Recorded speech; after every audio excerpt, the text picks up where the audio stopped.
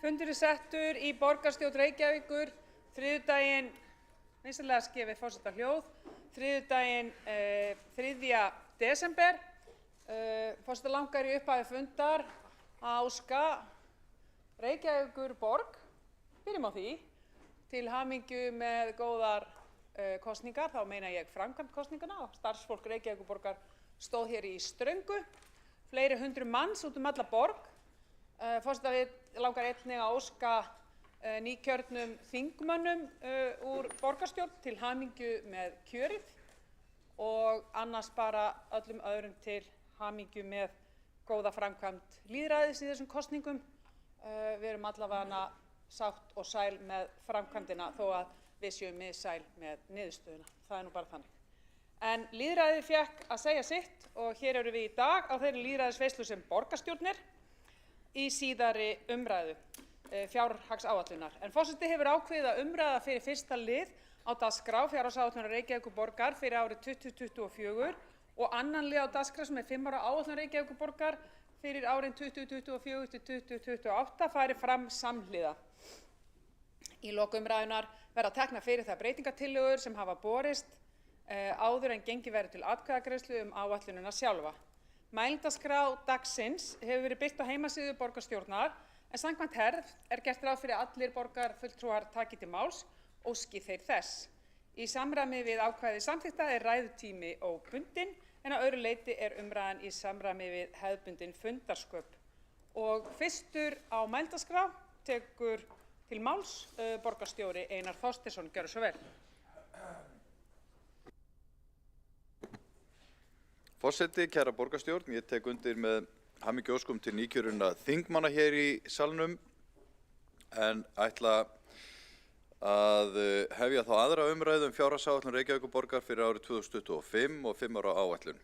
Og eins og fram kom í fyrri umræðu þá gerir áætlunin ráð fyrir því að við skilum afgangi á næsta ári en frá fyrri umræðu hefur komið ný þjóðhagsspá frá Hagstofu Íslands sem starfsfólk fjármála- og áhættustýringarsviðs borgarinnar hefur rýnt og við gerum grein fyrir áhrifum þessara nýju hagspárar á fjárhagsáætlun síðar í ræðunni. En við skulum aðeins renna yfir til upprifjunar hvernig fjárhagslegu viðmiðin okkar í fjármálastefnunni ramma inn markmið borgarinnar sjálfbæran rekstur. Fyrir ári síðan samþykktum við áætlun sem kvað á að við myndum ná jákvæðri rekstrarniðurstöðu á þessu ári og það að standast áætlun samkvæmt útkomuspá. Þetta þá glæran sem við sýndum hérna í desember í fyrra og þá gerðum við ráð fyrir því að veltufyrirfrá frá rekstri sem hlutfall af tekjum yrði enn á rauðu, þar að við myndum ekki ná því marki að komast yfir 7,5% og spáðum því þá að það mark næðist ekki fyrr en 2027.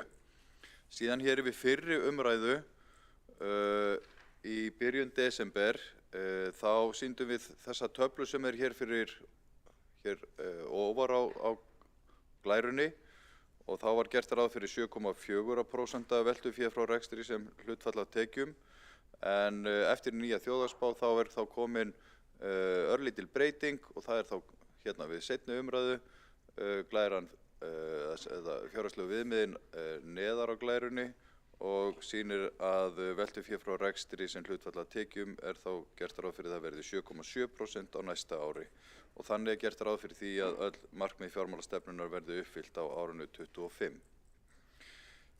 Þannig að við erum að ná svona eitthvað af þessu nú svona stærðir sem við kannski höfum ekki áhrif á en hagspáin gerir ráð fyrir þessari breytingu.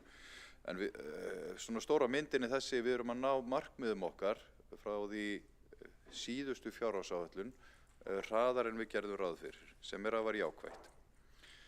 Nú, ég held að sé líka tilefni til þess að ræða aðeins eða renna stuttlega yfir skuldahlutfall sveitarfélaganna hérna á höfuðborgarsvæðinu af því að það var umræða það fyrir ekki löngu að skuldir Reykjavíkurborgar að þær væru óvenju háar og einhver samanburður sem náði aftur í tímann og það því áhugavert að bera saman skuldahlutfall sem að sýnir heildarskuldir og skuldbindingar á móti tekjum A-hluta sveitarfélaganna á höfuðborgarsvæðinu samkvæmt fyrirliggjandi fjárhagsáætlunum, sem sagt inn á næsta ár.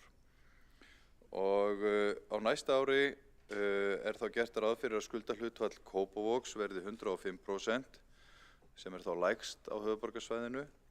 Skuldahlutfall Garðabæjar 122%, Mosfellsbæjar 129% og Hafnarfjarðar 132%. Og skuldahlutfall Reykjavíkurborgar A-hlutans hins vegar áætlað 109% og það því næst lægsta skuldahlutfallið á höfuðborgarsvæðinu. Og ríkið þarna rétt undir 150%. Og það bara fínt að halda þessu til haga og kannski sem skiptir mestu máli að horfa til framtíðar hvernig erum við að ná árangri á núna og á næstu árum. Og svo náttúrulega stefnum við hratt í þá stöðu að greiða niður meira af lánum en við tökum ný til fjárfestinga og það þrátt fyrir að við séum í miklum vexti í borginni með fjölgun íbúa og mikilli húsnæðisuppbyggingu og fjárfestingar sem tengjast því. En rennum þá yfir nýja þjóðhagsspá og forsendur frumvarpsins. Forsendur frumvarps af fjárhagsáætlun 25–29 byggja á þjóðhagsspá Hagstofu Íslands sem var birt 16. apríl síðastliðinn, en þann 4. nóvember desember birti Hagstofan uppfærða þjóðhagsspá framvindu í efnahagsmálum næstu 5 árin. Og breytingar hafa orðið á horfum í efnahagsmálum frá því í vor, eins og við sjáum á þessari mynd hér. Það sem að spárnar eru bornar saman. Verg landsframleiðsla eða hagvöxtur fyrir árið 2025 lækkar 0,6% stig og gert ráð fyrir að atvinnuleysi verið 4,1% árið 2025 sem nánast óbreytt frá fyrri spá. Verðbólgan sem hefur nú reynst þrálát en gert ráð fyrir því að vísitala neysluverðs hækki 0,6% stig frá síðustu spá Hagstofu og verði 3,8%. Það er gert ráð fyrir því að launavísitala hækki 0,7% stig og verði 5,8% og þá hefur gengisþróun talsverð áhrif á fjárhagsáætlun Orkuveitunar og þar með samstæðu Reykjavíkurborgar, en í endurskoðaðri spá er ekki breytingu spáð á gengi krónunnar. Fjármála- og áhættustýringarsvið hefur yfirfarið áhrif nýrrar þjóðhagsspár á rekstur A-hluta. Heildaráhrif á rekstrarniðurstöðu A-hluta eru metin neikvæð 173 milljónir sem hefur í för með sér að rekstrarniðurstaðan lækkar úr 1653 milljónum í 1480 milljónir. Heildaráhrifin á handbært fé A-hluta eru jákvæð 739 milljónir og hækkar þannig handbært fé í árslok úr 9.858 milljónum í 10.597 milljónir. Og það mat meirihluta Samfylkingar, Framsóknar, Pírata og Viðreisnar að það sé nauðsynlegt að bregðast við þessum breyttu forsendum eins og kemur fram í breytingatillögum 13–16 sem lagðar voru fram í borgarráði 28. nóvember síðastliðnum og ég mun mæla fyrir hér á eftir.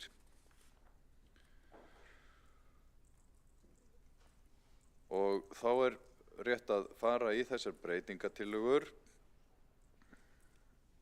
og fyrst hér tillaga 1 vegna jafnlaunastofu. Lagt til að fjárheimildir mannauðs- og starfsumhverfissviðs verði hækkaðar 3 milljónir vegna leiðréttingar á launa- og rekstrarkostnaðargrunni. Útgjaldaauki verði fjármagnaður af liðnum ófyrirséð kostnaðarstaður 09205. Tillaga 2 vegna vöggustofunefndar. Lagt til að fjárheimildir sameiginlegs kostnaðar 09510 verði hækkaðar 37.362.000 vegna heildstæðrar athugunar á starfsemi vöggustofu Thorvaldsensfélagsins. Vinna nefndarinnar hafin en lýkur ekki fyrr en á árinu 2025 og því lagt til að fjárheimildir sem ekki hafa verið nýttar á árinu 2024 verði fluttar yfir á árið 2025. Útgjaldaauki verði fjármagnaður af liðnum ófyrirséð kostnaðarstaður 09205. Tillaga 3 vegna Sinfóníuhljómsveitar Íslands. Þar lagt til að fjárheimildir menningar- og íþróttasviðs verði hækkaðar 38.400.000 vegna samningsbundinna greiðslna til Sinfóníuhljómsveitar Íslands en Reykjavíkurborg greiðir 18% af rekstri hljómsveitarinnar samkvæmt lögum nr. 33/2023. Útgjaldaauki verði fjármagnaður af liðnum ófyrirséð, kostnaðarstaður 09205. Svo hér 4. tillaga vegna búsetuúrræðis við Háteigsveg. Þar lagt til að fjárheimildir velferðarsviðs verði hækkaðar 216.362.000 vegna nýs búsetuúrræðis fyrir fatlað fólk á Háteigsvegi. Útgjaldaaukin verði fjármagnaður af liðnum ófyrirséð, kostnaðarstaður 09205. Og þá það 5. tillaga vegna tilfærslu á fjárheimildum. Þar lagt til að velferðarsvið fái heimild til að leiðrétta dreifingu á fjármagni innan sviðs. Ekki að ræða breytingar á fjárhæð, eingöngu með hvað hætti fjármagni dreifist á kostnaðarstaði. Og breytingar á fjárheimildum eru eftirfarandi eins og sést á þessari töflu. Ég ætla nú ekki að lesa það allt saman upp, með leyfi forseta. Svo hér tillaga 6 sem breytingar á innri leigu. Lagt til að fjárheimildir velferðarsviðs verði lækkaðar 29.921.000. Á sama tíma munu tekjur eignasjóðs lækka 3.172.000 og fjárheimildir á önn kostnaðarstaður 09205 ófyrirséð hækkaðar 26.749.000.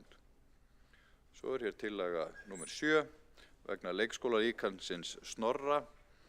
Þar lagt til að fjárheimildir skóla- og frístundasviðs verði hækkaðar 1.737.000.000 vegna innleiðingar á nýju leikskólalíkani Snorra sem var kynnt í borgarráði þann 14. nóvember síðastliðnum og gert ráð fyrir að verði tekið í notkun frá með 1. janúar á næsta ári.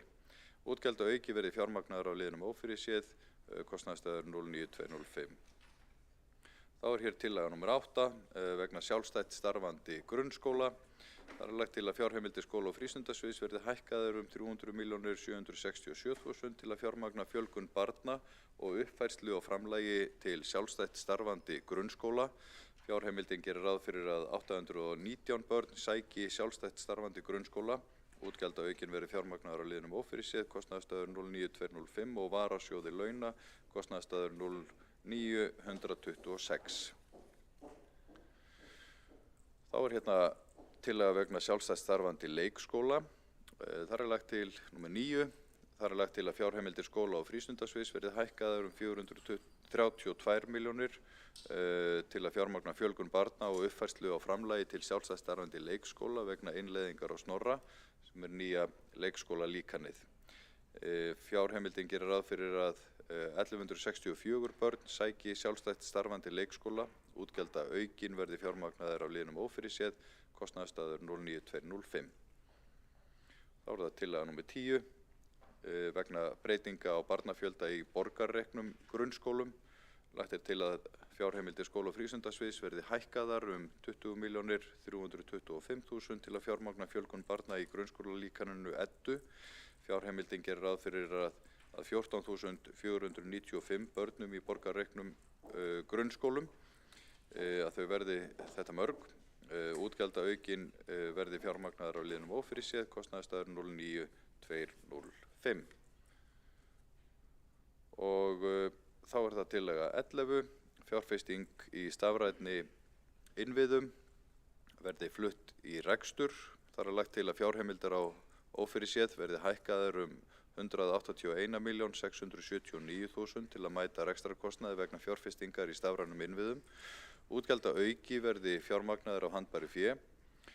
Samanlagt gert ráð fyrir að 918.006.000 krónur verði fært úr fjárfestingu í rekstur í upphafi árs 2025. Þaraf munu fagsvið taka yfir kostnað vegna rekstrar á hugbúnaði og lausnum sem nemur 275.238.000 krónum.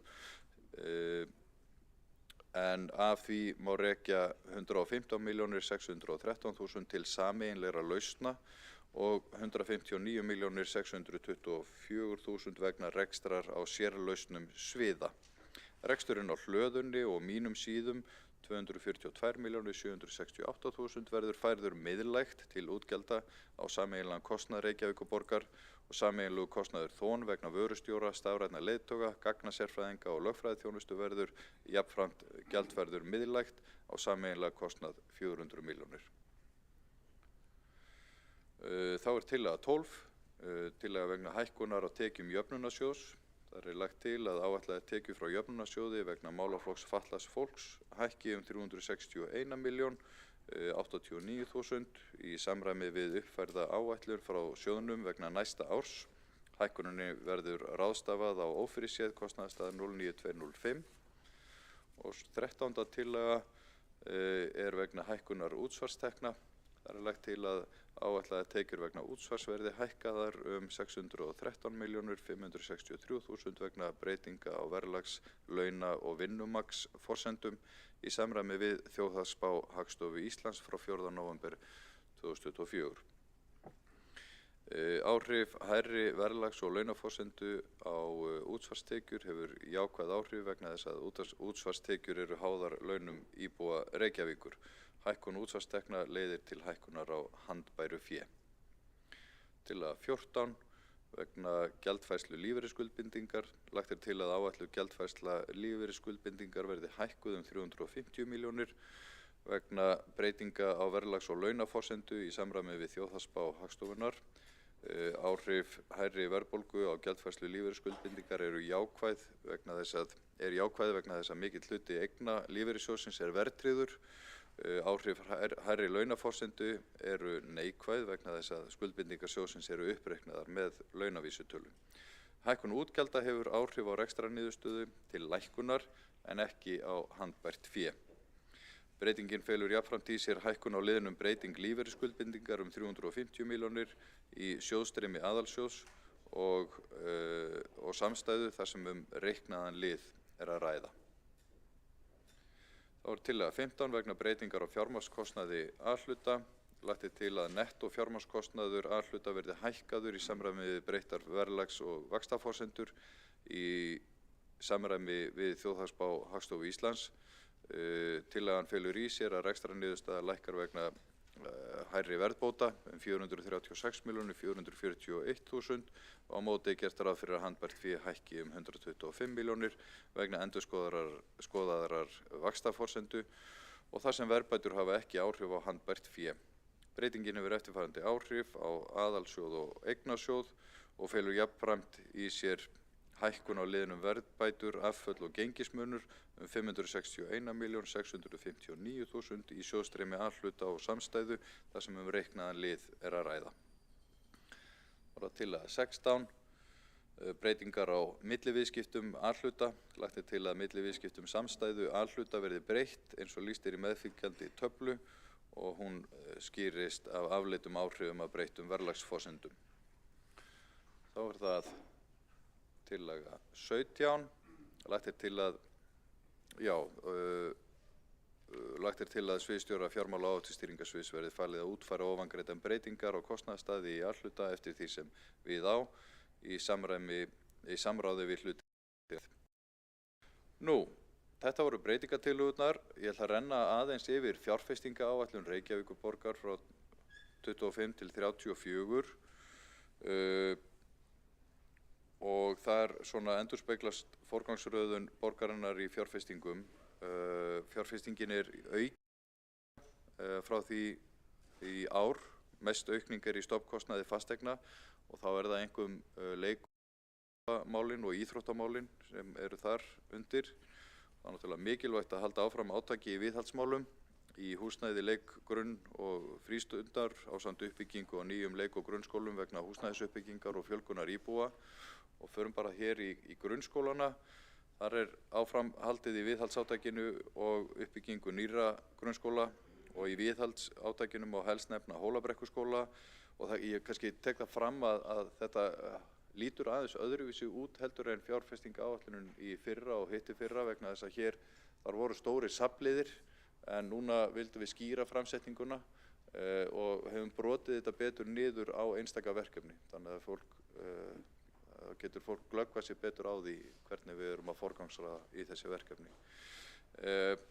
En í þessum viðhaldsverkefnum má helst nefna Hólabrekkuskóla, Vesturbæjarskóla, Hagaskóla, Réttarholtsskóla og Norðlingaskóla í Laugardalnum. Í tengslum við viðhaldsátakið á Laugarnes, Laugalækja og Langholtsskóla verður komið fyrir bráðabirgðahúsnæði í Laugardalnum. Þið sjáum nú hérna myndin þarna næst efst til hægri. Þar bílastæðið þar sem við erum að koma niður bráðabirgðahúsnæði. Einn skóli verður færður í bráðabirgðahúsnæði á meðan framkvæmdum í þessum skóla stendur, sem þá Laugarnesskóli fyrstur. Svo undirbúningur og hönnun við fyrsta áfanga Vogabyggðaskóla sem áætlað að ljúki 2029 til 30 og síðan má nefna hérna viðbyggingu við matsal í Fossvogsskóla. Og svo náttúrulega framlag Reykjavíkurborgar til stofnkostnaðar og stækkun verknámsaðstöðu Fjölbrautaskólans í Breiðholti í samvinnu við ríkið. Skóflustunga var þar tekin núna í nóvember og framkvæmdum áætlað að þeim ljúki 2026. Rennum aðeins í leikskólana. Þar bæði viðhalds og nýbyggingar áætlun. Það náttúrulega mikil áhersla lögð á það að klára endurbætur og viðhald á þeim leikskólum sem hafa verið tómir sökum slæms ástands. Þar getum við nefnt Árborg, Grandaborg, Hálsaborg, Garðaborg, Hlíð, Sólhlíð og leikskólapláss sem koma inn að hluta á næsta ári eða í byrjun árs 2026 í þessum leikskólum sem fyrr eða fyrr á árinu 2025. Nýjir leikskólar sem verið að vinna að eru á Fossvogsbletti. Það 10 deilda leikskóli úr timbureiningum. Við sjáum þarna myndirnar þar sem við sjáum fljúgandi leikskóla í krana og við gerum ráð fyrir því að Fossvogsbletturinn verði því ljúki 2026. Síðan leikskóli hluti af Vogabyggðaskóla, fyrsta áfanga. Þar um 120 pláss sem koma til árið 2029 eða 30. Svo nýr leikskóli við Safamýri, 8 til 10 deilda áætlaður aðeins lengra inn í framtíðina 2028.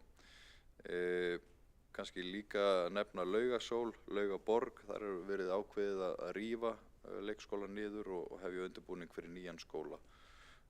Þar voru undirstöðurnar ekki nægilega tryggar fyrir það verkefni að gera skólan upp og við ætlum að reyna að byggja nýjan hratt og örugglega. Svo eru viðbyggingar og endurbætur við Funnaborg, Kvistaborg, Hlaðhamra, Hulduheima og Klambra. Og svo höfum við í forgangi að koma niður færanlegum stofum við nokkra leikskóla, bæði til þess að fjölga leikskólaplássum og bæta aðstöðu starfsmanna. Og þessi áætlun gerir ráð fyrir því að 900 leikskólapláss, bæði þá ný og endurheimt pláss sem koma úr viðhaldsverkefnum, komi inn á næsta og þar næsta ári ef allt gengur upp. Verkefni sem að klárast á þessu ári, það Stakkaborg, stækkun þar og svo stór ævintýraborg, Vörðuborg. Og menningar og íþróttasvið, þar aðeins verið að auka við fjárfestingar til íþrótta og tómstundamála. Þar einkum að nefna fjárfestingu vegna endurnýjunar gervigrasvalla og uppsetning á blendigrasi á Laugardalsvelli. Útboð á fjölnotahúsi KR í fullum gangi og áætlaðar framkvæmdir hefjist snemma á næsta ári. Það einnig áhaldahús Fram sem fer á stað á næsta ári og svo heldur áfram undirbúningu fyrir knatthús, dæluhús og fleiri smærri frágangsmál þar upp frá. Og svo erum við að halda áfram undirbúningi á danshúsi í Breiðholti og svo þetta þjóðarhöll í Laugardal sem á góðum skriði í samvinnu við ríkið. Og það áætlað að hönnun ljúki og framkvæmdir fara á stað á næsta ári og ljúki 2028. Þá stofnkostnað fasteigna samtals, þá sjáum við að í heildina þá fjármagn aukið í málaflokkin og þá einkum leikskóla sem fá 41% fjármagnsins, grunnskólarnir 32% og íþrótta- og tómstundamál 24%. Og það er kannski vert að nefna það að ástæða fyrir lágri upphæð í fjárfestingum inn á velferðarsviði skýrist kannski af því að þar helst verið að fara í leiguverkefni. Undir liðnum ýmsar fasteignir ber hæst stækkun hverfastöðvar á Kjalarnesi, þar sem að Slökkvilið höfuðborgarsvæðisins og Landsbjörg samnýta húsnæði með Reykjavíkurborg. Aðeins og menningin, þar erum við með undirbúning og hönnun vegna breytinga á Grófarhúsi og Hafnarhúsi, þau halda áfram en vegna umfangs þeirra fjárfestinga þá hefur verið lengt í framkvæmdatímanum og við erum svona bara að halda áfram að undirbúa en erum ekki alveg tilbúin til þess að hleypa framkvæmdunum af stað alveg strax. Þjóðvegir, það nú kannski svona stærsta samgöngufjárfestingin í gegnum samgöngusáttmálann og þar inni eru náttúrulega fjölmörg verkefni sem eru fjármögnuð í gegnum samgöngusáttmálann og stofnkostnaður gatna hár þar sem að það þarf að fjárfesta víða í tengslum við húsnæðisuppbygginguna og við erum að veita fjármunum inn í nýbyggingahverfin og umhverfis- og aðgengismál, hjólreiða- og göngustígaáætlun, nýja stíga og endurnýjun eldri stíga. Við aukum fjármagn til umferðaröryggismála og bætum við umferðarhraðaáætlun sem lýtur í grunninn að aðgerðum til þess að auka öryggi gangandi og hjólandi. Og ýmsar framkvæmdir, þar kannski svona stærsti liður malbikun, nýlögn og endurbætur. Aðrar fjárfestingar, þar má nefna að stafræn vegferð heldur áfram en það hægir aðeins á henni í samræmi við áætlanir þar sem að það er nauðsynlegt að sjá hvernig innleiðing á nýjum stafrænum kerfum hefur tekist.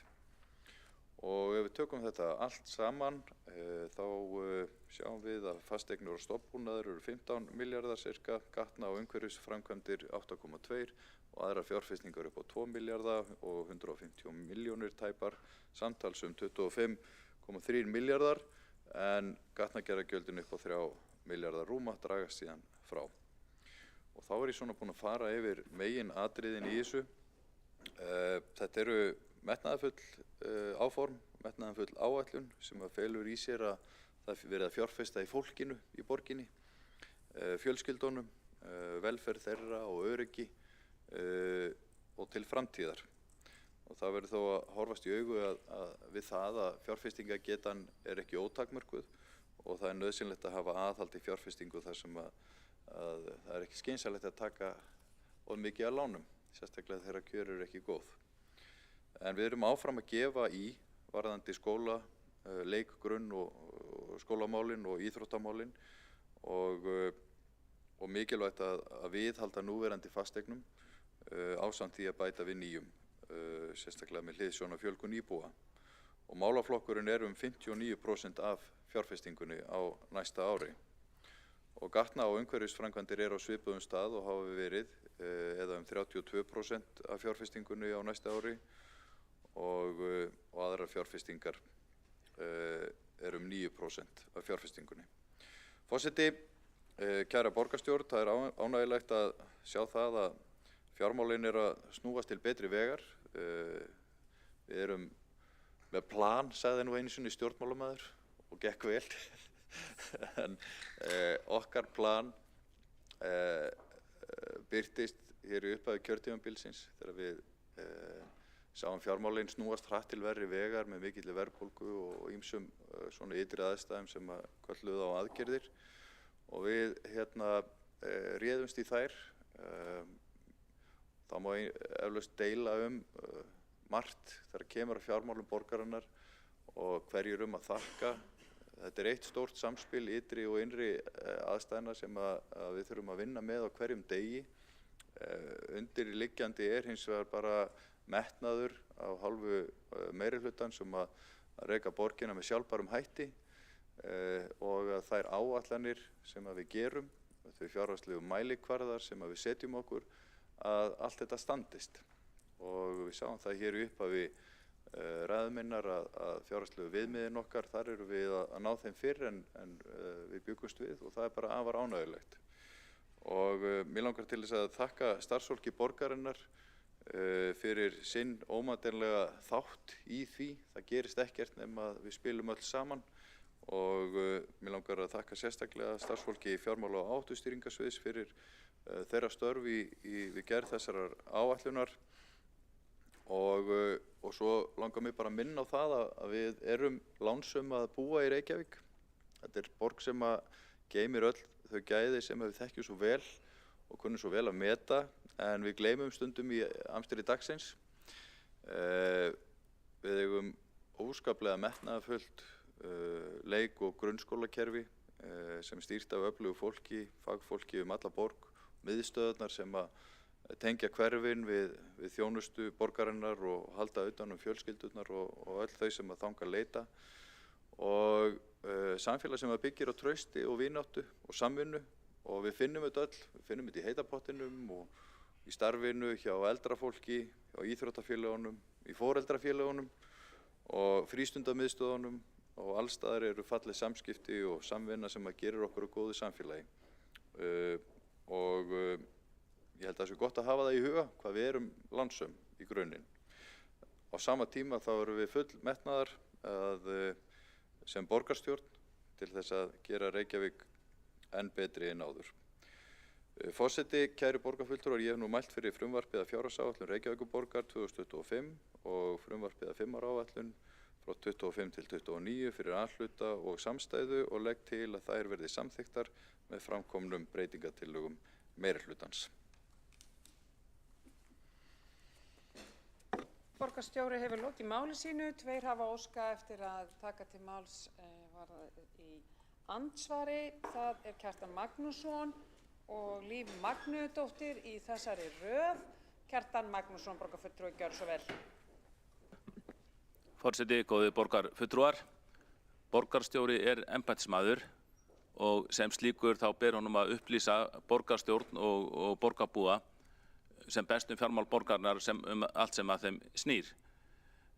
Mér fannst þessi ræða borgarstjóra einkennast af því að hann heldur því á lofti sem hentar hans pólitíska málstað en ekki öðru, og sérstaklega saknaði þess hversu lítið var fjallað skuldir samstæðu borgarinnar sem eru mjög miklar, miklu hærri heldur en skuldir borgarsjóðs. Og þegar við skoðum fjármálin þá verður að líta á bæði borgarsjóð en ekki síður samstæðuna, enda ber borgin á endanum ábyrgð á þeim skuldum. Nú þær áttu að vera samkvæmt áætlunum 515 milljarðar núna áramótin, verða 527 milljarðar sem 12 milljarðar króna umfram áætlun. Ég óska eftir að borgarstjóri við tækifæri sýni okkur sama samanburð á okkur og nágrannasveitarfélögunum varðandi B-hlutann. Það verður ekki fjallað fjármál borgarstjórnar með fullnægjandi hætti nema að fjalla B-hlutann líka, ekki síst vegna þess að skuldir hafa markvisst verið færðar yfir í B-hlutann. Og svo langar mig líka til að spyrja þessar útkomuspá borgarinnar núna. Er ekki rétt skilið hjá mér að það eru óreglulegar tekjur sem lyfta borginni yfir núllið ef spáin stenst, og hvernig með útkomuspá næsta ári eða áætlun næsta árs, eru það reglulegar tekjur sem standa undir eða eru það óreglulegar tekjur sem kom okkur yfir núllið? Því ef svo þá er reksturinn ekki sjálfbær. Borgarfulltrúinn hefur lokið við að veita andsvar og svara þá andsvari borgarstjóri. Forseti, ágæta borgarstjórn, það er bara sjálfsagt mál að ég reyndar kom inn á það í ræðu minni við fyrri umferð við þessarar áætlunar í byrjun desember. Þá fór ég ítarlega yfir skuldastöðu samstöðuna líka og myndi þar á að skuldahlutfallið hjá samstæðunni er 109% og ég í öllum samanburði við sveitarfélögin á höfuðborgarsvæðinu bara mjög gott. Varðandi útkomuspána þá er það alveg rétt að við höfum verið í eignasölu og það getur haft áhrif á það hvar þetta endar allt saman, en það er fleira heldur en eignasala sem að skýrir góðan rekstur borgarinnar og þróunina í honum. Þannig að ég skal bara finna glæruna sem að ég var með hér við fyrri umræðu og senda borgarfulltrúanum hana.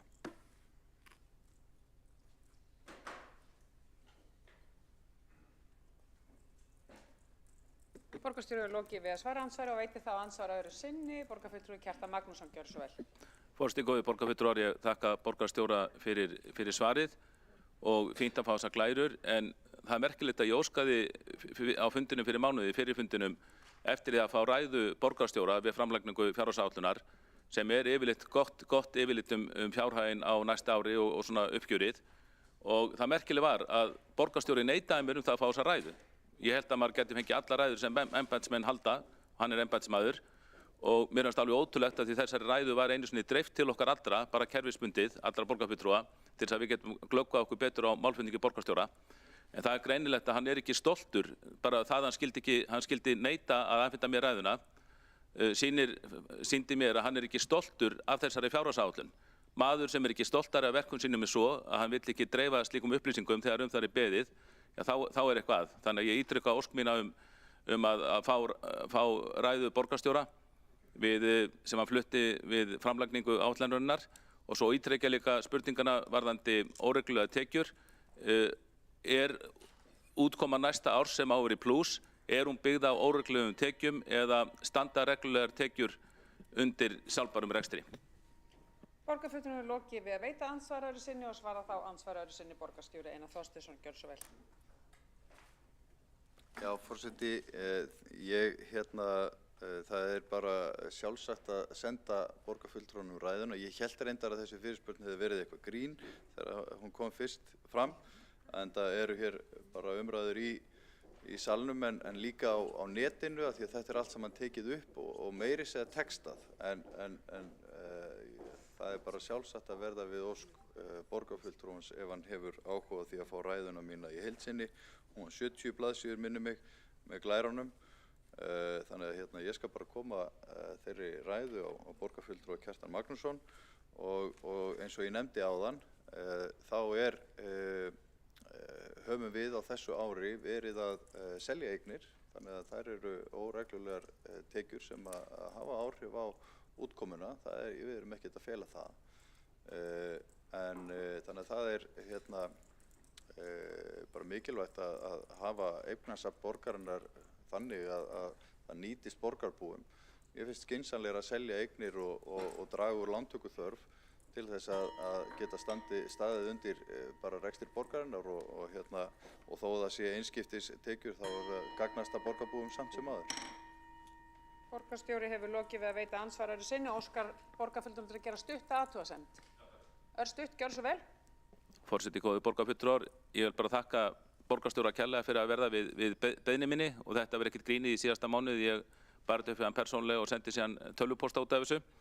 Þannig að það er bara, batnandi mann er best að lifa, gott mál, en ég velti ennþá fyrir mér næsta ári, þar sem plúsin á að vera 1652 milljónir á borgarsjóði, hvort að það verði byggt á, hvort að svo útkomuspá sé byggð á reglulegum eða óreglulegum tekjum. Borgarfulltrúi á að vera fullkunnugt það og forseti vill minna á að í stuttri athugasemd er ekki tækifæri til að spyrja frekari spurninga eins og borgarfulltrúin gerði. Nú mun forseti veita borgarstjóra tækifæri til að gera örstutta athugasemd einnig. Gjörðu svo vel, borgarstjóri.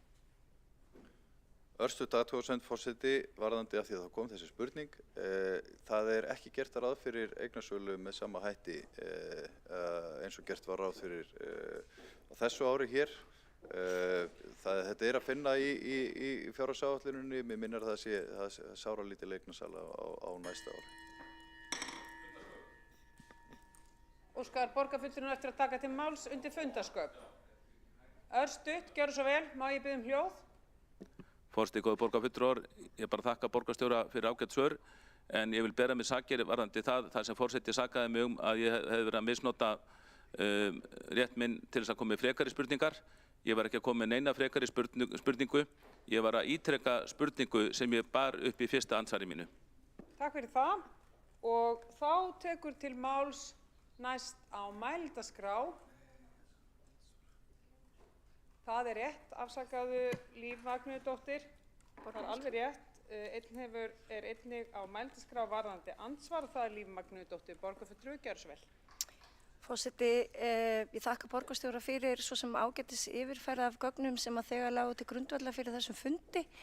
En ég saknaði þess þó, og þetta er kannski meira svona uppbyggileg gagnrýni heldur en eitthvað annað, að borgarstjóri færi rækilega yfir þá pólitík sem að birtist okkur í þessari fjárhagsáætlun vegna þess að ég hef ekki getað sett fingur rækilega vel á það.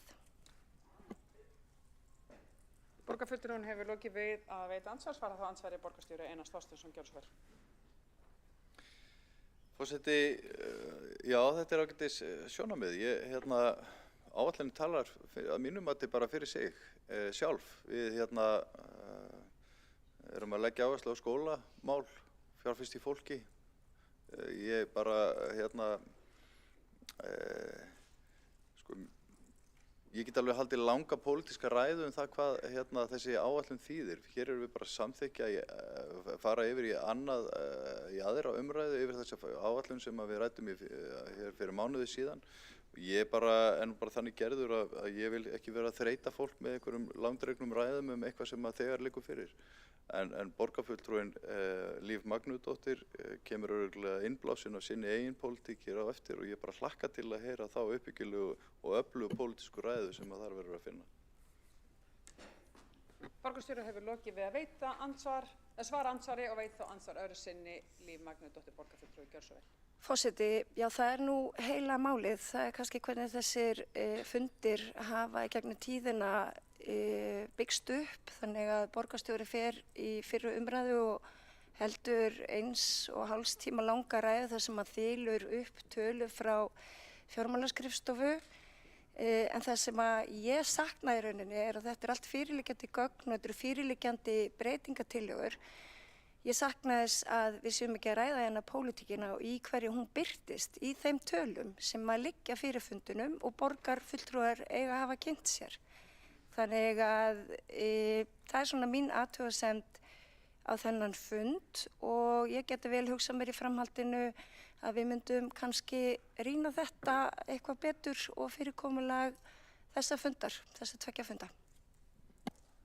Borgarfulltrúinn hefur lokið við að veita andsvar og er þá andsvörum lokið undir þessari ræðu en tekur þá til máls Hildur Björnsdóttir, borgarfulltrúi Sjálfstæðisflokksins, gjörðu svo vel.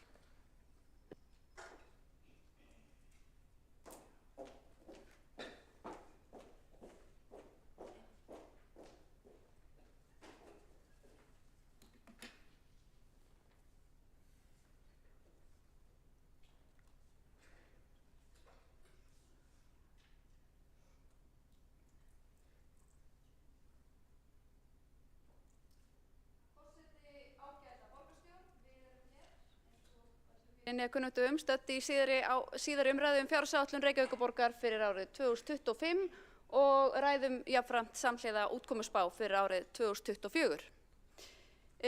Ég vék nú að helstu stærðum í fyrri umræðu og mun svona skauta hratt yfir áður en ég kynni í stuttu máli breytingatillögur okkar sjálfstæðismanna sem að félagar mínir og samherjar í Sjálfstæðisflokknum munu svo fara yfir í ítarlegra máli í ræðum sínum hér síðar í dag.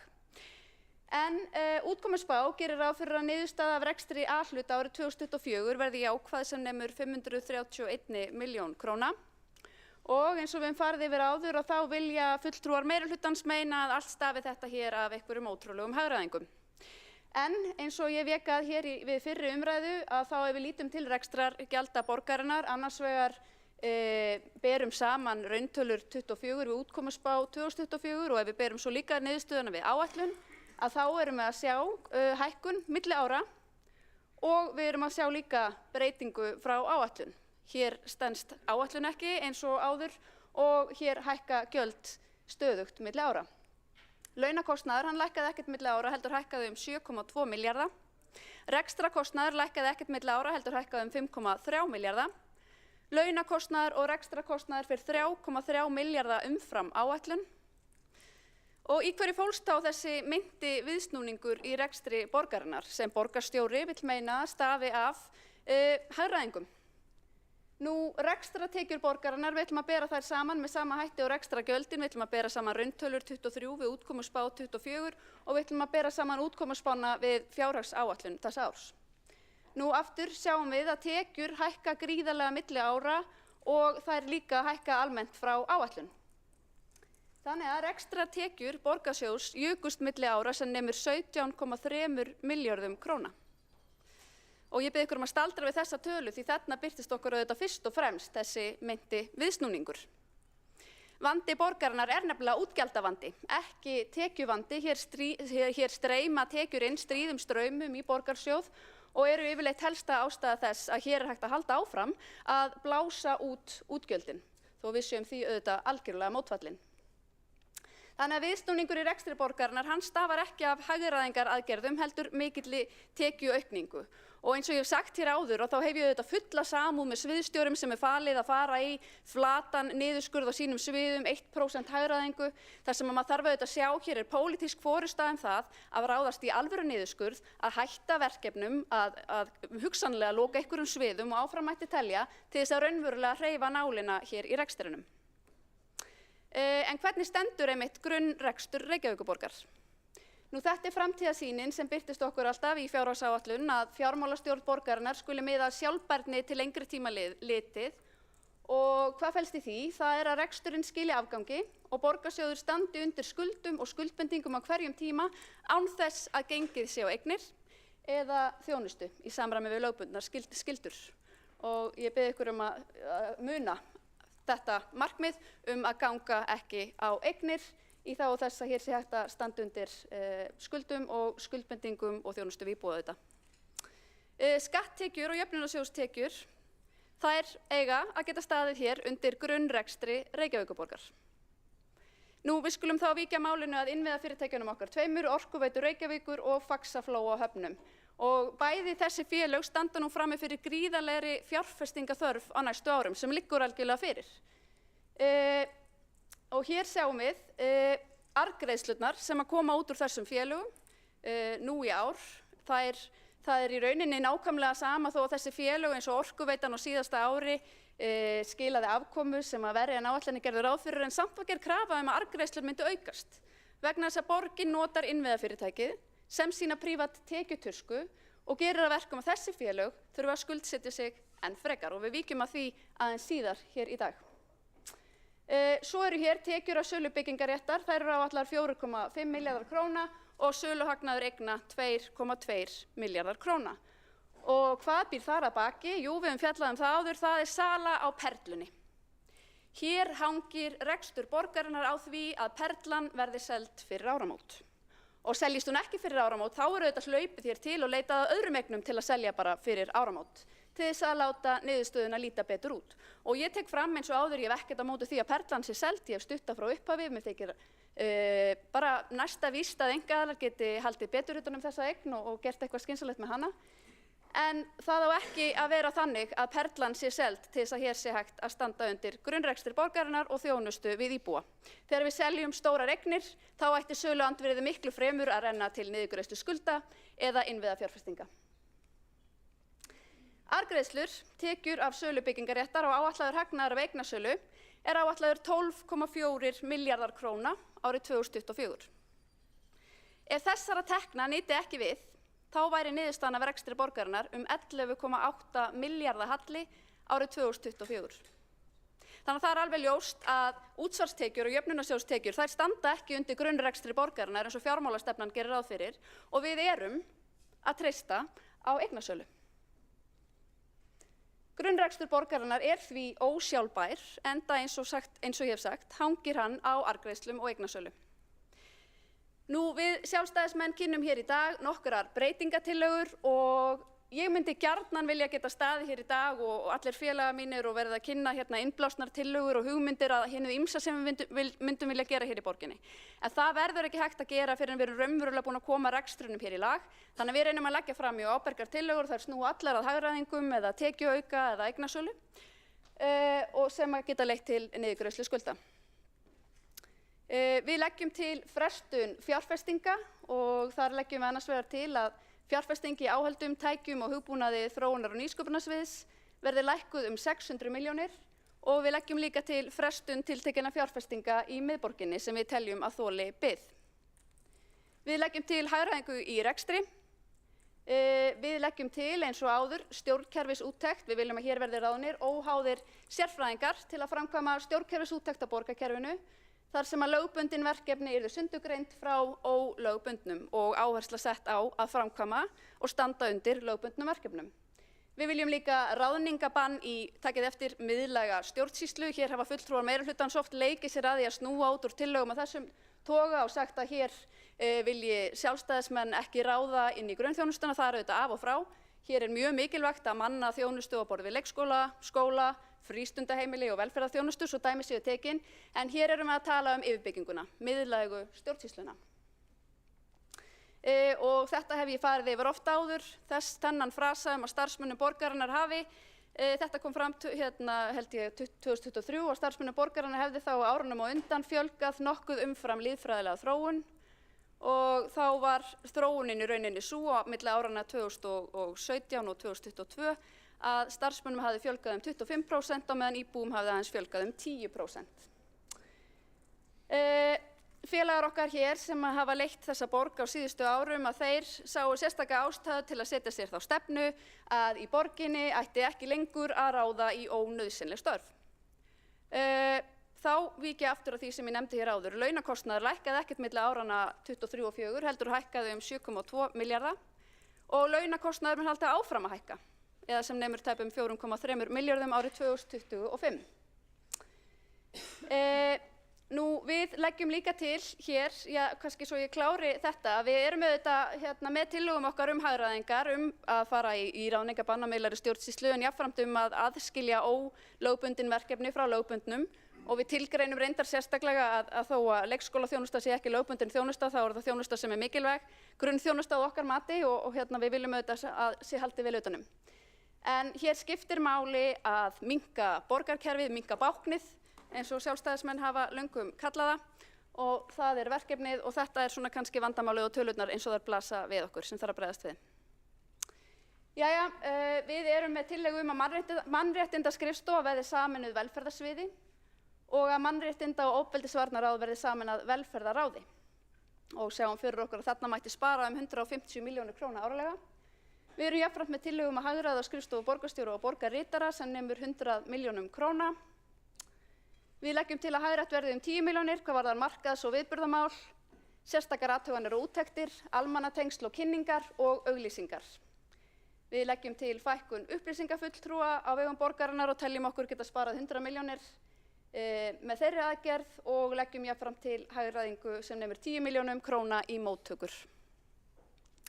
Og þá vík ég aðeins máli mínu að skrifstofu borgarstjóra og borgarritara. Árið 2022 var tæpum 25 milljónum króna varið á skrifstofu borgarstjóra í sérstakar athuganir og úttektir. Frá árinu 2022 hefur þessi kostnaður hækkað 45 til 58% og hann stendur nú í tæpum 36 milljónum króna. Og þetta er svona eitthvað sem við höfum aldrei alveg náð utan hvað er. Liðurinn almannatengsl og kynningar hækkaði 21% milli áranna 23 og 24. Liðurinn samskiptamál hækkaði 60% frá árunum 2023 til 2024. Auglýsingakostnaður á skrifstofu borgarstjóra var 35% hærri árið 2022 á kosningaári en á hefðbundnu ári. Og hér er þetta allt saman tekið 323,3 milljónir króna sem að skrifstofu borgarstjóra og borgarritara ver í montpottin svokallaða eða grobbsjóðinn sem við teljum með okkar tillögum að megi sannarlega skera verulega niður. Við leggjum líka til að hagrætt verði við skipulag borgarstjórnarfunda og við tala fyrir því að þessir fundir hér hefjist klukkan 9 á morgni. Það er jafnframt mun fjölskylduvænna. Það geti dregið úr yfirvinnustundum starfsfólks og skapað hagræði og sem fyrir leggjum við til fækkun borgarfulltrúa. Það er auðvitað ekki okkar ákvörðun en í þessu felst áskorun til Alþingis að borgarstjórn hafi sjálfdæmi fjölda borgarfulltrúa. Við leggjum jafnframt til tekjuaukandi aðgerðir og þær aðgerðir þetta eru auðvitað einskiptistekjur sem við leggjum hér til en við leggjum til fjölgun lóðaúthlutana undir fjölbreyttar gerðir íbúðarhúsnæðis og jafnframt fyrir fjölbreytta atvinnustarfsemi, atvinnulóðir. og úr þessu mætti auðvitað fá milljarðatugi ef viljinn væri fyrir hendi. Og þetta heldur ekki tekið úr tómarúmi, en hér hafa menn verið ansi stórhuga í yfirlýsingum og undirskriftum og borðaklippingum og skóflustungum og ég veit ekki hvað og hvað á síðustu árum í borginni, og má þar ekki síst nefna húsnæðismálin. En í upphafi árs 2023 undirritaði þáverandi borgarstjóri samkomulag sem var tímamóta samkomulag, eins og þau orðuðu það, við ríkið að á næstu árum yrðu byggðar 2000 íbúðir árlega í Reykjavík. Og svohljóðandi var þessi yfirlýsing. Stefnt að því að byggja alltaf 2000 íbúðir á ári á næstu 5 árum eða á meðan verið að mæta uppsafnaðri þörf og skapa jafnvægi á húsnæðismarkaði. Og Framsókn vildi reyndar hafa þær 3000. Nú, ef við rýnum lykiltölur frá byggingafulltrúa sem að birtast okkur í fjárhagsáætlun, þá sjáum við að þetta hefur verið ansi dapurleg þróun niður á við á síðustu árum. Á síðasta ári voru fullgerðar íbúðir 874 í Reykjavík. Samkvæmt Húsnæðis- og mannvirkjastofnun sem kynnti tölur nýverið, þá voru í október 877 fullgerðar íbúðir í Reykjavík. Reyndar gerir fjárhagsáætlun ráð fyrir að þær verði 900 í árslok og það kann að vera. En ef við lítum hérna á þróunina á síðustu árum, þá hefur hún verið á hraðri niðurleið. Þannig að húsnæðissáttmálinn, hann gerir ráð fyrir 2000 íbúðum árlega, en tölfræði byggingarfulltrúa gerir einungis ráð fyrir 1000 fullkláruðum íbúðum 2025. 50% árangur. Nú, við leggjum jafnframt til eignasölu. Við leggjum til sem fyrr að ljósleiðarinn verði seldur og þetta höfum við lagt til margsinnis jafnframt á síðasta kjörtímabili. Á þeim tíma fengum við aðila til að meta svona áætla virði ljósleiðarans og var það talið vera 60 milljarðar króna. Núna mætti svona fljótt á litið telja að virðið sé komið niður í 20 milljarða. Þannig að hér sjáum við afdrifaríkar afleiðingar af vondum ákvörðunum þessa og fyrri meirihluta að ráðast ekki í sölu ljósleiðarans þegar virði hans var mest. Og í dag þetta ákveðin baggi í rekstri Orkuveitunar vegna þess að ljósleiðarinn fyrirhugar að fara í gríðarlega umfangsmikla innviðafjárfestingu land allt, að ljósleiðara tengja landið allt og finnst okkur eðlilegt að Reykvíkingar ráðist í þessa fjárfestingu með tilheyrandi skuldsetningu, með tilheyrandi áhrifum á til að mynda skuldaviðmið samstæðunar. Við leggjum jafnframt til að sala á malbikunarstöðinni Höfða verði undirbúin og svo leggjum við til, sem við höfum ekki lagt til hér áður á þessum vettvangi, að bílastæðahús í eigu Reykjavíkurborgar verði hreinlega selt. Og það má áætla að virði þeirra með að við sölu á öðrum bílastæðum nýverið geti verið 10 til 12 milljarðar króna. Og við erum hreinlega þeirra skoðunar að einkaaðilar, þeir geti verið mun betur til þess fallnir að reka þessi bílastæðahús. Við leggjum til að á húsin verði þinglýst kvöð að þar verði rekin bílastæðaþjónusta. Í dag loka húsin á miðnætti.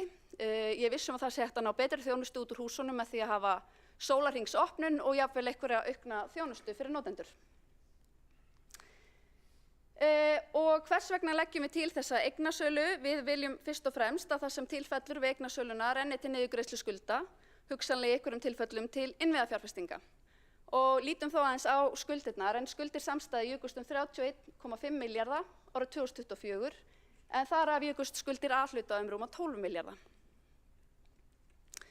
Og Reykjavíkurborg áætlar að ný lántaka borgarsjóðs yfir tímabilið 25 til 29, áætlunartímabilið, nemi 65,5 milljarði króna og að ný lántaka samstæðunar verði 240 milljarðar króna.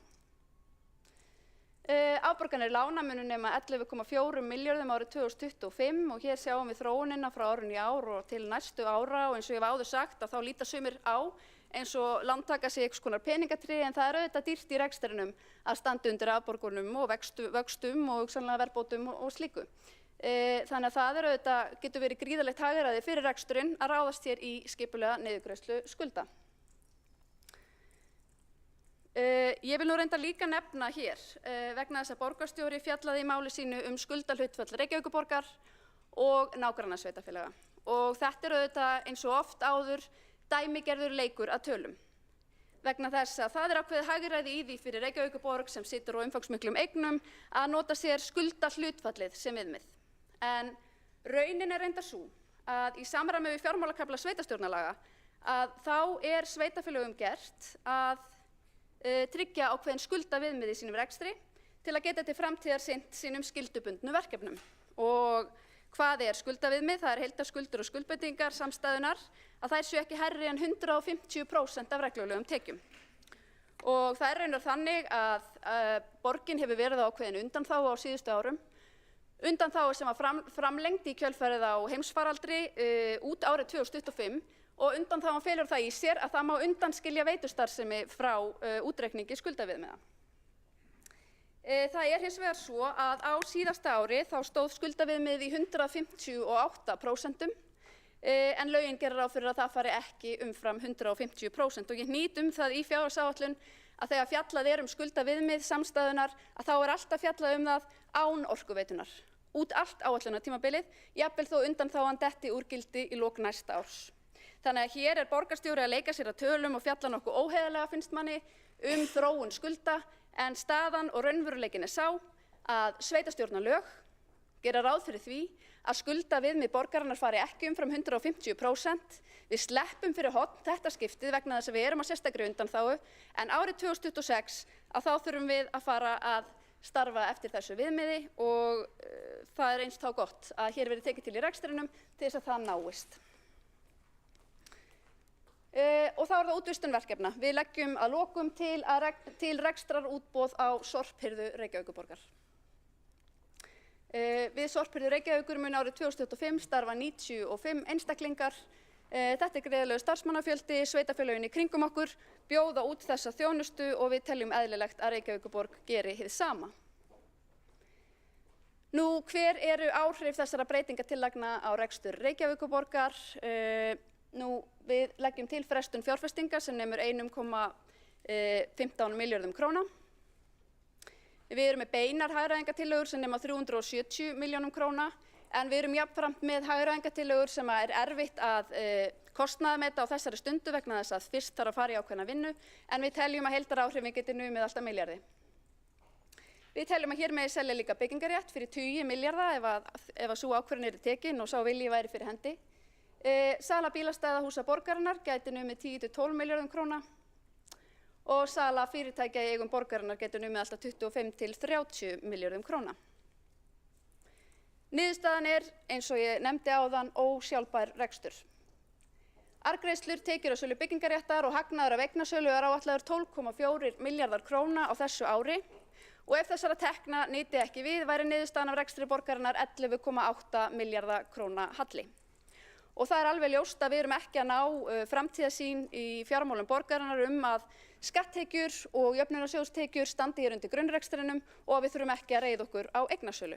Vegna þess að perlan hún verður ekki seld tvisvar. Grunnrekstur borgarinnar er því ósjálfbær.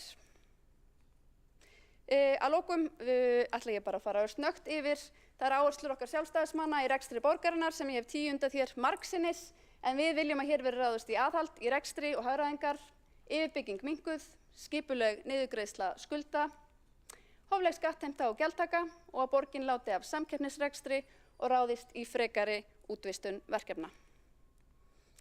Takk. Borgarfulltrúinn hefur lokið máli sínu og hefur einn óskað eftir að koma í andsvar. Það er borgarstjóri Einar Þorsteinsson. Gjörðu svo vel. Forseti, ágæta borgarstjórn, þetta er nú kunnugleg stef hér í ræðu borgarfulltrúans Hildar Björnsdóttur en það er alvarlegt að borgarfulltrúan skuli láta því liggja hér að ég hafi í ræðu minni með óheiðarleika verið að reyna að villa fyrir borgarbúum með ræðu minni skuldaviðmið samstæðunnar. Þetta var almenn reglugerð sem kvað það að sveitarfélögum gætu undanskilið veitustarfsemina og Reykjavíkurborg er ekki eina sveitarfélagi sem hefur rekið sitt sveitarfélag undanfarin 10 ár með þetta reglugerða umhverfi. Þessari reglugerð var breytt og gildir út 2029 en ekki 2026 eins og borgarfulltrúinn hélt hér áfram og helst alveg í hendur líka við það að ábyrgð borgarinnar og skuldum Orkuveitunnar fara sílækkandi. En eitt hjó ég eftir að borgarfulltrúinn gerði athugasemd við aukinn launakostnað, þetta 4 milljarða. Þetta er eiginlega að öllu leyti kjarasamningsbundnar hækkanir og þá spyr ég borgarfulltrúan, borgarfulltrúinn ekki, styður hann ekki það að við efnum kjarasamninga? Borgarstjóri hefur lokið við að veita andsvar og svara þá andsvari borgarfulltrúinn Hildur Björnsdóttir. Gjörðu svo vel. Forseti, ágæta borgarstjórn, ég tel mig nú ekki hafa sagt eða notað orðið óheiðarleiki í ræðu minni. Hafi ég gert það, þá biðst ég afsökunar á því. Það sem ég var að tala var að framsetningin væri villandi. Borgarstjóri segist síðan sjálfur hafa í ræðu sinni fjallað skuldaviðmið, en hann gerði það reyndar ekki, hann fjallaði skuldahlutfall og þetta eru tveir svona nokkuð ólíkir hlutir og inn í skuldahlutfallið hefur eignasafn borgaranna töluverð áhrif sem eru auðvitað gríðarlega sterkt, mun sterkara en nágrannasveitarfélaga. Sveitarstjórnarlögin hins vegar gera ráð fyrir að sveitarfélög hafi ákveðið skuldaviðmið í sínum rekstri. Þetta er lögbundið vegna þess að þetta er mjög mikilvægur mælikvarði á það hvort að sveitarfélaga geti bara staðið undir skuldbindingum í sínu rekstri. Við höfum stutt kjarasamninga, engin vafi á því, en það sem við höfum viljað sjá var fækkun starfsfólks en ekki sífellt fjölgun eða villandi framsetning á að stöðugildi séu einhvern veginn óbreytt eða þeim fækki lítið, vegna þess að það vita allir að það er hægt að fjölga starfsfólki mjög með ákveðnum leikatölum í notkun stöðugilda. Borgarfulltrúinn hefur lokið við að svara andsvari og veit þá andsvari öðru sinni borgarstjóri Einar Þorsteinsson. Gjörðu svo vel. Forseti, starfsfólki borgarinnar fjölgar ekki eins og ég fór yfir í fyrri ræðu minni hér fyrir mánuði síðan og launakostnaður skýrist af, eða aukinn launakostnaður skýrist af því að við erum að efna kjarasamninga. Varðandi skuldaviðmiðið þá er það rétt að það var 158% hér í fyrra og eftir að reglugerðinni var breytt þá er það í 109% minnum mig eða 11 og endurspeglar ábyrgð borgarinnar og mér finnst það alvarlegt ef að borgarfulltrúinn er að gera því skóna að Reykjavíkurborg ein hangi á einhverju undanþágu umfram önnur sveitarfélög. Þetta er bara í besta falli óheiðarlegur málflutningur og engum til gagns. Við erum bara margt í þessari ræðu sem að hægt er að gera athugasemdir við en mér finnst nú bara lágmarkað að fólk eða borgarfulltrúinn sé upplýstur það til dæmis gildistíma þessari reglugerðar. Það er ekki 26 heldur 29. Borgarstjóri hefur lokið við að veita andsvar öðru sinni og svara þá andsvar öðru sinni borgarfulltrúi Hildur Björnsdóttir.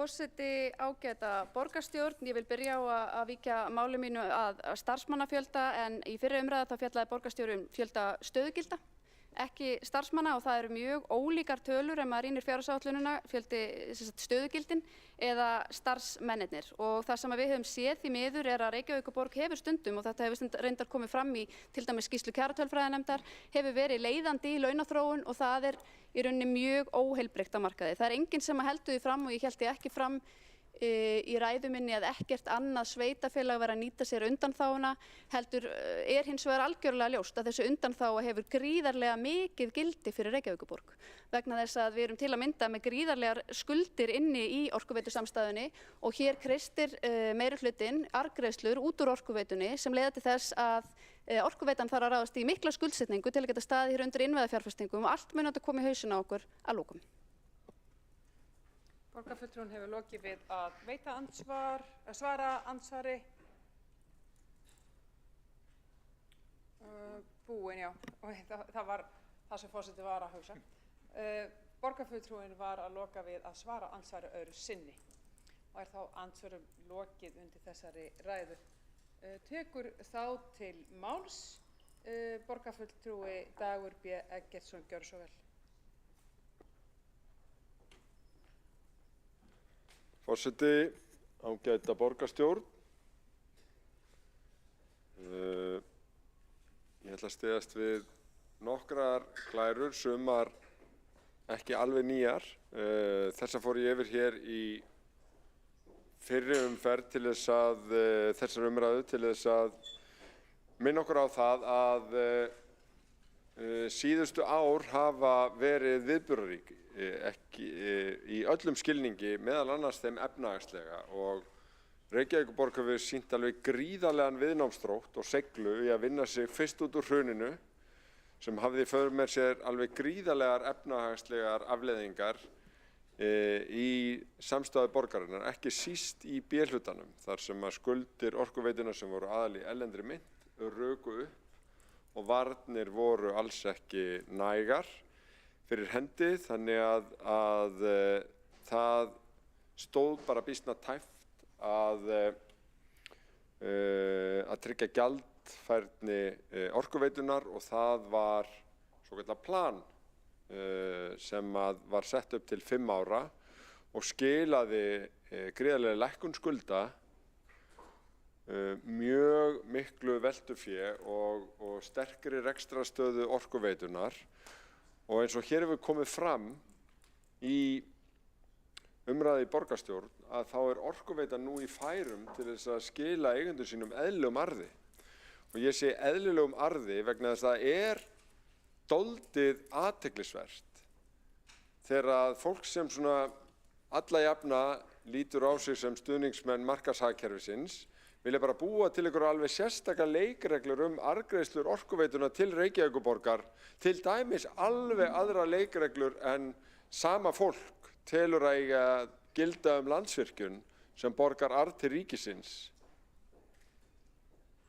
Það ekki lengra en síðan bara í vor að fjármálaráðherra sendi sérstakt bréf til aðalfundar Landsvirkjunar, sem sagt bréf til sjálfs sín það að auka arðgreiðslur Landsvirkjunar 10 milljarða frá tillögu stjórnar Landsvirkjunar. Og það var raunar samþykkt á aðalfundunum, enda fór fjármálaráðherra með eina hlutabréfið á fundunum. Vegna þess að Sjálfstæðisflokkurinn í borgarstjórn seldi 46% hlut Reykjavíkurborgar í Landsvirkjun á innan við 30 milljarða fyrir tæpum 20 árum síðan, sem aldrei skildi verið hafa vegna þess að þetta var algjört smánarverð eins og allir vita. En það var ekki meginmálið í þessu. Meginmálið það að hluti af þessari sögu síðustu 15 ára í raun saga mjög umfangsmikilla aðgerða til þess að koma borginni á réttan kjöl, annars vegar eftir hrun og síðan eftir COVID. Og bæði þessi verkefni hefur borgin leyst með sóma, en þau hafa ekki leyst af sjálfu sér. Þvert á móti hefur þurft að taka á öllu og sömu aðferð hefur verið beitt, djúpri greiningu, sviðsmyndagreiningu þar á meðal, síðan hefur verið valin leið þar sem ekki að gera allt í einu, heldur vinna sig í gegnum hlutina á það bil 5 árum. Núna erum við á gríðarlega góðri leið með borgina, ólíkt árunum eftir hrun, þá var höggið í COVID fyrst og fremst á A-hlutann. Það var á bæði eftir hrun, en fyrst og fremst á A-hlutann í gegnum COVID, þó verðbólga hafi þetta líka áhrif á B-hlutann. Þannig að athygli okkar hefur verið þar, en við höfum samt nýtt okkur styrk, alhliða styrk borgarinnar, til þess að bæði standa af okkur COVID og afleiðingar COVID. Það sem einkenndi tímabilið á milli var, eins og hér hefur eiginlega verið gagnrýnt eða látið eins og hafi bara komið af sjálfu sér, að það voru margháttaðar aðgerðir við að styrkja tekjugrunn borgarinnar. Efla borgina að öllu leyti, efla fjárfestingu einkaaðila í íbúðarhúsnæði og atvinnuhúsnæði, efla vöxt borgarinnar, efla fjölbreytni í atvinnulífi. Í staðinn fyrir að bankar einhvern veginn drottnu yfir atvinnulífinu, að þá hefur hugverkaiðnaðurinn með þekkingarstarfsemi í Vatnsmýri vaxið gríðarlega, ferðaþjónustan hefur vaxið gríðarlega, skapandi greinar hafa vaxið gríðarlega og við getum auðvitað talað þetta sem landsdekkandi atvinnuvegi sem þetta eru, en hjartað þeirra allra og stóra umbreytingin sem hefur verið hér í Reykjavík á síðustu 15 árum. Og núna kemur þetta til góða og það gott, bæði fyrir Ísland og fyrir Reykjavík. Og við sjáum á þessari fjárhagsáætlun sem við erum að leggja fram núna, að við erum bæði að sjá í útkomuspá að við verðum réttum megin við núllið í ár og við erum að sjá rekstrarbata inn í næstu ár.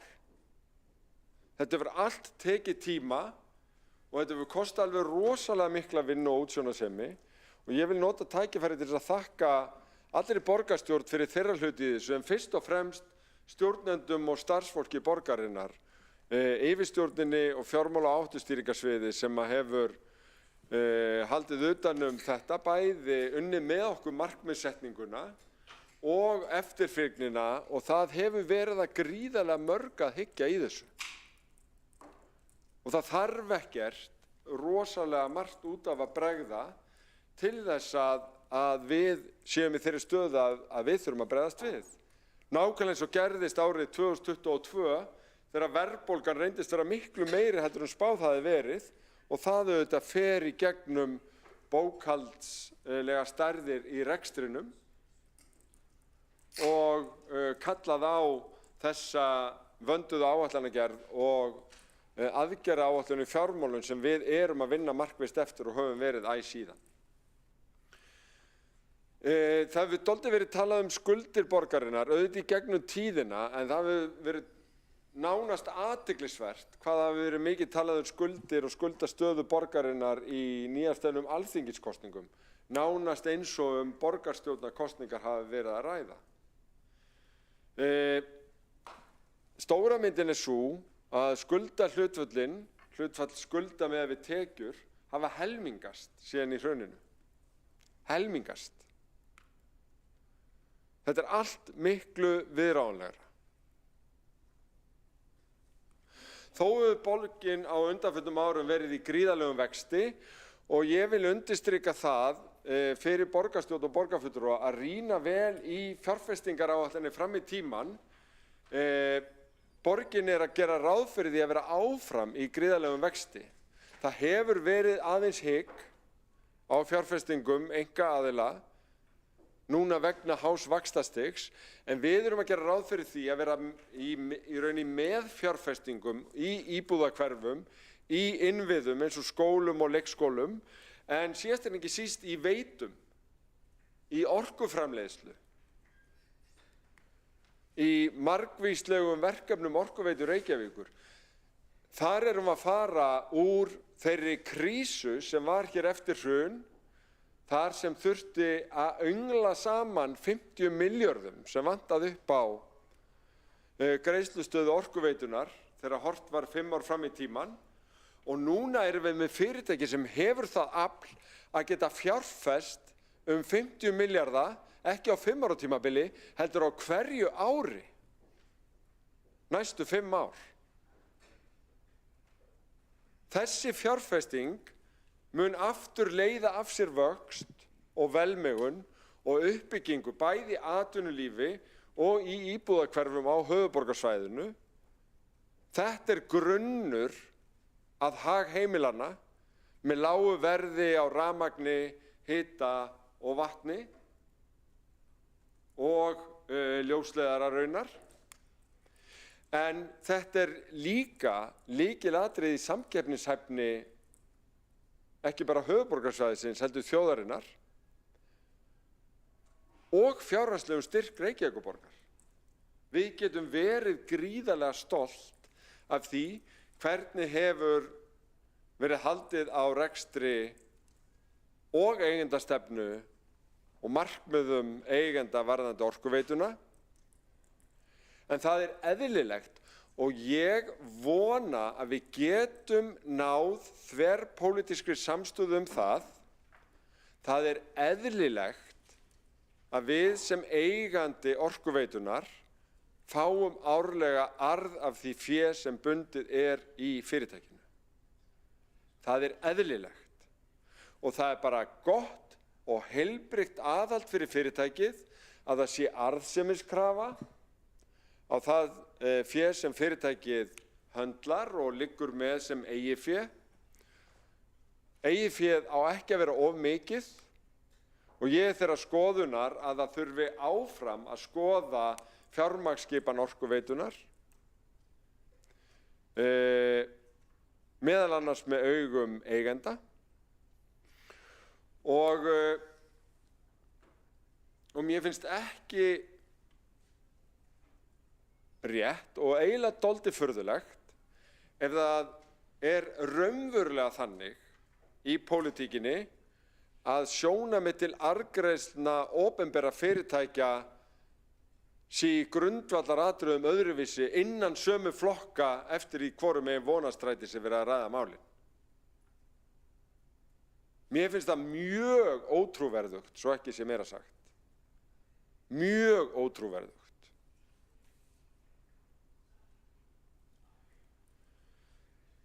Ef við skoðum skuldahlutfall Reykjavíkurborgar samanborið við ríkissjóð og sveitarstjórnir hér á höfuðborgarsvæðinu, þá stendur Reykjavíkurborg vel. Við stöndumst einfaldlega allan samanburð. Við höfum fjölþættara hlutverk að gegna og erum að standa okkur miklu betur þegar kemur að velferðarmálum og mjög mörgum lykilmálaflokkum þar sem við berum hitann og þungan af bæði þjónustuþáttum, uppbyggingu og þannig mætti áfram telja á höfuðborgarsvæðinu og á Íslandi. Þrátt fyrir það er samanburður á skuldahlutföllum eins og hér getur og við eigum að vera stolt af því að við erum að ná stefnir í að nú séum að skila afgangi strax á þessu ári og við leggjum upp í næsta ár með sama markmið. Á meðan við sáum bara í fjáraukalögum og frágangi fjárlaga á Alþingi í haust að ríkið var að auka sinn halla í tæpa 59 milljarða á næsta ári og gerir ráð fyrir 9 árum í röð með halla. Ég veit að borgarfulltrúar er að hugsa nú sé að koma ný ríkisstjórn og betri tími blóm í haga. Það er alveg rétt, við vonum það. En enga síður er fjárhagslega og samanburðurinn svona en ekki á hinn veginn, eins og mætti stundum halda af pólitískri umræðu. Og er þá ekkert verið að gera lítið úr þeim gríðarlegu viðfangsefnum sem ríkissjóður hefur verið að glíma við, líka COVID, en einnig Grindavík og önnur áföll sem auðvitað þarf að vinna úr. Og ég hef litið þannig á og ekki heyrt betur heldur en að fráfarandi ríkisstjórn hafi ætlað sér að vaxa út úr vandanum, nákvæmlega eins og Reykjavíkurborg hefur verið að vaxa út úr vandanum, meðal annars með tekjuaukningu, vegna ábata af uppbyggingunni sem hefur verið að undanförnu. Munurinn er bara sá að við erum aðeins á undan ríkissjóði að ná okkur yfir núllið. En auðvitað skiptir máli að ríkissjóði nái líka tökum á sínum rekstri og jafnvægi útgjalda og tekna. Við sýndum býsna mikinn kjark hér í lok árs 2022 þegar við lögðum upp áætlun í fjármálum vegna þess að við settum hann ekki bara fram í einhverjum almennum orðum, heldur settum okkur mælanleg markmið til þess að hver sem er, hvort sem er í árshlutauppgjörum, í fjárhagsáætlunum og ársreikningi, geti metið hvernig við erum að standa okkur og allt okkar góða fólk. Og í stuttumáli eins og fram kom í góðri ræðu borgarstjóra erum við á undan áætlun. Við erum á undan áætlun og við erum á grænu þegar við horfum inn í næsta ár. Og það getum við verið stolt af. Og þar skiptir ekki máli hvort við erum að horfa á rekstrarniðurstöðu, hlutfall launakostnaðar, veltufé frá rekstri sem hlutfall af tekjum, veltufé frá rekstri sem hlutfall af afborgunum lána, hvað við erum að taka mikið lán sem hlutfall af fjárfestingum, skuldaviðmiðin, handbært fé í árslok. Þessar lykilstærðir sem við ákváðum fyrirfram að ættu að mæla árangurinn í því sem við erum að gera. Þarna erum við einfaldlega að ná okkar markmiðum og það hefur sannarlega ekki komið af sjálfu sér. Og takk fyrir það öll sem að þessu gríðarlega mikla verkefni hafi komið. En þetta eru tölurnar eins og ég sagði hér í fyrri umræðu, þá snýst þetta auðvitað lífsgæðin og því hvaða umgjörð við erum að skapa fyrir blómstrandi borg og mannlífið hérna. Uppeldis aðstöðu barna sem hafa tekið byltingakenndum breytingum á síðustu 20 árum. En líka heilsuborgina, aðstæður til þess að vera virkur á öllum aldri, úti við, á göngustígum, á fallegum grænum svæðum, leiksvæðum, skólalóðum, leikskólalóðum, eða bara í eldri borgaraleikfimi í íþróttahúsunum sem við höfum byggt upp af miklum krafti á allra síðustu árum. Nú eða morgunleikfimina í Sundi. Eitt ánægjulegasta og fyrsta verkið eftir að ég tók við sem borgarstjóri 2014 var að lengja opnunartíma Sundstaða til 10 á kvöldin. Hafði alltaf opnað mjög snemma á morgnana. Eins og við höfum heyrt í umræðunni, þegar við minnkuðum opnunartímanum 1 klukkustund þegar minnst var aðsóknin 2 kvöldum helgar, að þá er þessi þjónusta eins og hjartfólgnasta í borginni. Enda þvílíkt lýðheilsumál. Það eru auðvitað ekkert sveitarfélag með sundlaugar opnar jafn lengi á Reykjavíkurborg. En við erum stolt af þessu vegna þess að þetta er ekki bara frábær aðstæða til þess að þvo sér eða hreyfa sig. Þetta er líka bara að hitta fólk, tala saman eða hanga með öðrum unglingum eins og maður sér á kvöldin. Þetta er eitt af sérkennum Reykjavíkur og eitt af því sem veitir okkur býsna miklu sérstöðu sem borg. Lífsgæðamál. Ef við horfum á fjárfestinguna þá erum við að halda áfram á sömu braut.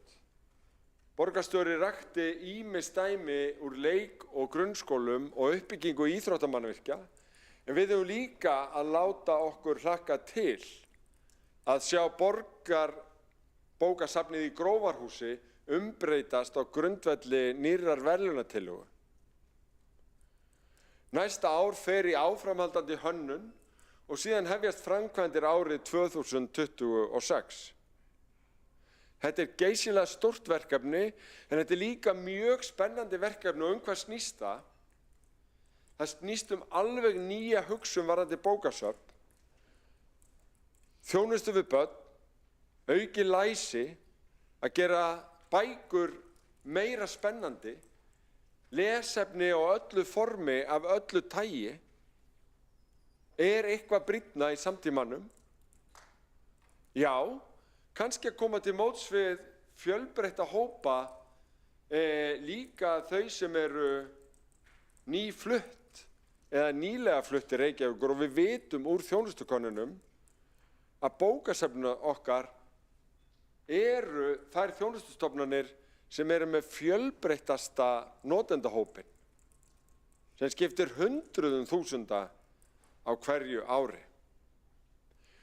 Og umbreytt Grófarhús mun ná utan þessa þætti og þá nýsköpun og nýju hugsun sem hefur verið varðandi útfærslu bókasafna og við höfum séð víða í heim, meðan annars á öllum Norðurlöndum, og verður frábært að sjá dæmi slíkt hér á Íslandi í Grófarhúsi. Þetta er ekki endanlegt útlit, þetta er mynd sem var gerð í tengslu við samkeppnina, en það er verið að vinna baki brotnu að því að útfæra þetta, þannig að framkvæmdir geti hafist, ekki á næsta ári, heldur þar næsta.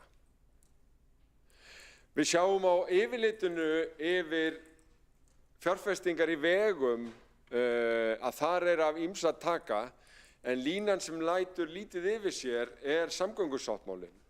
Fá verkefni verða samt eins umbreytandi og nákvæmlega samgöngusáttmálinn, og ég vil benda borgarstjórn og öðrum á nýja vefsjá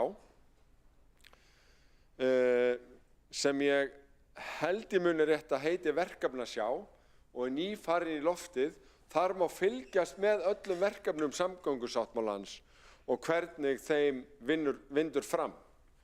Það var skemmtileg frétt þetta á mbl.is sem birtist bara í dag, en þetta bara ein hógvær lína í fjárfestingaáætlun okkar, en það að fara af stað framkvæmdir við fyrsta áfanga borgarlínu sem mun teygja sig úr Ártúnshöfða og yfir í Hamraborg en hafa áhrif allt höfuðborgarsvæðið, brúin yfir Fossvog og Skerjafjörð framkvæmd á næsta ári og framkvæmdir upp á Ártúnshöfða líka.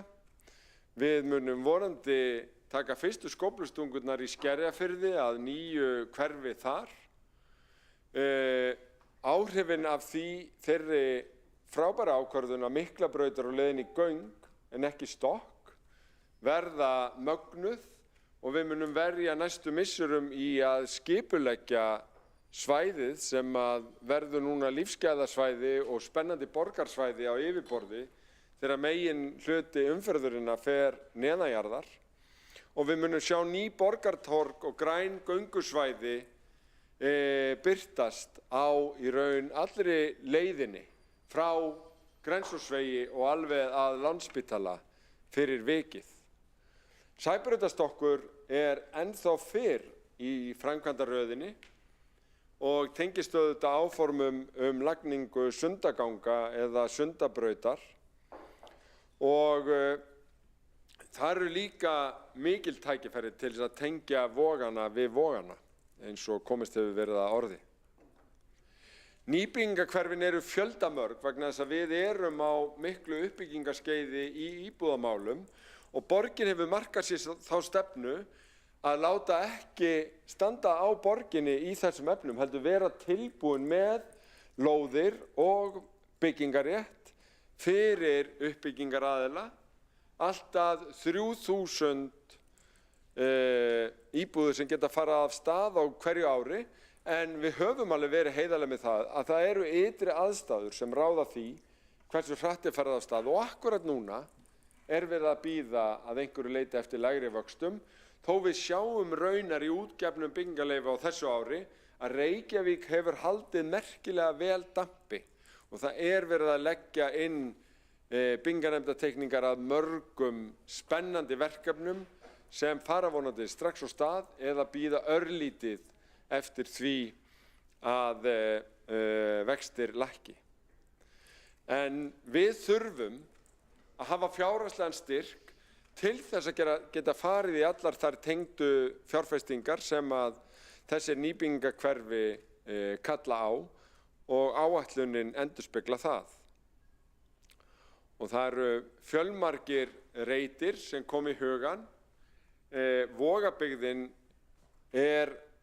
hefur tekið ótrúlegum stakkaskiptum á undanförnum árum en það ennþá verið að byggja út á Tangan og það verkefni sem þá á leið í undirbúning og útbúð nýji Vogabyggðaskólinn sem jafnframt mun brúa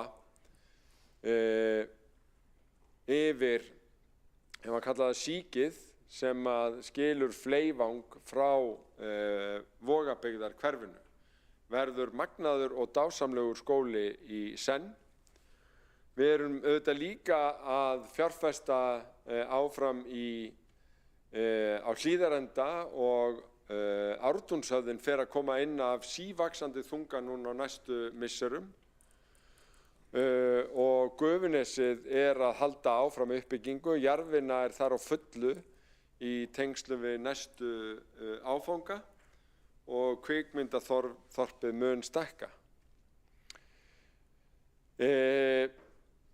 Með stærstu nýmælum í fjárfestingaráætluninni aukin áhersla á gönguborgina og við vorum að samþykkja í borgarstjórn, ef maður rétt með öllum greiddum atkvæðum, að fara að gera áætlun gönguvæna borg eins og við höfum gert varðandi hjólreiðar síðastliðinn áratuginn og þetta skiptir verulegu máli og helst í hendur við aðra stefnumörkun, samgöngusáttmálann en líka aðalskipulagið og það hvernig við sjáum fyrir okkur að mæta auknum áhuga og vilja til þess að fara gangandi borgina og njóta hennar þannig. En auðvitað munum við halda áfram með hjólreiðaáætlunina og eitt af því sem spennandi á næsta ári að láta hjólreiðaáætlunina taka mið af því að núna búið að stórauka metnaðinn í uppfærðum samgöngusáttmála varðandi hjólreiðar. Og það 36 milljarðar sem eru í uppfærðum samgöngusáttmála í hjólreiðar og þá gefst okkur tækifæri til þess að leggja áherslu á í raun aðrar fjárfestingar og skyldverkefni í hjólreiðaáætlun þegar að samgöngusáttmálinn dekkar þetta. Og hafa komið fram spennandi hugmyndir það. En við erum líka að umbreyta borginni meðal annars samhliða samgöngusáttmálunum og miklar framkvæmdir á Hlemmi yfirstandandi og framundan. Hlemmur var svona en verður svona og það ekki langt í að borgin breytum svip að þessu leyti. Við munum síðan líka sjá mikla andlitslyftingu Lækjartorgs og annarra almenningsrýma samhliða framkvæmdum við borgarlínu og frábærar tillögur sem að liggja fyrir þetta auk þess að gera Kvosina miklu gönguvænni. En stóru línurnar eru þær að við erum að snúa við blaðinu, við erum að sjá A-hluta borgarsjóðs og auðvitað samstæðuna alla koma út með afgangi á þessu ári. Við erum að stefna að afgangi í fjárhagsáætlun næsta árs og á 5 ára áætlun og raunar 10 ára áætlun. Yfir þessu getum við bæði glaðst og verið stolt, en ég fyrst og fremst þakklátur gagnvart öllu því fólki sem hefur komið að undirbúningi áætlunarinnar, stjórnendum og starfsfólki, samstarfsfólki í borgarstjórnarmeirihlutanum en reyndar í borgarstjórn allri, borgarstjóra og fjármála- og áhættustýringarsviði sem hafa auðvitað borið hitann og þungan að þessu.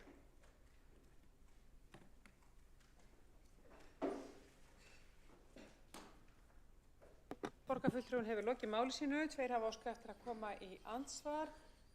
Það Hildur Björnsdóttir, borgarfulltrúi Sjálfstæðisflokksins, gjörðu svo vel. Og afsakið og Friðjón Friðjónsson sem þá í þeirri röð, gjörðu svo vel Hildur. Forseti, ágæta borgarstjórn, ég þarf að nýta þetta tækifæri til að svara ákveðnum ávirðingum í máli borgarstjóra en fyrir framan mér með bréf frá eftirlitsnefnd fjármálum sveitarfélaga sem dagsett 1. október. Og þar leggur nefndin áherslu á það við borgarstjórn að leita verði leiða til að uppfylla lágmarksviðmið nefndarinnar fyrir árið 2026 þegar ákveðnir undanþágur áttu að falla úr gildi í sveitarstjórnarlögum. Borgarstjóri hnýtti hér í mig og sagði að það verið gríðarlega óábyrgt af minni hálfu að vita ekki af því að undanþágan hefði verið framlengt. Ég var svolítið skák og mát og rýndi í fundargerðir borgarráðs, ég sitt líka í stjórn sambandsins, ég rýndi í þær, aldrei hefur þetta verið rætt á þessum vettvangi. Í ljós kemur að þáverandi innviðaráðherra, formaður Framsóknarflokksins Sigurður Ingi, setur reglugerð inn í samráðsgátt degi eftir að Bjarni Benediktsson boðar þingrof og leggur til í rauninni þessa framlengingu sem auðvitað gríðarlegu greiði við framsóknarmanninn borgarstjóra vegna þess að hann fær hér þessa framlengingu sem að lagar töluvert rekstratölur borgarinnar sem áttu að skekkjast allverulega árið 2026 þegar einmitt verða sveitarstjórnarkosningar. Mér finnst þetta verulega furðulegt og þetta kallar á svör frá borgarstjóra í hans seinni ræðu. Borgarfulltrúinn hefur lokið við að veita andsvar. Forseti vissum að borgarstjóri mun koma inn á þetta í sinni ræðu í lokin en ég geri ráð fyrir því að borgarfulltrúinn Dagur B. Eggertsson, formaður borgarráðs, vilji nú kannski koma inn í þetta einnig. Gjörðu svo vel, Dagur. Forseti, ágæta borgarstjórn, ég veit ekki hvort ég byrja á því að bera mig sakir, ég ekki borgarstjóri en ég kann þessa sögu sæmilega og hygg að það sé svo að þáverandi innviðaráðherra Svandís Svavarsdóttir setti drög að reglugerð í samráðsgátt með skemmri gildistíma en var bent á það að vegna þess að það var vísað til þess að það ætti að endurskoða kafla sveitarstjórnarlaga ýmislegt að það gæti tekið tíma og þar sem það væri lagaskyld að gera áætlanir til 5 ára það væri langa eðlilegast að þessar breytingar sem hafa verið í gildi meira að minna síðastliðin 20 ár en fellu úr gildi að runnu út öllu heldur 2020 ef mann rétt, myndu gilda til 2030 og það kom í hlut nýs innviðaráðherra í starfsstjórninni að klára málið og birta viðkomandi reglugerð ekki í samráðsgátt heldur í stjórnartíðindum. Það var gert, það er eðlilegt og það er sá grunnur sem við vinnum á og hann er tilkominn eftir að þetta bréf eftirlitsnefndar er sent. Borgarfulltrúinn er lokið við að svara andsvari og veitir þá andsvar öðru sinni. Hildur Björnsdóttir, borgarfulltrúi, gjörðu svo vel. Forseti, ágæta borgarstjórn, reglugerðin er einmitt undirrituð af Sigurði Inga Jóhannssyni. Ég ætla bara að gera athugasemdir við það að þetta mál hafi ekki komið inn á borð okkar í borgarráði. Ég sé það ekki heldur inn í embættisafgreiðslum, það hefur ekki komið inn á borð okkar í sambandi íslenskra sveitarfélaga. Ég hef haft samband við aðra bæjarstjóra sem ekki vissu af þessu heldur. Þannig að mér finnst svolítið sérkennileg málsmeðferðin á þessu máli og hvernig við höfum ekki fengið kynningu á því. Þetta er auðvitað gríðarlega mikil breyting og hefur mikil áhrif á hvernig við reiknum ákveðin viðmið í okkar rekstri. Borgarfulltrúinn hefur lokið við að veita andsvar öðru sinni og svara þá andsvari öðru sinni. Borgarfulltrúi Dagur eða, já, gjörðu svo vel. Forseti, ágæta borgarstjórn. Þessi breyting var raunar orðin áður en lögð var lokahönd á fjárhagsáætlun Reykjavíkurborgar og greinargerð með henni, þannig að það kemur skýrt fram í gögnunum að það sé miðað við þessa nýju reglugerð í öllum þeim gögnum. Ég ætla eins og að bregðast bara mjög vel við því að það komi fram ósk að fá frekari yfirferð yfir þessa reglugerð í borgarráði og sjálfsagt bara að gera það. Við getum þess vegna gert það bara strax á fimmtudaginn. En þetta kom býsna skýrt fram í máli borgarstjóra í fyrri umræðu að nýja reglugerð væri að ræða, þannig að hér á ekkert að vera málum blandið en sjálfsagt að fara dýpra í þetta á vettvangi borgarráðs eftir því er óskað.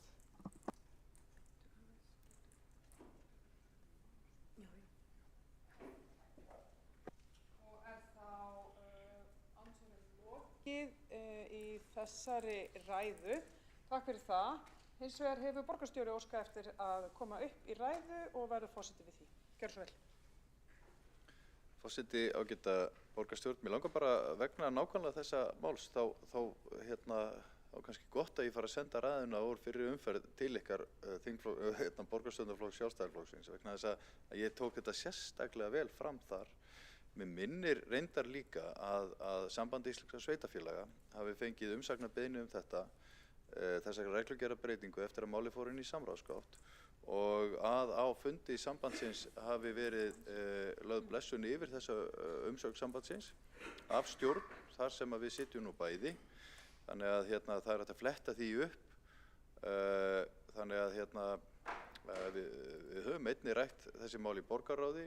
Þannig ég sé ekki alveg hvers vegna borgarfulltrúinn kemur svona fjöllum þegar þetta mál er hér til skoðunar.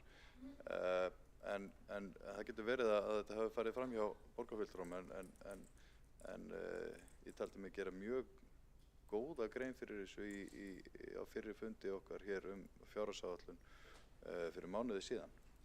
Og enda ekkert leyndarmál við þegar við höfum verið að ræða fjármál borgaranna, skuldastöðu og fleira, þá höfum við einmitt lagt á það áherslu að þessi reglugerð sem að fjall úr gildi var í gildi frá 2012 til 2022 þar sem að starfsemin var undanskilin að þegar hún rann sitt skeið þá hafði það áhrif á þessar stærðir og ég hef talað fyrir því að leita eftir því við stjórnvöld að þessari reglugerð verði breytt aftur og þetta samtal milli Sambands sveitarfélaga, borgarinnar, annarra sveitarfélaga og ríkisins hefur bara verið gott, það er skilningur á þessu og það er bara gott að kannski líka fara aðeins yfir það í borgarráði við tækifæri hvernig ábyrgðir borgarinnar á skuldum orkuveitunar fara sífellt minnkandi. Þannig að það er eðlilegt að bara ræða þetta í þaula og útskýra eins og vil og við getum. Og gildistíminn er til 2029 en samhliða því er unnið að endurskoðun fjármálareglna sveitarfélagana í sveitarstjórnarlögunum og það eru ýmsar hugmyndir það hvernig eigi að stilla þeim upp. Við erum með A og B hluta sveitarfélagana. Ég held að sé fullt tilefni til þess að kanna hvort það eigi að vera C-hlutafélög eða hvernig við eigum að stilla þessu upp. En á meðan þessi vinna í gangi, og hún hefur reyndar verið í gangi nokkurt skeið en það fæst ekki niðurstaða í hana, þá eðlilegt að setja þessa reglugerð aftur með þeim hætti sem hún var frá 2012 til 2022 og ekkert óeðlilegt við það. Borgarstjóri hefur lokið við að koma inn í ræðu, borgarfulltrúinn búinn með andsvör. Ég hins vegar hljóp aðeins á mig þegar ég sagði, að forseti sagði að andsvörum undir ræðu Dags B. Eggertssonar borgarfulltrúa væri lokið. Það var ekki rétt hjá forseta, það var einn eftir á andsvaralista, það var borgarfulltrúi Friðjónar Friðjónssonar. Já, andartak, þannig að ég ætla að bjóða honum að taka til máls en ég ætla að hleypa að Hildi Björnsdóttur með örstuttu athugasemd og forseti ítrekar það að í þeirri athugasemd séu ekki spurningar sem ekki verið hægt að svara. Gjörðu svo vel. Forseti, ágæta borgarstjórn, ég verð nú bara að bera mér sakir í þeim efnum að hér hafi fólk ekki verið að hlusta eða hafi ekki kynnt sér eitthvað nægilega vel sem hafi komið fram á einhverjum tilteknum fundum þar sem ég hafi setið, það er bara ekki rétt. Þessi mál voru ekki á dagskrá stjórnarsambandsins og hér ég með fyrir framan mig til dæmis fundagerð af stjórnarfundi sem átti sér stað á þessu tíma. Það eru ýmsar umsagnir, ekki þessi. Þetta verður ekki heldur verið rætt á vettvangi borgarráðs og mér þykir leitt ef ég hef ekki heyrt þetta í 90 mínútna langri tilþrifalausri ræðu borgarstjóra lesinni upp af blaði hér á dögunum en ég þakka fyrir ábendinguna. Takk fyrir þetta og þá skulum við bara getum ekki farið í þetta, þú verður bara, ég ætla bara, forseti biður. Ég óska þess að bera mig sæl.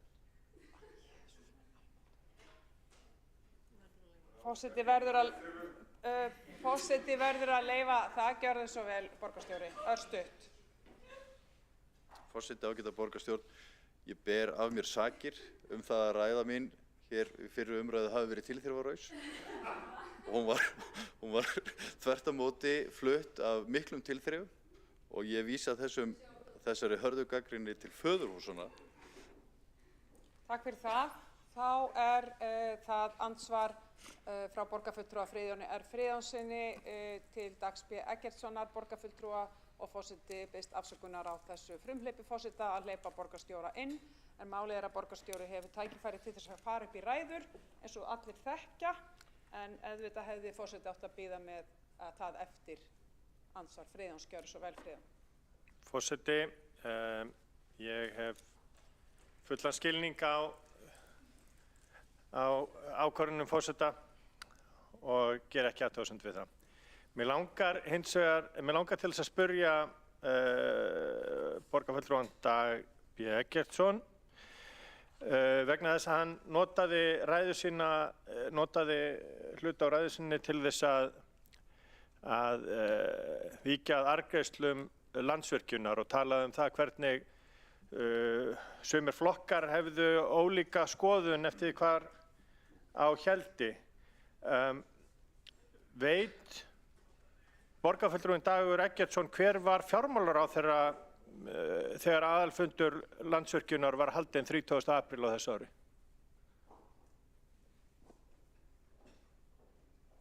Borgarfulltrúinn hefur lokið við að veita andsvar og svara þá andsvari Dagur B. Eggertsson borgarfulltrúi. Forseti, ágæta borgarstjórn, það hefur væntanlega verið Sigurður Ingi Jóhannsson sem hefur fylgt eftir þessari beiðni ríkisstjórnarinnar vegna þess að ríkisstjórnin var að reyna að stoppa í gatið og ríkisstjórnin hefur sótt eðlilegan arð í Landsvirkjun og ég ger ekki athugasemdir við það að það komi fram frá eigendum beiðni hækkun upp á 10 milljarða. Ég var bara benda á þennan tvískinnung að tala eins og það feli í sér eitthvað sérstakt eða vont að Orkuveitan greiði eðlilegan arð. Við neyddumst til þess að sleppa því þegar við vorum í planinu til að bjarga Orkuveitunni en núna þegar Orkuveitan komin á réttan kjöl að þá finnst mér eðlilegt að greiða arð og mér finnst eðlilegt að Landsvirkjun greiði arð þó það svíði að Landsvirkjun greiði hærri arð á einu ári en Reykjavíkurborg fekk greitt fyrir 46% hlut í fyrirtækinu fyrir tæpum 20. Borgarfulltrúi er lokið við að svara andsvari og veitir þá andsvari öðru sinni Friðjón Már Friðjónsson, borgarfulltrúi. Gjörðu svo vel. Forseti, það er eiginlega ekki hægt að leggja að jöfnu upphæð sem var greidd fyrir 20 árum síðan og sem greidd í ár.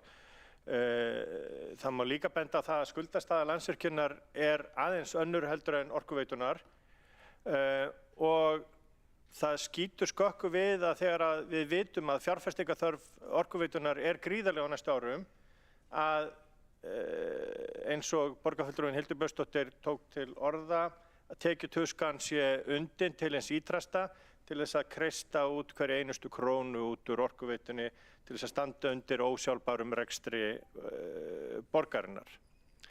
En mig langaði bara til þess að fá það á hreint hvort að borgarfulltrúinn Dagur Eggertsson væri meðvitaður þessar pillur til formanns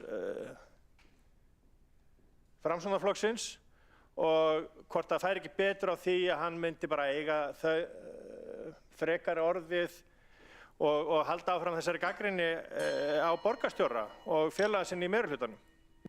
Borgarfulltrúi er lokið við að veita andsvari öðru sinni og svara þá andsvari öðru sinni borgarfulltrúi Dagur Eggertsson. Gjörðu svo vel. Forseti, ágæta borgarstjórn, fyrstvarandi Framsóknarflokkinn, hann hefur gott fjármálavit bæði ríkismegin og borgarmegin og styður arðgreiðslur báðum megin. Sjálfstæðisflokkurinn hins vegar nokkrir flokkar, klofnir, en leikur þann hallaríslega pólitíska leik að vera á móti arðgreiðslum í borgarstjórn og með þeim í ríkisstjórn. Það var það sem ég var að gera athugasemdir við.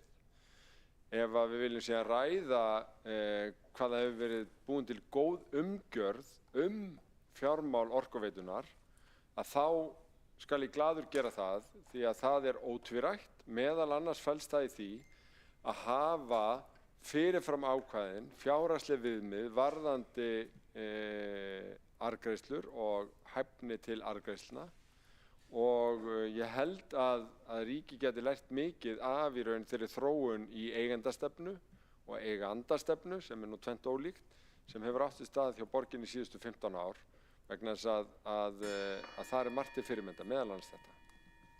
Borgarfulltrúinn hefur lokið við að svara andsvörum öðru sinni og þá andsvörum sannarlega lokið undir ræðu Dags B. Eggertssonar borgarfulltrúa. Þá tekur til máls borgarfulltrúi Dóra Björt Guðjónsdóttir, borgarfulltrúi Pírata.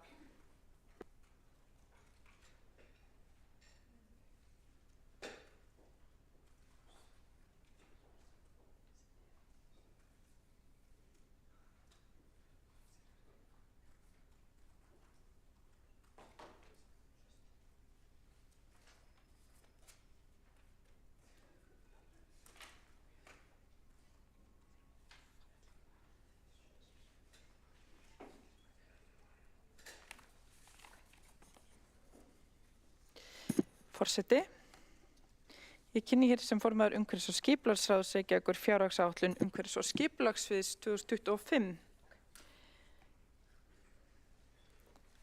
Starfsárið 2025 mun einkennast af metnaði, skilvirkni og mikilli vinnu í mjög umfangsmiklum verkefnum. Umhverfis- og skipulagssvið hefur lagt áherslu á og að leggja áherslu á að vera í fararbroddi með því að innleiða stefnumiðaða stjórnun, skilgreindar aðferðir verkefnastjórnunar, nýja þjónustuferla, stafræna umbreytingu sem sannarlega að skila okkur árangri en ég mun fara inn á það hér síðar og aukna teymisvinnu. Og þar markmiðið að auka gæði, skilvirkni og að veita betri þjónustu. Hér ber svo að líta skipurit umhverfis- og skipulagssviðs og þróun undanfarin ár ber þess merki að áhersla á þjónustu, eftirlit og gæðaferla hefur verið aukin verulega með sérstakri skrifstofu stjórnsýslu og gæða.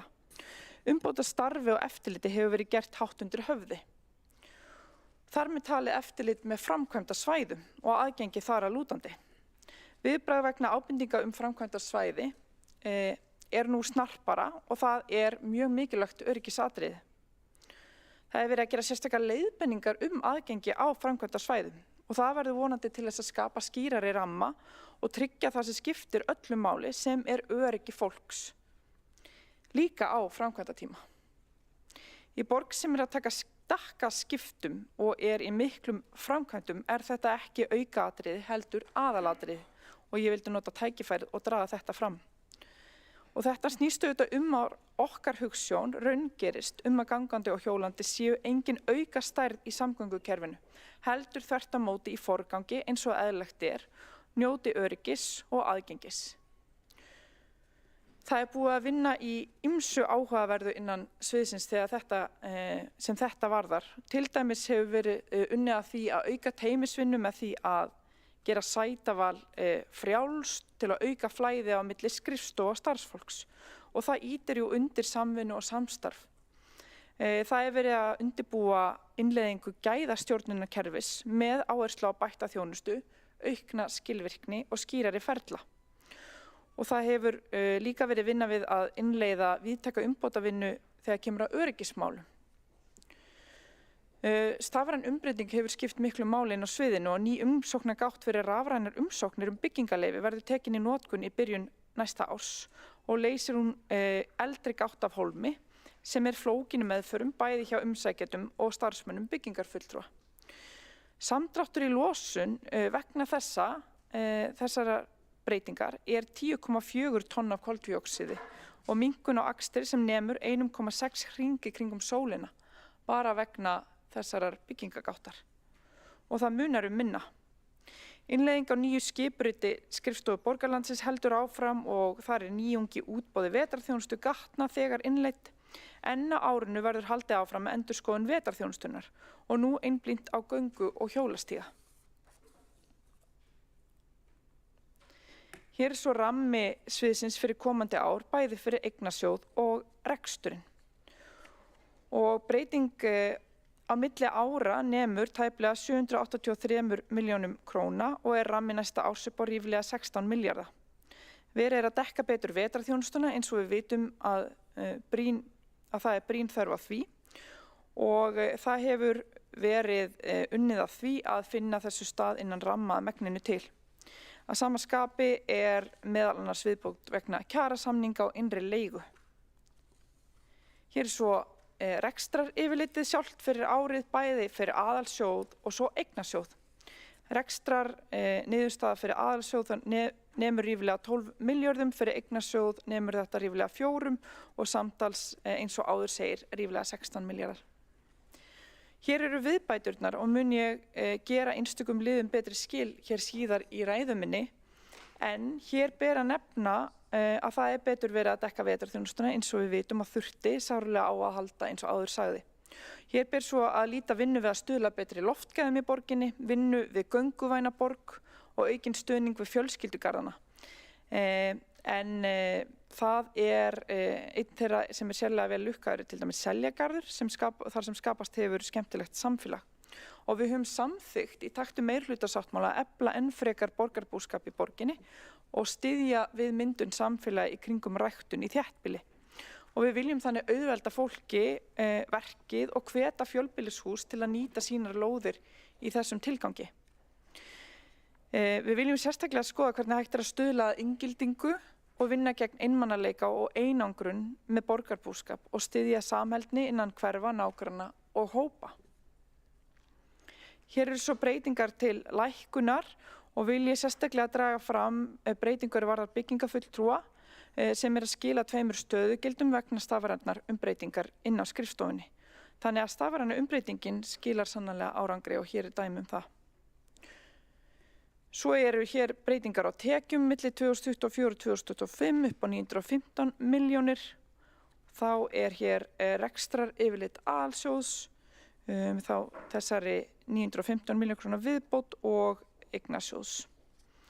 Mér langar svo aðeins að nefna græna planið sem auðvitað lykilstefna hjá okkur og hún að snýra því að vinna að kolefnishlutlausri framtíð og þetta lagt til grundvallar ásamt aðalskipulagi Reykjavíkur og þetta vísar okkur öllum veginn. Og þetta stefna þróun borgarinnar til ársins 2040. Húsnæðismál, vistvænar samgöngur, torg og græn svæði skipta stóran sess og lykilstefið er græn og réttlát þróun borgarinnar fyrir öll. Reykjavík er þáttakandi í mikilvægu Evrópusamstarfi kolefnishlutlausar og snjallar borgir 2030 og Reykjavík er með í gildi stefnu kolefnishlutleysi fyrir árið 2040 og ítarlega aðgerðaráætlun.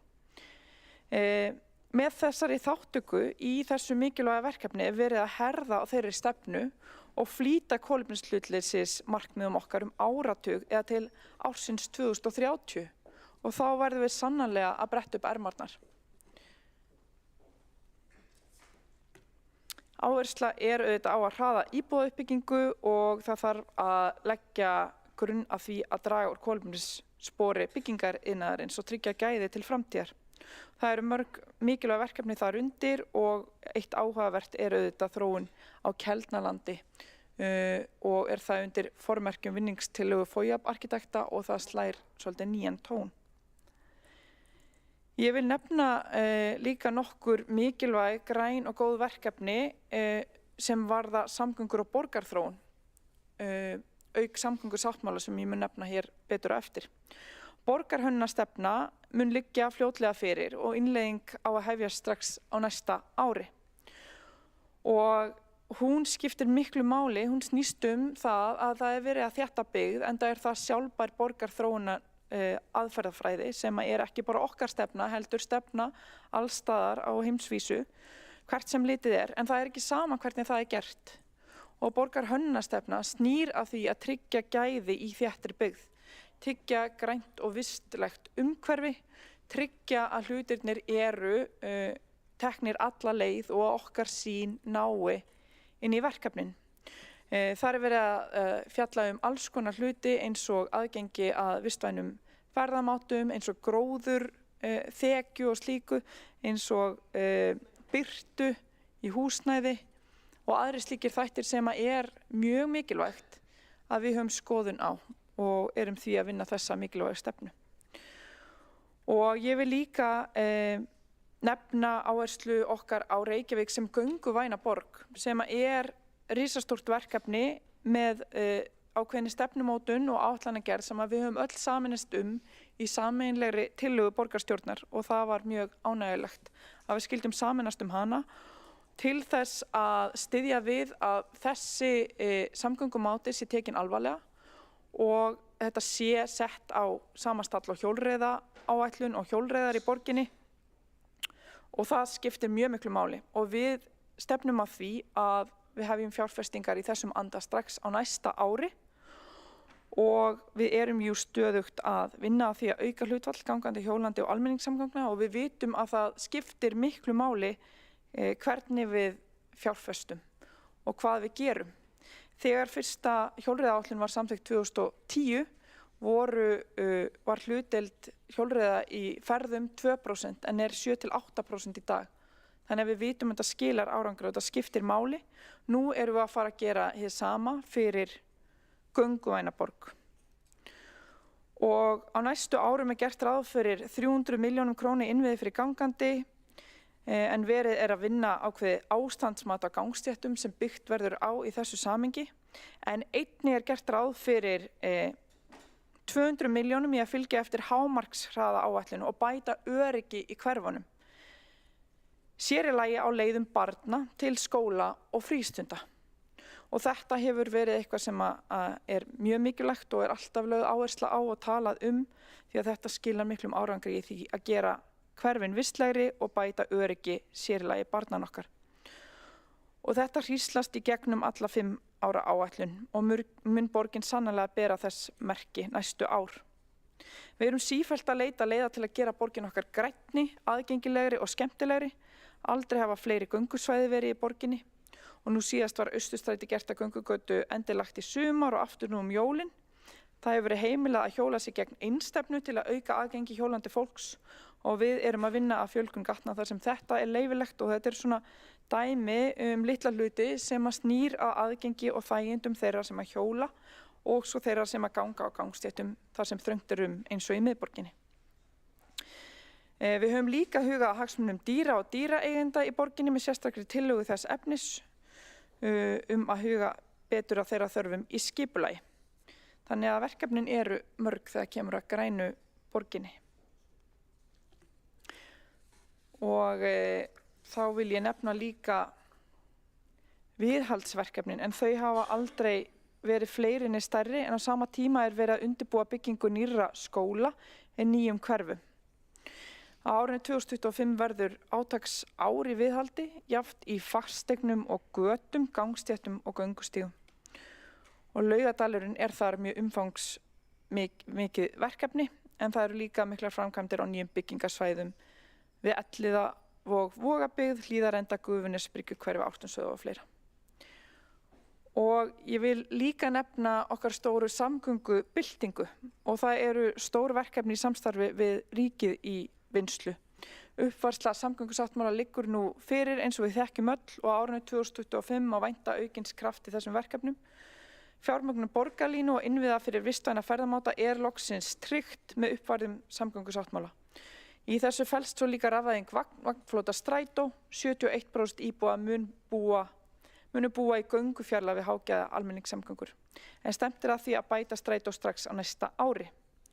Hluti af þessu eru 100 kílómetrar af hjólastígum eða 80 kílómetrar auk þeirra 20 sem þegar hafa verið lagðir á vegum samgöngusáttmála. Og eins og ég nefndi þá skilar svona innviða fjárfesting árangri og við erum rétt að byrja. Við erum á réttri leið og við stöndum í dyragættinu og horfum inn í risastórar breytingar í þessu efni. Við vitum það líka af sögunni að innviðafjárfesting getur haft þveröfug áhrif. Það er hægt bæði að auka aðgengi vistvænna ferðamáta og það er hægt að vinna gegn þeim. Árið 1947 notuðu 16% fólks einkabíl á meðan 34% notuðu almenningssamgöngur. 42% löbbuðu og 8% notuðu reiðhjól til að ferðast sinna ferða. En 90–98% af fjármagni í samgöngur var ákveðið að setja í einkabílinn í samgöngur á landi. Og þetta var gert í rauninni allt frá millistríðs árunum. Þegar mun lægra hlutfall íbúa notaði bílinn og svo fór sem fór og okkar stóra verkefni er að vinda ofan af þessu en það er auðvitað risastórt og við verðum að halda áfram á fullri ferð. Þá vil ég nefna aðeins vinnuskólan. Árið 2025 verður haldið áfram með þær breytingar á verklagi og verkefnum vinnuskólans sem við höfum staðið í á þessu ári. Enda hefur vinnuskólinn gengið í gegnum endurnýjun lífdaga og gengið í gegnum mikla nútímavæðingu og uppfærslu, nýja verkefnalista, nýtt utanumhald og bara hefur það gefið mjög góða raun og við höldum áfram með þá vinnu sem er mikilvæg og spennandi. Hér eru blómin í borginni og þá vil ég nú nefna líffræðilega fjölbreytileikann sem að við leggjum líka ríka áherslu á og ætlum að halda áfram með og bæta jafnvel í.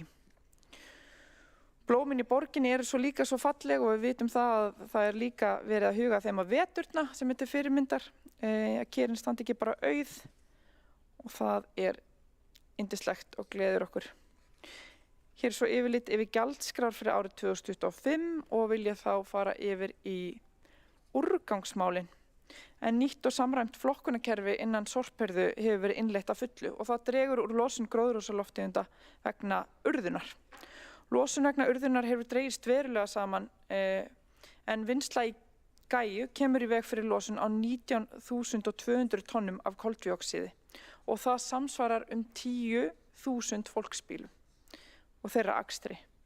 Það snýr líka að því að innleiða flokkun á lífrænum úrgangi í samvinnu við Sorpu. Og við erum búin að innleiða þessa breytta hirðu líka á Grendarstöðum á árinu 2024 til samræmis við svokölluð hringrásarlög sem tóku gildi í upphafi árs 2023. Þannig að það er margt sem hefur verið í gangi í þessu.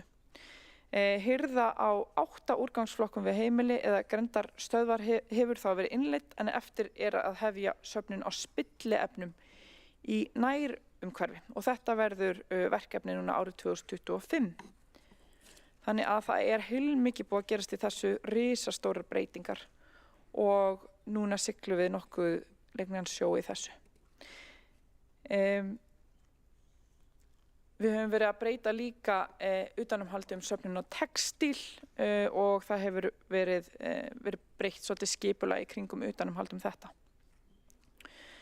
Þá vil ég nefna líka vetrarþjónustuna en miklar breytingar voru gerðar á útboðum til að auka hagkvæmni án þess að skerða þó þjónustustig. Og ég vil nefna aðeins þær breytingar sem verið að gera í þessu samhengi. Þegar kemur á stofn- og tengibrautum þá tækjafjöldi í viðveru að fara úr 10 tækjum í 8. Viðvera minnkuð úr 24 tímum í 18 tíma á dag og boðið eru út með þeim hætti að viðvera má vera að lágmarki 20% og hámark 50% á heildartilboðsverði. Þegar kemur á húsagötunum þá fer tækjafjöldi í viðveru úr 19 í 17. Viðvera takmörkuð við 12 tíma á dag en möguleiki að kalla utan viðverutíma á sérstöku tímagjaldi og við höfum aðgang að sérstökum tækjum sem ekki eru í viðveru þegar þörf er á samkvæmt sérstökum tækjalista. Nýverið var annars haldinn samráðsfundur tækifæri til að efla vetrarþjónustu við gangandi og hjólandi. Það sem fjölmargar góðar ábendingar komu fram frá hagaðilum. Oft eru það hlutir sem eru jafnvel einfaldir að bregðast við án aukins kostnaðar og þetta sýnir hvað samtalið mikilvægt og hvernig gott samráð bætir ákvarðanir. Vilji til að festa svona samráðsfundi í sessi og það í raun upplifun mín af þeim samráðsfundur sem hafa verið haldnir almennt að fólk finnur svo sárlega fyrir hversu gott það að tala saman milliliðalaust og hversu miklu það skilar, úrbótum án mikillar fyrirhafnar í raun. Og það gæði og það eykur líka traust til okkar kerfa. Breyting á viðverugjöldum milli útboða 2023 og 2024 svo hér neðst eða samtals tæpir 300 milljónir króna með því að hnika til, greina betur og skoða tækifærin og það munar minna. Og ég vil þakka kærlega fyrir þá frábæru vinnu og útsjónarsemi. Hér svo áætlaður kostnaður við vetrarþjónustuna í heild en þetta auðvitað heilmiklir fjármunir og því mikilvægt að halda vel utan verkefni og leita alltaf leiða til að draga úr kostnaði en halda nauðsynlegu þjónustustigi. Ég vil svo bara nefna að Reykjavík að færast í rétta átt og það ekki tilviljun.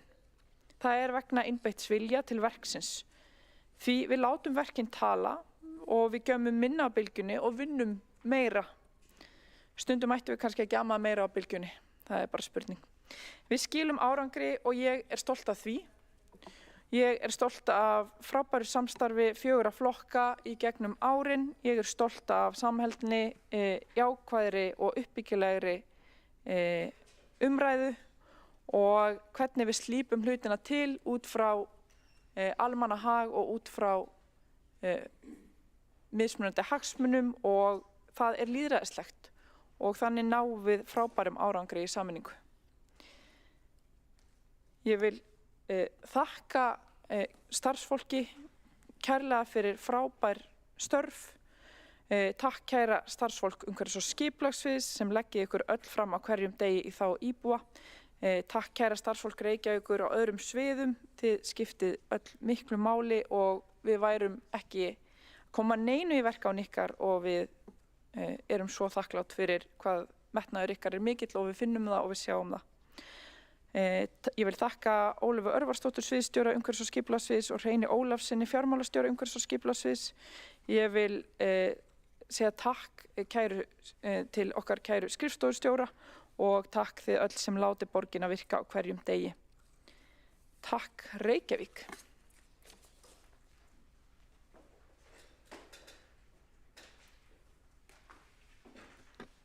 Borgarfulltrúinn hefur lokið máli sínu og enginn hefur óskað eftir að koma í andsvar. Tekur þá til máls Líf Magnúsdóttir, borgarfulltrúi Vinstri grænna. Gjörðu svo vel.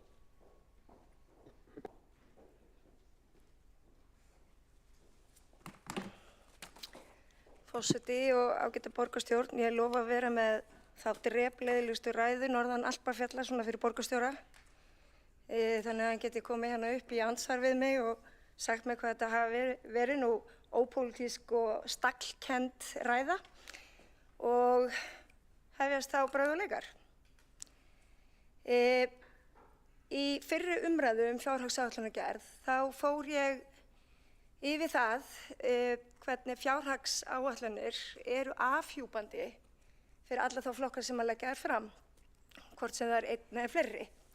Og oftast eru þetta fleiri flokkar og það má þá á þeim sjá að þetta verður einhver svona samsoðningur.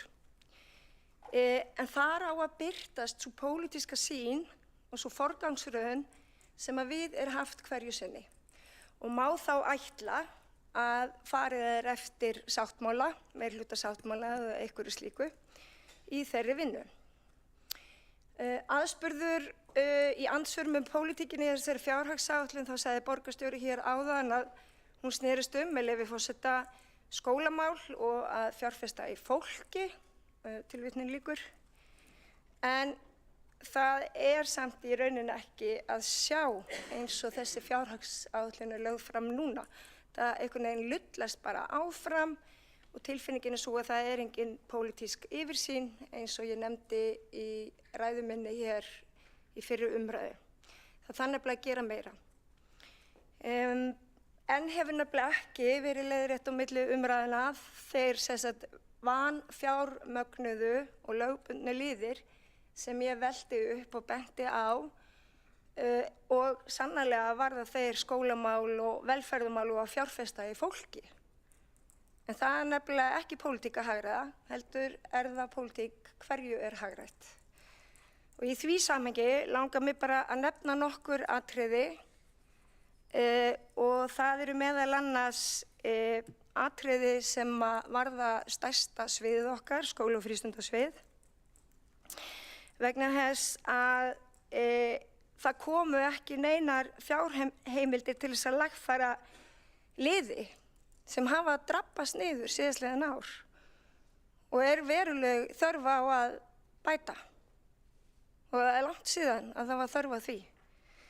Og þá vil ég taka fram eins og í fyrri ræðu minni að það er rekstur Klettaskóla, akstur fatlaðra, sérstakt frístundastarf, rekstur leikskólana, skólaakstur, afleysingakostnaður vegna langtíma veikinda kennara sem að við virðumst ekki ná nægilega vel utanum og við mættum gera betur.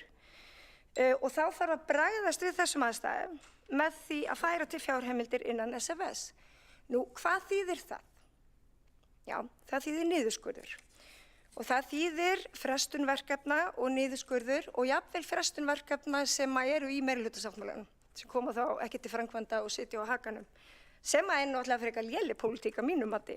Þegar þú segist ætla að gera eitthvað þá viltu væntanlega gera það hvernig sem svo á reynir.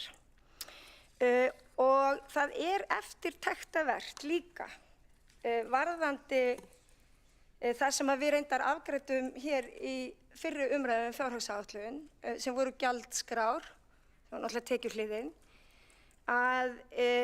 og það rifjaðist líka upp fyrir mér að við vorum auðvitað búin að til þess að ná hófstilltum kjarasamningshækkunum að þá vorum við búin að færa gjaldskrána niður 2%. En nú erum við auðvitað 1. janúar að fara að hækka þar aftur 3,5%. Þannig að hvar er sáttmálinn? En svo ég haldi nú áfram að þá blasir ekki vel við þessu stóra mikilvæga sviði sem að snýst skólamál og ekki bara það, heldur einmitt að fjárfesta í litlu fólki. Þannig að það er ekki að sjá að það sé pólitíki sem er viðhöfð hér í þessari fjárhagsáætlun. Hana bara einfaldlega skortir og er í rauninni bara að vinna ef að eitthvað segist vera að hafa það fyrir augum í hverju sem hann gerir þá er það bara einfaldlega rangt. Það bara er verið að vinna gegn fólki og litlu fólki sérstaklega. Og því sem að mér finnst meðal annars eitt af því mikilvægasta sem við gerum í þessari borg, það er að hlúa vel að þeim lögbundnu stofnunum sem að við sannarlega berum ábyrgð á en erum ekki að gera núna. Og þá má nefna hvað er tekið til, hvað er nú hægt að leggja á borðið og hægt að við að gera og skera niður og í fjárhagsáætluninni þá er þetta allt sundurliðað og það kemur allt saman fram og það leiðilega við þetta allt saman er að þetta kemur væntanlega til framkvæmda. Því fjárhagsstaða Reykjavíkurborgar er ekki nægilega sterk og það eru blikur á lofti og við erum skuldsett, sannarlega, við erum að taka lán. Og ég per se er ekkert á móti því að taka lán fyrir fjárfestingum. Ég er ekki á móti því að taka lán til þess að byggja leikskóla eða grunnskóla eða íbúðakjarna eða setja eitthvað inn í félagsbústað til þess að fjölga félagslegu leiguhúsnæði. Bara nema síður sé. En við þurfum að gaumga og sýna ráðdeild þegar við gerum þessa hluti og við bara spyrjum að leikslokum. En verkefni sem að, og nú ætla ég bara að nefna nokkur verkefni með leyfi forseta, fyrir í frístundaheimilin, það er hægt að fresta því. Það var verkefni í meirihlutasáttmálanum. Fresta fyrirhuguðu verkefni sem snýra áfallateymi og fjölmenningaráðgjöf í miðstöðunum, 265 milljónir. Og ég spyr mig, getum við frestað þessu? Var tekin umræða það í meirihlutanum? Fannst engum þetta vera mikilvægt? Eða er það svo, eins og ég fór yfir hérna í fyrri umræðu, er ekki þá betra að fara í saumana á þeirri stafrænu vegferð sem að íþyngja svo sviðin? Er það ekki eitthvað skakt? Hvað var lagt hér á borðið til umræðu? Hvar er yfirsýnin? Ég hefði gjarnan viljað vera með í því samtali, en það hefur ekki farið sem skildi vegna þess að borgarstjóri lofaði hér í upphafi kjörtímabils að það væri kannski hægt að viðhafa einhver önnur vinnubrögð og hleypa kannski minnihlutanum meira að þegar við erum að ræða stóru línunar. Auðvitað verður ekkert sátt það, en þá er kannski hægt að fá útskýringar á því hvað er valið og hverju er hafnað og hvað skiptir máli. Og það er pólitíkin sem að ég er að biðja hér í dag og alla daga að við séum að ræða. Og það var það sem að ég meðal annars gagnrýndi hér í andsvörum. Það er bara, við getum ekki endalaust verið með þetta stagl. Við hljótum að þurfa einhvern veginn að tala saman. Við erum kjörin til þess, við erum kjörin fyrir almenning, 8 ólíkir flokkar. Þetta verður alveg skemmtilegt samtal, það er málefnalegt. En já, það eru ýmsir hérna stóri liðir og mikilvægir, sérstaklega, og ég er ennþá að fjalla skóla- og frístundasvið. Það er rýna á túlkaþjónustu breytingar í tengslu við aukna tækni og netþjónustu, allt í lagi, ok. En hvað felur það í sér?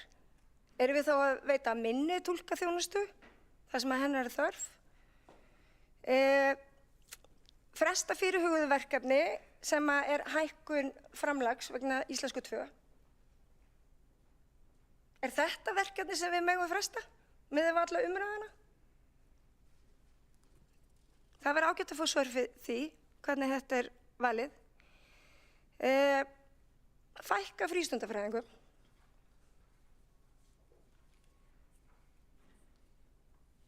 Við erum í vanda með að hleypa börnum inn á frístundaheimilin meðal annars á haustin, af því það vantar starfsfólk og við þekkjum öll þá umræðu af hverju það er. En er þá þetta góð leið? Ef við ætlum að fjárfesta í fólki og hlúa að börnum og skólakerfinu. Rýna að hætta þjónustu frístundaheimila á löngum dögum. Loka sumafrístund í 5 vikur í stað 4. Ég veit ekki hvort að vinnandi foreldrar og lágtekju fólk og foreldrar sem hafa ekkert stuðningsnet séu sáttir við þetta.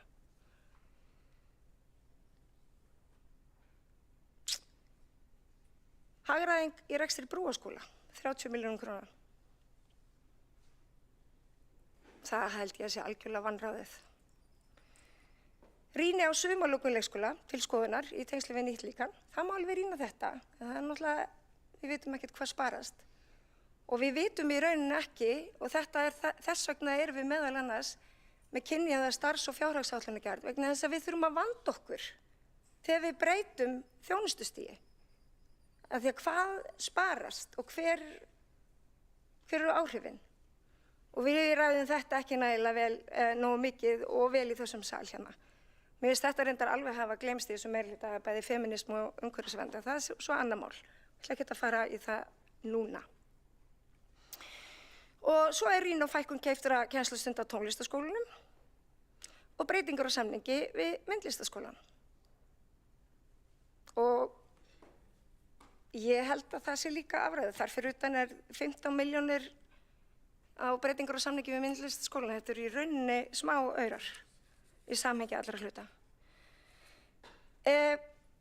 En talandi að fjárfesta í fólki í borginni og skólakerfinu og fyrsta menntastigi, að þá virðist mér heldur ekki að við séum að hefja stórfellda uppbyggingu í leikskólamálum, nema síður sé. Ég veit alveg að það er framtíðartónlist. Ég sé alveg fjárfestinguna, ég sé áætluninnar, en við gerum ekki ráð fyrir því að fjölga leikskólum mikið á næsta ári og ég veit líka til þess að við erum ekki að gera allt sem við getum til þess að fjölga leikskólaplásum í borgarreknum skólum. Og þar megum við standa okkur mikið, mikið betur. Og talandi fjölganir og því sem var nú lofað stórfelldri uppbyggingu á húsnæðismarkaði og hvaðina, í gögnum sem að fylgja þessari fjárhagsáætlun, þá langar mig líka að benda á það, og ég skal ekki hafa þetta svo mikið lengra og svona drefleðilegt, að þá erum við á áætlun 2025 að fara að fjölga til dæmis þjónustuíbúðum 3. Ég held að það sé ekki svo þörf sem að hefur verið metin, alls ekki. Og það má spyrja sig, er þetta þessi sparnaður sem að er búið að búa á hagræðing og ábyrg meðferð fjármuna. Þess bara geta tilbúnar íbúðir í Reykjavík alls í útkomuspá 2024 eru 850, eiga að vera 1000. Þetta er bara nokkuð gott, kannski ekki eins og Framsóknarflokkurinn spáði að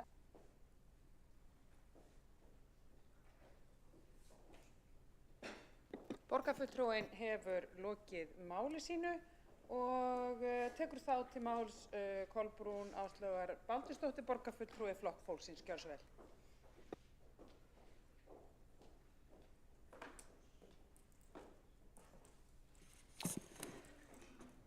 Forseti, ágæta borgarstjórn.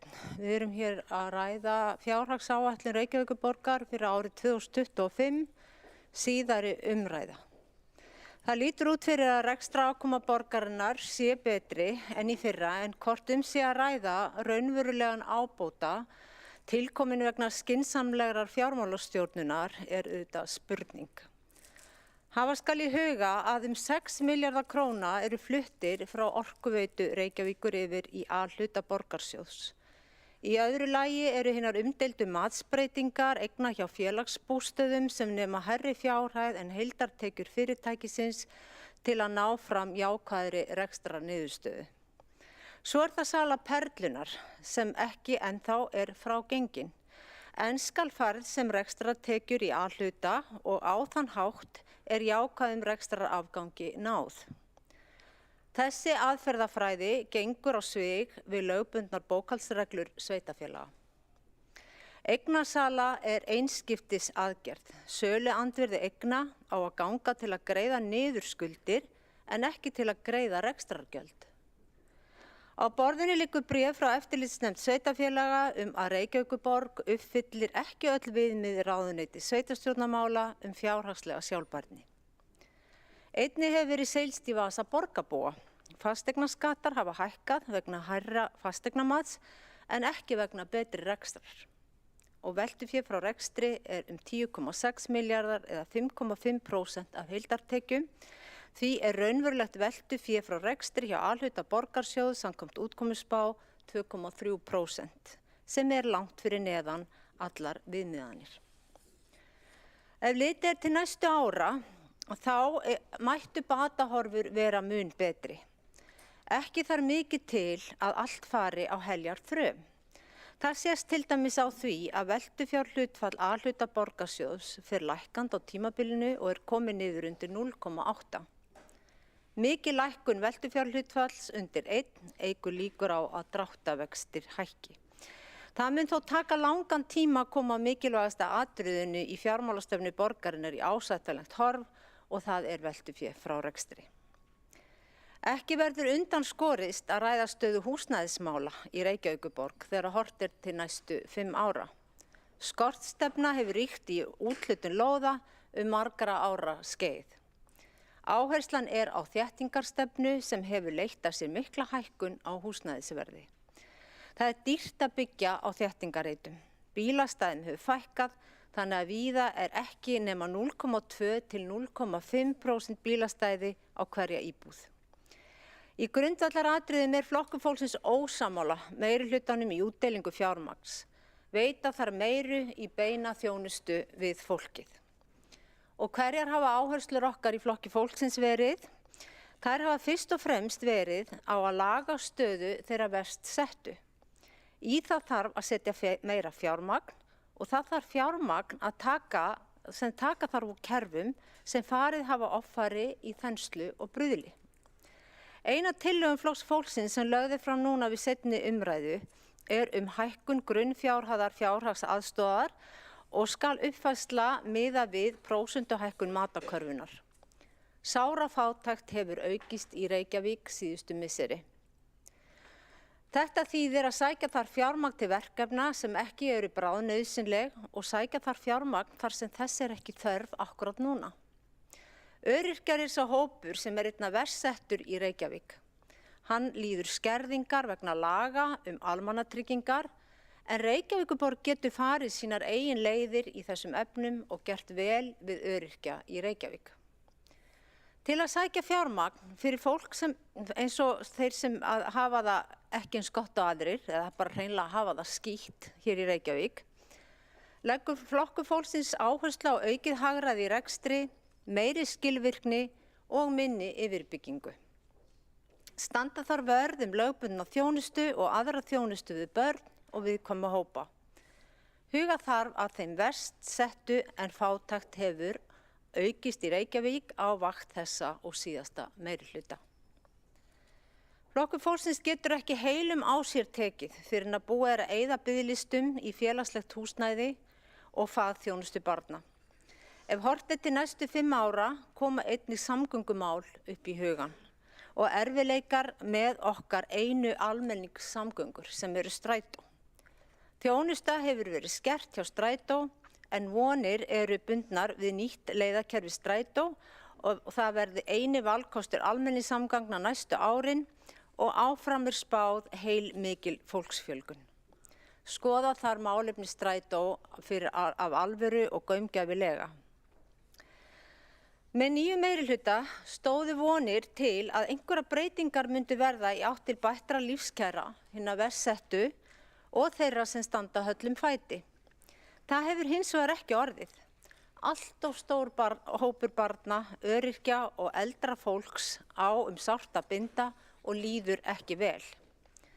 Og margar fjölskyldur og einstaklingar geta ekki séð sér farborða og hafa áhyggjur af grunnþörfum sem eru fæði, klæði og húsnæði. Vissulega ekki allt svart. Ýmislegt gengur vel í Reykjavík og mjög margir hafa það virkilega gott. Svo það sé nú sagt og því haldið til haga. Engu að síður þá hafa rannsóknir verið að sýna ítrekað að vanlíðan barna og öryrkja og ákveðins hóps eldri borgara hefur farið vaxandi. Einmannaleiki fólks hefur aukist og ógn fátæktarinnar leggst mismunandi að sjálfsögðu á fjölskyldur en verst á börnin í þeim fjölskyldum sem bágast standa. Sýnt hefur verið fram á með rannsóknum að ójöfnuður og fátækt hefur aukist og það auðvitað skýtur skökku við að því allt þetta búið að vera á vakt Samfylkingarinnar hvað mest og auðvitað núna Framsóknarflokksins. Umræða húsnæðisskort í Reykjavík hefur verið hávær allt árið. Flokkur fólksins leggur til að huga verða fjölbreyttari leiðum til úthlutunar lóða eða við úthlutun lóða. Til eru nú þegar mjög góðar staðsetningar þar sem innviðir eða grunnur að þeim eru fyrir hendi en síðan þarf að horfast í augu við að brjóta þar nýtt land undir byggð. Fólki fjölgar á ógnarhraða. tvöföldun á 50 árum og fjórföldun mögulega á næstu 100 árum. Og það vantar meira val, það vantar allar tegundir af húsnæði. Þeir sem koma verst út á húsnæðismarkaði eru einstæðir foreldrar og öryrkjar sem eru á leigumarkaði. Leigumarkaðin er þungur fyrir fjölda manns enda leiguverð í hæstu hæðum og nánast þurrkar út laun fólks. Ekki bólar á neinum úrræðum til að styðja sérstaklega við þessa hópa. Þetta er allt saman sérkennilegt og hefði við þetta vilja sjá þetta vera með allt öðrum hætti. Flokkur fólksins hefur talað fyrir því að gripið verið til markvissra aðgerða í þágu þeirra verst settu meira en gert hefur verið. Hækka þar fjárhagsaðstoð og ætti það mál að vera í forgangi. Og þá að horfa sérstaklega til barnafjölskyldna þar sem áhrifin eru eins og áður sagði mest og erfiðast og neikvæðast á börnin. Hér vil ég nota tækifærið og nefna barnasáttmála Sameinuðu þjóðanna sem virðist ekki enn komast almennilega upp á borð hjá meirihlutanum. Það mál ætti að sjálfsögðu að vera í forgangi, að innleiða hann í Reykjavík, svo vel sé.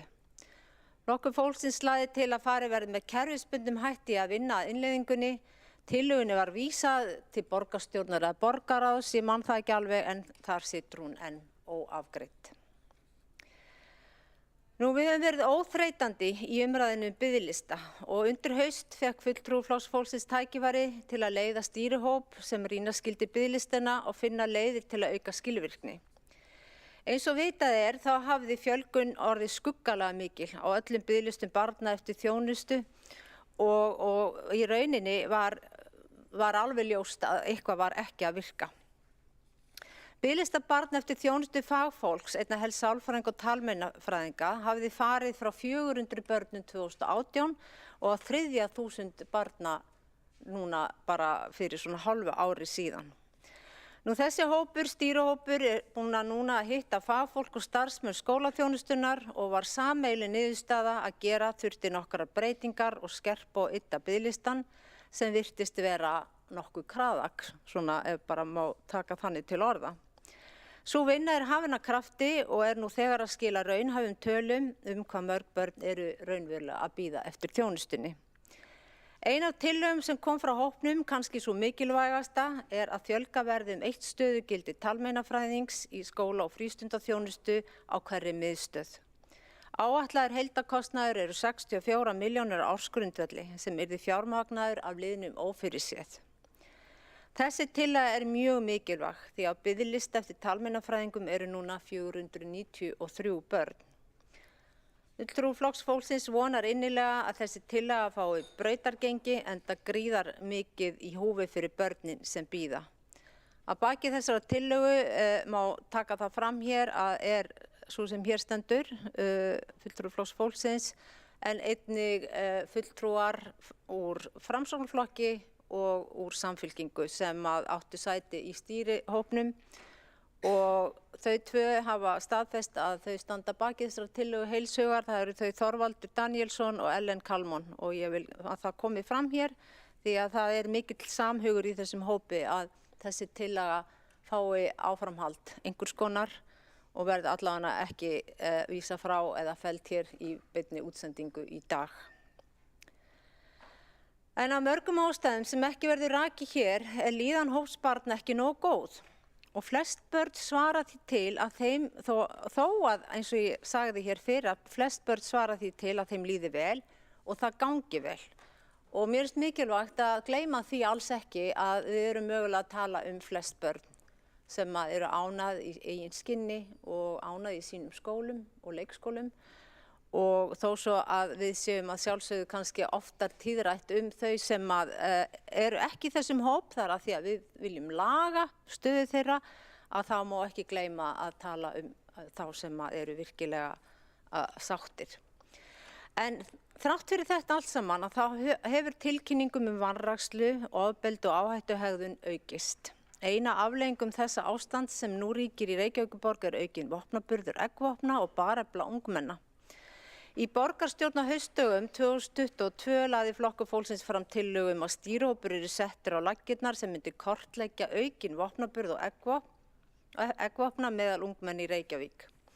Sem svar við þessu var stór hópur ýmissa aðila settur á laggirnar.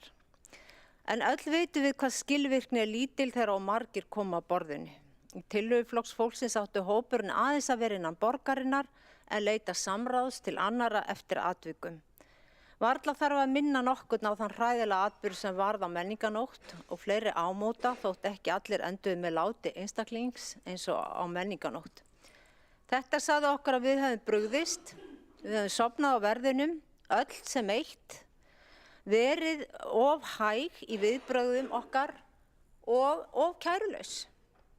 Hér vil ég sérstaklega biðla til meirihlutans í Mannréttinda- og ofbeldisvarnaráði sem hefur það sem sitt meginhlutverk að stýra stefnu og aðgerðum til að sporna við ofbeldisþróun. Vil biðla til meirihlutans í þessu ráði að fylgja þessu máli fast eftir.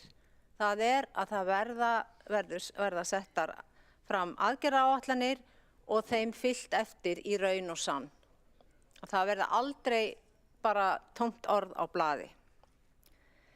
En þá vil ég víkja aðeins að samgöngum sem áður hefur nú aðeins verið komið inn á. Því að samgöngur varð okkur öll.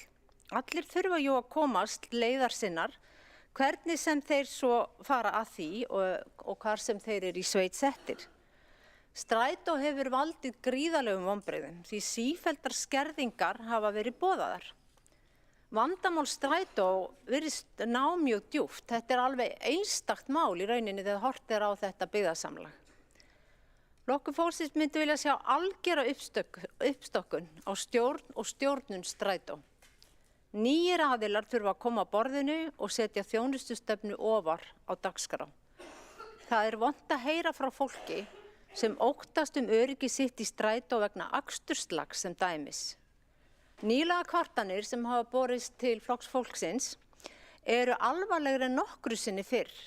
Fólk telur sig sumt hvert bara heppið að komast heilt út úr strætó og þá vegna grófs aksturslags bílstjóra.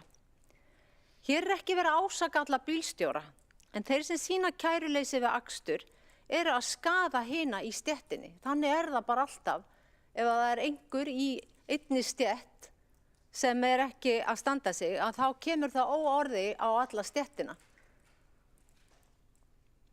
Þetta verður til þess að minnka notkun borgarbúa á almenningssamgöngum. Fólk er hrætt og það er bara í fyrsta sinn sem að við erum að fá svona upplýsingar og þetta er grafalvarlegt mál.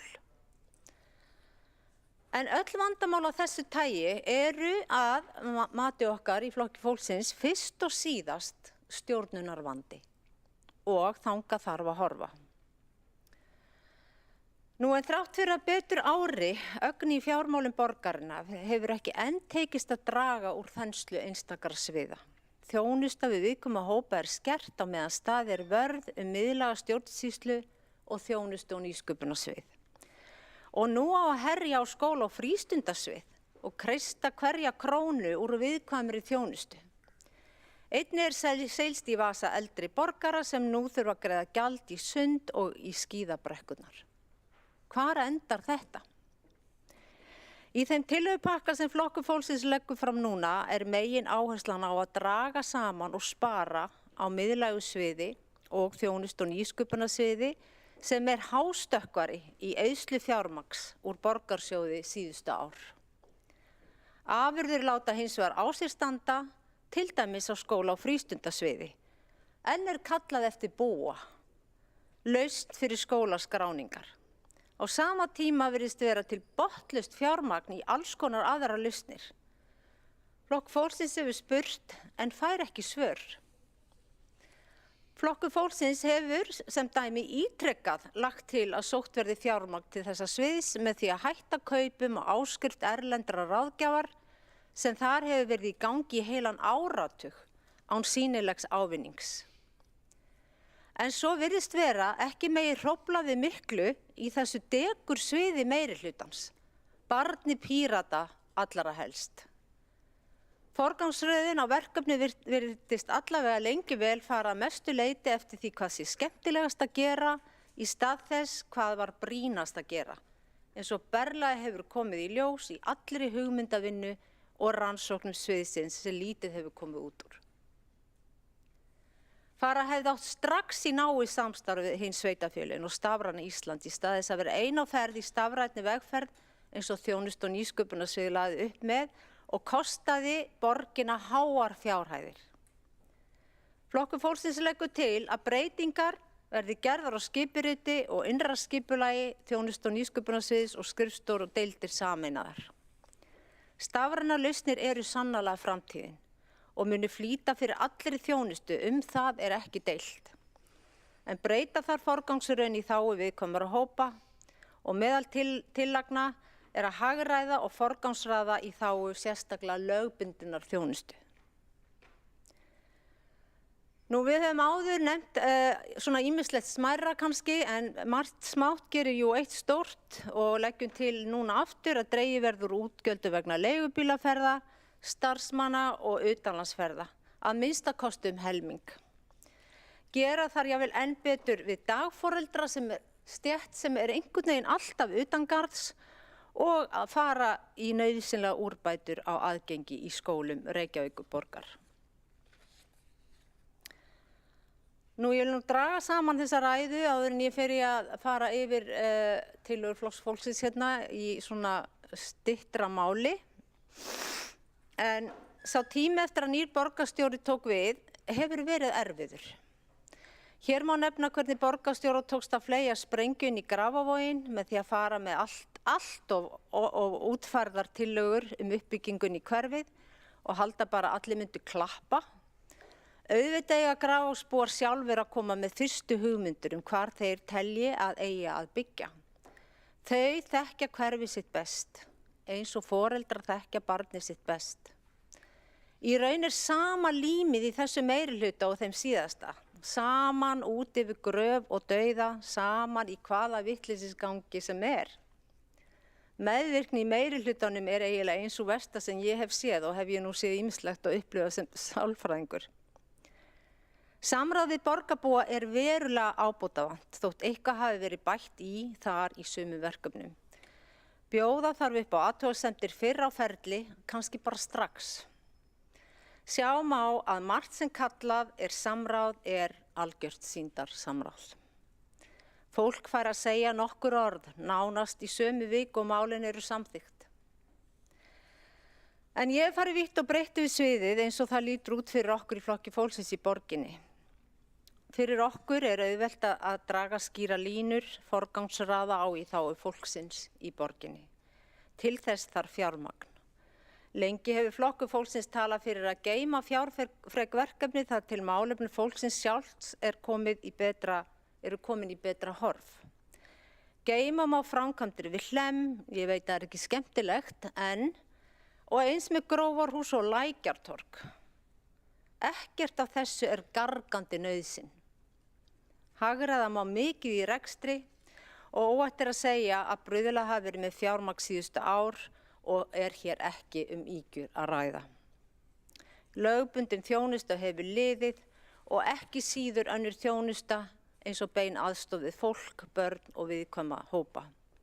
Biðlistar hafa lengst margfalt með hverju árinu og nú líða þau börn sem þarfnast aðstoðar talmeinafræðinga langmest og það er þess vegna sem að sú tillega er sett í algjöran forgang.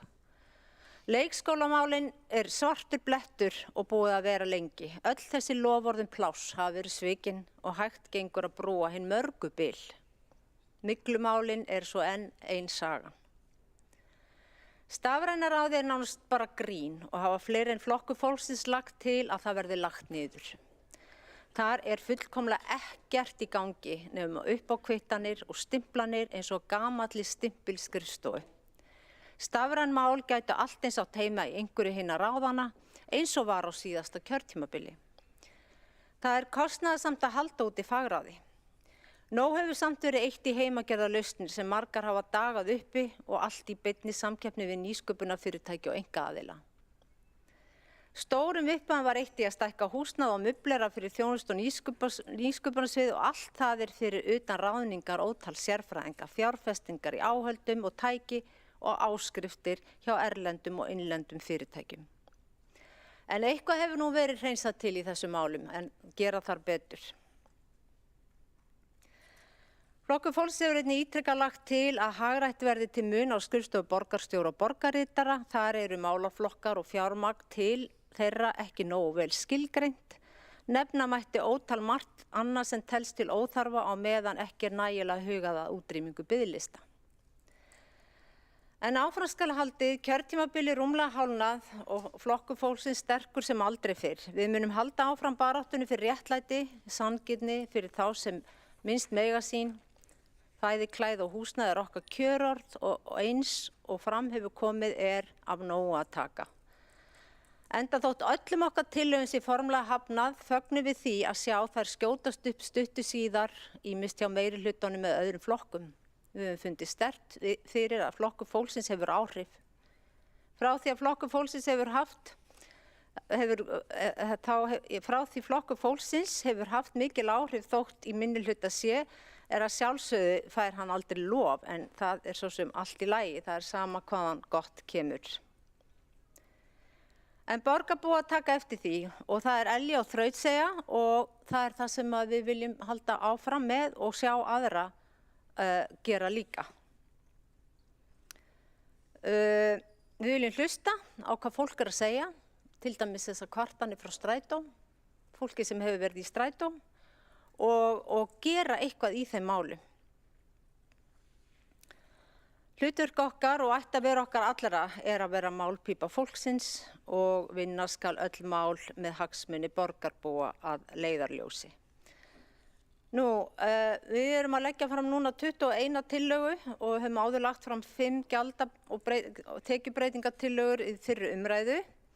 Tillögurnar snúa að bættri þjónustu við börn, þær eru 3 við fatlað fólk, aðra 3 að aðgengismálum 2, að bættri þjónustu við aldraða 2 og að víkja frá skerðingum á sviði skóla og frístunda, sviðs 2, að draga úr fátækt 2 og 7 tillögur sem snúa sparnaði, hagræðingu, draga úr sóun og bruðli og gera skipulagsbreytingar.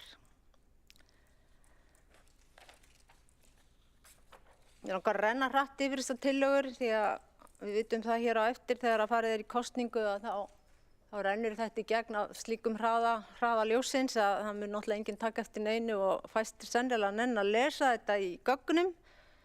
En fyrst að lagt til að borgarstjórn samþykkja fjölga verði með 1 stöðugildi talmeinafræðinga á skóla- og frístundasvið á hverri miðstöð og ég hef áður nefnt þessa tillögu. Lagt til að borgarstjórn samþykkja veitt verði meira fé til félags- og velferðarmála fatlaðs fólks og það áætlaður kostnaður 600 milljónir og það þessi frægi liður ófyrirséð sem náttúrulega kemur nánast við í öllum tillögum. Við viljum að farið verði hraðar í að bæta úr biðstöðum strætó, það allt og hægfara verkefni og mun taka næstu 50 árin ef að halda á þeim hraða sem að meirihlutin leggur til. Við viljum að samþykkja fjármagna fullu uppbyggingaráætlun sértækt húsnæði fyrir fatlað fólk sem samþykkt var sumarið 2022. Það vantar mikið upp á að það sé í gangi nægjanlega og þetta sérstakt ákall frá Öryrkjabandalaginu. Við viljum fjölga félagsmiðstöðvum fyrir aldraða og þannig að félag eldri borgara sem dæmi 1 fárra félaga, ef ekki eina félag innan Landssambands eldri borgara sem nýtur ekki stuðnings frá sínu bæjarfélagi, Reykjavíkurborg. Og þarna gæti verið að ræða eins konar ígildi 18. félagsmiðstöðvar Reykjavíkurborgar sem verður þá til sem sérstök félagsmiðstöð fyrir félag eldri borgara. Síðan það þessar skerðingar á ráðstöfun fjármagns á skóla- og frístundasviði sem var bara mikið áfall að sjá. Við viljum að fallið verði frá að fresta verkefninu fyrr í frístundaheimili, að fallið verði frá frestun á verkefninu áfallateymi og fjölmenningarráðgjöf í miðstöðum, að fallið verði frá frestun á hækkun framlags til grunnskóla vegna íslensku 2, fallið verði frá lækkun þróunarstyrkja menntastefnu, fallið verði frá fækkun frístundafræðinga og fallið verði frá skerðingu á þjónustu frístundaheimila á löngum dögum, fallið verði frá að loka sumarfrístund, fallið verði frá styttingu á opnunartíma frístundaheimila frá skólabyrjun til skólaslita og fallið verði frá því að úr fjármagn til reksturs brúarskóla að fjárheimildir skóla og frístundum sem verði hækkaðar um 30 milljónir króna til samræmis og fallið verði frá því að skerða sumarlokun leikskóla, fallið verði frá því að stytta opnunartíma leikskóla og fjárheimildir skóla og ég ekki að fara inn í þessar tölur hérna því að tíminn kannski að verða svona svolítið alveg komin hjá mér. Og síðan að fallið verði frá því að fækki ráðgjafarhópi og fjárheimildir skóla og frístundasviðs verði hækkað til samræmis. Ég að fara yfir þetta hérna á hundavaði því að þetta mikið en þið getið lesið allt nákvæmlega þetta náttúrulega víða og með þessu fylgir greinagerð. Nú, við viljum líka hækka styrkveitingu til foreldrahús um 5 milljónir því að þetta foreldrahús ekkert á leiðinni á fjárlög sem það þyrftu þetta að vera. Við erum ekki alveg að sjá það gerast kannski á morgun en hér getur Reykjavík gert betur og úrbætur á aðgengi skólinn Reykjavíkurborgar. Það víða aðkoman ekki nógu góð og sérstaklega fyrir börn sem eru fötluð eða eiga glíma við einhverja vandamál með hreyfifærni og síðan erum við með hækkun grunnfjárhæðar og það bara hóflegt, ætti að vera viðráðanlegt að skoða það og við erum með breytingu á launum formanna íbúðaráða og jafnvel mætti vel skoða að endurskoða íbúðaráðin alveg frá grunnu og jafnvel skoða að leggja þau niður. Við þurfum bara, það þarf að gera úttekt á þessum íbúðaráðum, hvað þau hafa verið að skila því að þau virðast vinna mjög mismunandi en þetta gríðarlega dýrt fyrirkomulag. Og síðan var ég búin að nefna utanlandsferðirnar og við viljum auki fjármagn til námskeið fyrir börn og foreldra og þá mætti bæði skoða þessi hefðbundu PMT og lengri námskeið sem þarf sérfræðinga til að kenna en líka þurfum við að spýta verulega í lófana, setja á laggirnar styttri námskeið og ég vil nú eiginlega bara ganga svo langt að gera það að ákveðnu skilyrði að foreldrar, sérstaklega þegar börn þeirra komin í ferli hjá skólaþjónustu, að foreldrar fái öll að verði boðið upp á stutt námskeið í grunnatriðum uppeldistækni og uppeldisfræði. Foreldrar að kalla hátt eftir aðstoð og ráðgjöf. Nú, við höfum áður verið með tillögum tilraunaverkefni og útboði sorphirðu í einu póstnúmeri til þess að sjá hvernig það kemur út. Og við höfum áður verið með tillögum breytt fyrirkomulag lóðarúthlutunina og losa það því að við þurfum húsnæðismálin stærsta vandamálið hér í Reykjavík og eiginlega má kenna Reykjavík mest hvernig komið í þeim efnum, stærsta sveitarfélagið. Og við erum hérna með tillögu breytingu á skipulag og þjónustu og nýsköpunarsviði sem í mjög ítarleg og mér langar mjög mikið að lesa hana alveg frá orði til orðs en ég ætla að hlífa ykkur hér við því, vonast til þess að þið lesið það í gögnum. Tillaga að falla frá leiguverðshækkun hjá félagsbústöðum og skoða frekar möguleika á styrkja félagsbústaði til þess að halda fyrirtækjun á floti og við erum líka að tala niðurskurð á skrifstofu borgarstjóra og borgarritara og þar var nú sett á laggirnar einhver nefnd í fyrra ef ég man rétt sem áttu nú að koma með hugmyndir fyrir árslok og það þýðir að það bara einhverjar 3 vikur til stefnu og það verður spennandi að sjá hvað sá hópur leggur til en það segir mér líka að það eru fleiri hér inni sammála að þarna mætti spara. Og síðan viljum við bara sjá stafrænt ráð út og þau verkefni fari annað eða dreifist en þarna komið tími til þess að setja punkt við það bull sem þar búið að vera í gangi. Og ég hef áður nefnt tillögum úttekt á búsetuhögum og búsetuúrræðum hérna. Nú, þá held ég að það sé komið og þá bara þakka ég fyrir mig í þessari síðari umræðu. Afsakið að ég fór svona hundavaði yfir sumt en þið hefur kannski mörg hver viljað að ég læsi þetta mikið betur en það eiga fleiri eftir að taka til máls og við viljum kannski gjarnan bara skvera okkur í það. Takk fyrir. Borgarfulltrúinn hefur lokið máli sínu og einn hefur óskað eftir að koma í andsvar. Það Dóra Björt Guðjónsdóttir, borgarfulltrúi, gjörðu svo vel. Forseti, ég þakka ræðuna. Mér langar til þess að nefna sem stjórnarformaður Strætó að ég tek heils hugar undir þá mikilvægu vinnu að huga að þjónustunni þar og ætla að vitna með leyfi forseta í tillögu sem var samþykkt nú í haust Varðandi þetta þar sem lagt til að ráðast í úrbótavinnu þegar kemur að þjónustuferlum Strætó BS með áherslu á notenda með nálgun á þjónustukönnun, unnar verði viðeigandi greiningar þjónustunni í þessu samhengi sem leiði til tillögu að nýrri þjónustustefnu ásamt aðgerðaáætlun með það að markmiði að gera þjónustuna aðgengilegri, bæta upplifun farþega og auka notkun. Unnið verði með fram- og bakenda allra þjónustu sem snerti farþegana þar með talið upplifun farþega viðmót og akstursaks bílstjóra, tíðni ferða, tíma, áætlanir og skipulag, klappið gæðaferla, reglur sem gildi vögnum, aðbúnað og aðra stefnumörkun eftir atvikum. Auk upplýsingagjafar meðal úrbótatóla verði meðal annars lifandi þjónustukannanir, reglulegar hulduheimsóknir, námskeið þjónustumenningu fyrir starfsfólk, endurskoðun gæðahandbókar og svo heildstæð greining þar sem fyrirliggjandi efniviður dregin saman. Og það eru frekari punktar þarna sem að ég mæli með að kynna sér, þannig að það hefur heilmikið verið skoðað í þessu og verið að vinna að breytingum. Borgarfulltrúum lokið við að veita andsvar og svara þá andsvari Kolbrún Áslaugar Baldursdóttir. Gjörðu svo vel. Forseti, ágæta borgarstjórn. Já, ég vissi að þessu en hlutirnir ganga bara allt of hægt og ég vil ekki að við séum bara að bíða eftir að stórslys gerist.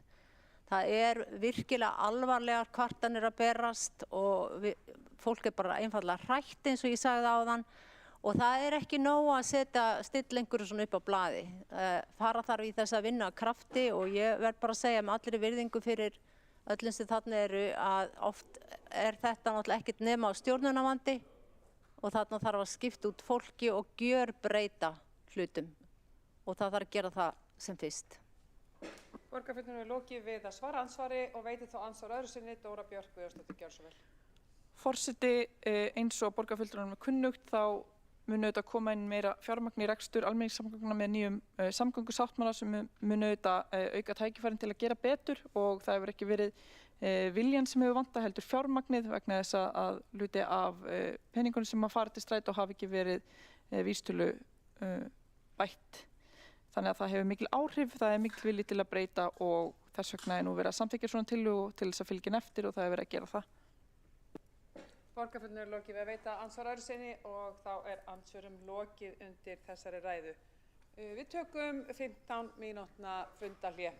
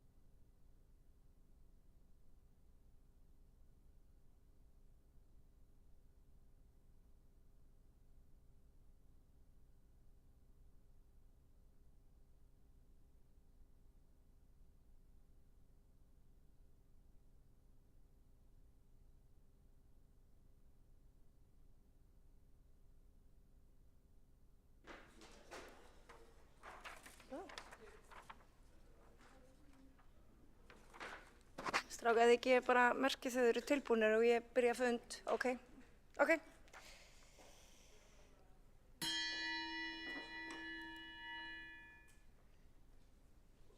Þá er fundi áfram haldið eftir stutt hlé og næst til þess að taka til máls er Heiða Björg Hilmisdóttir borgarfulltrúi.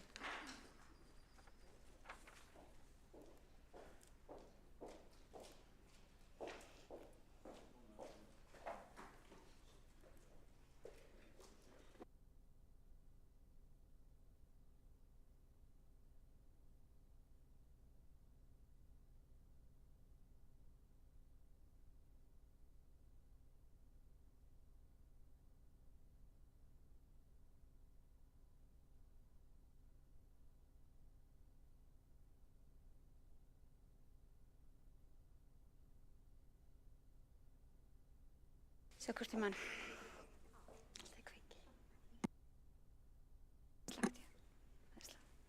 Ja, forseti ágæta borgarstjórn og aðrir sem kunni var að hlusta.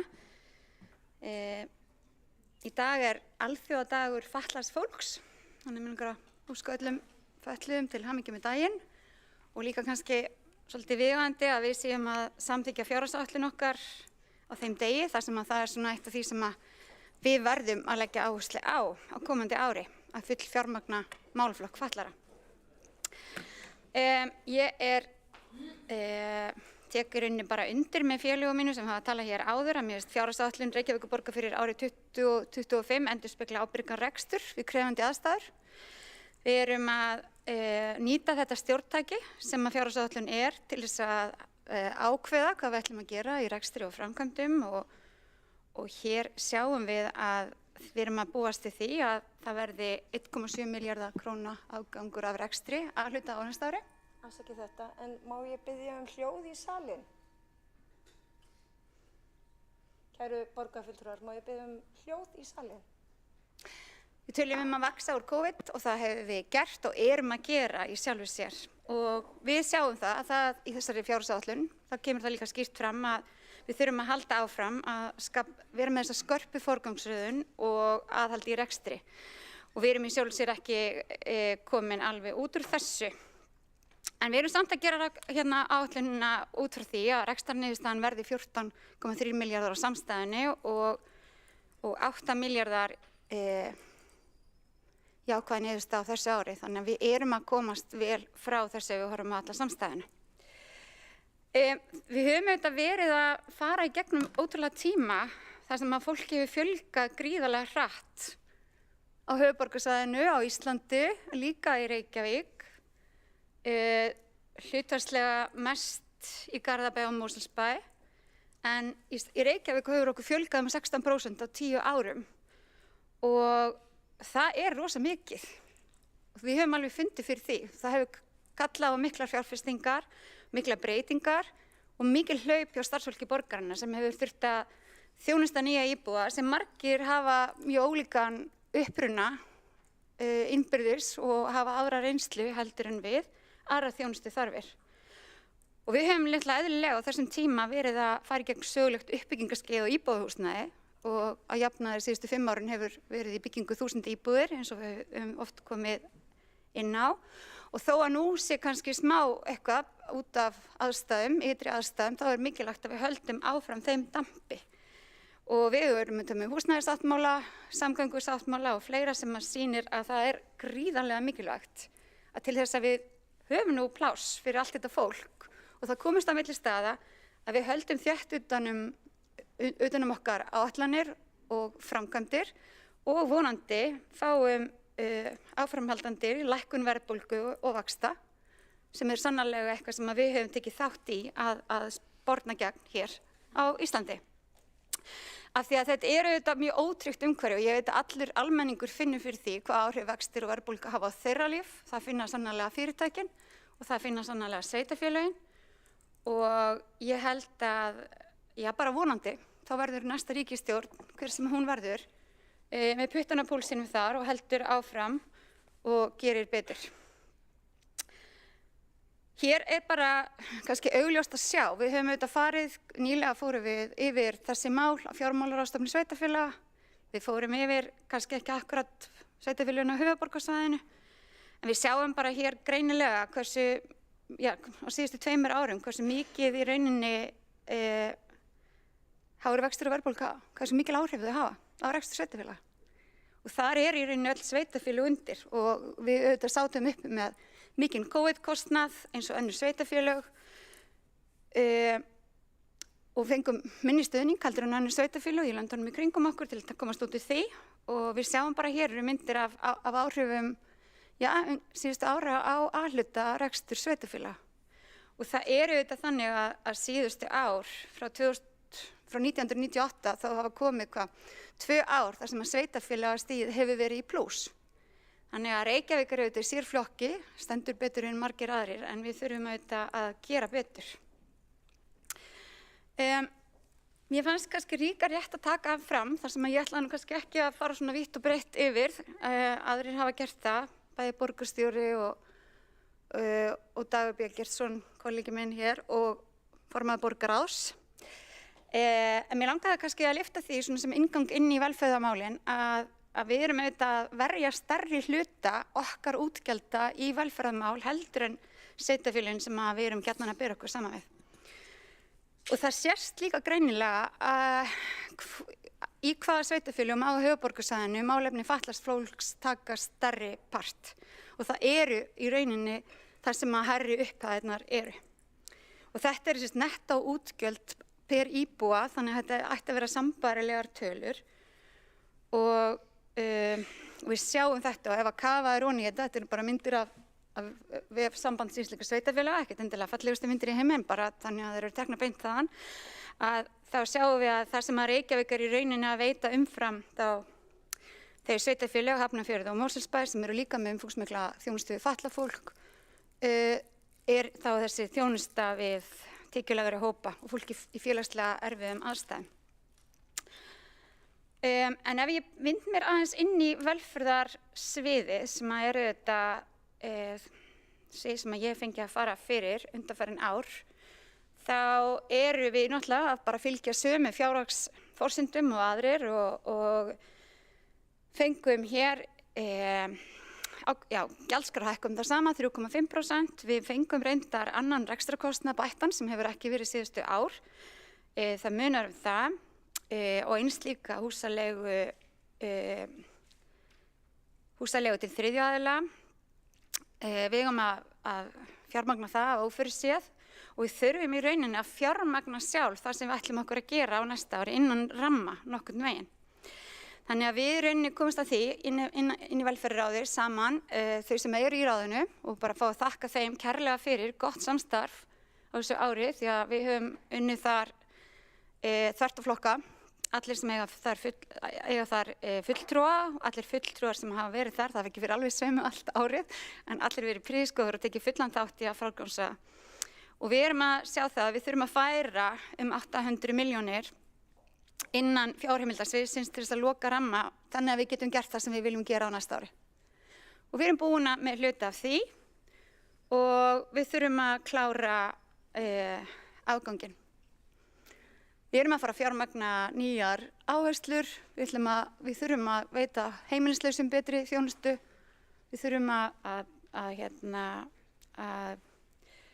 gera það sem við höfum ákveðið að gera og þá þurfum við að hætta einhverju öðru á móti. Og þannig höfum við reyndar unnið mjög mikið af stórum hluta á velferðarsviði síðustu ár. Við höfum vaxið hratt en mjög mikið innan ramma. Auðvitað bætist alltaf eitthvað við. Ný verkefni bætast við, það eru verðbætur og það eru ýmislegt en svona er þetta og það getur verið að þetta verði dálítið strembið á næsta ári. Af því að það að mæta ófyrirsjáanlegum útgjöldum innan ramma verður eflaust mjög strembið. En ramminn er þá svona og hér er í rauninni bara tekjur, þessar beinu tekjur, samningar sem velferðarsvið gerir, ekki tekjur vegna málefna fatlaðra vegna jöfnunarsjóðs. Hér. Og síðan erum við með, hér er í rauninni bara fjárhagsrammin með bundnu liðunum inni og ef ég bara segi það eru hérna nokkrar breytingar, það er til dæmis breyting vegna ráða og nefnda það minnkar, það ekki það að við höfum verið svona rosa dýr og höfum hætti, heldur færðist umdæmisráð barnaverndar á milli yfir á miðlæga skrifstofu, bundnir liðir, það svona aðeins breyting þar og fjárhagsaðstoð og annað slíkt. Við erum að fá viðauka núna, geri ég ráð fyrir, á milli umræðna, vegna þess að við erum að fara að opna nýtt úrræði fyrir fatlað fólk á Háteigsvegi. Það hluti af gömlu uppbyggingaráætluninni en við höfum ekki fjármagnað þessa nýju og það þá líka kannski gaman að fá að gera það í dag. Ef ég tala viðaukana sem komu í rauninni inn í ramma 25 og komu inn árið 24, þá eru það auðvitað endurmat starfa því við höfum tekið þátt í starfsmati eðlilega. Síðan eru það úrræði á Vesturgötu og Laugavegi og Rökkurtjörn. Þar var komið á úrræði og síðan fjármögnun vegna nýrra NPA-samninga sem að verður sannarlega fjármagna með viðbót. Það voru ákveðin fjármögnun vegna heilsustefnu Reykjavíkur, það voru breytingar vegna kjaranefndar röðunar stjórnenda og skipulagsbreytingar hjá fjárhættu áhættustýringarsviði.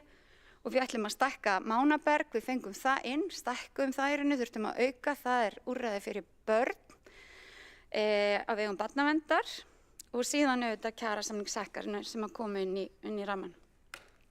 Þannig að þróun rammans hefur verið svona og þið sjáu að þetta í sjálfur sér svona ákveðin stigandi en þó ekki kannski í samræmi við verkefni.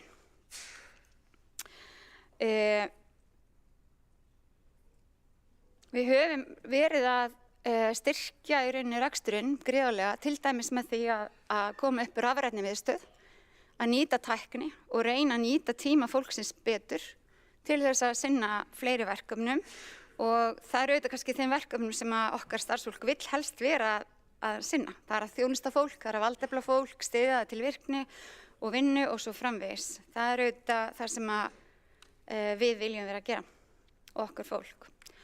Hérna eru skipting gjalda eins og við áætlum það á næsta ári eftir starfseiningum og mér langaði kannski að varpa þessu upp af því að þarna kemur miðlægu verkefni og margir halda að það sé eitthvað rosa djúsi og spennandi. Það í rauninni að stærstum hluta, það keðjan sem þar stærsti parturinn. Við erum, stór partur, það eru 3,2 milljarðar, þar eru við að þjónusta 1100 börn núna með ýmsum úrræðum sem við erum með. Rafræna miðstöðin sem ég var að tala um áðan sem hefur tekið þá, við höfum fært fjármagn og verkefni úr miðstöðunum inn í þessa rafræna miðstöð. Við erum með virknihús og virknimiðlun sem fær 227 milljónir en að ná gríðarlegum árangri og við sjáum það að eftir að fengum á síðasta velferðarráðsfundi svona árangursmælingu að það voru í rauninni einungis 26% þeirra sem voru að fjárhagsaðstoð þegar þeir byrjuðu á úrræðum sem að virknimiðlun, vinnu og virknimiðlun með, sem ennþá fjárhagsaðstoð þegar úrræðinu lýkur. Þannig að árangurinn gríðarlega mikill og ekki síst, ekki endilega fjárhagslegur bara heldur fyrir það fólk sem að kemst í vinnu eða virkni. Og síðan eru þetta samningar og styrkir, við erum að borga ferðaþjónustu og fleira slíkt. Þannig að þetta svona þetta miðlæga, þannig að það nú voða samnings- og verkefna bundið. Og síðan eru það barnaverndin sem 6% og síðan miðstöðurnar og bundnu liðirnir. Ef við köfum aðeins betur ofan í þjónustu þættina þá getið séð að þetta eru að búsetuþjónustan í rauninni langstærst og þessir þættir sem að tengjast fötluðum. Eðlilega, það varðandi stöðugildin, þá nú mikið rætt um það oft í þessum sal og við gerum áætlun og gerum ráð fyrir því að fækka stöðugildum núna. Það í rauninni eitthvað sem við munum útfæra líka áfram og koma með.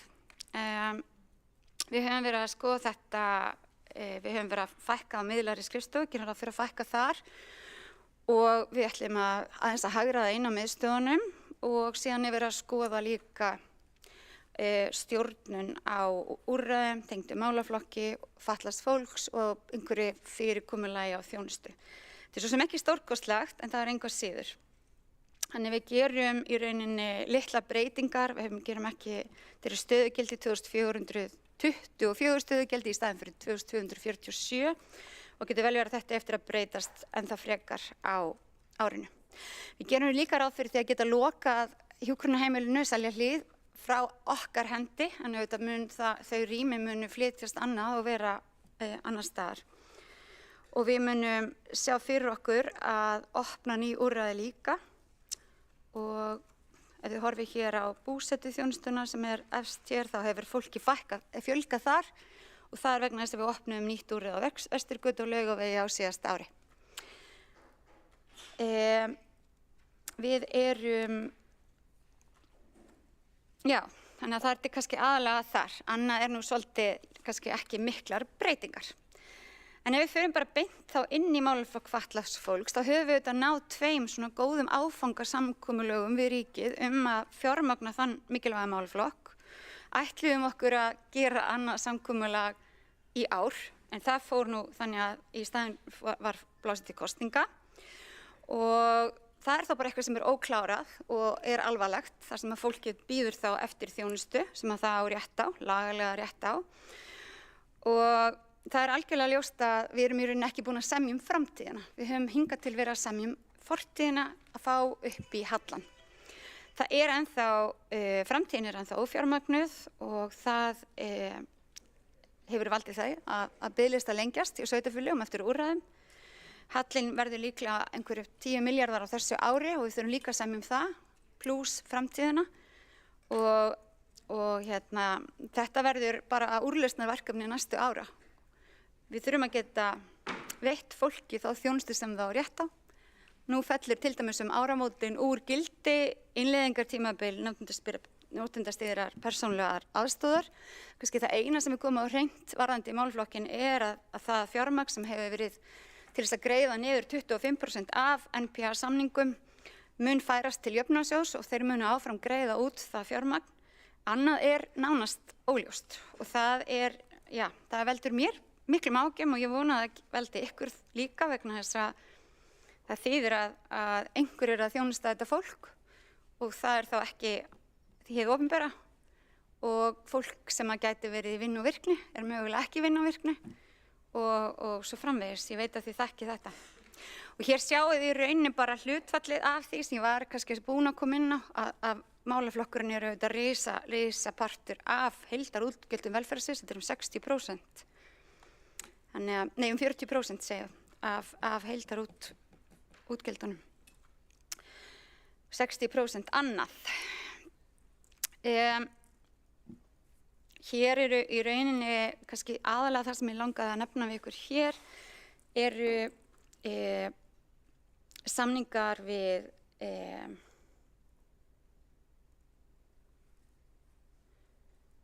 varðandi þroska og geð. Það er í rauninni, NPA er stór partur en það eru líka samningar vegna þroska, börn með þroska og geðraskanir.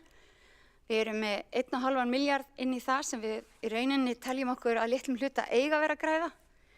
Það er hins vegar ekki bara Reykjavík sem gerir það. Sveitarfélögin hafa verið að bara tryggja þessum börnum úrræði þar sem úrræðum hefur verið lokað á undanförnum árum. Og við vonumst til að ná þar líka hagræðingu árangri á næsta ári af því að mér heyrðist allavega og sýndist á fundi sem Sambandíska sveitarfélaga hélt með fulltrúum flokkana að það væru allir flokkar sammála því að ríkið ætti að bera ábyrgð á þjónustu á 3. stigi. Þannig ég vona bara að sama hverjir endi ríkisstjórn að þá muni koma hér öflugt úrræði fyrir þessi börn sem eru með þroska og geðraskanir með fjölþættan vanda vegna þess að þau þurfa markvisst úrræði sem er ekki til í dag og þetta er úrlausnarefni sem að sveitarfélögin hafa setið uppi með og er engan veginn ásættanlegt. NPA er líka 1,7 milljarður í ár og samningur að styrkir 3,3 þannig að þetta er svona en annars sjáum við þetta kannski nokkuð vel.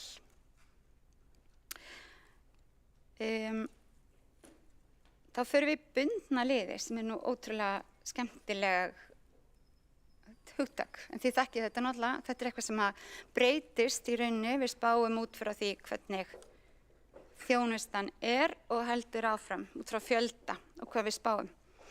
Áætlunin byggir, við áætlum það að fjárhagsaðstoð breytist í rauninni ekki mikið, svolítið erfitt að áætla þetta því við vitum í rauninni ekki alveg hversu margir flóttamenn komið til með að koma.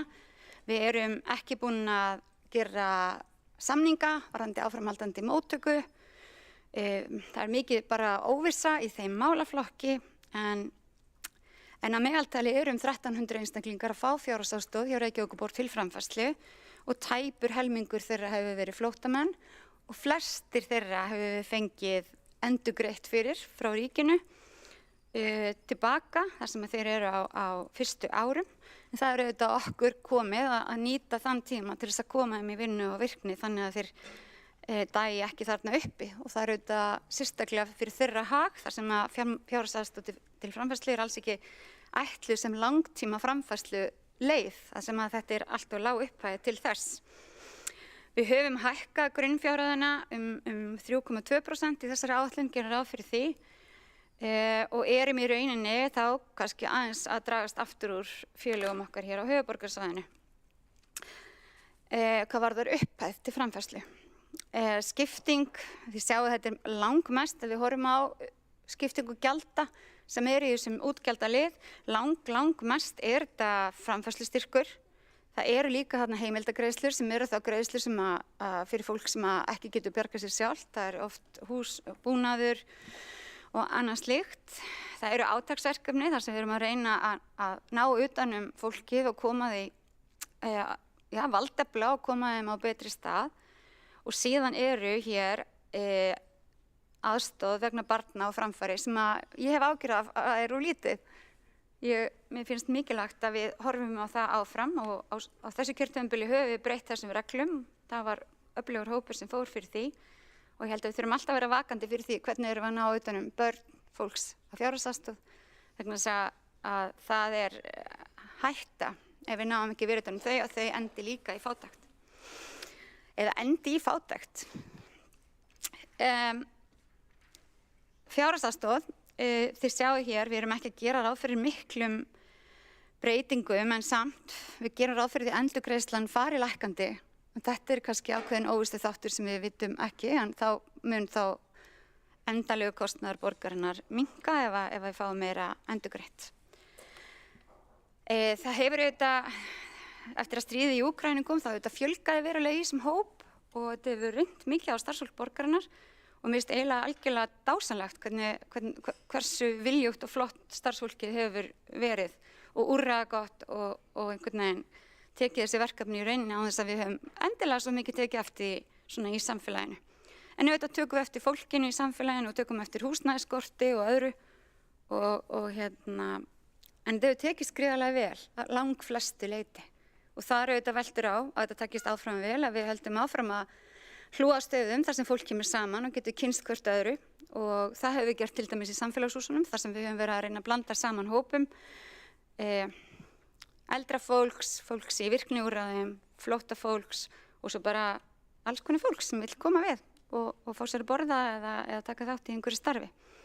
Við erum með úrræði þar líka fyrir fólk sem heima með lítil börn sem kemur. Það nú fátt fallegra heldur en að sjá lítil börn og gamalt fólk hittast og þarna hittist fólk og þarna minnka fordómar og eykst skilningur á milli hópa. Þannig að við erum ennþá í nokkru óvissu hér, þannig að þetta kannski ekki það öruggasta. Nú síðan það sérstakur húsnæðisstuðningur, þar erum við að byggja svolítið á sögulegum gögnum, spá og kostnaðarmati breytinga og reglna á þessu ári sem hafa verið þó nokkrar. Við gerum ráð fyrir því að við komum til með að hækka húsnæðisbætur, þannig að það er gert ráð fyrir því í áætluninni. En við þurfum líka að gera ráð fyrir því að þetta eitthvað sem við eigum eftir að tala meira á komandi ári því að við sjáum að við erum ekki kannski alveg að ná nægilega vel utan hópinn tekjulágir einstaklingar og við höfum verið að greina það núna mjög mikið undanfarið í velferðarráði. Þetta eru kannski þær hækkanir sem við höfum bara ráðist í á árinu, bæði fyrst 7. mars til þess að ná betur utan hópinn, síðan 13. júlí og aftur hækkuðu tekjumörk, þannig að þetta er eitthvað sem við höfum verið að gera. En þið sjáu hér að það er helmingur þeirra sem fá sérstakan húsnæðisstuðning eru á almennu markaði, helmingurinn er hjá félagsbústöðum. Við höfum verið að skoða hækkanir á húsnæðisstuðningi til þess að mæta þeim sem þessari beiðni félagsbústöðum að hækka leigu. Og það færi auðvitað slíkur stuðningur einnig til fólks á almennu markaði. Það hefur svo sem líka verið stefnan okkar að fólk þurfi ekki endilega að búa í húsnæði sem er í eigu Reykjavíkurborgar í gegnum félagsbústaði til þess að fá stuðning, en þetta er eitthvað sem við erum bara ekki klár með, ekki tilbúin með og er í skoðun hjá starfsfólki borgarinnar í raun að koma með tillögur það hvernig þetta verður best gert. En það er í rauninni mikilvægt að gera það hratt, þannig að eignasafn félagsbústaða haldi áfram að stækka og við getum úthlutað fólki í þeim vanda að það geti ekki útvegað sér húsnæði sjálft, öruggu húsnæði. Við höfum líka verið að skoða félagslega matið og hvort að það er hindrun í að fá, hvort við erum ekki kannski alveg þar og það getur vel verið að við komum á nýju ári með tillögur að breyttu félagslegu mati þar. Aðeins bara magntölur og biðlistar, ég veit að þið eru öll búin að lesa hérna alla greinargerðina og allt það, mæli með því, þannig ég ætla ekkert að vera að fara í allt þar, en þið sjáu að það eru kannski engar stórkostlega breytingar á milli ára. Þar, sýningur hér, það eru í rauninni örlítið færri sem fá fjárhagsaðstoð, aðeins fleiri sem fá stoðþjónustu, en í rauninni minni breytingar heldur en maður myndi kannski vilja sjá, því að ef við sjáum þróun biðlista, þá höfum við í rauninni náð að taka nokkuð vel utan hann þá með því að, eins og ég sagði án, nýta fjármagnið, nýta fólkið, gera verkferla skarpari, styttri, betri og þar eru auðvitað fyrst og fremst sviðsstjóri og framkvæmdastjórn sem hefur átt þar en líka bara rafræna miðstöðin sem er ötul í að mæla tíma og koma með tillögur að breyttu verklagi og reyna að einfalda þannig að hið mannlega varðandi tölvukerfin sé minnst og við getum nýtt tíman í fólkið. Þið sjáu að við höfum svona fækkað í rauninni, það var styst biðlistar í 8 málaflokkum af 11 en þessir 3 varða húsnæði hafa lengst og þess vegna er mikilvægt að við náum utanum þetta og eins líka varðandi heimastöðning, þar hefur lengst biðlisti sem er auðvitað ekki gott. Það er engin stórkostleg breyting þar. Varðandi kynjaða fjárhags- og starfsáætlun, þá langaði mig kannski frekar aðeins að koma inn á það, af því ég veit að þið eru búin að lesa allar greinargerðirnar og ég þarf ekki að vera að endurtaka það. En mér finnst þetta mjög mikilvægt verkefni og mér finnst í rauninni að það mætti alveg fá meira pláss þegar við erum að kynna fjárhagsáætlanir okkar, almennt. Þetta er tól sem hefur verið notað mjög víða til þess að passa við séum þegar við erum úthlutað fjármagni að það nýtist öllum hópum og það nýtist sem best. Þannig að við séum auðvitað fyrst fremst kynin, fólk af öllum kynjum, líka fólk af ólíkum uppruna. Við séum alltaf að rýna alla þjónustuþætti og hvernig þetta hefur verið gert. Og við höfum auðvitað verið hér Reykjavíkurborg fór að innleiða þetta 2011 og hefur verið og velferðarsvið hefur tekið mikinn þátt í þessu. Það hefur verið smá mismunandi eftir sviðum. En nú er í rauninni velferðarsvið búið að rýna alla þjónustuþætti sína með þessu tóli og það hefur í rauninni skilað okkur mjög áhugaverðum upplýsingum og góðum upplýsingum. Og við erum svona svolítið að rýna núna hvernig getum við nýtt þetta ennþá frekar, að þú veist, í staðin fyrir að fara alveg í annan hring á alla þjónustuþættina, því við höfum notað, ef það hefur komið eitthvað, þá höfum við lagt til úrbætur á ferlum eða mati eða öðru og ef eitthvað kemur varðandi áherslu, sérstaklega hvað varðar áherslur og jafnrétti kynjanna sem hefur alveg stundum komið. Við höfum verið að skoða það núna og það er ákveðin áætlun núna að rauninni gera þetta aðeins svona, fara kannski aðeins meira í ákveðina svona ferla. Þannig að í rauninni þegar við erum að ákveða þjónustu við flóttafólk, skoða þar betur út frá kynjum og út frá hvort við erum að mæta öllum og hvort við erum okkar reglur að ná utan alla hópa. Úthlutunar í félagslegt húsnæði. Við höfum lengi séð að þar eru mismunandi hópar sem fá úthluta og eru á biðlista og við bara eitthvað þar í reglunum okkar sem eru ekki eðlileg. Og svo eins matsviðmiðin fyrir sérstakann húsnæðisstuðning, eins og ég var að tala við ykkur áðan. Og mér finnst ekkert ólíklegt að það komi út úr þessum greiningum einhverja breytingar því það hefur áður gerst. Og það er mikilvægt að nýta svona tól til þess að svona fara yfir núverandi framkvæmd og reglur og leggja upp með úrbætur. Því að það er náttúrulega því sanna jafnrétti að við erum alltaf að skoða og gera og passa við séum ekki að taka ákvarðanir sem að síðan hygla einu kyni umfram annað. Og það hefur alveg komið í ljós á velferðarsviði bæði eitthvað sem hefur verið til hagsbóta fyrir konur og eins fyrir kalla. Þannig það hefur nú alveg verið í báðar áttir. Við hefum líka lagt áherslu á að jafnréttisskima fjárfestingar og fjárhagsáætlunina og allar tillögur sem við leggjum til og ég veit svo sem öll sviðin að gera þetta en ég held kannski alveg að það væri gaman að tala meira það þegar við erum að leggja fram okkar áætlanir, okkar fjárhagsáætlanir vegna þess að við erum með að nýta þessi mikilvægu tól til þess að gera þetta betur. Að síðustu þá hlakka ég til í rauninni næsta árs. Mér finnst þetta alveg, maður myndi oft vilja gera ýmislegt og ég var alveg til í að vera með minn eigin langa lista af hugmyndum sem ég myndi vilja fjármagna. Við höfum verið að reyna, ég kannski glimti að taka það fram að það er til dæmis við erum með hóp í gangi núna sem er að fara yfir skólaþjónustu, hefur náð miklum árangri þar að mér skilst og við höfum að fá kynningu á því bara á næsta eða þarnæsta fundi. Þar hefur borgarfulltrúi Kolbrún Baldursdóttir við samþykktum tillögu hennar að þeim hópi. Hún er farið fyrir honum, hlakka til að sjá á niðurstöður þess. Við erum að taka bara úr núna umsögn, nýja aðgerðaáætlun með málefnum heimilislausra. Ég vona að við náum að koma með það bara inn á næsta borgarstjórnarfund. Þar sem við þurfum að fara betur aðeins yfir hvernig við erum að ná utan hópinn. Við erum að móta stefnu í málum eldra fólks. Þannig að þá munum við geta farið aðeins betur í svona þjónustu við eldra fólk og hvernig við erum að koma inn í þetta gott að eldast. Á síðasta velferðarráðsfundi var reyndar ákveðið við að taka okkur í 2 ár að veita fólki allt land upplýsingar þjónustu við eldra fólk og það er greitt af ríkinu. En þar sem Reykjavíkurborg er komin lengst í þessu, þá samþykktum við það. Þá mun ég líka kannski geta kynnt fyrir ykkur aðeins betur innleiðingu á velferðartækni því að það er í rauninni algjörlega magnað og heimastöðningurinn, Selmuteymið, er í rauninni orðin svona nýsköpunar hraðall í heimaþjónustu. Þar er að koma upp hugmyndir sem eru fjármagnaðar og hafa breytt alveg ótrúlega miklu.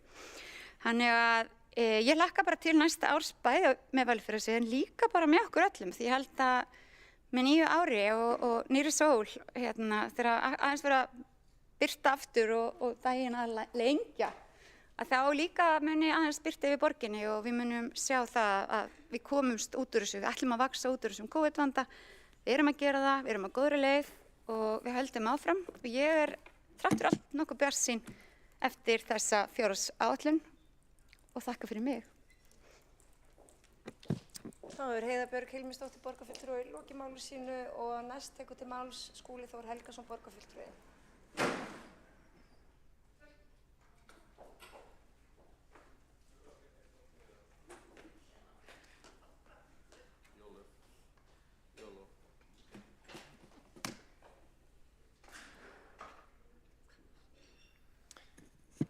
Forseti ágæta borgarstjórn. Ég mun fara hér yfir stöðu mála, annars vegar í menningar- og íþróttamálum borgarinnar og hins vegar í því sem að lítur að uppbyggingu í leikskólamálum sem að hefur verið í gangi undanfarin ár og verður kraftmikil á komandi árum eins og ég mun fara betur yfir á eftir.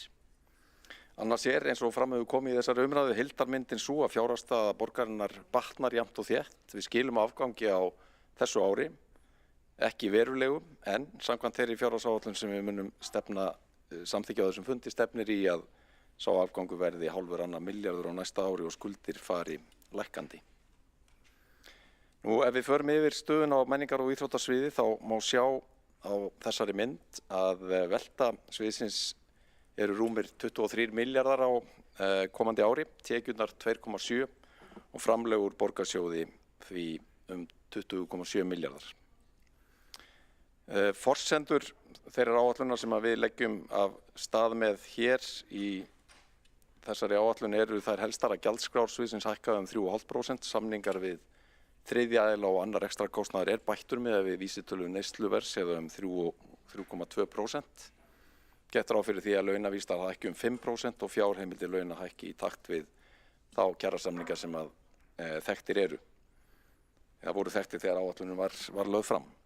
Eins og við þekkjum þá var ekki gefin út miðlæg hagræðingarkrafa á öll svið að þessu sinni en hins vegar ákvað menningar- og íþróttasvið að hafa borð fyrir báru og leggja hagræðingarkröfu á launalið sinna stofnana til þess að mæta nýjum verkefnum og áætlað að það skili tæplega 30 milljóna króna lækkun útgjalda.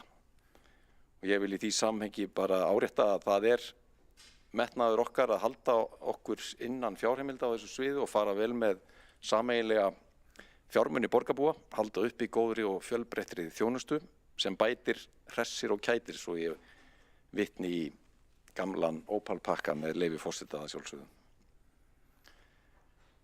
Nú, ef við skoðum hlutfallslega skiptingu rekstrarþátta þá myndin þessi að framlög til íþróttaborgarinnar vega þyngst 43%, þar munar auðvitað mestu samninga við öll íþróttafélögin í borginni. Menningarborgin með 16%, söfnin taka til sín 15%, útgjaldana og sundlaugarnar önnur 15%. Síðan það sem við köllum útilífsborgin með 4%, hitthúsið sömuleiðis og 2% fara í yfirstjórn. Rekstrarkostnaður skiptist þannig að hlutur innrilegu húsnæðis og búnaðar 30% af kökunni, launakostnaður tæp 27%, styrkir svipað hlutfall 26,5%, annar rekstrarkostnaður tæp 8% og aðri liðir eru lægri. Helstu breytingar milli ára eru þessar að gjaldskrár lækkuðu 2,5 milljón vegna kjarasamningana á fyrrihluta ársins. Gjaldskrár sviðsins munu hins vegar auðvitað hækka á nýjum áramótin eins og venja til 3,5% sem að skilar 54 milljónum í aukna tekjur. Verðbætur og annar rekstrakostnað nema rúmum 330 milljónum. Verðbætur og viðbætur á innri leigu reknast á 420 milljónir og kjarasamningsbundnar hækkanir vegna þessa ás og hins næsta losa 435 milljónir króna. Ef við skoðum síðan svona sértækari breytingar að þá hefur verið samið ákveðna tilfærslur á verkefnum sem ég vildi vekja athygli á frá skóla- og frístundasviði til menningar- og íþróttasviðs. Það felast helst í því að miðstöð útivistar og útináms sem að hefur verið undir hatti skóla- og frístundasviðs undanfarin ár færist yfir til menningar- og íþróttasviðs og sameinast þar með útilífsborgin og verður vega mikill þáttur í því starfi. Fjárheimildir fylgja með upp á rúma 90 milljónir. Síðan tekur sviðið við rekstri Kleberslaugar á Kjalarnesi og jafnframt allra íþróttahúsa grunnskólana í borginni. Áætlað að tekjur sundlaugana hækki 30 milljónir á næsta ári vegna þeirra breytinga á gjaldskrá aldraðra í sund sem að við samþykktum mitt ár. En á móti eykst stuðningu við íþróttastarf í þágu aldraðra 20 milljónir sem að kemur fram í hækkun á samningi við Íþróttabandalag Reykjavíkur. Af sértækum aðgerðum sem að koma inn í fjárhagsáætlun að frumkvæði okkar í menningar, íþrótta og tómstundaráði helst að nefna að við hækkum almennu menningarstyrkina 15 milljónir og þetta annar áfangi af 3 í áætlun sem að við lögðum fram í fyrra og gekk út á það að vinna tilbaka á 3 árum skerðingar á styrkjánum sem að höfðu ekki fylgt verðlagi í alllangan tíma þar á undan. Sömuleiðis erum við að hækka núna framlög til listaverkakaupa, Listasafns Reykjavíkur sem að sömuleiðis hafa rýrnað í verðbólgu undanfarin ára og mun nýtast verulega til þess að styrkja kaup á verkum samtímalistamanna og efla þannig myndlistarlífið í borginni. Nýjasta útibú Borgarbókasafnsins á Kjalarnesi fær tryggt rekstrarfjármagn fyrir næsta ár upp á 5 milljónir en það hefur verið kærkomin þjónustu aukning fyrir íbúa á Kjalarnesi sem að hefðu ekki átt sitt eigið bókasafn fyrir en að við opnum það í byrjun árs 2023. Það fer nú inn í sitt 3. starfsár vonandi til frambúðar því að móttökur íbúa og aðsókn hefur farið fram úr björtustu vonum.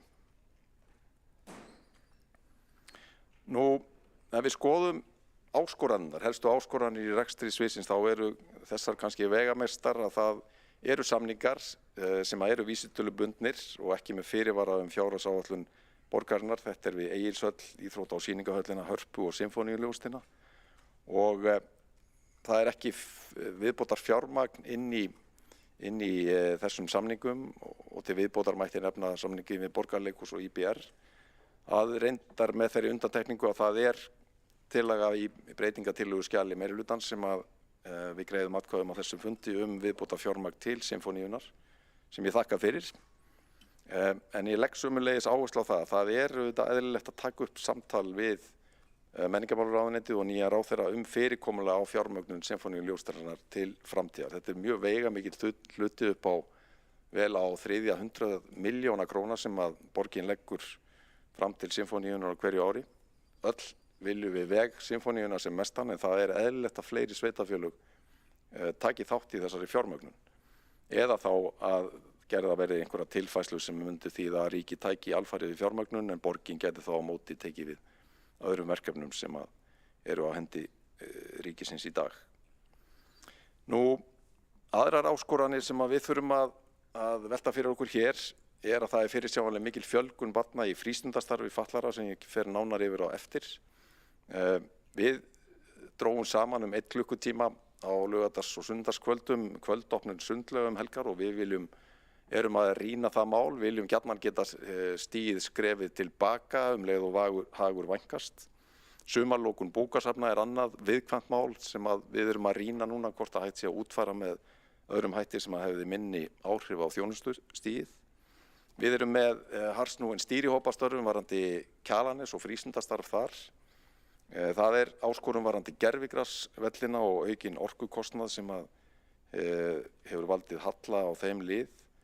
Og síðan merk vinna í gangi varðandi endurskoðun á öllum gjaldskrám sviðsins sem ég kem nánar á eftir.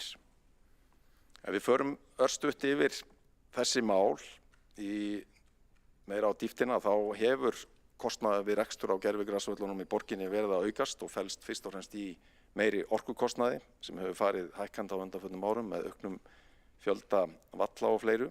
Það hefur ekki fengist fjármagn til þess að mæta þessum kostnaði að fullu sem hefur valdið talsverðum halla sem núna á þessu ári stefnir í að fara yfir 40 milljónir. Við höfum verið að rýna starfsemi hins hússins sem heldur út í starfsemi fyrir ungmenni á aldrinum 16 til 25 ára og hefur gert árabil og við lögðum til í skýrslu sem var kláruð á þessu ári að það breytt forgangsröðun í starfsemi hins hússins þannig að það myndi leggja aukna áherslu á forvarnastarf og vinnum við að fyrirbyggja og draga úr áhættu hegðun ungmenna og vonandi fáum við svona niðurstöðu í þau mál á fyrir hluta nýs árs. Og það fyrirsjáanleg veruleg fjölgun þeirra ungmenna sem eru skráð í frítímastarf fatlara á hausti komanda. Mikil aukning á fjölda þeirra ungmenna sem gera maður ráð fyrir því að koma inn í þetta mikilvæga starf sem þarna unnið á hverju ári samkvæmt upplýsingum frá skóla og frístundasviði. Það var talsverð aukning á fjölda þeirra ungmenna sem kom inn í starfið á þessu hausti og áætlað að kostnaðaraukningin vegna þess að geti numið 65 milljónum króna sem þarf að gera ráð fyrir í væntanlega viðauka á næsta ári. Nú, Borgarbókasafnið flaggar því hér að starfsfólk Borgarbókasafns í Grófinni hefur upplifað ótta vegna gesta sem sýna áhættuhegðun í safninu. Starfsfólki hefur verið ógnað og allmörg tilvik að leita hefur til lögreglu til að verja gesti og starfsfólk fyrir ógnandi hegðun. Og þarna hefur verið metið að þörf sé á 2 starfsmönnum í samstarfi við velferðarsviðin í bókasafnið í 2 hlutastörf, 45%. Nú hafa þessar glærur sem ég var með uppi dottið út. Ég vonast til þess að það komi inn aftur fljótlega. En ég held áfram og nefni hér að við erum að vinna í stýrihópi frístundastarf á Kjalarnesi. Þetta auðvitað minnsta minnsti borgarhlutin í okkar safni, eins og allir þekkja, en stýrihópnum var ætlað að rýna sérstaklega þátttöku barna og ungmenna á Kjalarnesi. En við höfum séð það á tölfræði undanfarin ára að það eru 3 hverfi í borginni þar sem að þáttaka í skipulögðu frístundastarfi, hvort sem að það er íþróttastarf eða menningar eða listnám. 3 hverfi sem að hafa svona verið vel undir meðallagi. Það er auðvitað Breiðholtið þar sem að við höfum verið með mjög markvisst og gott starf á undanförnum árum til þess að ná upp þáttökunni. Það er Miðbærinn og það er Kjalarnesið. Og öll eiga þessi hverfi það sameiginlegt að þarna er hlutfall barna og ungmenna með erlendan bakgrunn hærra en annars staðar í borginni. Og við erum að rýna þessi mál, erum með ýmsar tillögur sem að verða kynntar væntanlega í janúar á næsta ári sem að er ætlað að örva þátttökuna og svona höfða til ekki síst stúlkna, af því að það er talsverður kynjamunur sem hefur birst okkur í þessum gögnum. Þannig að stúlkur hafa síður tekið þátt í skipulögðu frístundastarfi hjá Kjalarnesi og síður nýtt þann frístundastyrk sem að borgin hefur boðið hér og haldið úti lengi. Ég nefndi endurskoðun og samræmingu á gjaldskrám og það hefur verið að rýna þau tækifæri sem að felast í einfaldari framsetningu og samræma þær verðskrár þvert á þjónustu og verkefni stofnana. Markmiðið með þessari vinnu er fyrir utan samræmingaþáttinn að auka tekjur en gera líka gjaldskrár aðgengilegri fyrir íbúa og gesti í takt við þjónustu stefnu borgarinnar. Og við vonumst eftir því að fá niðurstöður úr þessari vinnu á fyrirhluta næsta árs.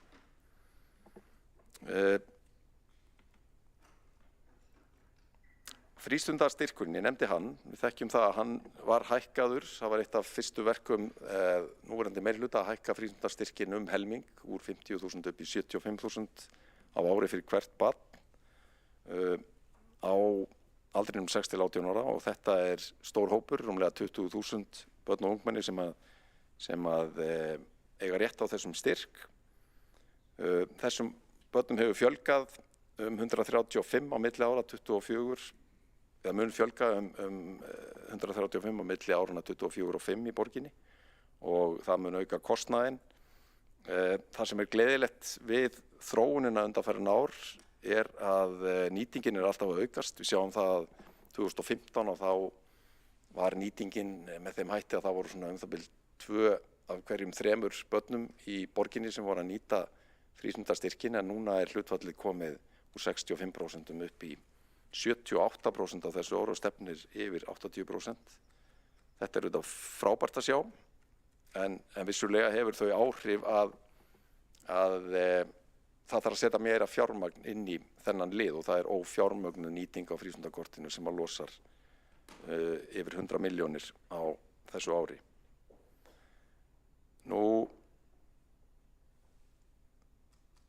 Íþróttamálin, það er markviss uppbygging íþróttamannvirkja hér og þar í borginni. Það var nýlega gengið frá samningi við Val um uppbyggingu á Hlíðarenda, tilfærslu eigna og svo framvegis. En stærsta verkefni framundan er markviss uppbygging íþróttamannvirkja í Vesturbænum og á þeirri aðstöðu sem að KR rekur þar. Það er búið að leggja á þessu hausti nýjan gervigrasvöll fyrir yngri flokka í knattspyrnu sem að nýtist bæði strákum og stelpum. Nýtt fjölnota íþróttahús fór í útboð á dögunum sem mun nýtast fjölmörgum deildum félagsins og svo eru viðræður við forsvarsmenn félagsins um að breyta aðalvelli KR í gervigrasvöll eins og tíðkast hjá flest öllum félögum í efstu deild í dag. Vonandi verður þetta að hefja undirbúningsvinnu við það verkefni á allar næstu vikum og stefnt er að því að íþróttahúsi verði tekið í notkun á árinu 2027. Við þekkjum þjóðarhöllina og það verkefni í Laugardalum sem að er ætlað að stórbæta meðal annars aðstöðu barna og ungmenna í hverfinu sem og félagana Þróttar og Ármanns. Stefnt að því að tvöfalda æfingatíma félagana auk mikillar bætingar aðstöðu fyrir skólana í Laugardalum. Og nýjustu fréttir af því stóra verkefni eru að það liggur fyrir ákvörðunum að Þjóðarhalli HF er heimilt að hefja samkeppnisferli vegna útboðs á byggingu þjóðarhallar í Laugardalum. Það ferli gæti hafist núna í desember og er gert ráð fyrir verklokum og þar með opnun þjóðarhallar í árslok 2027. Lengra inn í framtíðinni síðan uppbygging á knatthúsi og svona minniháttar aðstöðubæting hjá Fram í Úlfarsárdal að ógleymdum þjóðarleikvangi í Laugardal. Og þá vonumst við eftir því að skriður komist á stækkun fimmleikahús Fylkis í Árbænum, dans- og fimmleikahús í Breiðholtinu sem að voru mjög ofarlega í forgangsröðun íþróttamannvirkja í upphafi þessa áratugar sem okkur mikið í mun að verði að veruleika. Og hér hafa verið nefnd í umræðunni fyrir í dag uppbygging Grófarhús og Hafnarhús, þar mun undirbúningur halda áfram. Það verður ekki ráðist í þær framkvæmdir strax en það eru það verkefni sem er ekki í fyrsta forgangi og við þurfum að komast lengra í að lyfta fjárhæði borgarinnar áður en hægt að ráðast í svo stóra fjárfestingar á allra næstu árum. Nú, ég vil svona síðustu undir þessum liðum menningar og íþróttamálin nefna það að við erum með í gangi stýrihóp sem er að vinna að tillögum varðandi framtíðarstefnu í málefnum Viðeyjar. Það var mjög gleðilegt að okkur tókst að tryggja fjármagn til þess að fara í nauðsynlegar endurbætur á friðarsólunni á þessu ári með góðu samstarfi bæði Orkuveituna og listakonuna Yoko Ono sem á auðvitað þá hugmyndi að því merka tákni frið í heiminum. Og við erum reyndar í spennandi samtali við fulltrúa listakonunar viðbótarverkefni tengt friðarmálum út í Viðey sem að vonandi verður hluti af þeim tillögum sem að við skilum á okkur á nýju ári. Það samstarf, hefur verið gott samstarf í gangi við fráfarandi ráðherra menningarmála málefni eins og sviðslistir sérstaklega og reyndar líka aðstöðumál fyrir tónlistageirann í borginni og á höfuðborgarsvæðinu.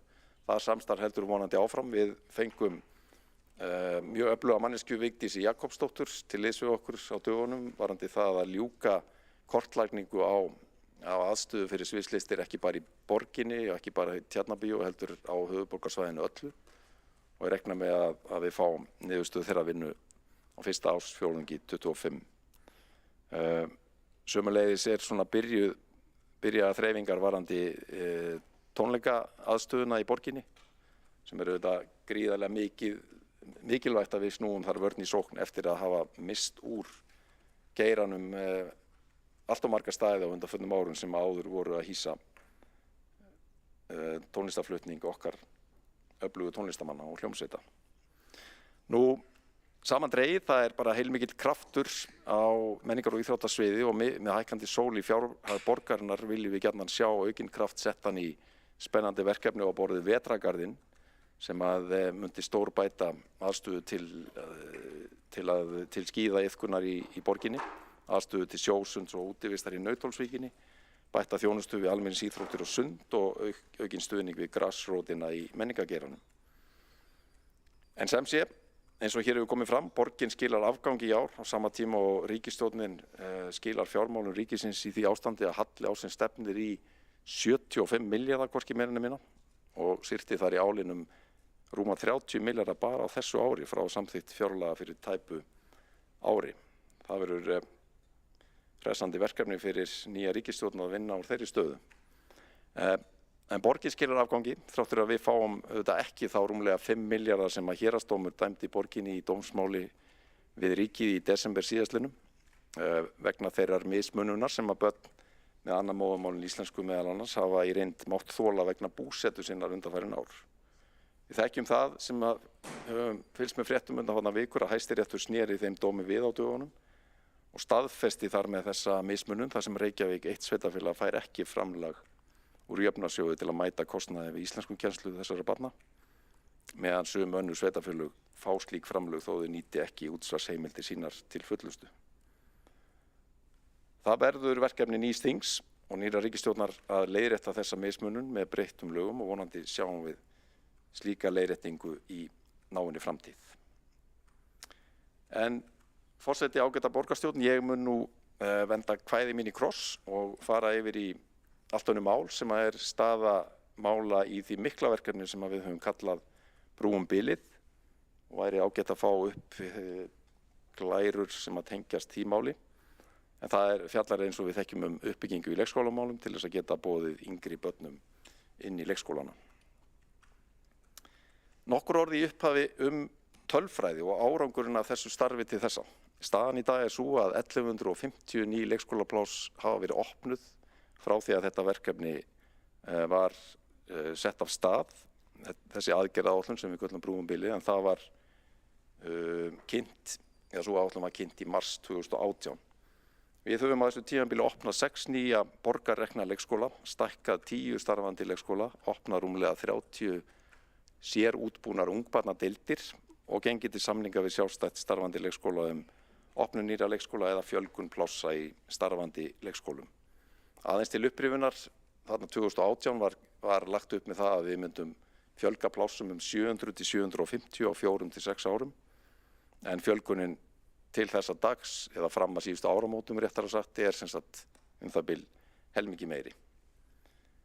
Hins vegar hafa allir sem að fylgst hafa með þessum málaflokki tekið eftir því að ýmsir þættir hafa orðið til þess að tefja fyrir því að öll þessi nýju pláss skiluðu sér í lægri inntökualdri barna og þar munar auðvitað mestu það að óvenju margir leikskólar eða leikskóladeildir hafa þurft að loka tímabundið vegna myglu, rakaskemmda eða annarra framkvæmda.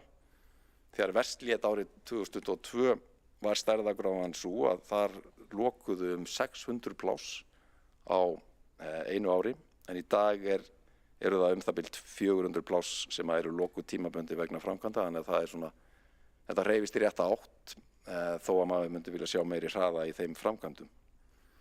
Það kom ákveðin barnasprengja í tengslu við COVID-faraldurinn sem olli tímabundinni fjölgun barna, en hún hefur hins vegar gengið tilbaka á ný allra síðustu misserin.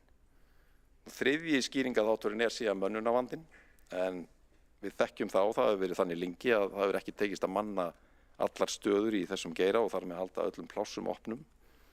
Þar hefur þó nást árangur sem ég vil vekja athygli á og hrósa okkar fólki á skóla- og frístundasviði fyrir það að það hefur tekist síðustu árin að fylla í auknum mæli laus pláss sem að eitt sinn voru á 400 en standa nú í kringum 100.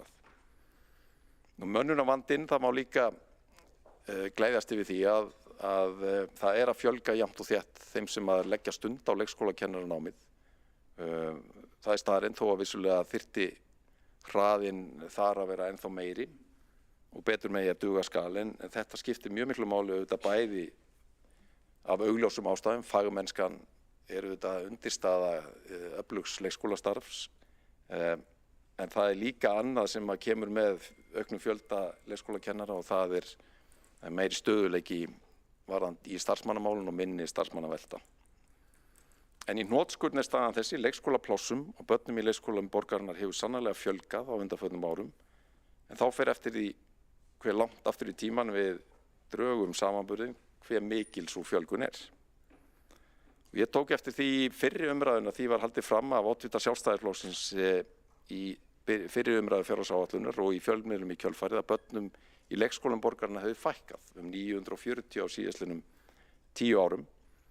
En eins og hér má sjá, að minnsta kosti fyrir þá sem hafa skarpa sjón, þá sýna ný gögn frá skóla- og frístundasviði að börnum í leikskólum borgarinnar hefur fjölgað 530 á undanförnum 15 árum frá 2009. Fjölgunin mun minni ef við horfum bara 10 ára aftur í tíman, 121 barn. Og skýringin á því svo að einhver svo að eftir hrun, nánar tiltekið 2010, var tekin ákvörðun það á skóla- og frístundasviði að fjölga tímabundið börnum inni á deildum leikskólana á þess að neinar aðra breytingar ættu sér stað. Það var ekkert fjölgað eða byggt nýtt húsnæði eða annað slíkt, en það var verið sannarlega að mæta hálfgerðu neyðarkalli úr röðum barnafjölskyldna í borginni sem urðu fyrir þungu efnahagslegu áfalli með bankahruninu og þurftu að leita á náðir leikskólana í þröngri stöðu. Það stóðu þetta alltaf til og var hluti af samþykktin á sínum tíma að draga þessa fjölgun tilbaka og það var sannarlega gert á árunum 2015 til 2020, meðan annars í samhengi við metnaðarfullar aðgerðir sem að við stóðum fyrir á fyrirhluta árs 2018, í mars 2018, til þess að bæta starfsaðstæður í leikskólunum. Þar var verið að koma til móts við eindregna tillögu fagfólks um fækkun barna á deildum til að draga úr álagi á börn og starfsfólk. Svona lítur myndin út frá 2009 til 2023. Ef við skoðum hins vegar styttra tímabil og bara horfum á hvað hefur gerst eftir að Brúum bilið aðgerðaáætlunin var fyrst kynnt og síðar samþykkt 2018, að þá hefur börnum í leikskólum borgarinnar fjölgað rúmlega 920. Og ástæðan fyrir því að fjölgunin er ekki enn meiri í raun og veru sú sama og ég nefndi áðan, allmörg pláss lokuð vegna framkvæmda, líka það að það tekur nokkur misseri að fylla öll pláss í nýjum leikskólum vegna stöðu mönnunarmála og barnafjölgunar á tilteknu árabili, en vægi þessara þátta fer þó minnkandi síðustu misserin sem skýrir af hverju kúrfan er jafnt og þétt á leiðinu upp. Nú aðeins til þess að bara rifja upp þessa sögu, hvaða leikskólar eru þetta sem hafa bæst við. Þetta eru nýr leikskóli við Dalskóla í Úlfarsárdal, ungbarnaleikskólinn við Bríetatún og 4 svokallaðar ævintýraborgir við Eggertsgötu, Nauthólsveg, Vogabyggð og nú síðast við Vörðuskóla sem heitir Vörðuborg en hann opnaði núna í októbermánuði. Og ég hvet alla borgarfulltrúa sem ekki hafa þegar gert það til þess að gera sér ferð og heimsækja þessa nýju leikskóla okkar í borginni og taka út þessa aðstöðu sem er í mörgum tilvikum til hreinna fyrirmyndar. Nú því til viðbótar eru síðan allmargir leikskólar sem hafa farið í gegnum endurbætur og stækkun. Það kannski veigamest þar eru í raun og veru nýjir leikskóla Brákaborgar sem opnaði nýja starfsstöð við Kleppsveg og Múlaborgar í Ármúlanum. Þeir eru reknir undir merkjum starfandi leikskóla en í reynd erum við að tala nýja fullbúna leikskóla sem starfa undir bara sama nafni og fyrri skólar. Síðan hafa aðrir 7 leikskóla verið stækkaði með nýjum húsum á viðkomandi leikskólalóðum og þá eru ótaldar rúmlega 30 sérútbúnar ungbarnadeildir sem við fórum í að opna í öllum hverfum borgarinnar við starfandi leikskóla frá og með árinu 2019.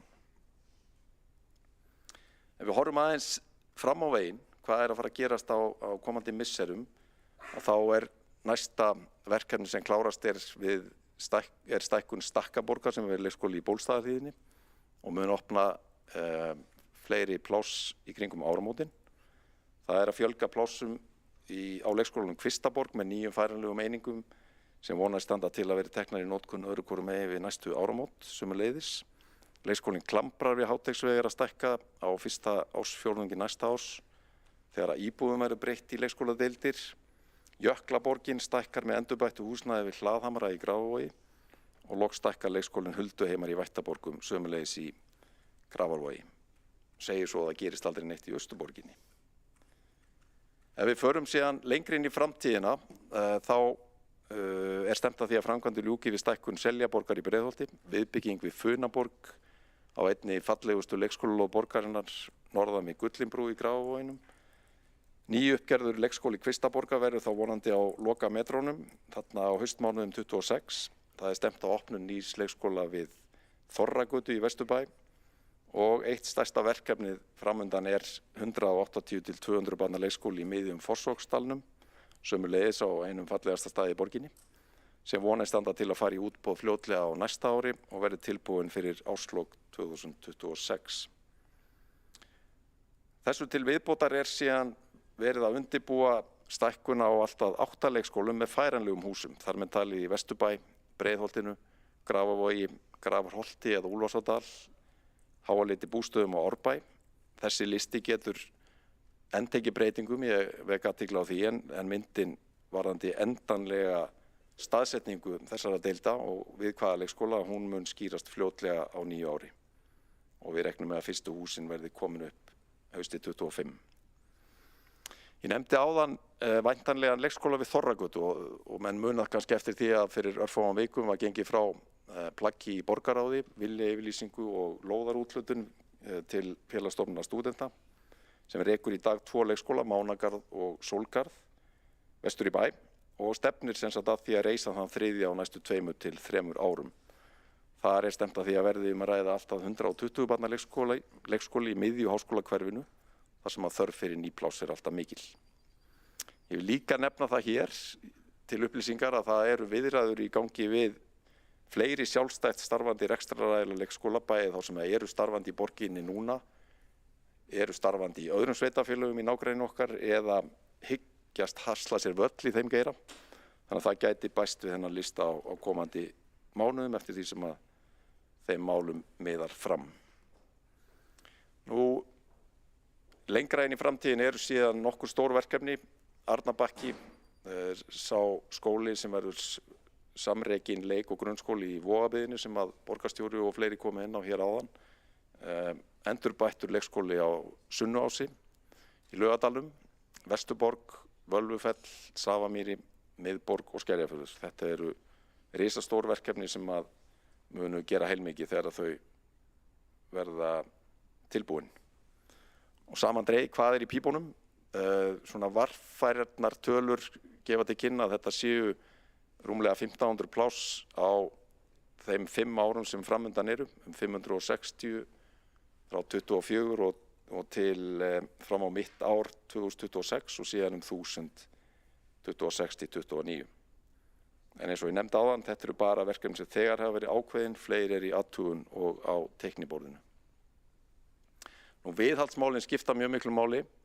Þarna verður að viðurkennast að þau máli að einstaka framkvæmdir gangar hægar heldur en við höfum viljað sjá, en þetta þokast þó í rétta átt. Þessa mundir eru rúmlega 400 pláss sem eru ónýtanlega vegna viðhaldsframkvæmda. Að ári liðnu eiga þau að vera komin niður undir 300 í 288 það bil og vorið 26 232. Og það eru mörg spennandi tækifæri á leikskólauppbyggingu framundan. Við settum út í annað sinn á dögunum eða fyrir í haust svokallaða markaðskönnun þar sem við vorum að leita eftir tillögum og hugmyndum frá fasteignafélögum og þeim sem að ráða yfir húsnæði. Varðandi það að fá inn svona einhvers konar yfirsýn yfir það hvaða vænlegu kostir væri í því að breyta atvinnuhúsnæði í leikskóla eða byggja nýja leikskóla á lóðum í eigu einkaaðila eða mögulega borgarinnar. Og út úr því hafa nú þegar komið nokkra tillögur sem við erum að vinna með og freistum þess að ná niðurstöðum á allra næstu vikum.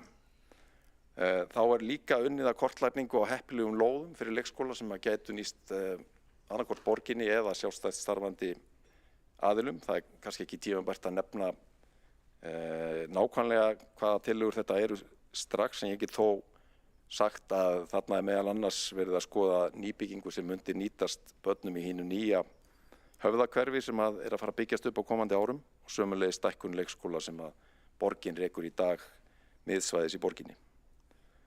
Samandregið þá erum við á fullri ferð í þessum málaflokki og það er gleðiefni að fjármagn til leikskólauppbyggingarinnar er sömulegis að hækka 600 milljónir á næsta ári.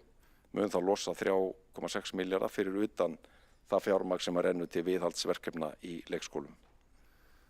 Forseti, ágæta borgarstjórn, ég læt hér staðar numið en vil að endingu þakka starfsfólki menningar og íþróttasviðs, öllu því fólki sem hefur unnið vel saman í stýrihópnum Brúum bilið, starfsfólki leikskólaskrifstofu, skóla- og frístundasviðs, starfsfólki fjármála- og áhættustýringasviðs og síðast en ekki síst félögum mínum bæði í meiri og minni hluta hér í borgarstjórn fyrir ánægjulegt samstarf á liðinu ári. Þá hefur Skúli Þór Helgason borgarfulltrúi lokið málu sínu og hefur Hildur Björnsdóttir borgarfulltrúi sem hefur reyndar klárað sín andsvörbeðið að fá að gera stutta athugasemd við ræðu borgarfulltrúans.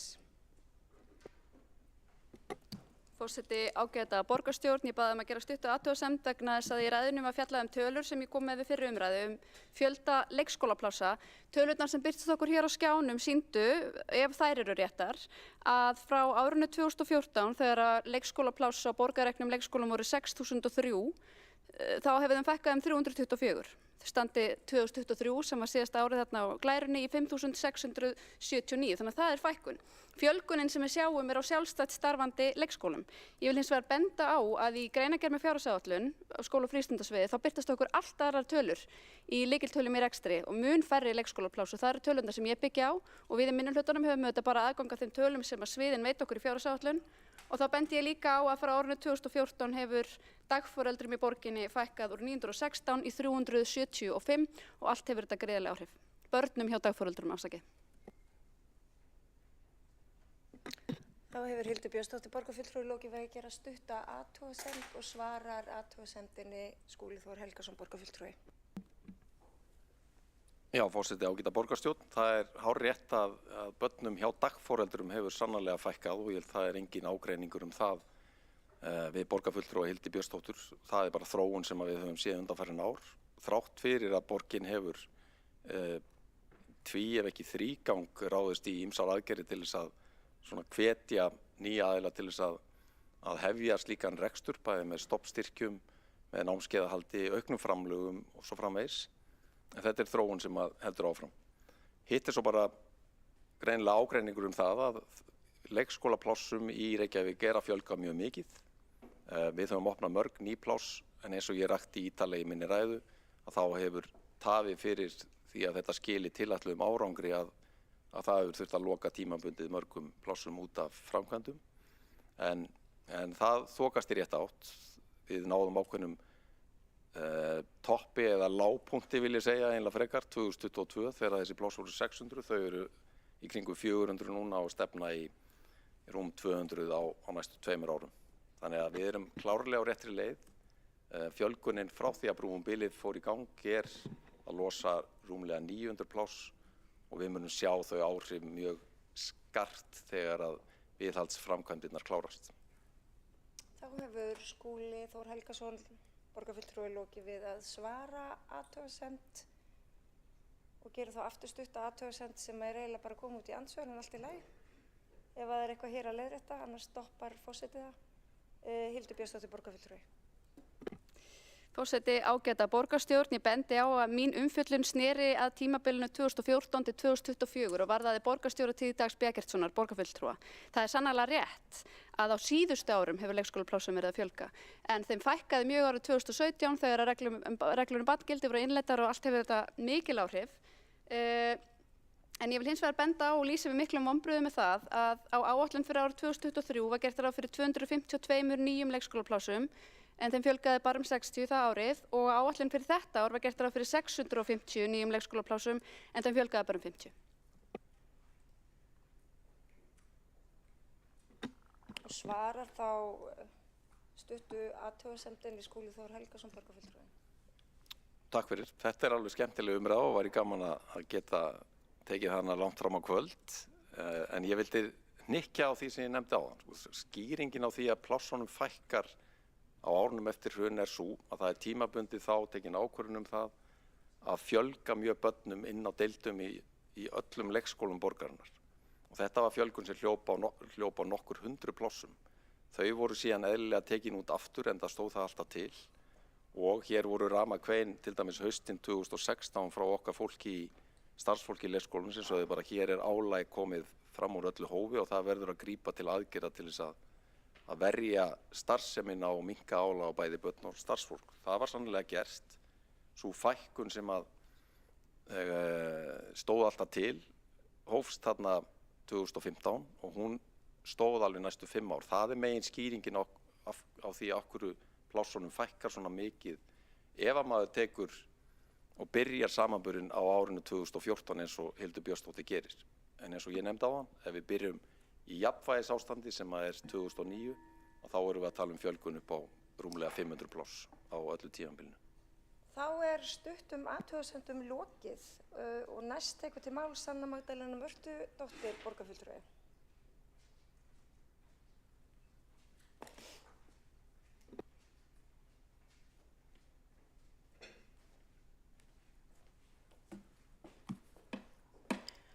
Forseti og öll sem að fylgjast með. Í fyrri umræðu fjárhagsáætlanagerðar þá fjölluðum við sósíalistar mikilvægi þess að efla tekjustofna sveitarfélagana. Svo hægt var að bjóða upp á góða og öfluga þjónustu og þá lögðum við einnig áherslu á nauðsyn þess að hér yrði byggt upp húsnæði á félagslegum grunni, mun meira en hefur verið gert áður, þar sem mikil þörf er á góðu húsnæði sem er á viðráðanlegu verði. Í dag erum við með 4 tillögur og eins og við höfum áður gert þá leggjum við til að laun borgar- og varaborgarfulltrúa taki ekki hækkunum á næsta ári en sósíalistar hafa í gegnum tíðina kallað eftir umræðu laun borgarfulltrúa og þróun þeirra í samhengi við aðrar stærðir innan borgarinnar. Þar sem laun taka mið af þróun launavísitölunar og slíkt hefur leitt til hækkunar 2 sinnum á ári á meðan að það á ekki við aðra tekjur. Til að mynda þá þarf að mínu mati að setja fram skýrari viðmið þróun fjárhagsaðstoðar þannig að upphæð hennar þróist í takt við ytri áhrifaþætti en ég mun fjalla upphæð fjárhagsaðstoðar nánar á eftir. Við leggjum til í ljósi efnahagsstöðunnar og í ljósi þess hve há launin eru að laun borgarfulltrúa taka ekki hækkunum á næsta ári. Er að slatta hækkun þegar grunnurinn kominn yfir 1 milljón á mánuði. Hækkunin hefur áður verið takmörkuð þegar borgarráð ákvað að takmarka launahækkun og þetta var fjallað á vefsíðu borgarinnar á sínum tíma með þessum orðum með leyfi forseta.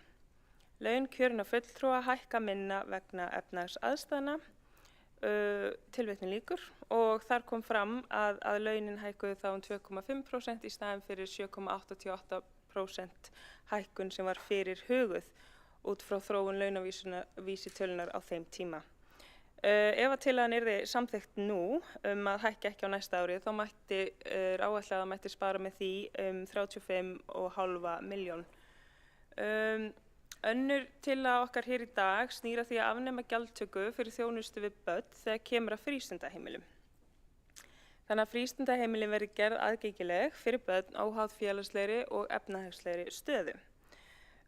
Og ég ætla að vitna í skýrslu frá Reykjavíkurborg sem notkun á frístundakortinu og þó að skýrslan sé orðin frekar gömul frá október 2020 að þá standa ýmsir punktar þar sem eiga við í þessu samhengi. Einn þáttur snýr að punktum sem kom frá íþróttafélögum að það ætti ekki verið hægt að nota frístundastyrk til að greiða fyrir frístundaheimili og það ætti frekar að vera hluti af skólakerfinu og fjármagn ætti að koma annars staðar frá, svo gæti þá nýtt frístundastyrkin einmitt í einhverjum svona íþróttir eða annað sem þeir hefðu áhuga á. Og hér rétt að nefna líka að með því skrefi sem var tekið nú nýverið gjaldfrjálsar skólamáltíðir fyrir öll börn, þá þetta eðlilegt að skoða fleiri þætti í skóla- og frístundakerfi borgarinnar til að einmitt tryggja að skóla- og frístundastarf á vegum borgarinnar sé börnum og fjölskyldum þeirra gjaldfrjálst. En það þetta mjög margt sem kostar og einmitt innan veggja skólans, það ofta alls konar viðburðir og það svona ýmislegt sem týnist til.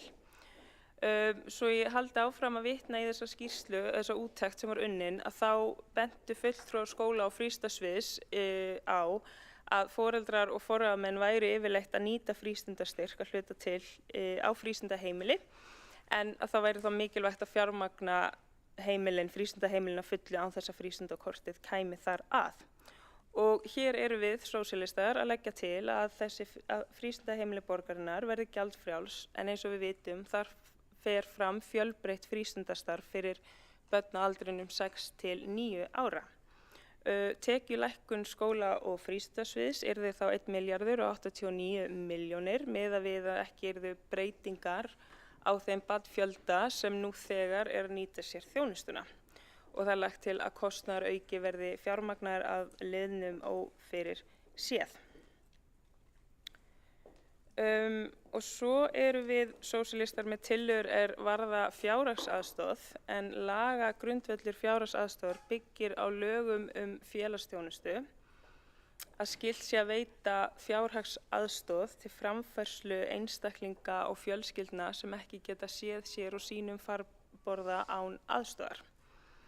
Og þessi svokallaða aðstoð getur nú numið alltaf 239.895 krónum á mánuði fyrir skatt. Já, ég segi fyrir skatt af því að þessari mjög svo lágri upphæð tekin skattur og mjög óréttlátt skattkerfi að það sé tekið af þessari upphæð sem við vitum að kemur engum vel í gegnum mánuðinn. Og þessi grunnupphæð, hún tekur síðan breytingum út frá búsetuformi og lægri ef að viðkomandi rekur ekki eigið heimili. Og með rekstri eigin heimilis að þá átt við þegar að viðkomandi býr í eigin húsnæði eða leigir húsnæði og getur sýnt fram á það eins og með að leggja fram þinglistan húsaleigusamning. á næsta ári þá er gert ráð fyrir því að þessi grunnupphæð fjárhagsaðstoðar verði 247.572 krónur og þessi upphæð er hugsuð sem neyðaraðstoð fyrir þau sem geta ekki leita neitt annað. En við vitum að það býr til fleiri og stærri vanda að þurfa að framfleyta sér á upphæð sem að ekki dugar til framfærslu. Og því leggjum við til að fjárhagsaðstoðin verði hækkuð upp í lægsta taxta launa sem er sett við 425.985 krónur á mánuði og til að fyrirbyggja einmitt að einhver festist í vítahring lágra tekna og krefjandi félagslegra aðstæðna, þá er mikilvægt að þessi aðstoð sé raunveruleg aðstoð og stuðningur sem raunverulega styðji í stað þess að skapa fleiri vandamál. Og því það er augljóst að upphæð sem er rétt svo yfir 200.000 krónum, hún er ekki að duga til framfærslu. Og við vitum að breiður hópur fátæksfólks leitar til hjálparsamtaka eftir matarúthlutun. Þar með talið þau sem að framfleyta sér með fjárhagsaðstoð sveitarfélaga. Og þetta er meðal annars fjallað í úttekt á fyrirkomulagi úthlutana og ráðgjafar hjálparsamtaka, hvaða hópar leita aðstoðar og var gefið út af Félagsvísindastofnun Háskóla Íslands og þar kemur meðal annars fram að húsnæðismöguleikar fólks sem að framfleyta sér á fjárhagsaðstoð sveitarfélaga eru oft takmarkaðir.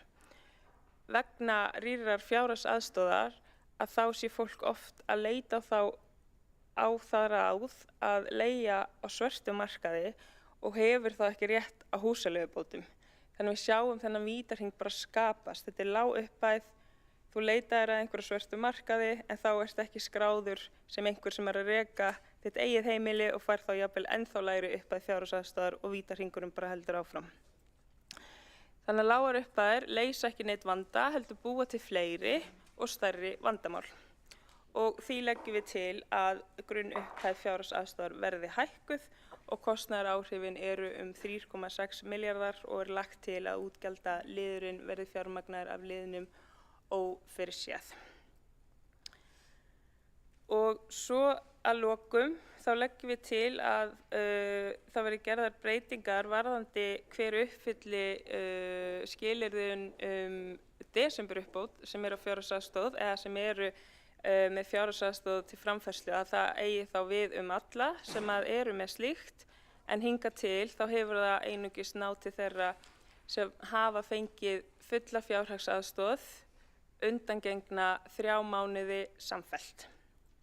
Og desemberuppbótin er núna 25% af grunnupphæð fjárhagsaðstoðar og kostnaðaráhrif tillögunnar eru metin á 14,5 milljón króna og lagt til að fjárheimildir velferðarsviðs hækki sömu fjárhæð og kostnaðaraukinn verði fjármagnaður af liðnum ófyrirséð. Svo ég seti þessa tölu aðeins í upphæð og aðeins í samhengi að þá er helmingi ódýrara og meira en það að tryggja öllum á fjárhagsaðstoð desemberuppbót heldur en að hækka laun hjá 31 borgar- og varaborgarfulltrúum. Og svo að lokum þá verði ég að nefna tekjustofna sveitarfélaga og vona að ný ríkisstjórn einblíni á þær lagabreytingar sem þurfa að eiga sér stað svo að við fáum réttlátt skattkerfi til að standa undir útgjöldum og má þar nefna útsvar á fjármagnstekjur þannig að fjármagnseigendur greiði í sameiginlega sjóði til nærsamfélagsins. Takk fyrir. Það hefur Sanna Magdalena Mörtudóttir, borgarfulltrúi, lokið máli sínu og næst tekur til máls Ragnhildur Alda María Vilhjálmsdóttir, borgarfulltrúi.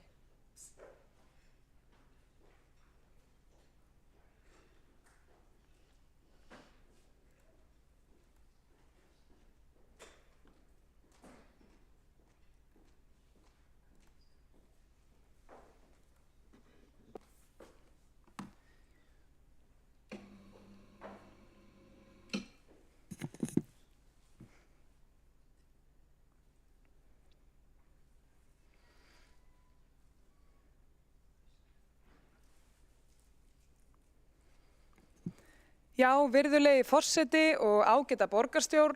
Nú hef ég einungis verið hér í fullu starfi í 2 ár sem fullgildur borgarfulltrúi, en ég byrjað að þekkja hana Tango okkar í meiri og minnihluta ansi vel. Þetta svona sama sagan, borgarstjórnar meirihlutin lýsir því yfir ár hvert að rekstur borgarinnar sem besta móti, allt sé eftir plani og engu þurfa að breyta. Og það sé þá í raun og veru hin sveitarfélögin sem helst eru með allt niður sig sé miðað við rétta mælikvarða. Og þeir sem að finna kannski eitthvað sem betur mætti fara, ætti þá auðvitað bara að vita að það í raun og veru ríkinu að kenna. Sjálf þykir mér alltaf merkilegast að viðsnúningurinn í fjárhag borgarna sé orðið svona árlegur viðburður. Hversu oft þetta að snúa við í ykkur viðsnúning.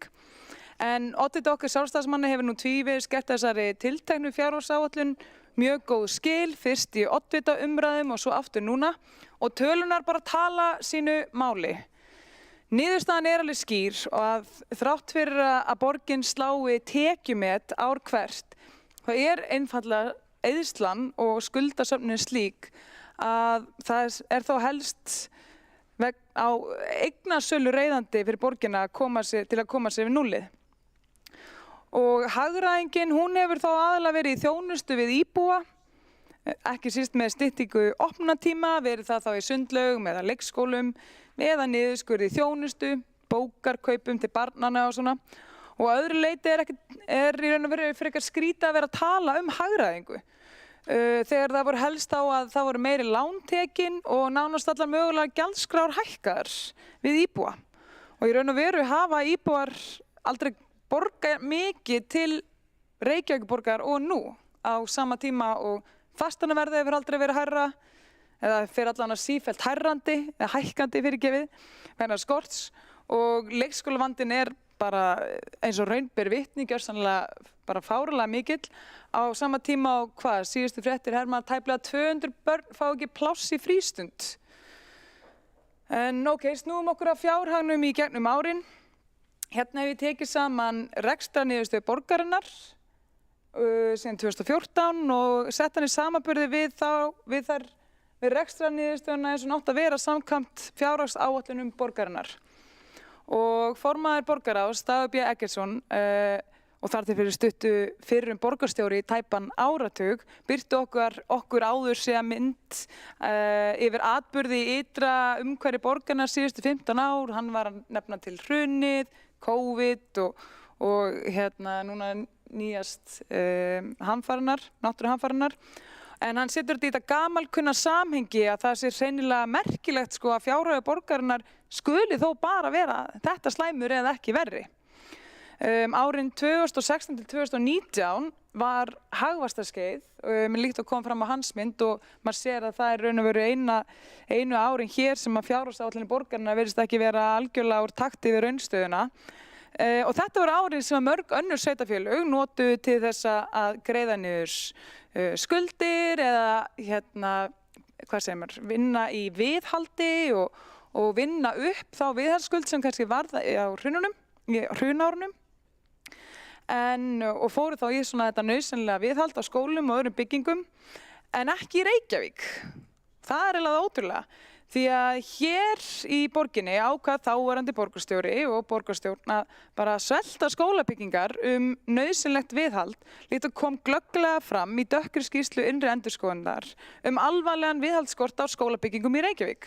Og núna standa afleiðingarnar af þessum lélegu ákvörðunum bara ekki á sér og við erum að horfa fram á endalaust hækkandi veikindahlutfall starfsfólks og fagfólks og við vitum öll að mönnunarvandanum í borginni og flótta fjölskyldufólks úr borginni líka og til þess að setja það í svona tölulegt samhengi að þá talað að það eru 7 börn á hvern fullorðinn í Kópavogi, það eru 7 fullorðnir á hvert barn í Kópavogi, hér eru 19 fullorðnir á hvert barn í borginni.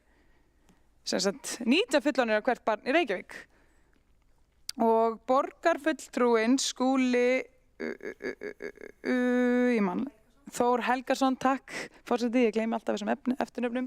Borgarfulltrúinn Skúli Þór Helgason, hann sýndi okkur þessa ágætu mynd sína að fjölda barna í leikskóla í Reykjavík og hann var þó reyndar að gera það með það í huga að gera oddvita okkar sjálfstæðismanna afturreka.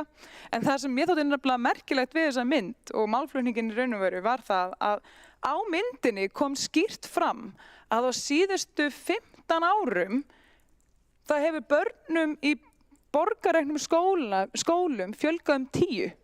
Það er sem sagt bara 10 börn fleiri í borgarreknum skólum á síðustu 15 árum. En á meðan hefur fjöldi barna í einkareknum skólum tvöfaldast. Og ég vil bara segja, mikið er í þakklátt þessum einkareknum skólum.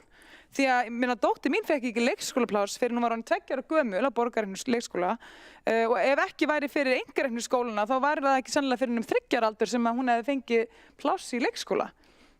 Þannig að ég veit ekki alveg hvað hann var að reyna að segja þarna en ég get ekki sagt að það sé mikið til sóma fyrir uppbygging og leikskólaplássum í Reykjavík að það séu bara 10 börn fleiri á síðustu 15 árum í borgarreknum leikskólum. En ok, allavega, að því að borgarfulltrúinn Dagbjörn Eggertsson hélt einnig fram að það væri skoðun okkar sjálfstæðismanna á arðgreiðslum orkufyrirtækja hér að það færi eftir í hvorum megin við vonastrætið við værum. Og þá mjög svona fyrirsjáanlega ákvaðan að sleppa því að ólíkt Orkuveitunni er Landsvirkjun nánast skuldlaus eða hún hefur verið markvisst að greiða niður skuldir sínar í heilan áratug og bara því miður er þetta ekki staðan á Orkuveitu Reykjavíkur. Þar hafa skuldirnar alls ekki minnkað, en einu vitið að vera að aukast svolítið upp á síðkasti og það er raun og veru helsta ástæðan fyrir því af hverju Orkuveita Reykjavíkur mun á öllu óbreyttu aldrei koma til með að geta reitt fram jafn háar arðgreiðslur og Landsvirkjun. En það kemur mér raun og veru ekkert óvart með við mynd fjármálastjórn borgarinnar að fyrrverandi borgarstjóri skuli bara annarkvort virða þennan mun á Orkuveitunni og Landsvirkjun að vettugi eða bara ekki átta sig á honum. En það er svona kannski til helsti vitnis ásamt þessu ósæmilega skítkasti hans gamlar sjálfstæðismönnum hve svona ábyrgðarlaus græðgi örvæntingafullra manna getur verið. En ástæða þess að sjálfstæðismenn hafa slegið varnagla við arðgreiðslukröfu borgarinnar á Orkuveituna núna er einfaldlega sú að ef að borgin myndi ætla sér að fara að kreista meira úr Orkuveitunni myndi það bara brjóta alla arðgreiðsluskilmála. En ok, talandi fjármálavit, á heimasíðu borgarinnar stendur með leyfi forseta fjárhagsáætlun afmarkar fjárheimildir sviða og stofnana til 1 ár og er eitt helsta stjórntæki borgarstjórnar til að ná fram markmiðum sínum í rekstri og framkvæmdum. Ég ætla að endtaka. Fjárhagsáætlun er eitt helsta stjórntæki borgarstjórnar til þess að ná fram markmiðum sínum í rekstri og framkvæmdum. Þannig ef að fjárhagsáætlun er eitt helsta stjórntæki borgarstjórnar, þá bara hvaða óstjórn er þetta? Og við skulum bara hafa það alveg á hreinu hér að þetta er ekki starfsfólki borgarinnar að kenna, þetta er ekki þeim að kenna sem að gera útreikningana eftir stefnu borgarstjórnar meirihlutans. Þetta er bara óstjórn á ábyrgð borgarstjórnar meirihlutans og þá helst framkvæmdastjóra sveitarfélagsins sem er borgarstjóri. Og það er augljóslega ekkert að segja með við þetta að menn hérna hafi eitthvað sérstakt taumhald á rekstrinum. Hvorki fyrrverandi né núverandi borgarstjóri, svona í ljósi þess hve lítið fjárhagsáætlun borgarinnar eiga skylt við rekstrar niðurstöðu borgarinnar. En líkt og tíminn hefur staðfastlega leitt í ljós ár hvert. Þegar að tölunar hafa ekki alveg verið í takt við yfirlýsingarnar hefur þessi meirihluti hiklaust kennt ríkinu að ríki væri ekki að greiða sitt eða standa við sitt. Sama ríki og ríkisstjórn sem undir stjórn fórustu sjálfstæðismanns í fjármálaráðuneytinu tryggði fjármagn til þess að halda áfram að greiða laun fólks í COVID sem tryggði sveitarfélögunum útsvari sitt og tryggði fjármagn fyrir uppbyggingu varnarvegs og keypti upp hús í Grindavík til þess að lágmarka tjón fólks þar vegna náttúruhamfaranna. Og það er þetta hörmulega fjármálavit sjálfstæðismanna að mati oddvita Samfylkingarinnar. En okkar málstæður á það til að eldast mjög vel. Málstæður okkar hérna í minnihlutanum, málstæður okkar sjálfstæðismanna hér og tíminn hefur það bara raun og veru yfirleitt leitt að staðfastlega í ljós ár hvert að við höfum bara frekar þokkalega mikið rétt fyrir okkur og ef fer eins og á horfist í stjórnarmyndunar viðræðum þá mun tíminn sannlega leiða það í ljós áfram að við höfum yfirleitt nú bara mjög vel rétt fyrir okkur og gott fjármálavit. En ég verð að segja, ég hlakka til að fylgjast með hverjar afsakanir borgarstjórnar meirihlutans verða þá. Munið þið halda áfram að benda á ríkið og kenna alltaf ríkinu allt sem virkar ekki hér í borginni eða verður eitthvað frumlegra sótt þá? Takk fyrir. Þá hefur Ragnhildur Alda María Vilhjálmsdóttir borgarfulltrúi lokið máli sínu og næst tekur til máls Marta Guðjónsdóttir borgarfulltrúi.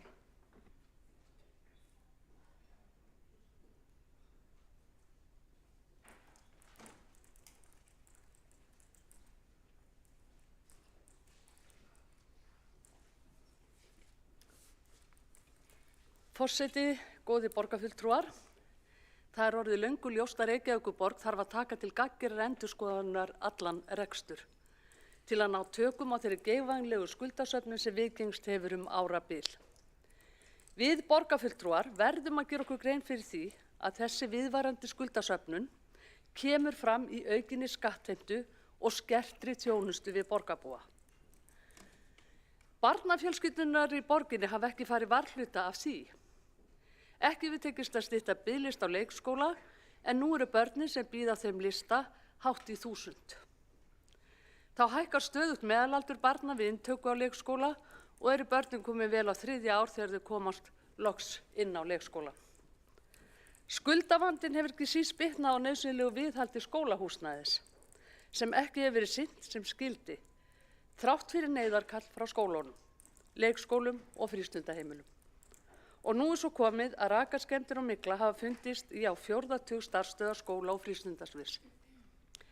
Gerðar hafa verið áætlanir endurbætur en þær framkvæmdir hafa því miður ekki náð að svara þeirri miklu uppsöfnuðu viðhaldsþörf sem skólar borgarinnar standa frammi fyrir nú. Sífellt bætast við fleiri skólar sem þarf að loka vegna slæms ástands skólahúsnæðisins.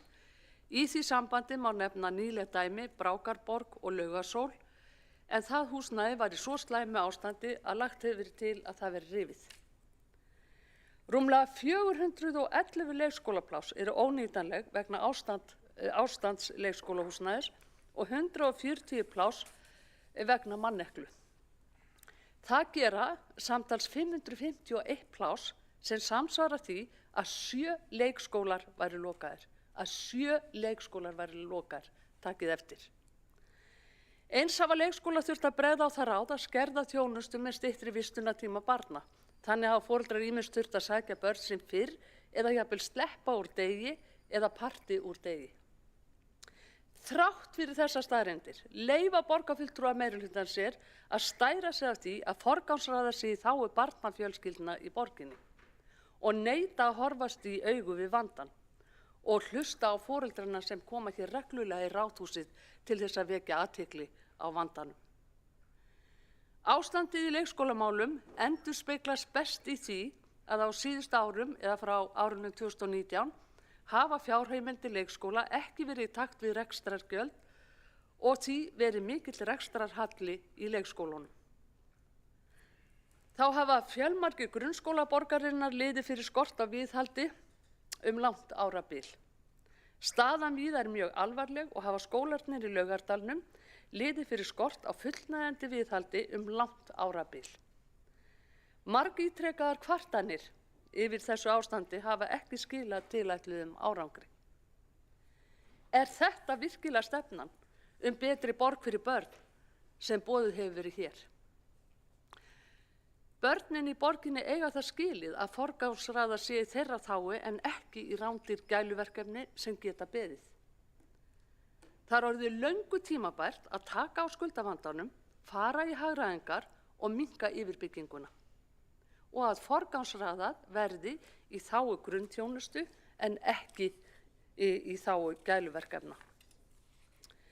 Við sjálfstæðismenn leggjum hér fram 18 tillögur í dag sem endurspegla þá hagræðingu sem nauðsynlegt er að ráðast í svo unnt sé að ná tökum á skuldavandanum. Hér mun ég fara yfir 3 þeirra, tillögu frestun fjárfestinga í miðborginni, tillögu fækkun upplýsingafulltrúa og tillögu að hagræða við skipulag borgarstjórnarfunda. Og fyrsta tillagan hljóðar svo D3, tillaga frestun fjárfestinga í miðborginni. Lagt til að fjárfestingu vegna Hlemsvæðis verði frestað að hluta og framkvæmdum við göngugötur í Kvos verði frestað í heild. Kostnaðarlækkun vegna frestunar við Hlemsvæði nemi 400 milljónum króna og kostnaðarlækkun vegna frestunar við gönguleiðir í Kvos nemi 150 milljónum króna.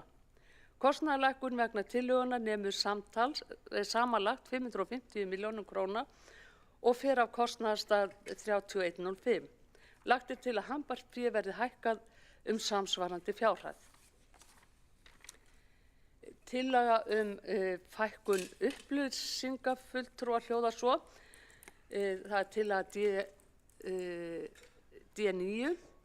Lagt til að hagrætt verði sem nemur 100 milljónum króna hvað varðar samskiptamál á skrifstofu borgarstjóra og borgarritara. Fjárheimildir á kostnaðarstað 0,128,8 verði lækkaður 100 milljónir og handbært hækkað sem því nemur. Já, það þetta með upplýsingafulltrúana. Það náttúrulega ekki eðlilegt að Reykjavíkurborg haldi úti heilli ritstjórnar skrifstofu. Og allur sá fjöldi sem þar starfar á pari við góða fréttastofu á fjölmiðli út í bæ. Og maður spyr sig hvort það sé þörf á því að Reykjavíkurborg haldi úti ritstjórnarskrifstofu og hvert sé markmiðið með þeirri starfsemi þegar hægt væri að úthýsa þessum rekstri með töluvert minni kostnaði. Því að rekstur ritstjórnarskrifstofu ekki hluti af grunnþjónustu borgarinnar. Þá kom við að tillögu D11 sem tillaga að hagræða við skipulag borgarstjórnarfunda sem hljóðar svo. Borgarstjórnarfundir hefjist klukkan 9 að morgni, 2 þriðjudaga í mánuði og verði þannig dregið úr kostnaði við yfirvinnu starfsfólks og fjölskylduvænna vinnuumhverfi skapað. Áætlað að hagræðing vegna þessa nemi, býtu nú við, þarna vantar eitthvað inn í til, já. Nemi já, við erum kannski aðeins að fá að fjárheimildir skrifstofu borgarstjórnar, já. Það vantar hérna inn í tillöguna, ég verið að biðjast afsökunar á þessu. Þarna vantaði upphæðina inn í tillöguna. Þannig að við leggjum sem sagt til að það verði hagrætt á skrifstofu, sem sagt að borgarstjórnarfundir hefjist klukkan 9 að morgni, 2 þriðjudaga í mánuði og verði þannig dregið úr kostnaði við yfirvinnu starfsfólks og fjölskylduvænna umhverfi skapað.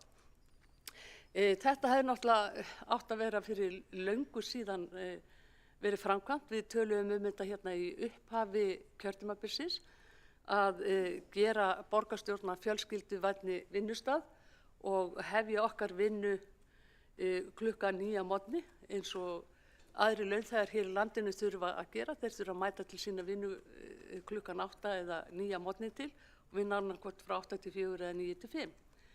Og það ætti svo sem alveg að geta gilt hér okkur og myndi auk þess verða hagræðing í rekstri á skrifstofu borgarstjórnar samfara því. Ég vona að verið tekið vel í þessar tillögur okkar. Það hefur nú ekki verið gert undanfarin ár eða frá þessu upphafi þessa kjörtímabils. Sumar af þessum tillögum sem við höfum lagt til hér í dag höfum við lagt fram áður og þær hafa ekki fengið hljómgrunn en ég vona að augu borgarfulltrúa í meirihlutanum hafi opnast fyrir því að minnsta að taka þessar tillögur til skoðunar.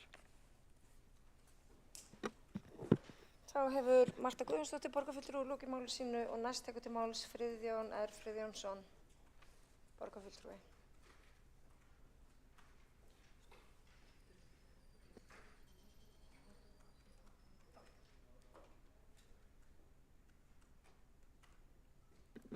Nei, hann búinn að missa tækifærinu. Nei. Hann að koma. Hann þar.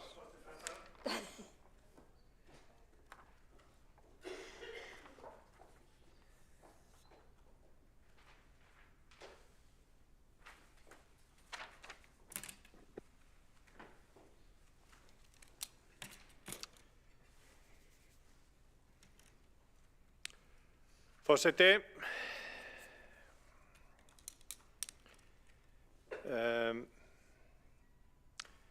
ég er hérna til þess að mæla fyrir 2 tillögum sem að við sjálfstæðismenn hefum lagt fram. Breytingatillögum við fjárhagsáætlun og við bara vinda okkur í það strax. Við erum með tillögu líkt og í fyrra það að lækka og fresta fjárfestingum í áhöldum tækjum og hugbúnaði hjá Þón eða þjónustu- og nýsköpunarsviði úr 1600 milljónum niður í 1000 milljónir. Við vitum náttúrulega öll hér inni hvernig fjárhagsstaða borgarinnar er og þó að með eignasölu og æfingum sýni bókhaldur núna lítinn plús, þá er meirihluti borgarstjórnar að hegða sér eins og fjölskylda sem að þarf að fara í lífstílsbreytingu sökum útgjaldaæðis en ákveður að selja bílinn í staðinn, sem er kannski ágætt, en það getur ekki verið að það sé sjálfbært til lengdar að stóla á eignasölu til þess að standa undir rekstri. Líkt og oddviti okkar sjálfstæðismanna kom hérna inn á fyrir í dag, að þá er staðan bara sú að raun rekstrarhalli fer vel yfir 10 milljarða króna á þessu ári. Þess vegna þurfum við að kíkja í öll horn. Þess vegna þurfum við að leita í allar matarholur og því miður hefur það ekki verið þannig að hin stafræna umbreyting sem að ég hef fullan skilning á að þurfi að gera að mörgu leyti, þá er hún ekki að ná fram þeim sparnaði sem að stefnt var að í upphafi. Hún er ekki að ná fram þeirri hagræðingu eða þeirri skilvirkni sem að stefnt var að. Því miður.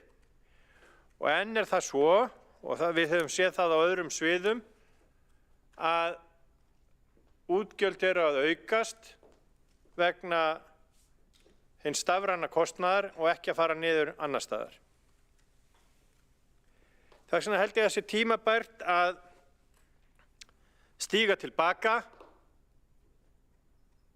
og svona fara bara í það allra nauðsynlegasta og sjá hvað er á sjóndeildarhringnum. Við erum líka með tillögu það að mannréttindaskrifstofa verði færð undir velferðarsvið og mannréttinda- og ofbeldisvarnaráð verði sameinað velferðarráði. Við áætlum, eða áætlað er að breytingin muni fela í sér hagræðingu sem að nemur 150 milljónum króna árlega. Það er ekki þar með sagt að við séum að vinda ofan af mörgum nauðsynlegum verkefnum sem að eru á sviði mannréttindamála hérna í borginni. En aftur,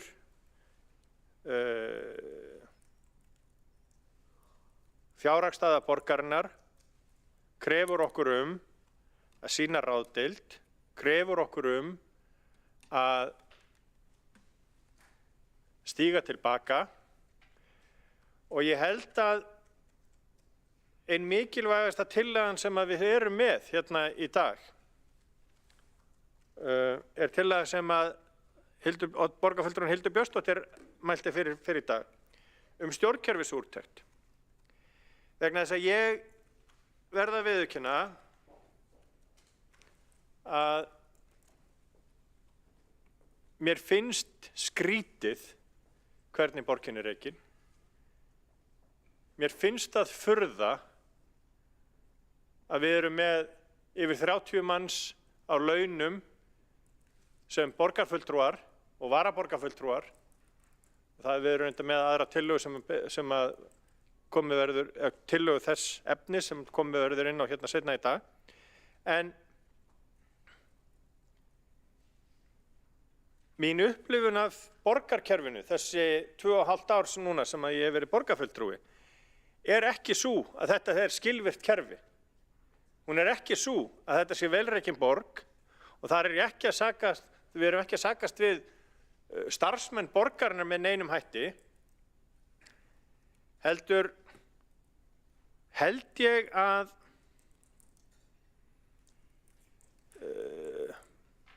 við erum einhvern veginn föst inn í kerfi sem að, pólitísku kerfi sem að miðaði við borgarfulltrúa sem voru í hjáverkum, stjórnsýslu sem að var og er víðast hvar landið unnin í hlutastarfi og það er einhvern veginn þann yfirbragð á þessu að þetta er ekki skilvirkt. Ég set verulegt spurningamerki við það að við hérna inni séum í fullu starfi við þetta starf. Og þetta mörg. Fyrir mörgum ára síðan bjó ég í milljón manna sýslu í Bandaríkjunum. Þar eru 10 bæjarfulltrúar sem að reka sýsluna. Það eru 1100.000 manns að búa þar. Við sjáum í höfuðborgum Norðurlandana að þar eru borgarfulltrúar almennt ekki í fullu starfi við sín störf.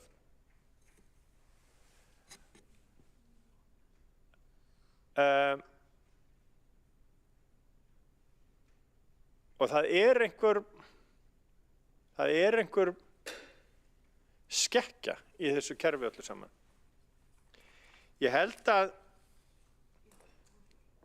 það væri ráð að við horfum aðeins inn á við og festum okkur ekki í hvernig hlutirnir hafa alltaf verið gerðir.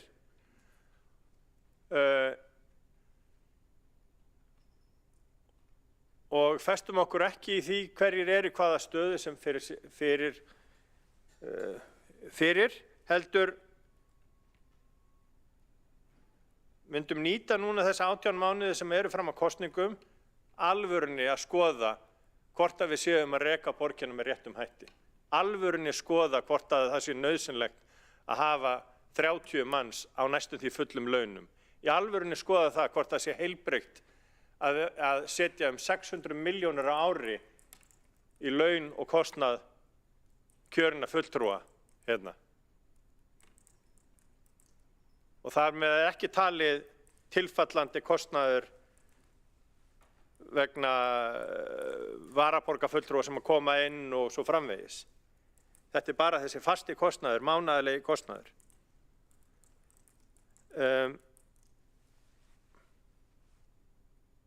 Ég hef ekki trúað því að þetta sé eðlilegt. Ég hef ekki trúað því að þetta sé skynsamlegt. Við erum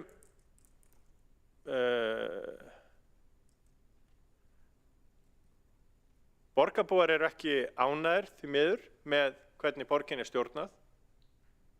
Við sjáum það í könnunum. Ég minntist á það hérna fyrir ári síðan að vegna þess hvernig Framsóknarflokkurinn sem að mér er oft tíðrætt í þessari pontu hafi svikið loforðið breytingar fyrir 2,5 ára síðan að síðan þá hafa hann verið á niðurleið í trausti kjósenda. Það var síðan uppskorið núna helgina.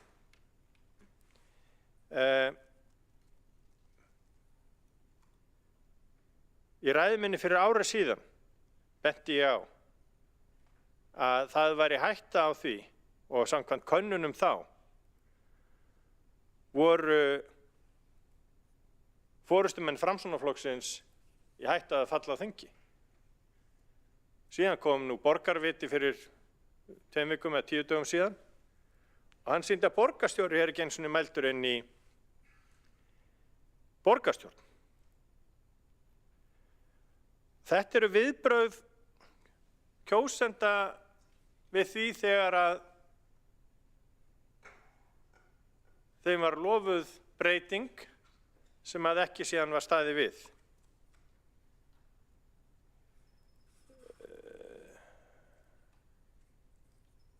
Ég minni nú að borgarstjóri sem að þá var formaður borgarráðs hafi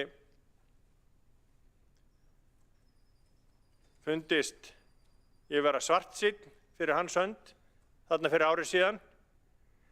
En það kom nú annað á daginn, ég reyndist bara að hafa rétt fyrir mér, eða allavega kannanirnar höfðu rétt fyrir sér og fyrir hönd og áhyggjur mínar af stöðu Framsóknarflokksins sem eru langvinnar og ítrekaðar raungerðust því miður.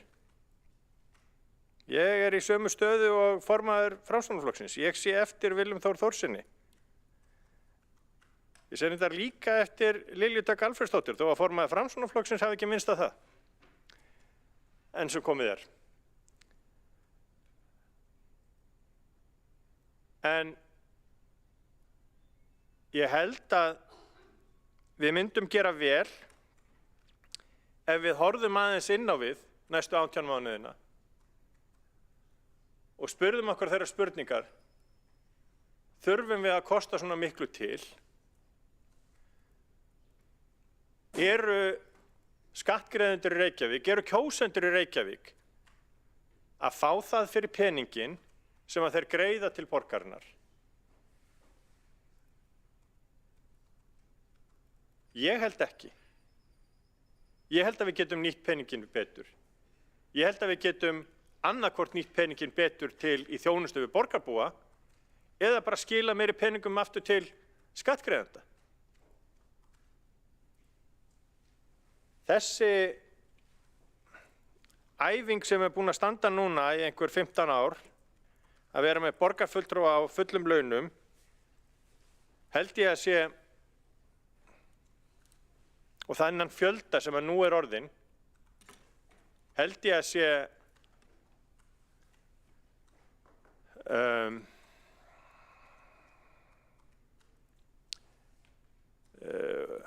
útrunnin og ég held að ef að kjósendur eruðu spurður að því hvort að þeir myndu vilja að peningunum verði betur varið, þá efast ég ekki hvert svari væri. En áður en að það fer fyrir borgarstjóra eins og félögum hans í forystu Framsóknarflokksins, þá held ég að vera ráð að við spurðum okkar þessar spurningar og gengum í þetta verk sem að mælt var fyrir hérna fyrir í dag og í alvörunni skoðuðum hvort að við getum ekki gert hlutina betur heldur en við erum að gera hérna núna. Þá hefur Friðjón R. Friðjónsson borgarfulltrúi lokið máli sínu og næst tekur til máls Árelía Eydís Guðmundsdóttir borgarfulltrúi.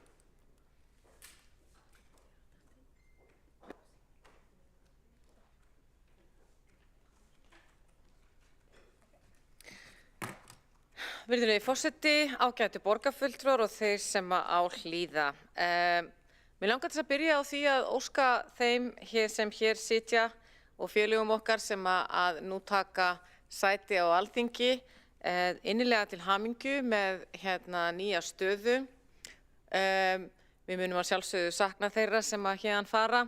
Á sama tíma langar mér líka að óska þeim til hamingju sem að upplifðu sigur í niðurstöðum þessara kosninga og segja við þá sem eru í hinni stöðunni sem að eins og Friðjón Friðjónsson borgarfulltrúi kom inn á áðan að þá er minn flokkur Framsókn ekki að bera kannski hið mesta úr býtum en við vitum það að félagar okkar sem eru tilheyra Pírötum, Sósíalistaflokknum og Vinstri grænum hafa reynst okkar góðir starfsfélagar og við óskum þess að alveg eins og við í Framsókn þurfum að horfa í eigin barm og huga að endurskipulagningu að þá getur mótlæti oft orðið til þess að maður fari í skoðun á sjálfum sér sem að verður manni til góðs. Þannig að því sögðu þá vil ég líka gjarnan þakka öllum þeim sem að hafa í rauninni komið upp í pontu og talað það svið sem að ég fer fyrir sem formaður skóla og frístundar og ég finn það mjög sterkt í dag sem og svo sem alla aðra borgarstjórnarfundi og annarkvöld þriðjudag að fólk hér inni hefur ber mikla væntumþykju til sviðsins, til barnanna okkar og að mörgu leyti að þá slá hjörtu okkar borgarfulltrúa til þess að vinna eins og Líf Magnúðardóttir borgarfulltrúi komst á orði svo ég fari í tilvitnun á henni fyrir litla fólkið í borginni. Við skulum aðeins horfa yfir skóla- og frístundasvið. Ég veit að ég að segja þetta í ansi þið sem hér inni viti nákvæmlega hvað ég að tala en gagnvart þeim sem að hugsanlega hlýða á ræðu mína núna þá langar mig að vekja athygli á því hversu risastórt skóla- og frístundasvið Reykjavíkurborgar er. Við erum eins og hér má sjá með 44 grunnskóla, þar af 38 sem eru borgarreknir. Við erum með leikskóla og dagforeldra og okkar snærum, það eru 83 leikskólar, þar af 66 borgarreknir. Við erum með 25 starfsstaði félagsmiðstöðva, við erum með 37 frístundaheimili, við erum með 4 skólahljómsveitir og sem eru í hverjum borgarhluta, við erum að sjálfsögðu með miðlæga skrifstofu og við erum með Betri borg fyrir börn sem að við erum ákaflega stolt af sem er rekið núna í 4 hverfismiðstöðvum og meðal annars kom borgarfulltrúi Heiða Hilmarsdóttir inn á þá starfsemi sem að við erum og rekum með velferðarsviði sem að frábært fagstarf. Þetta myndar, þessi mynd sýnir að við hugsum Betri borg fyrir börn og við hugsum starf okkar fyrir börnin þannig að þau séu hjartaði því sem að við erum að gera og hér fer frábært fagfólk í rauninni má segja að sé í hverju rými eða rúmi og það eru rúmlega 6.000 starfsmenn sem að starfa á þessu sviði. Nú helstu verkefni ársins, ég var satt best að segja, fannst mér bara alveg ótrúlegt að það væri komið ár frá því að ég var hérna síðast og fyrst þegar ég hugsaði mig það og segja bara við erum í rauninni kannski ekki búin að vera að gera neitt nema hagræða þetta árið.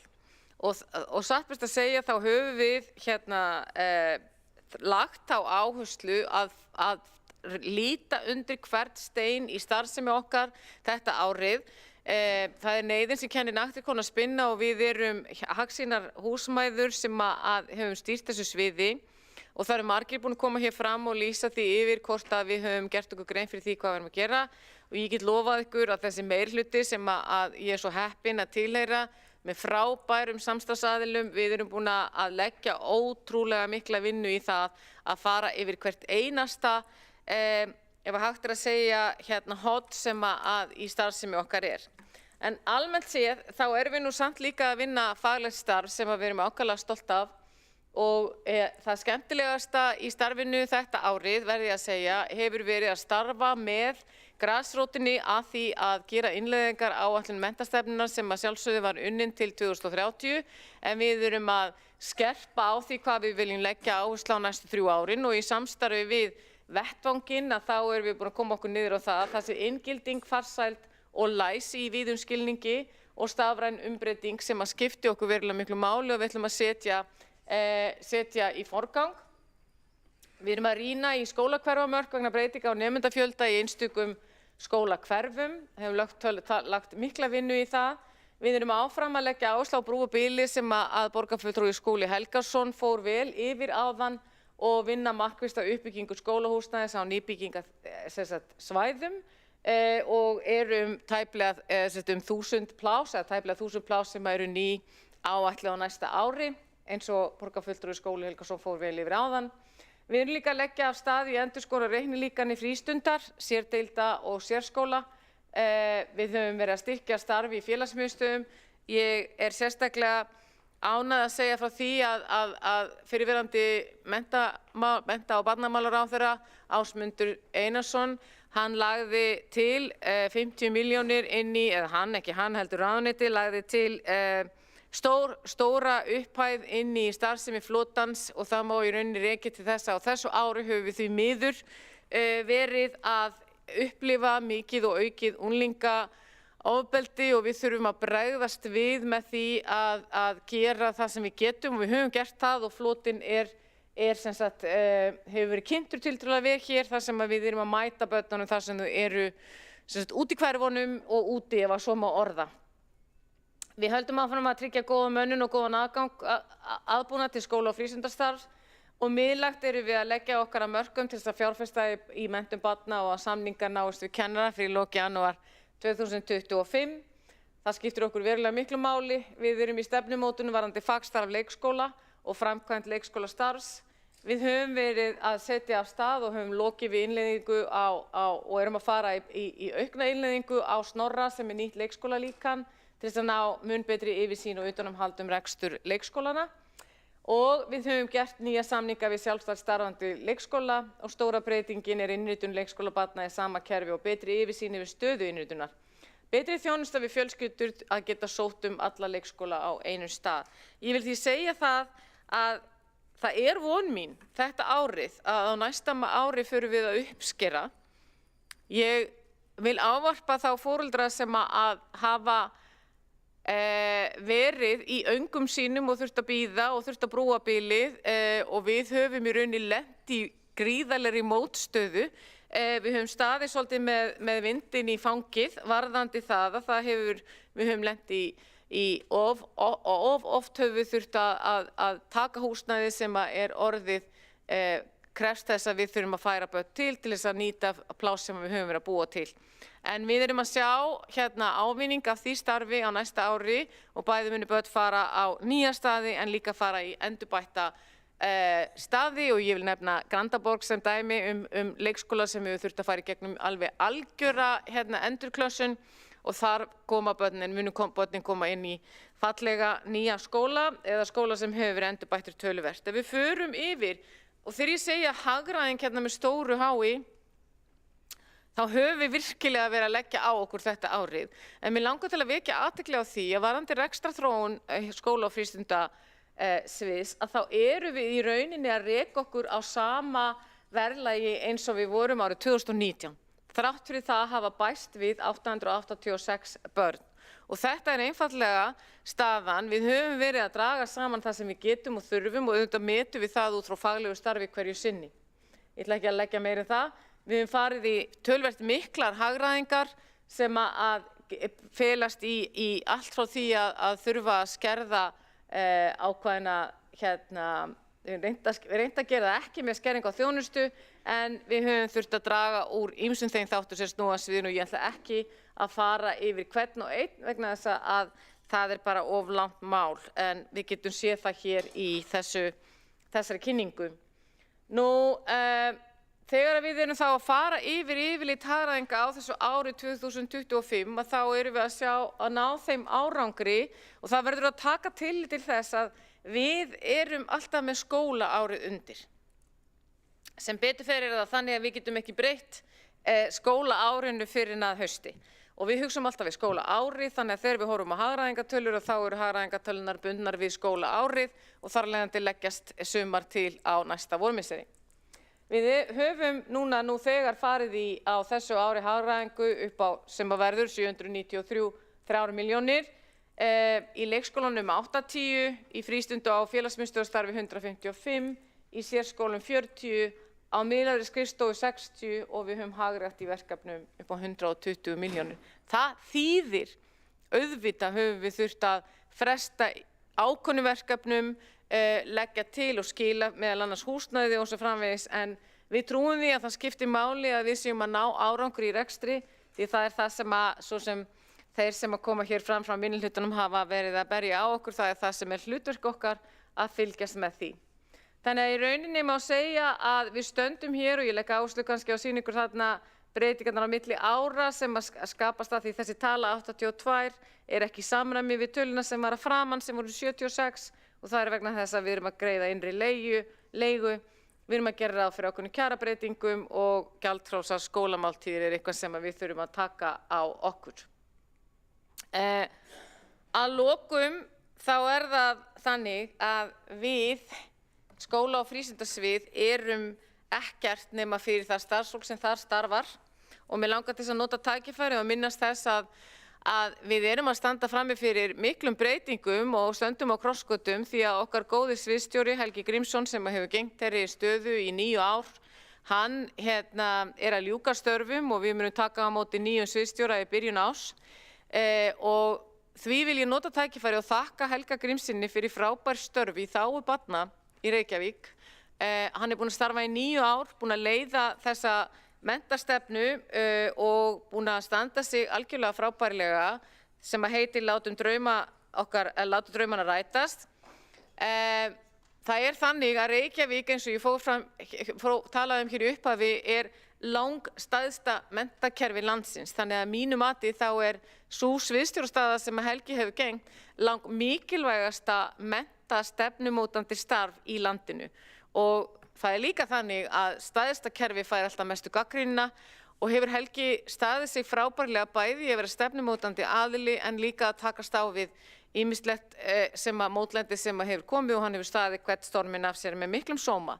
En þess fyrir utan höfum við líka fengið nýjan fagstjóra yfir grunnskólanum sem er hún Ardís og erum við þakklát Sofíu Vaksdóttur sem gegndi því embætti áður. En áfram göngum við og ég geng bjartsýn til næsta árs, sérstaklega er varðar að ég held að við munum sjá meiri árangur varðandi það að fá inn fleiri pláss varðandi leikskólana og er nú þegar farin að reyna að vekja sérstaklega athygli þeirra sem að vilja sækjast eftir gæðastarfi að koma til okkar í það frábæra starf sem við rekum á skóla- og frístundasviði í Reykjavíkurborg. Takka ég öllum þeim starfsmönnum sem að hafa unnið á því sviði og náttúrulega hjá borginni allri þetta árið. Takk fyrir mig.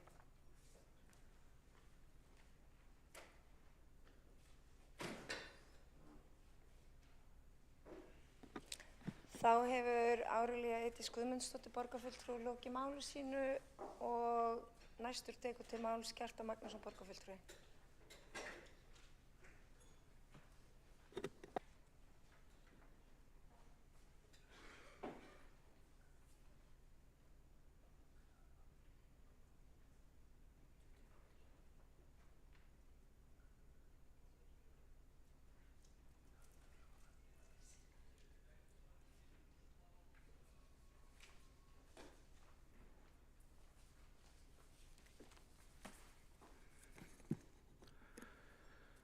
Forseti, góðir borgarfulltrúar, þakka fyrir að forseti gaf mér dýrmætt pólitísk ráð áður en ég gekk í pontu. Við vitum að pólitík er svo mikið svona spurning tímasetningar. En þegar við förum yfir það frumvarp sem ég liggur fyrir og fjölmörg fylgiskjöl, þá sjáum við að þetta frumvarp ber með sér að meirihluti Samfylkingar, Framsóknarflokks, Pírata og Viðreisnar hefur enga stjórn á fjármálum borgarinnar. Rekstur Reykjavíkurborgar er ekki sjálfbær, hvernig sem við lítum á málið. Borgarsjóður á að skila 531 milljón króna í rekstrarafgang nú í ár, samkvæmt útkomuspá. Sá afgangur næst fram með óreglulegum tekjum, til dæmis sölu eigna. Rekstur borgarsjóðs á auðvitað að skila afgangi með reglulegum tekjum og hann á að standa undir skuldum og skuldbindingum á hverjum tíma án þess að gengið sé á eignir. Ekki það að ég sé neitt á móti sölu eigna, yfirleitt eru við sjálfstæðismenn hlynntir sölu á þeim eignum sem lagt er til, en auðvitað væri málið að söluhagnaður þessa eigna gengi beint til lækkunar skulda borgarinnar í stað þess að fjármagna rekstur með þeim hætti. Skatttekjurnar standa þannig ekki undir grunnrekstrinum eins og það er hægt að gera. Þessi rekstrarafgangur sem við sjáum núna og væntanlega líka á næsta ári skýrist annars vegar af mikilli tekjuaukningu og hins vegar af eignasölu og arðgreiðslum frá borgarfyrirtækjum. Við sjáum það líka á þessum frumvarpi að skuldsetning er einkennandi fyrir fjármálastefnu vinstri meirihlutans í borgarstjórn. Ef skuldir borgarinnar halda áfram að aukast 10 milljarða á ári, þá endar borgin auðvitað í greiðsluþroti. Við vitum bara ekki alveg hvenær það verður. Skuldir borgarsjóðs átta nema 208 milljörðum króna núna í árslok samkvæmt gildandi fjárhagsáætlun. Samkvæmt útkomuspá verður þar 1 milljarði lægri. Það er gott. Samkvæmt frumvarpinu er hins vegar gert ráð fyrir að skuldir borgarsjóðs hækki að nýju árinu 2025 og verði 218 milljarðar í lok þess. Samstaða borgarinnar átti samkvæmt útkomuspá eða á að auka rekstrartekjur sínar tæpa 26 milljarðar á milli ára eða tæp 10%. Rekstrarútgjöld aukast hins vegar 16 milljarðar króna. Og skuldir samstæða borgarinnar átti að nema rúmlega 515 milljörðum króna í árslok 2024. Samkvæmt útkomuspá þá verða skuldir samstæðunar hins vegar orðnar 527 milljarðar komandi áramót. Frávik frá áætlun nemur þarna rúmum 11 milljörðum króna. Samkvæmt frumvarpinu munu skuldir samstæðunar enn hækka á næsta ári og nema tæpum 558 milljörðum í árslok 2025. Samkvæmt frumvarpinu mun samstæða Reykjavíkurborgar auka skuldir sínar 62 milljarðar króna á 2 árum, 2024 og 5, eða 31 milljarð hvort ár. Og það vekur undrun að sjá borgarstjóra fjalla fjármálin hér og nefna þá sérstaklega að áætlunar sé að standast því að tölurnar sýna okkur að það gera það ekki. Það er einmitt miklu frekar sérstakt áhyggjuefni þegar við lítum yfir tölurnar að þar sjáum við að áætlunargerð borgarinnar er í mólum. Og það kom meðal annars mjög vel fram á greinargóðu yfirliti sem Ragnhildur Alda Vilhjálmsdóttir, borgarfulltrúi, sýndi okkur hérna áðan.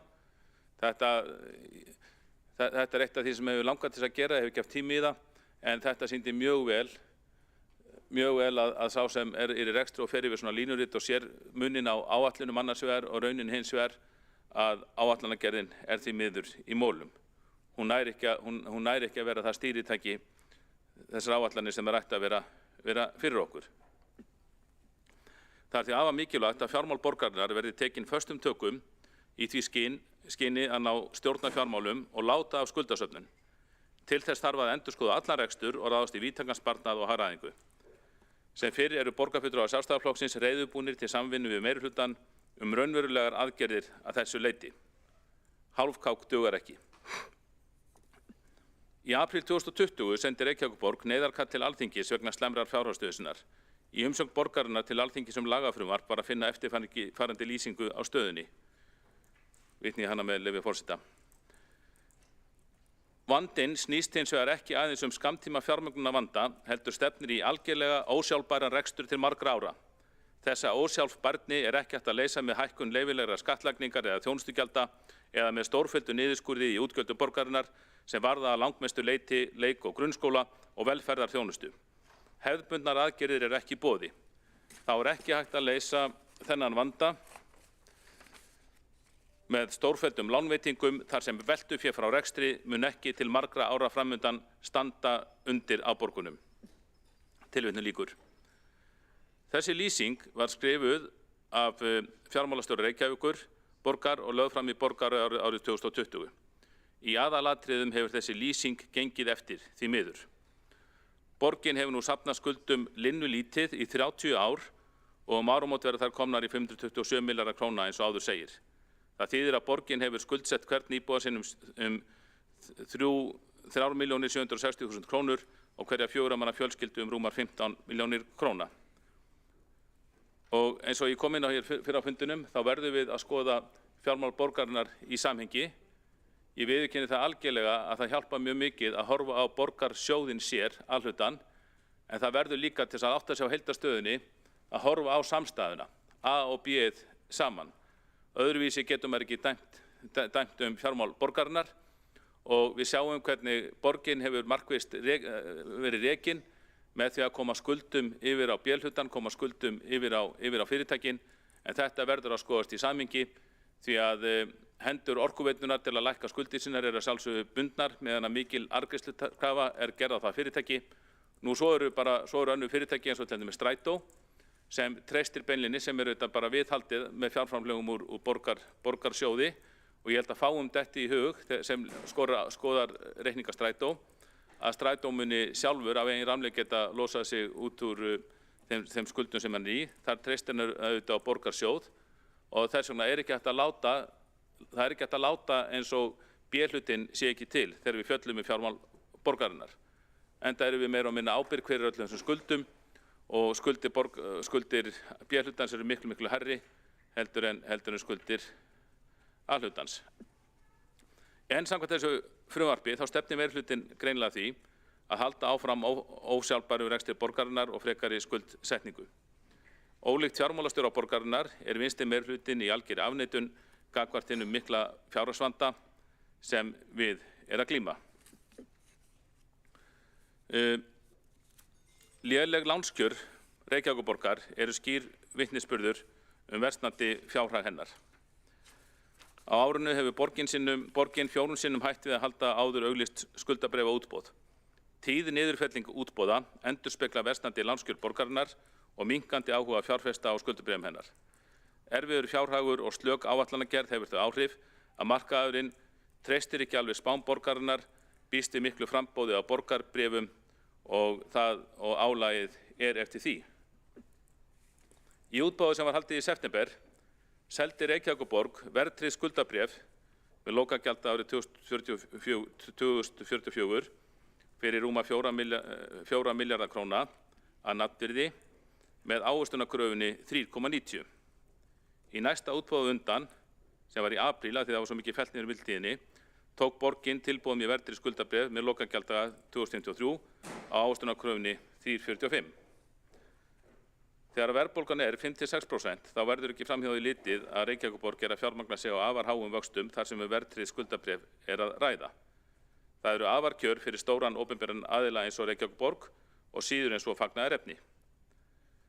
Takmarkaður áhugi fjárfesta á skuldabréfum borgarinnar er helsta ástæðan fyrir þeim afarkjörum sem hún verður að sætta sig við.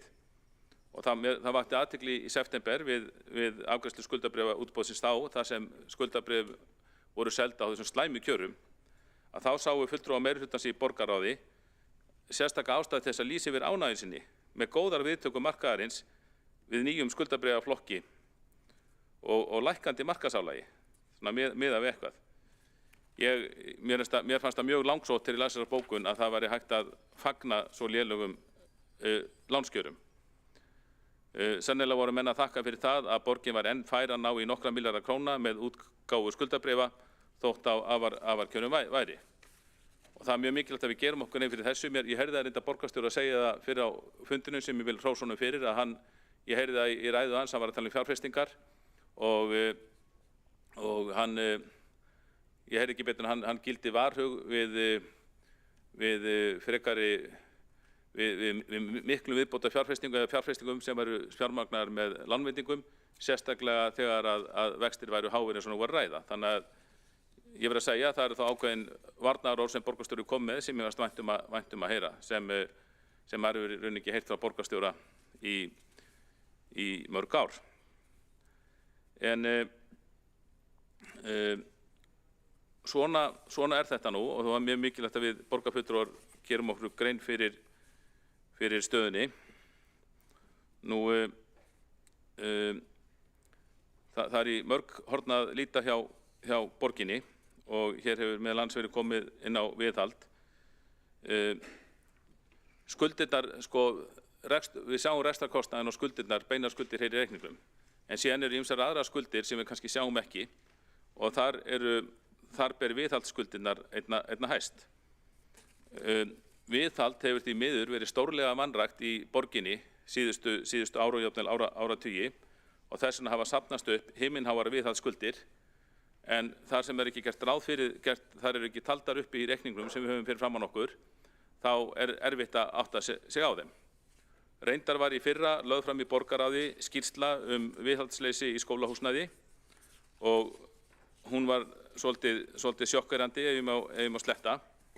Þar kom fram að það væri að uppsöfnuð viðhaldsskuld í húsnæði skóla og frístundaheimila væru 30 milljarðar króna og 80–85% húsnæði styrkti á verulegu viðhaldi að halda.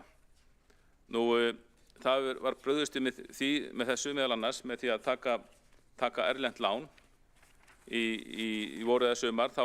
Þá var fundin í leið til að skuldsetja borgina með því að taka 100 milljónir evra láni hjá Þróunarbanka Evrópuráðsins til að bæta úr þessum viðhaldsmálum. Og nú það gott í sjálfu sér að menn skuli viðurkenna þann vanda og reyna að taka á honum. Það samt ekki gott að menn telji sig þurfa að taka erlent lán til þess og þarna að stórum hlutarunni vera að fjármagna rekstur með þessu láni. Og ég sagði þetta nú held ég á borgarráðsfundi og það var eitthvað sem mótmælti því og sagði að þetta ekki verið fjárfesta rekstur af því við munum eggfæra þetta viðhald. En þannig það nú samt með viðhaldið að maður á að fjármagna viðhaldið, langstærstan hluta viðhalds á maður að fjármagna jafn óðum bara af rekstrarreikningnum. Þannig að hins vegar ef maður vanrækir viðhaldið þá húsnæðið komið í svo slæmt horf að þá kannski neyðist maður til þess að fara í miklu viðameiri og dýrari framkvæmdir heldur en hefði verið hægt ef eðlilega hefði staðið að málum. Og þá kannski kemur afsökun fyrir því að eggfæra þetta viðhald og halda fram að fjárfestingu sé að ræða. En auðvitað skýrist það því að reksturinn þátt að taka þetta af rekstrarfénu og reksturinn viðhaldið hefur vanrækt með því að taka þetta af rekstrarfénu og það einfaldlega lélegur rekstur. En á sama tíma og við sjáum því miður að viðhaldið hefur verið vanrækt, þá sjáum við að það alls konar gæluverkefni sem fá vangi og þá kemur til dæmis upp í hugan Grófarhús sem var fjallað svona fyrr á þessum fundi. En það var upplýst á fundi menningar, íþrótt og tómstundaráðs daginn að kostnaður, það ekki einu sinni talað þar viðhald eða breytingu, það talað umbreytingu hvorki meira né minna, kostnaðurinn komin í tæplega 200 milljónir króna. Það gífurlegu kostnaður þegar haft í huga að verkefnin þá á hugmyndastigi. Þegar Borgarbókasafn, Borgarskjalasafn og Ljósmyndasafn Reykjavíkur flutti í Grófurs á sínum tíma þá var ráðist í miklar endurbætur á húsinu sem þóttu vera kostnaðarsamar á þeim tíma. Þótt vissulega sé þörf á ákveðnu viðhaldi í húsinu þá ekki þörf fyrir slíka algera og fógdera umbreytingu á húsinu eins og nú stefnt að. Og í október síðastliðnu þá var heildarkostnaður við umbreytingu hússins áætlaður 5,3 milljarðar króna en jafnframt tekið og þar af vekur athygli að kostnaður við hönnun og verkefnastjórn var áætlaður 1165 milljónir króna eða 22% heildarkostnaður við verkefnið. En það var líka tekið fram leið og þessar upplýsingar voru lagðar fram að slík endurbyggingaverkefni eiga það til að fara hressilega fram úr áætlunum og tekið það fram að vikmörk væru mikilvægna óvissuþátta sem gera mátti ráð fyrir að gætu með 50%. Þannig að ef það stenst þá gæti þessi kostnaður verið 10 milljarðar króna við þetta eina hús sem eins og staðan var í fyrra þá þriðjungur af uppsafnari viðhaldsskuldu skóla og frístundahúsnæðis í borginni. Og þarna komu upp fleiri mál sem hefur verið fjallað bragginn í Nauthólsvík, Fossvogsbrú, Brákarborg, allt þetta dýr verkefni sem talin voru fyrirmyndarverkefni á sínum tíma en er komið í ljós að þau hafa síðan svo verið til fyrirmyndar og manni sýnist þegar maður rýnir inn í framtíðina og sér verkefni sem á teikniborðinu að skólabrú á Fleyvangi og miðborgarleikskólinn við Njálsgötu þessu marki brennd. Það er eins og ekkert aðhald sé haft þar við þegar þessar framkvæmdir eru skipulagðar heldur þarna hafi fólk fengið eitthvað leyfi til þess að leika sér og brugðlið sé eitt af þessu markmiði sem svo slæmt. Við erum sennilega næststærsti fasteignarekandi í landinu og eftir ríkinu og við sjáum að húsnæðiskostnaður að mörgu leyti að sliga borgina, ekki síst þegar borginni bæði rekið með tapi og svo viðhaldið vanrækt sem þetta eins og við vitum. Viðhaldið dýrasta skuld sem að getur,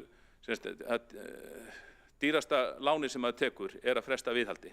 því að við vitum að við komum okkur ekki undan því, það kemur bara seinni í hausinn á okkur og þá yfirleitt dýrari heldur en það hefði ella orðið. Og bara eins og ég bent á áður, bara með miðborgarskólann, leikskólann við Njálsgötu væntanlega, það er svo ótrúlegt þegar maður les útboðslýsinguna, hvaða hugmyndir sá sem hefur skrifað hana virðist hafa bygginguna. Það eru gerðar ýmsar kröfur í útboðslýsingunni, sumt þeim eru sérst bara eiginlega tiktúrur, dettur mann í hug. Og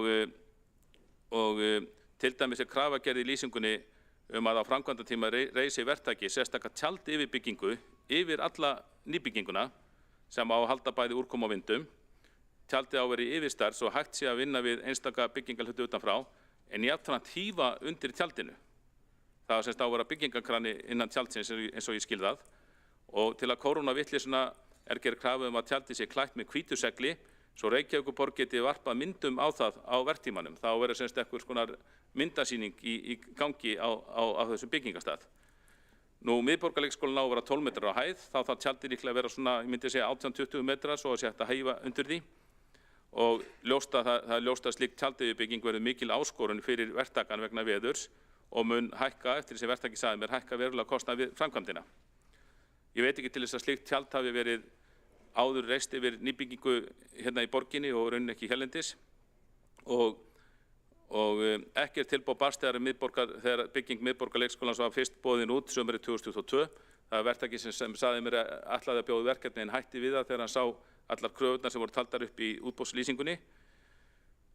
Nú, útboðið var síðan endurtekið og þá barst eitt tilboð sem var 2,8 milljarðar króna að núvirði eða 72% yfir kostnaðaráætlun. Tilboðinu var sem betur verið ekki tekið og farið í einhverjar viðræður, en það er ljóst að umrædd leikskólabygging verið mjög dýr ef haldið verið áfram með verkið án þess að útboðslýsingu verið breytt til sparnaðar. Kæru borgarfulltrúar, þetta er bara eitt af mörgum dæmum sem heyrir innan úr borgarkerfinu, einnig frá verktungum sem vinna fyrir borgina, af einhvern veginn því miður svona brugðuleg menningu sem virðist eiga sér stað.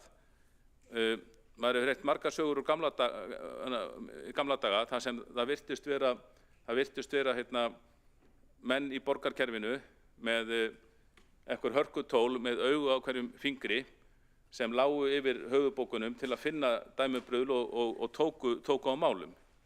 Ég man til dæmis þegar ég settist fyrst í stjórn borgarfyrirtækis, þá voru menn í alvöru hræddir fyrir það, þeir klúðruðu einhverju og voru í alvöru hræddir við það að nú kæmi borgarlögmaður brjálaður því að hann hefði meðal annars það hlutverk að fylgjast með fyrirtækjunum og taka með það til bæna ef þeir klúðruðu einhverju sem kostaði verulegt fé. Ég hygg að það sé ekki slíkt eftirlit lengur, að minnsta kosti verð ég ekki mikið var við það. Nú, aðeins íþrótt- og æskulýðsmálin, þar getum við kannski fundið önnur dæmi skuldir sem ekki taldar upp í okkar fjárhagsáætlun með ársreikningnum. Það eru skuldbindingar við íþróttafélög. Ég held að borgin geri samninga við íþróttafélög án þess að þessi skráðir sem beinar skuldbindingar. Ég held að sé ennþá þannig. Svo er það bara eftir í hvernig liggur á borginni hverju sinni, hvort að samningar eru efndir og með hvaða hætti. Nú er reyndar eins og borgarstjóri gat það er verið að efna gamlan samning við KR byggingu knatthús ásamt við byggingu og ég legg áherslu á, ég held að sé mjög mikilvægt að draga lærdóm á vandkvæðum sem upp hafa komið við alútboð vegna slíkrar bygginga áðurbyggða knatthúsa í borginni. Það þarf að vanda til verka við útboð verksins, samningagerð og eftirlit á framkvæmdatíma. Við höfum dæmi þar sem farið í alútboð í Breiðholti og tókst ekki og það er að minnsta kosti verkefni sem hægt að læra af. Okkur finnst einnig óeðlilegt að það sé gerð sú krafa í þessari heildarmynd varðandi KR að KR gangi á mjög takmarkað athafnasvæði sitt með byggingu fjölbýlishúsa í því skyni að fjármagna uppbyggingu íþróttamannvirkja, þar að segja í framhaldi af þessu knatthúsi. Slíkar kröfur eru að jafna ekki gerðar til hverfis íþróttafélaga í borginni vegna uppbyggingar íþróttamannvirkja félagsvæðin þeirra. Nú, fram er annað dæmi. Það voru erfið samskipti milli Fram og Reykjavíkurborgar í mörg ár vegna loforða borgarinnar íþróttaaðstöðu þar og uppbyggingu mannvirkja. það tókst loksins að höggva á þann hnút, hélt maður, með samningi árið 2017 og samkvæmt einn samningi áætlun með honum þá var skýrt kveðið á að knatthús yrði byggt á árunum 2019 til 2020 en það hefur dregist úr hömlu og nú daginn þá var gerður ný samningur samkomið milli borgarinnar og Fram að húsið yrði tilbúið 2029. Það samt töf næstum því áratug með það sem áður var samið og maður skilur stjórnendur Fram þegar þeir segja við okkur þeir skilji ekki að þeir gerir samkomulag 2017 sem þeir treysta borgin muni standa við, svo bara líður nokkur ár og þá séum þeim tilkynnt að sá samningur sé ekki lengur í gildi vegna þess að borgin hafi ákveðið að skipa nefnd til að forgangsraða íþróttamannvirkjum og þessi samningur sé bara eitt af þeim málum sem þar verið skoðað. En allt í lagi nú komið dagsetning 2029 við Sjálfstæðismenn lögðu reyndar til að það farið í þetta fyrr þannig að þetta gæti verið tilbúið til nótkunar 2026 að okkar áliti en við vonum þá að þessi niðurstaða haldi. Eins er með málefni Fylkis, þar var líka gerður samningur held í 2017 við Sjálfstæðismenn lögðu fram tillögu málið árið 2015 að Fylkir afhentu borginni lóðir og fengi ákveðin hluta af hagnaði við sölu á þessum lóðum og það var gerður samningur það 2017 en mér vitanlega sem hefði fært Fylki nokkur 100 milljónir króna sem hefði sjálfsög allar verið notaðar til frekari uppbyggingar á svæði félagsins en það er ekki verið staðið við það. Og í áður nefndri forgangsröðun sem fór fram á síðasta kjörtímabili þá reyndar má geta þess að viðbygging við Fylkisselið, mesthúsið gamla til að þjóna fimleikadeildinni var sett efst á forgangslistan en mér vitanlega hefur engin vinna átt sér stað til að koma því ágæta máli til framkvæmdar. Þannig að maður skilur mjög vel að íþróttafélögin séu ósátt við það að það séu gerðir samningar hinu og þessi mannvirki, gjarnan rétt fyrir kosningar, svo geti kannski liðið áratugur jafnvel á þess að slíkir samningar séu efndir sem eru samt samningar en á meðan eru alls konar önnur mannvirki eins og til þess bragginn, það hefur verið hægt að byggja heilt íþróttahús í staðinn fyrir braggann ef úti það er farið eða gróarhús sem geti endað í 10 milljörðum að slík mál séu í forgangi. Nú, ég vil þakka Kolbrúnu Baldursdóttur borgarfulltrúa og fyrir að gera málefni Strætó að umfjöllunarefni hér áðan. Það er svo sannarlega þurfa að ræða þetta í fjárhagsáætluninni. Staða Strætó er áhyggjuefni og það er margt sem að vera hægt að laga og ég vil bara segja að mér finnst að við ættum að vinda okkur strax í að bæta almenningssamgöngur í borginni í gegnum Strætó í stað þess að bíða endalaust eftir borgarlínu. Ég held að maður sé búin að bíða eftir þessari borgarlínu sem í 20 ár. Ég held að sé tala núna á borgarlínuna að byrja 2031 en að mínu viti þurfum við ekki að bíða fram á næsta áratug eftir henni því að það væri hægt að laga ýmsa hluti strax. Það var talað hér hraðakstur strætisvagnanna.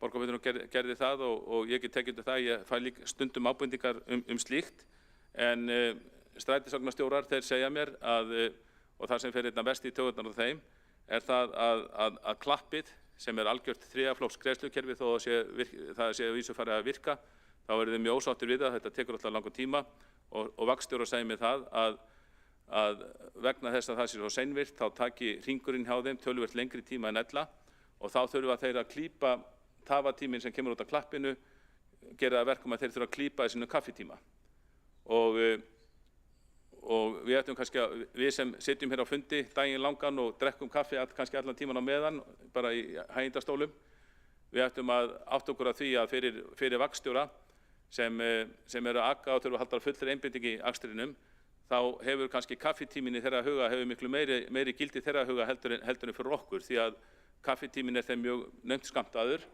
og þá er ég að segja það er lélegt bara upp á almenningssamgöngur, það er líka lélegt bara upp á pening og annað að fjárfesta í dýru klappkerfi sem er reyndar fundið uppeldi frá byrjun með öllum svona barnasjúkdómum í staðinn fyrir að kaupa bara eitthvað notakerfi sem hefur gengið vel út í heimi. Kerfi sem þar að ekki senkar strætó mjög verulega, það veri fróðlegt að gera mælingu á því, seinkast þetta mjög verulega og tekur takmarkaðan frítíma eða kaffitíma pásuna af bílstjórunum okkar. Það slæmt, Klappi virðist hafa fært þessi mál til hins verra og þetta held ég að hafi sín áhrif á málin hjá Strætó. En það væri hægt að laga Strætó verulega fyrir aðeins brota því sem þessi fyrirhugaða borgarlína á að kosta. Við getum byrjað að leggja forgangsakreinar á næsta ári, haldið þeim áfram, þær voru lagðar til 2015, þá held ég að þeim að meira og minna verið hætt ef að búið að leggja 4 kílómetra, en Strætóstjóra segir mér það að ef það væri lagðir svona 3-4 kílómetrar í viðbót, þá væri hægt að koma í veg fyrir allar þar tafir sem Strætó verið núna fyrir í kerfinu. Og Strætóstjórar, þeir hafa sagt mér það að þessar forgangsakreinar séu sennilega það besta sem borgin, það besta, það var nú smá hrós í þessu, það besta sem borgin hafi gert fyrir Strætó í marga áratugi. Nú, að lokum ætla ég að koma aðeins inn á málefni félagsbústaða, fyrirtækisins okkar. Nú, það fjárhagsáætlun þar sem liggur undir. Hún ber því miður með sér að það eigi að halda áfram hallarekstri félagsins, þó að mér skilst að það sé verið að það samþykkja heimildir félagsins til þess að hækka leiguna. Og hagnaður næsta árs áætlaður að eigi að vera 7 milljarðar króna, en áætluð matsbreyting fjárfestingar eigna, það er að segja fróðuhagnaðurinn, nemur 7,5 milljarði. Allur svokallaður hagnaður er því tilkominn vegna matsbreytingar fjárfestingar eigna. Það gefur, eins og ég sagði áður, það gefur alls ekki rétta mynd af rekstri félagsbústaða að nota slíka virðishækkun á fasteignum félagsins til að fegra rekstrarreikning þess, enda er slík matsbreyting reiknuð stærð sem skilar ekki raunverulegum tekjum til rekstrarins. Þetta ættum við að hafa í huga. Ég hef takt hér á mörgum atriðum sem koma við fjármál borgarinnar. Hér þarf að sjálfsögðu að bæta rekstur, ég held að allir viðurkenni það. Og hér í alveg blálokinn kem ég hérna inn á borgarstjórnarmálin. Ég verð að segja að mér finnst upplýsingagjöfin til kjörinna fulltrúa, mér finnst hún hafa versnað frá því ég byrjaði hér í borgarstjórn. Það tekur alltaf langan tíma að fá upplýsingar til þessi fjármál, það getur tekið vikur, mánuði, jafnvel ár, og sjálfsögðu hefur það letjandi áhrif á okkur og áhrif á okkar störf ef við fáum ekki upplýsingar fljótt og vel, og það verður hægt að nefna mörg dæmi það. Og mann sýnist að vera þannig eftir þessum upplýsingarkerfum verið dýrari og sagt að þau séu fljótvirkari, þá séu við borgarfulltrúar lengur að fá upplýsingar, en samt segja embættismennirnir mér alltaf að í rauninni taki bara 5 mínútur að fá upplýsingar út úr kerfinu, þeir þurfi bara að fá leyfi frá okkur ofan til þess. En eina af þeim tillögum sem við höfum lagt hér fram, borgarfulltrúar, Sjálfstæðisflokk ekki í fyrsta sinn, er að borginni verið gert kleift að fækka borgarfulltrúum, að borgarstjórn skori á Alþingi að endurskoða lagaákvæði í sveitarstjórnarlögum í því skyni að borgarstjórn hafi sjálfdæmi fjölda borgarfulltrúa. Á sínum tíma var borgin rauninni þvinguð með lagabreytingu til þess að fjölga borgarfulltrúum sínum, en ég hefði eftir áræðanum heimildum Alþingi að sú beiðni hafi komið hér úr sölum borgarstjórnar frá vinstri flokkunum sem vildi fjölga borgarfulltrúum, og ég held að þetta hafi gengið alveg vel hérna þegar það voru 15 borgarfulltrúar og allir þurftu að hafa yfirsýn. Ótrúlegt að þeir skuli vera komnir orðnir rúmlega 30, og eins og við sjálfstæðismenn hefur margoft bent á, þarna var þetta að spara verulega fjármuni fyrir borgarbúa. Það var ótrúlegt á sínum tíma þegar þessi breyting var keyrð í gegn, að þá var því jafnvel haldið fram að það myndi sparnaður hljótast af því að fjölga borgarfulltrúum úr 15 í 23 með öllu sem því myndi fylgja. Það var svo augljóst bull, en meiri segja vandaðir fjölmiðlar sögðu frá því eins og sannindi verið að ræða.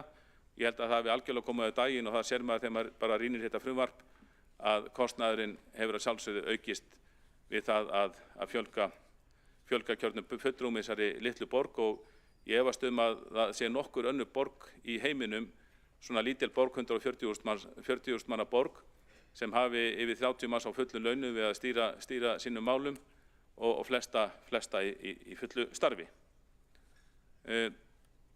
Annars vil ég bara nota tækifærið til þess að þakka fyrir ágætt samstarf í flestum nefndum sem ég sit í. Mér finnst að samstarf er að hafa farið batnandi, mér finnst að hafa verið eiginlega betra núna heldur en var til dæmis í upphafi kjörtímabilsins og auðvitað er þannig að það er bara margt mjög vel gert hjá okkur og við þurfum að einbeita okkur að því að gera fleira betur og taka síðan á þeim vanköntum sem óneitanlega eru til staðar. Og ég vona að nýja árið beri það í skauti með sér fyrir okkur. Þá hefur Kjartan Magnússon, borgarfulltrúi, lokið máli sínu og forseti gerir matarhlé til klukkan 7.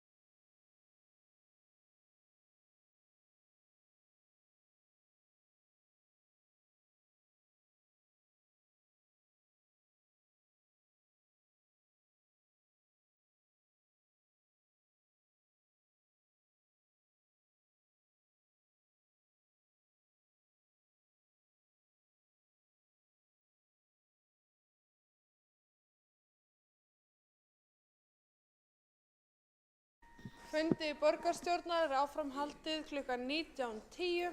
Næst á mælendaskrá er borgarfulltrúin Alessandra Brím.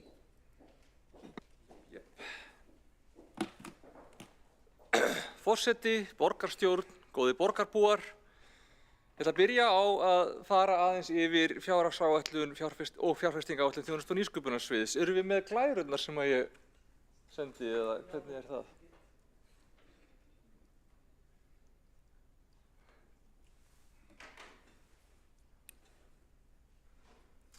Ég er ekki vön að vera með glærur í ræðum en svona einstaka sinnum. En já, ég valdi ekki þennan font, ég veit ekki alveg hvaðan þetta kemur. En já, rekstraráætlun þjónustu- og nýsköpunarsviðs fyrir árið 2025 gerir ráð fyrir að rekstrarkostnaður verði 4 milljarðar og 451 milljón. Þar af eru tæpir 2 milljarðar í laun og launatengt gjöld og þið sjáu kannski á glærunum að það eru tæpir 2,5 milljarðar í tekjur. Svo sjáum við annar kostnaður er 4,9 milljarðar og ég ákvaða eftir að vera búin að fara aðeins yfir sundurliðun og öðrum kostnaði að það væri sennilega ekkert vola mikið fútt í því að fara eitthvað mjög djúpt í það en 52% af liðnum annar kostnaður er vegna innri leigu og það eru 2,56 milljarðar og svo er kostnaður vegna viðhalds- og þjónustusamninga 1,5 milljarðar króna. Þessi liðir svona vega þyngst í því svo er hægt að fá restina af gögnunum. Stærsta breytingin á þessu er auðvitað að við erum að færa rekstur kerfana okkar úr fjárfestingu yfir í rekstur.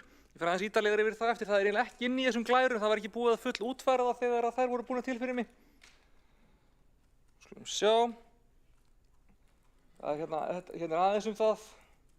Svo er fjárfestingaáætlun fyrir 25 til 29 og þið sjáuð á henni að á árinu er gert ráð fyrir 1,6 milljarði í fjárfestingu. Og auðvitað vitum við að það er svona töluverður samdráttur frá því við vorum í átakið þarna en við sjáum líka að það er að skila sér.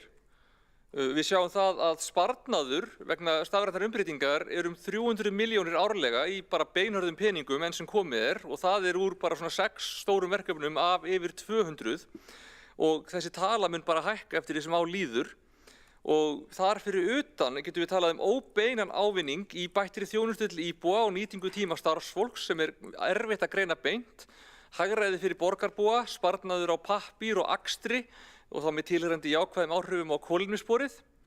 En kannski fyrst og fremst það sem við græðum er betri yfirsýn, betri upplýsingagjöf, meira gagnsæi og endanum bara betri ákvarðanataka sem hlýst af því að hafa betra utanumhald gögn, betri yfirsýn, betri samkeyranleika gagna og kerfi sem geta unnið saman og nýtt gögn saman og þannig getum við samnýtt betur bæði kerfi, starfsfólk og tíma.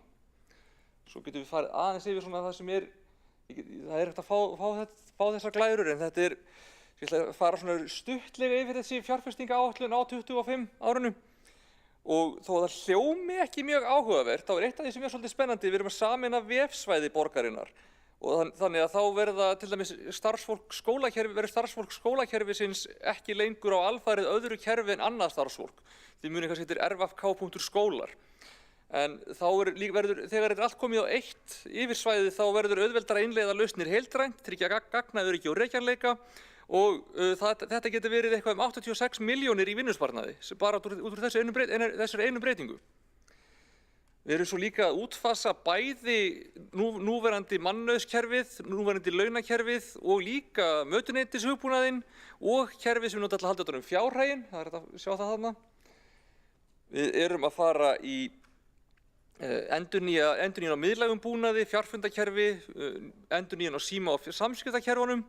Við erum að fara í töluvert og margþætt átak í að bæta öryggisinnviði upplýsingatækni.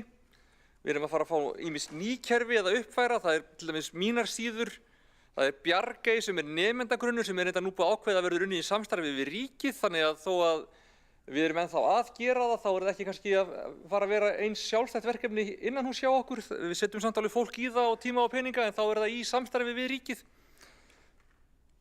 Við erum að fara að fá nýjan ábendingavef, við erum að fara að innleiða ráðgjafan sem er nýtt kerfi fyrir málaskrá og velferðarsviði. Við erum að þróa áfram skólaþjónustuna og kannski gaman að segja frá því að við hlutum á dögunum fyrstu verðlaun í snjallborgarsamkeppni Seúlborgar í Suður Kóreu fyrir þá nýja kerfið Betri borg fyrir börn, en þar kemur einn heildstæður grunnur í staðinn fyrir 27 mismunandi eyðublöð á pappír og þar ber að þakka fyrir bara okkar frábæra starfsfólki og skóla- og frístundasviði og velferðarsviði og á Þóninu og svo líka starfsfólkinu á skrifstofu borgarstjóra og borgarritara sem var í samskiptum við Seúl. Þannig að þetta er bara, það er svona skemmtilegt að geta hafa svona góðar sögur frá að segja. Ég ætla ekki að fara yfir þetta kannski lið fyrir lið. Það eru öryggi ljósleiðara, tenginga og öruggt samþættingarlag og samþættingarlagið hljómar líka ekki mjög sexy en það er mjög mikilvægt og það gerir miklu auðveldara að vera með kerfi sem tala hvert við annað og geta boðið upp á þá tengjanleika fyrir þriðju aðila ef að samþættingarlögin eru góð. Ég ætla ekki að fara í gegnum þetta alveg allt heldur sko. Við erum líka að innleiða skýrara verklag í stafrænaráðinu til að átta okkur betur á væntri hagræðingu og sparnað á tilteknum stafrænum verkefnum áður en að lagt upp. Við höfum verið að fá þannig mat en það er betra að hafa það ennþá skýrara og kannski innleiða betra verklag það hvernig því mati er beitt í ákvarðanatökunni. Það er eitthvað sem við erum að þróa áfram og við erum alveg að sjá ágætis árangur í. En það er til dæmis gott að vita það fyrir víst sem sagt, hvað er að skila sér hvert. Það er að segja vænt hagræðing af stafrænum verkefnum, hvað þetta er að skila sér, en hvert að skila sér og hvenær. Það er ekki kannski nóg að vita það að tiltekin lausn sé að spara okkur eitthvað. Við viljum vita að hún spara okkur kannski x mörg stöðugildi eða x mikil vinnutíma og það er ekki þar með sagt að þó að lausn spari okkur 2 stöðugildi eða 5 stöðugildi eða hvað það er, að þá munum við reka 2 manneskjur eða 5 manneskjur eða eitthvað svoleiðis. En það þýðir að það getur kannski sparað okkur eitthvað aðra ráðningar eða það þýðir að við getum haft á væntingu að þau stöðugildi fara að gera eitthvað ákveðið annað og við getum þá kannski ákveðið hvað það verður í staðinn fyrir að það bara einhvern veginn renni saman inn í einhver ógegnsæja hít og við vitum ekkert í hvað peningarnir eru að fara. Við viljum svolítið vita hvert peningarnir eru að fara og hvert hagræðingin er að leiða okkur og hverju hún er að skila. Mér finnst það mjög mikilvægur hluti af gagnsæinu í þessu verkefni. En já, ég er svona í sjálfu sér, ég ætla ekki að fara í gegnum alla þessa liði sko, ég er búinn að svolítið vera að tala um þetta. Þetta var svona yfirferðin yfir fjárfestingaáætlunina en stóra málið svona síðustu vikur og mánuði hefur verið rekstrarlíkanið fyrir stafrænu innviðina og þeir voru þróaðir á fjárfestingu en það er ekki hægt að reka þá á fjárfestingu nema kannski bara allra fyrst á meðan það verið að fínpúsa þá og stilla þá af og kannski aðeins að þróa þá áfram. Það er ekki hægt til lengdar og núna erum við svolítið komin á þann stað að það verður að færa þessa miklu innviði sem við byggðum upp á átakstímanum yfir á rekstur, annars erum við bara ekki að bókhalda rétt. Þannig að það er bara mjög mikilvægt að það sé gert. Núna erum við að færa kringum milljarð af þessum kerfum úr fjárfestingu yfir í rekstur og það er mjög mikilvægt. Það verður að gerast. En því miður þá hefur það lent svolítið harkalega á sumum sviðum borgarinnar, sérstaklega því að þið upplifðu sér ekki fá nægan fyrirvara og upplifðu þetta væri svona einhvern veginn fyrirvaralaus niðurskurðarkrafa.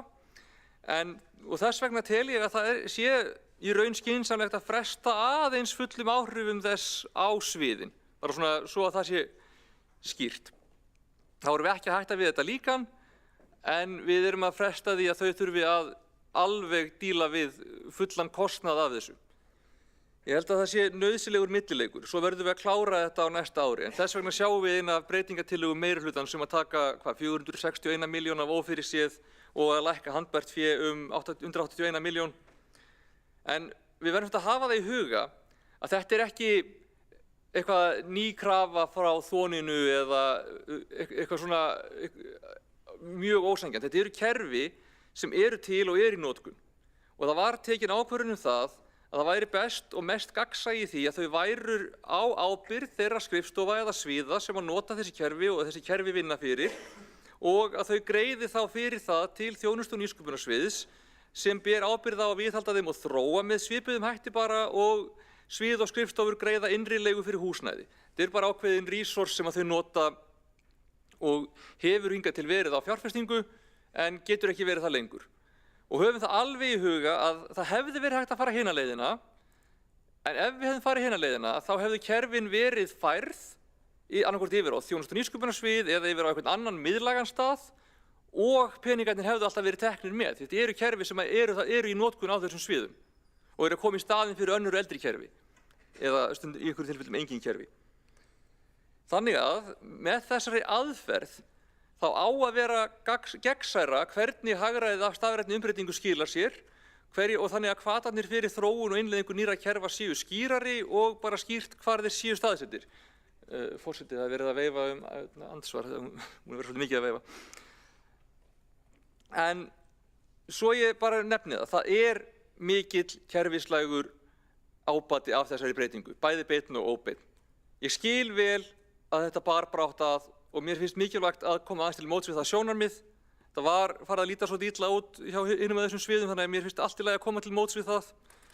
En það hefði alltaf þurft að færa þessi kerfi af fjárfestingu fyrr eða síðar og það hefði alltaf þurft að hafa skýra umsjón, skýra ábyrgð á utanumhaldri og rekstri þessara kerfa. Ég vil aðeins fara inn í að tala samstarfið stafræna innviði, þá bæði samstarfið við Samband íslenskra sveitarfélaga og við ríkið, þá fyrst og fremst í gegnum Ísland.is en líka við ákveðnar ríkisstofnanir sér. Eins og ég hef farið yfir, þá höfum við nýtt okkur alla þá kosti sem eru í boði og sem virka fyrir sveitarfélaga af okkar stærðargráðu hjá Ísland.is og höfum gengið lengst allra sveitarfélaga í því og við höfum líka átt annað samstarf við ríkið. Bæði fengum við umsagnarkerfið frá Alþingi til að nýta í umsagnir mál hjá borginni og það er ágætisgangur í samstarfi við Húsnæðis- og Mannvirkjastofnun sameiginlega byggingagátt og við miðstöð mennta- og skólaþróunar nýja nemendagátt sem við vorum reyndar byrjuð að þróa sem Bjargey en það verður núna unnið í þessu samstarfi eins og ég nefndi. En það skiptir auðvitað máli að þetta samstarf sé gott og við upplifum að Samband íslenskra sveitarfélaga sé að taka þennan málaflokk af meiri festu og alvöru en oft áður en í fortíðinu höfum við svolítið upplifað okkur brenda því að ætla að fara í eitthvað samstarfi með eitthvað ákveðið kerfi, bíða eftir því að það fari í gang og bíða bara og bíða þar til á endanum gefumst upp á að bíða og förum þá af stað sjálf og eru þá kannski bara búin að missa einhver 2-3 ár sem hefðu átt að fara í að gera kerfið fyrr.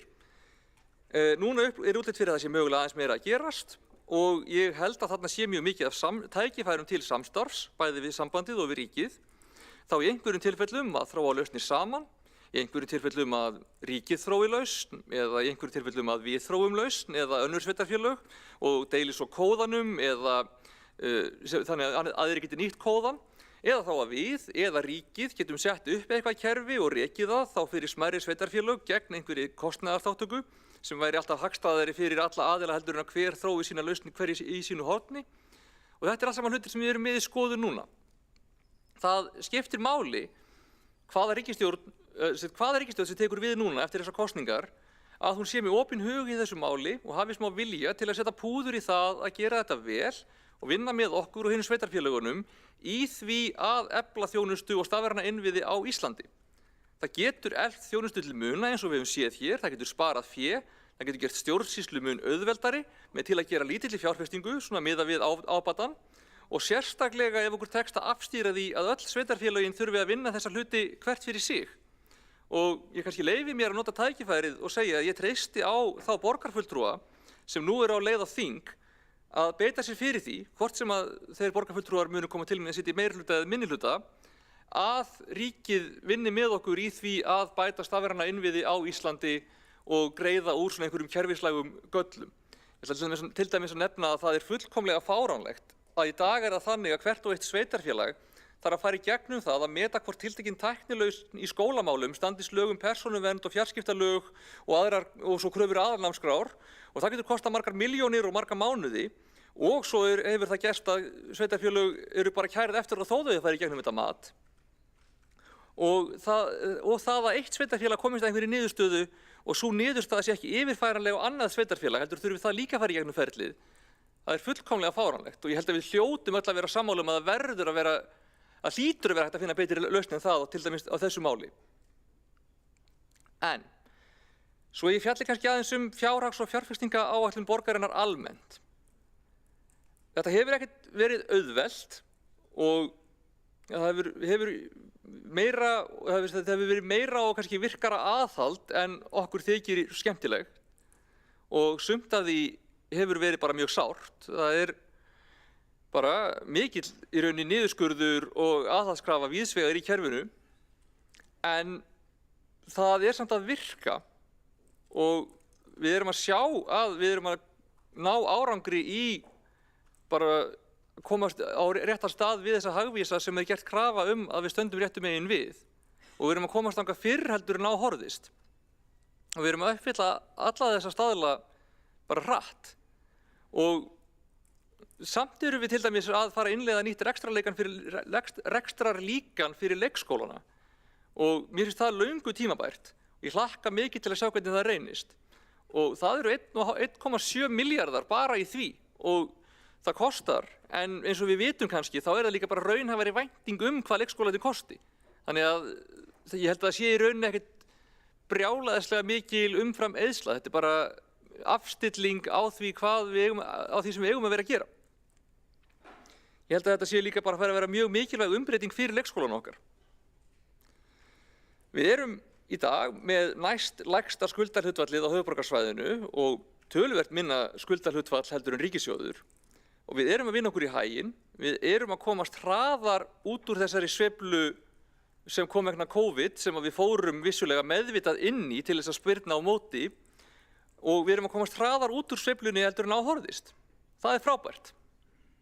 Við hérna inni vitum ekki hvernig framtíðin lítur út.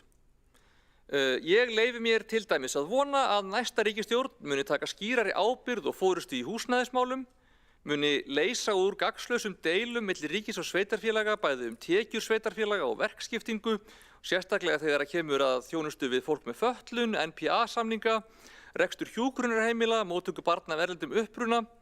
En á sama tíma þá gæti verið að á heimsvísu séum við að keyra inn í erfiða tíma. Það tilvörandi forseti Bandaríkjanna sem hefur lofað að innleiða mjög harkalega tollastefnu sem gæti haft bara mjög neikvæð hagræn áhrif í öllum heiminum og líka hér. Og enginn veit hvernig staðan mun þróast í Úkraínu eða hvaða áhrif það mun hafa á hagkerfi heimsins. Mun það stríð draga saman og klárast? Mun það breiða úr sér? Við vitum það ekki. Við hérna inni, við stjórnum ekki þessum hlutum. Við stjórnum ekki hagkerfi heimsins. Við stjórnum ekki hagkerfi Íslands. En við erum búin að sýna það að við erum færum að bregðast við, laga okkur að aðstæðum hverju sinni. Gefa í þegar samdráttur, draga saman og vinna í hæginn til þess að vera í sem bestri stöðu þegar það ekki samdráttur, þá til að annarkvort grípa tækifærin þegar þau gefast, eða þá til þess að eiga eitthvað inni til að bregðast við næstu erfiðleikum þegar þeir koma. Borgin nefnilega vel rekin. Það staðreyndin sem hefur verið reynt að þvæla og fela allt of lengi. Hér erum við með færa sérfræðinga sem hjálpa okkur að átta okkur á heildarmyndinni, hjálpa okkur að setja áhrif stakra ákvarðana eða stærri ákvarðanapakka í samhengi þannig að við áttum okkur á plúsum og mínusum, á tímarömmunum sem að ræða og bara hverjar afleiðingarnar af því sem að við kannski ákveðum ekki muni hafa. Og við búum svo vel að vera með einstaklega gott fólk í þessu. Við búum líka svo vel að okkur í pólitíkinni hefur tekist það ágætlega að forgangsraða út frá þessum upplýsingum, velja hvenær skuli gefa í eða draga úr og hvað ég leggja áherslu á og hvað ekki. Og þó auðvitað verðum við aldrei öll sammála það allt, þá hefur það gengið bara nokkuð vel. Ég held að tölurnar sýni það. Það á enginn einn flokkur einkarétt á því. Þetta hefur verið samstarfsverkefni og það hefur gengið mjög vel í þessu samstarfi að ná utan verkefnið. Ég veit ekki hvort að við getum beðið mikið meira en það. Að því að við erum nýkomin úr kosningabaráttu, þá vil ég nefna það að mér finnst það svolítið sorglegt að í þeirri kosningabaráttu var það notað sem hálfgerð grýla til að hræða fólk að tala Reykjavíkurmódelið. Ég í alvöru átta mig ekki á því. Ég held nefnilega að þingheimur myndi öfunda okkur af því ef þau kæmu hingað inn hve samstarfið hérna inni gott, hve þroskuð og vinsamleg umræðan hvernig okkur gengur að ná málamiðlunum og bara líða vel í kringum hvert annað. Ég myndi bera saman okkar meirihlutasamstarf hér við fráfarandi ríkisstjórnarsamstarf með jákvæðum hætti hvenær sem og ég held að engin heiðarleg manneskja myndi gera annað. Og líka bara, já, bara samskiptin við minnihlutann. Ég segi það bara. Ég þekki fólk sem að þar til fyrir skemmstu sat á þingi og þau þekktu það vel hvernig var yfir í minnihluta á þingi og ég veit að þeim hefði þótt bragur á því ef að á þinginu væru mál minnihlutans rædd jafn reglulega og ítarlega og hér í borginni. Ég veit að fulltrúar minnihlutans hér inni væru ekki mjög sátt við það ef að þau þyrftu að semja við okkur með grátstafinn í kverkunum það að hver flokkur fengi kannski eitt mál til umræðu og atkvæðagreiðslu á hverju önn. Og ég myndi ekki vilja taka þátt í meirihluta sem að starfaði þannig. Þannig að, já, ég held líka að við hljótum að viðurkenna þó að samskiptin okkar á milli séu á köflum erfið, þá eru þau þó almennt betri heldur en hefur verið á þingi, held ég. En fyrst og fremst held ég að hvaða ríkisstjórn sem gæti verið stolt á því að ná sams konar árangri og við höfum náð hér. Og þá meina ég bæði árangur meirihlutans og aðhald og gagnrýni minnihlutans. Það ekkert að Reykjavíkurmódelinu. Bara módel þar sem að fólk talar saman, ber virðingu fyrir hvert öðru, kemst að málamiðlunum með bara ítarlegum samtölum og stendur svo við það. Ef það einhver hræðileg grýla, þá bara ég til í þá grýlu. Við erum þrátt fyrir allt að standa okkur býsna vel hérna. Meina aftur ekki bara meirihlutann, líka minnihlutann. Til hamingju með góðan árangur öll sömul. Takk fyrir gott samstarf. Takk fyrir okkar frábæra starfsfólk og embættismenn. Og bara vonandi tekst okkur áfram að takast vel á við framtíðina þrátt fyrir að breytingar verði í heiminum eða í ríkisstjórn eða hér inn í þessum sal.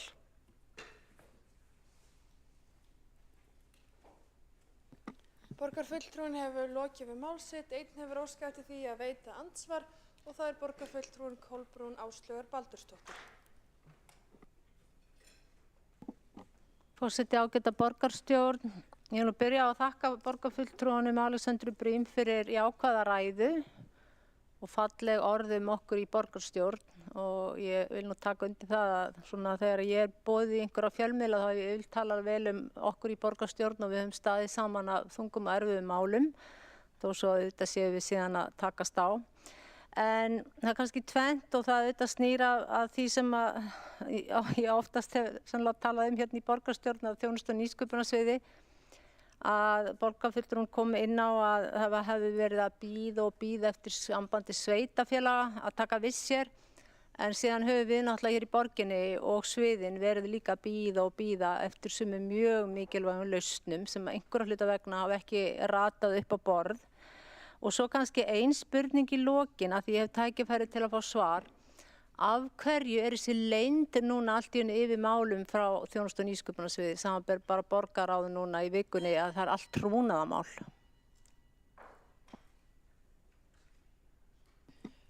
Borgarfulltrúinn hefur lokið við það að veita andsvarsvarð og ansvari borgarfulltrúinn Alexandra Brím. Forseti, já, ég þakka bara fyrir góðar og málefnalegar spurningar.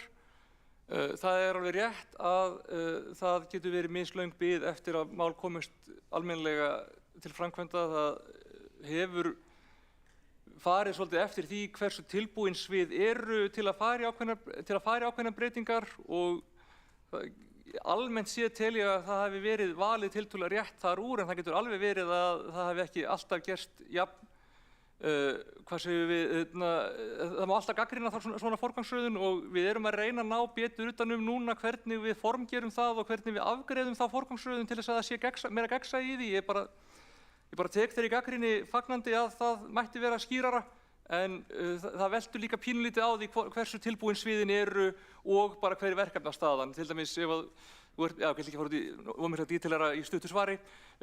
Innspurningin það trúnaðarmerking þegar við erum að tala verkefni sem eru með kostnaðartölum í sem gætu farið í útboð og við viljum ekki að væntanlegir bjóðendur sjáu hvaða verðhugmyndir við höfum áður en þeir bjóða.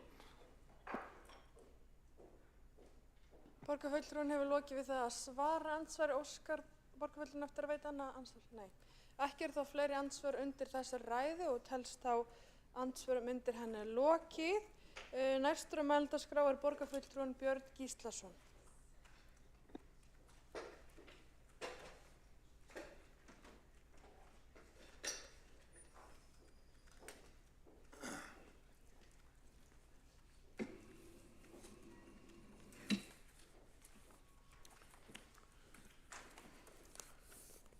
Forseti, ágæta borgarstjórn.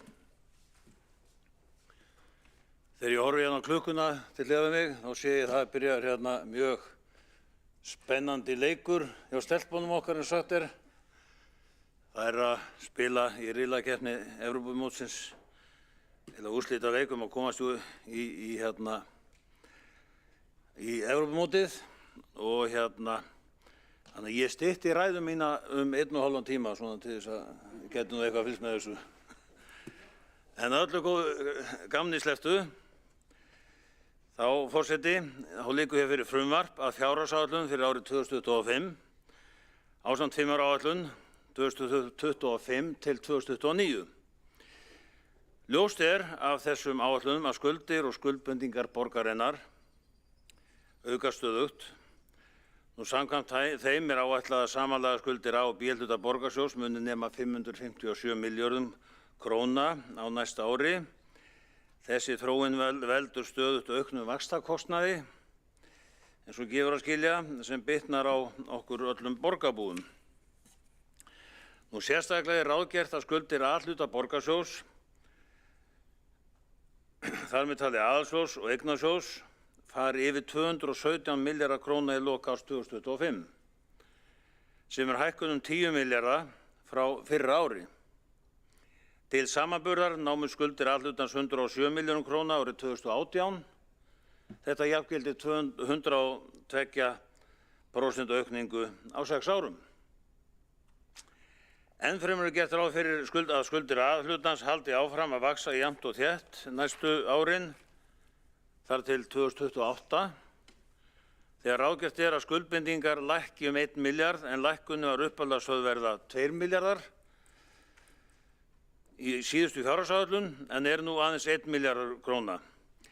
Þá eiga skuldir og skuldbindingar A-hluta að lækka 4 milljarða á milli áranna 2028 og 2029. Fara semst úr 226 milljörðum í 222 milljarða. Það er vel ef af því verður, en við sjáum hvað setur í þeim efnum. En forseti, þegar skuldir og skuldbindingar samstæðu borgaranna eru skoðar, sést að þær munu nema hátt í 600 milljörðum króna á næsta ári, 2026, eða 578 milljörðum króna samanborið við 299 milljarða árið 2018. Þetta jafngildir 93% hækkun. Þessi óábyrga fjármálastefna hefur tíðkast í valdatíð Samfylkingar og bandamanna þeirra, bitnar á skattgreiðendum, sérstaklega þeim sem minnst mega við því. Ennfremur hefur þetta alvarleg áhrif á hagkerfið, en í heild sinni þar sem Reykjavíkurborg er stór eining í íslenska efnahagskerfinu. En forseti, fulltrúar Sjálfstæðisflokksins hafa ítrekað bent á mikilvægi þess að greiða niður skuldir borgarsjóðs til að bæta grunnþjónustu fyrir borgarbúa. Við höfum lagt fram fjölmargar tillögur í þeim efnum, bæði á þessu og síðasta kjörtímabili, en þær hafa nær undantekningarlaust verið felldar. Forseti, í fjárhagsáætlun 2025 er áætlað að samanlagðar rekstrartekjur borgarinnar aukist 14 milljarða króna milli ára, fari úr 277 milljörðum árið 2024 í 291 milljarð árið 2025. Þar hafi gert ráð fyrir að skatttekjur A-hlutans hækki 10 milljarða úr 145 milljörðum í 155 milljarða króna. Nú frá 2023 hafa rekstrartekjur borgarinnar aukist 15,7% og útsvarið í hámarki allan tíman. Þetta sýnir svart á hvítu að vandamál borgarinnar er fyrst og fremst útgjaldavandi en ekki tekjuvandi. Eina leiðin til að snúa þessari þróun við er að auka aðhald á þeim sviðum sem þola aðhald eins og miðlægri stjórnsýslu. Jafnframt leggjum við áherslu á sölu eigna sem hægt er að losa eins og Malbyggingarstöðin á Höfða. Nú forseti og góðir borgarfulltrúar, Sjálfstæðisflokkurinn telur rétt að hefja undirbúning að sölu á Malbyggingarstöðinni Höfða án tafar. Andvirðið verði nýtt til að greiða niður skuldir A-hluta borgarsjóðs. Malbyggingarstöðin Höfði er í samkeppnisrekstri og því eðlilegt að borgin sem opinber aðili láti af slíkum rekstri. Með eignarhaldi á Höfða skapast hagsmunaárekstrar sem grafa undan frjálsri samkeppni og borgin á ekki að vasast í samkeppnisrekstri sérstaklega þegar til staðar. Og það eru til staðar 3 malbyggingarstöðvar hér á suðvesturhorni. Nú forseti, í ljósi framangreinds legg ég hér fram eftirfarandi tillögu fyrir hönd Sjálfstæðisflokksins sem merkt D13. Lagt til að hafinn verði undirbúningur á fyrirhuguðu söluferli malbyggingarstöðvarinnar Höfða. Styrkum stoðum verði rennt undir reksturinn á næstunni svo fýsilegt verði að setja félagið í söluferli við lok kjörtímabilsins.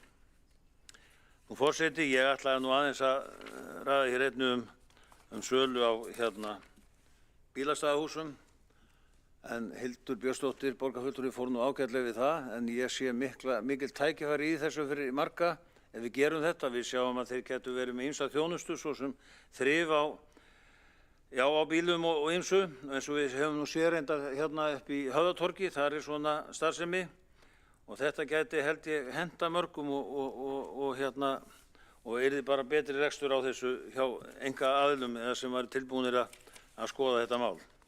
En forseti, ég hef lokið máli mínu.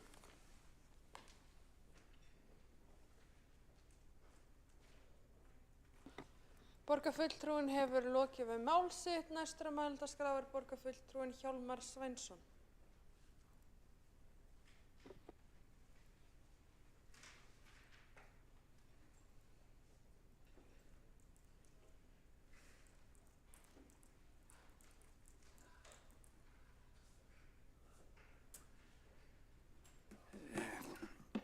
Forseti, ágæta borgarstjórn.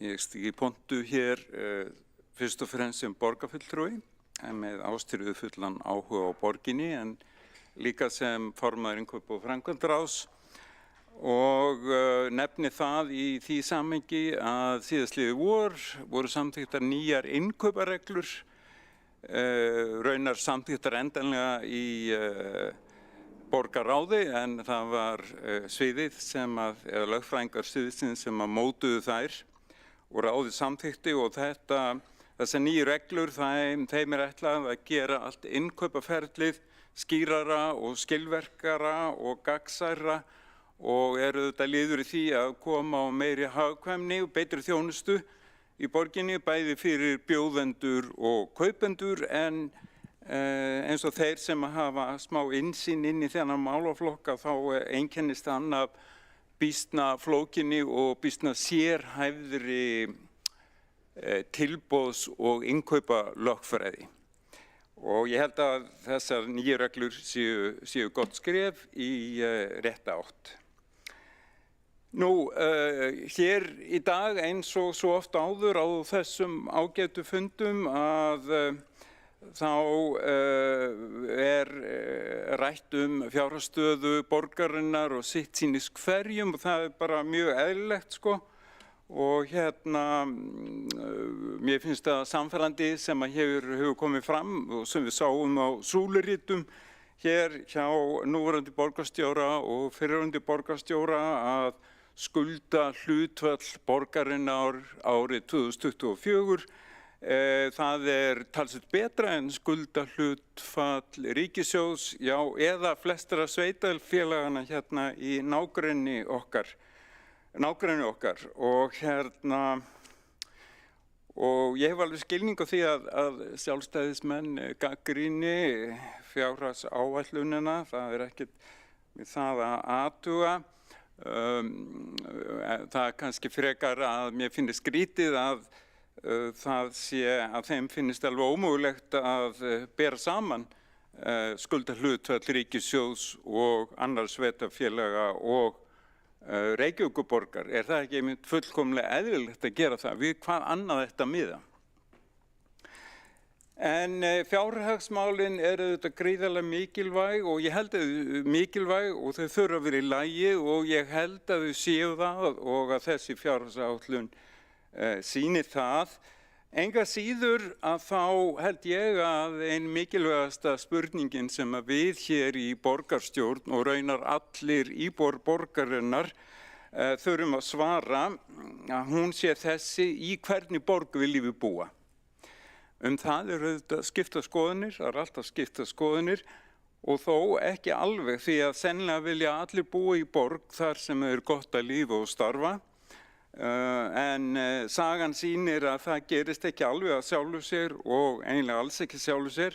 Það þarf til að mynda að koma til skipulagsstefna sem að tryggir að almannahagsmunir ráði ferðin í ákvörðunum en ekki sérhagsmunir og stefnan þarf alveg endilega að fela í sér ákveðina framtíðarsýn, vera vel rökstudd og byggja á góðum reynslurökum og einnig að það sé sett fram áætlun hvernig stefnunni og hvernig framtíðarsýninni verði náð. Og þessi framtíðaráætlun, það er það sem við köllum aðalskipulag. Þannig að alltilega rifjaði upp held ég að því að góð vís er aldrei oft kveðin. Aðalskipulag Reykjavíkur 2010 til 2030 fól í sér mjög róttæka stefnubreytingu frá því sem áður hafi verið. Hún kvað á að 90% nýs húsnæði skyldi vera innan byggðamarka og þéttingarreitum. Og hvað einnig á eflingu vistvænna samgöngumáta. Sama línan var tekin við aðalskipulagið sem samþykkt var fyrir nokkrum missurum, eins konar viðbót og sem að framlengdi aðalskipulagið til 2040 og þar er raun að gert ráð fyrir 100% þéttingu og þar er miðað við eins og við rættir í borgarstjórnarsal miðað við vaxtarmörk byggðarinnar á höfuðborgarsvæðinu eins og það er skilgreint eða þau eru skilgreint í svæðisskipulagi höfuðborgarsvæðisins. En eins og kom líka fram hér daginn í umræðunni hérna í borgarstjórnarsal þá á að vera hægt að byggja það bil 57.000 íbúðir innan vaxtarmarka á höfuðborgarsvæðinu og það ætti nú að duga okkur eitthvað fram eftir öldinni. Ef ég maður rétt þá eru cirka 56-57.000 íbúðir í Reykjavík í dag sem hafa byggst upp á, hvað að segja, cirka 100 árum. Og talandi uppbyggingu þá er alveg hægt að slá því að föstu að það hefur sennilega aldrei í sögunum verið byggt jafn mikið af íbúðum í Reykjavík og undanfarin 10 ár. Og ef byggt hefði verið jafn mikið í öðrum sveitarfélögum landsins þá væri held ég enginn að tala hér húsnæðisskort. Og tölur og línurit sem að finna má í fasteignagátt HMS sýna til dæmis ljóslega að sú kenning Moggans og nokkurra verktaka stenst ekki að þéttingarstefna borgarinnar undanfarin ár hafi verið helstu dragbítur og uppbyggingu húsnæðis, íbúðarhúsnæðis hér á landi, hlutfall íbúðarbygging í borginni miðað við önnur sveitarfélög á höfuðborgarsvæðinu hefur nefnilega aukist verulega frá því sem það var áratuginn á undan. Og það sem meira er að þá hefur verið undir forystu Dags B. Eggertssonar fyrrum borgarstjóra verið lögð sérstök áherslu á samvinnu borgarinnar við húsnæðissamvinnufélög sem er ekki hagnaðardrifin en undanfarin ár hafa verið byggðar tæplega 1000 langtímaleigu íbúðir fyrir láglaunafólk af verkalýðshreyfingunni víðs vegar borgina. Og segja má eiginlega að verkamannabústaðakerfi hafi verið endurvakið hér í Reykjavík en segja má að það hafi verið lagt af árið 2004 endanlega. En það hafi búið að endurreisa það og auðvitað á verkalýðshreyfingin mestan heiður af því.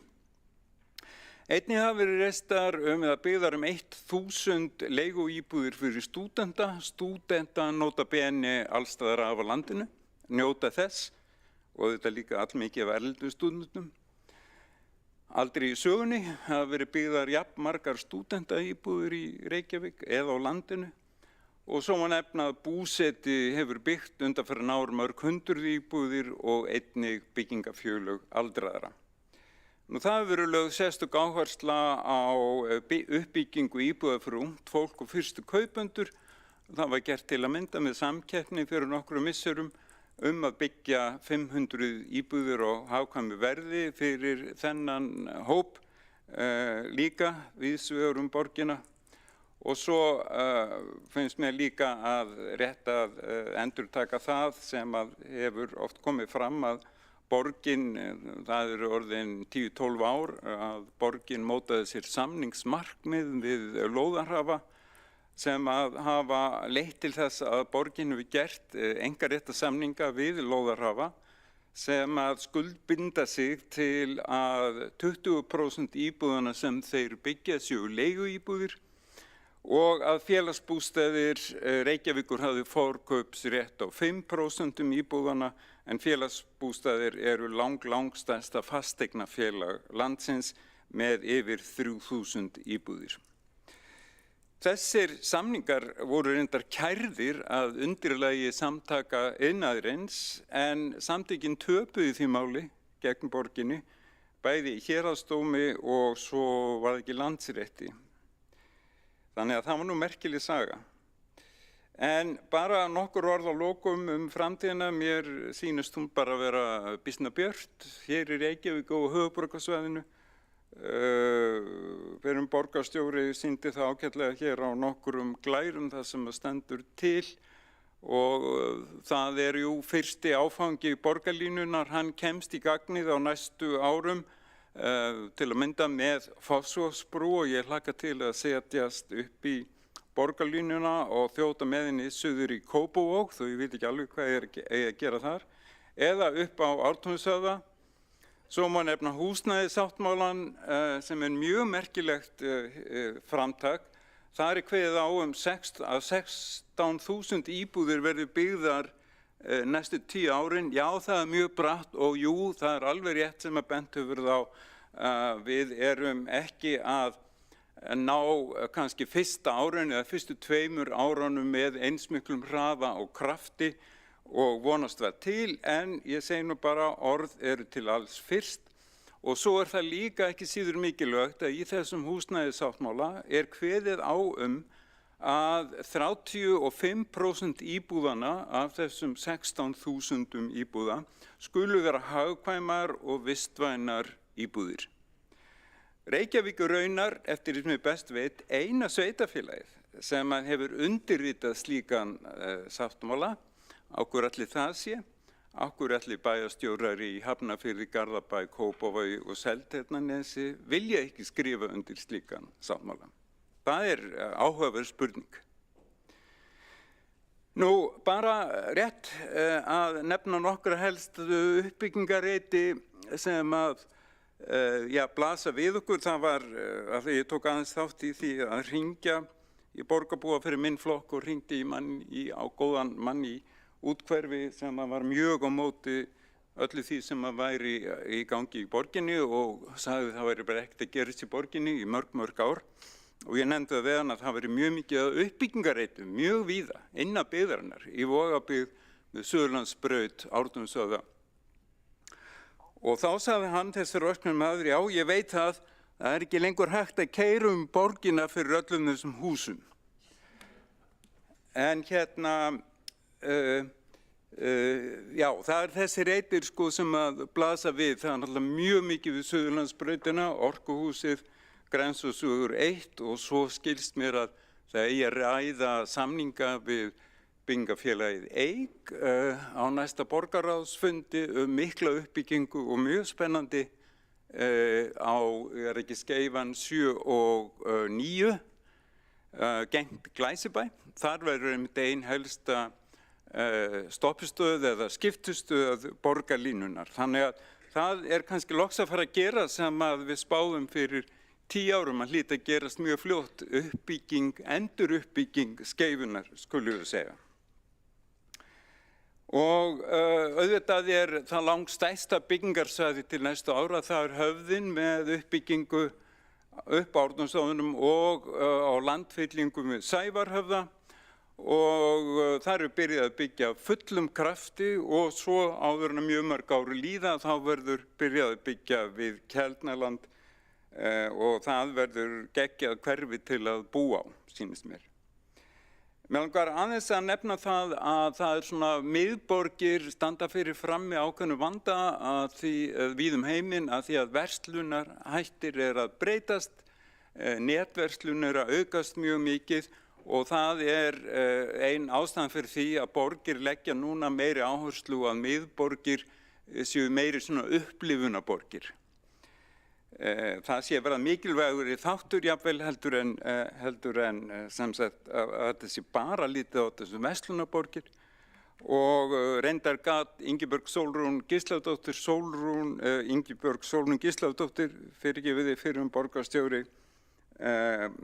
hún gat eða nefndi þetta fyrir 25 árum og fekk nú að ég maður rétt bátt fyrir að nefna þetta, en þetta nákvæmlega staðreynd og ég nefni þetta vegna þess að eitt af því sem við erum að gera, höfum verið að gera, það að gera torgin í borginni, miðborgarsvæðinu svona fallegri og skemmtilegri, mannvænni, Óðinstorg gott dæmi, Hlemmur verður það líka, Káratorg og Lækjatorg og ég held að við verum öll bara mjög stolt af þessum torgum þegar klárast og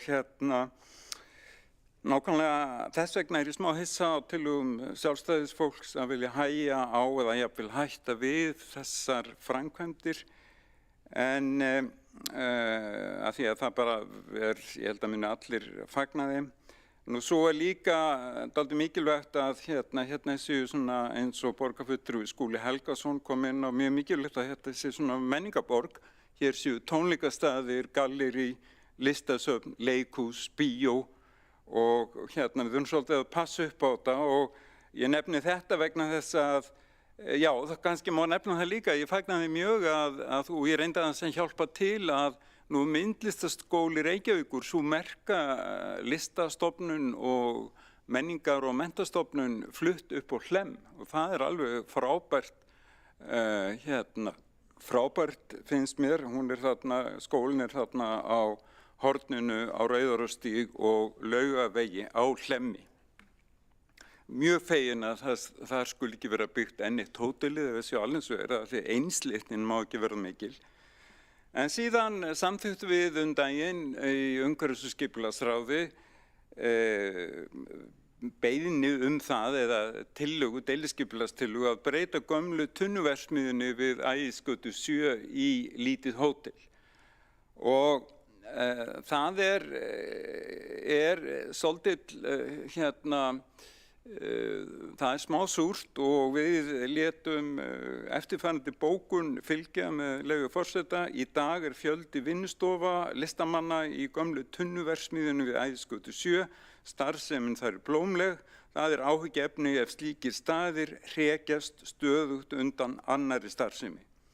Engu að síður felur tillagan í sér töluverða framför frá gildandi deiliskipulagi hvað varðar útlit hússins og tillagan í samræmi við aðalskipulag borgarinnar. Og já, þarna var borgin ekki stætt á því að hafna þessu og en það rétt að við höfum þetta í huga.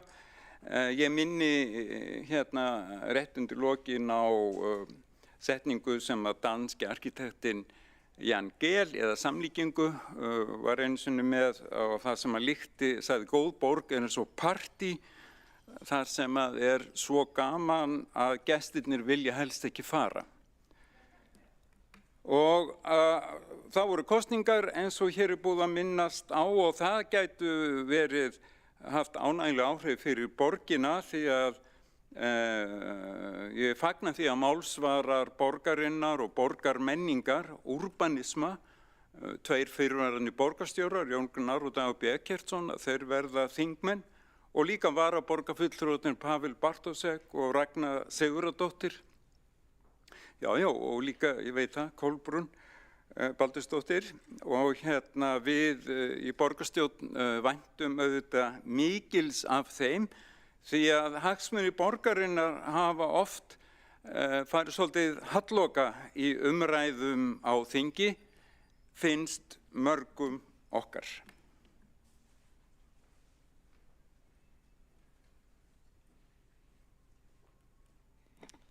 Borgarfulltrúinn hefur lokið við mál sitt. Næst á mælendaskrá borgarfulltrúinn Þórdís Lóa Þórhallsdóttir.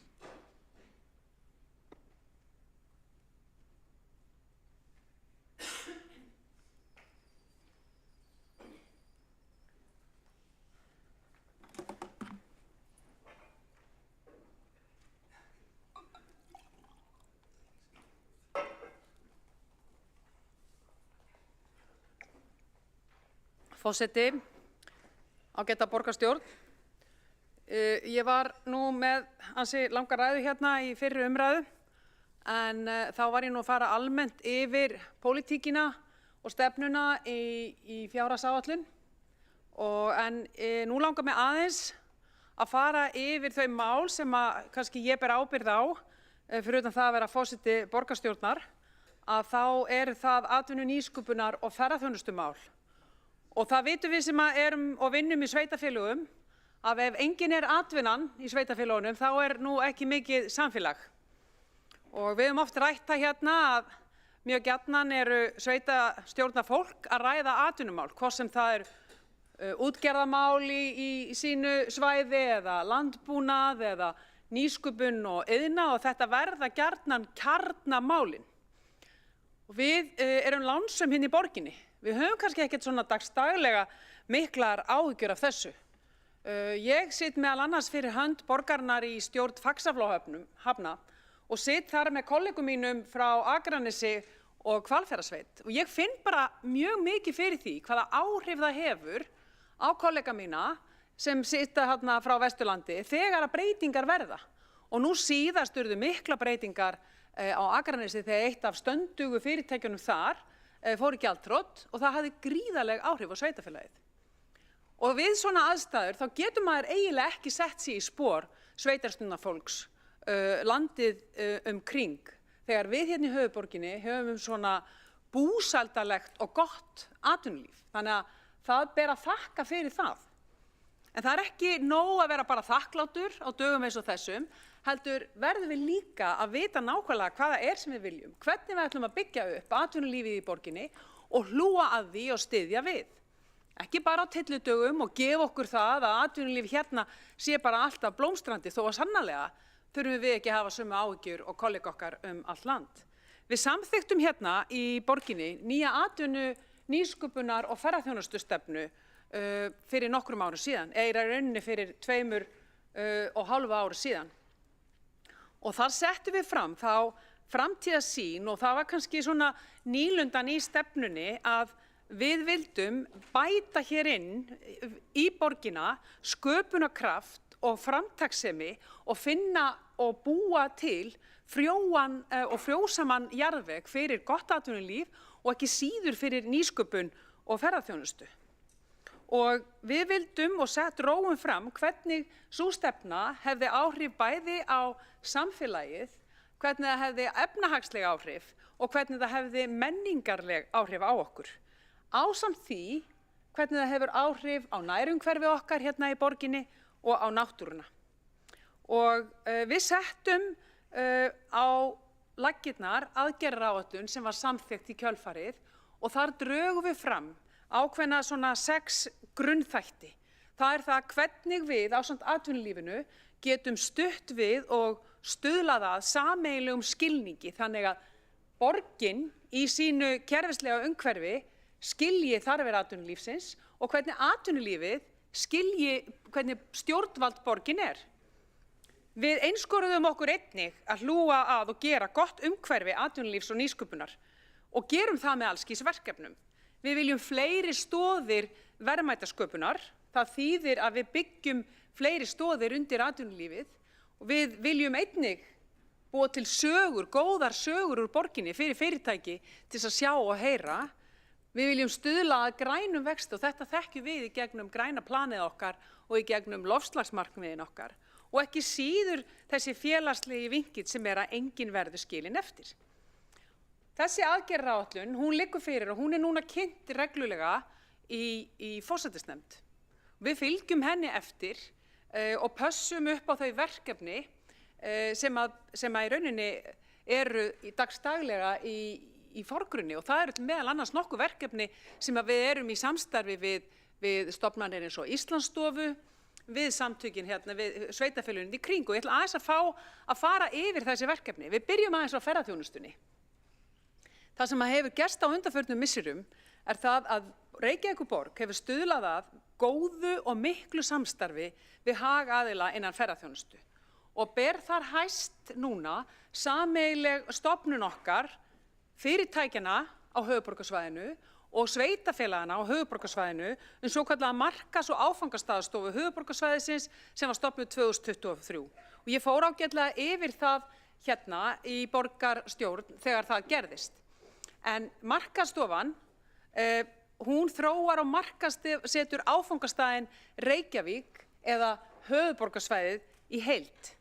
Og áherslan er að efla atvinnustarfsemi og auka gjaldeyristekjur. Og þetta er tekjumál. Þetta er ekki kostnaðarmál. Þessari stofu er ætlað að passa upp á það að við búum hér til tekjur. Stofan gengur undir merkjum Visit Reykjavík á erlendum mörkuðum en hérna í innlendu samstarfi kallast hún markastofan.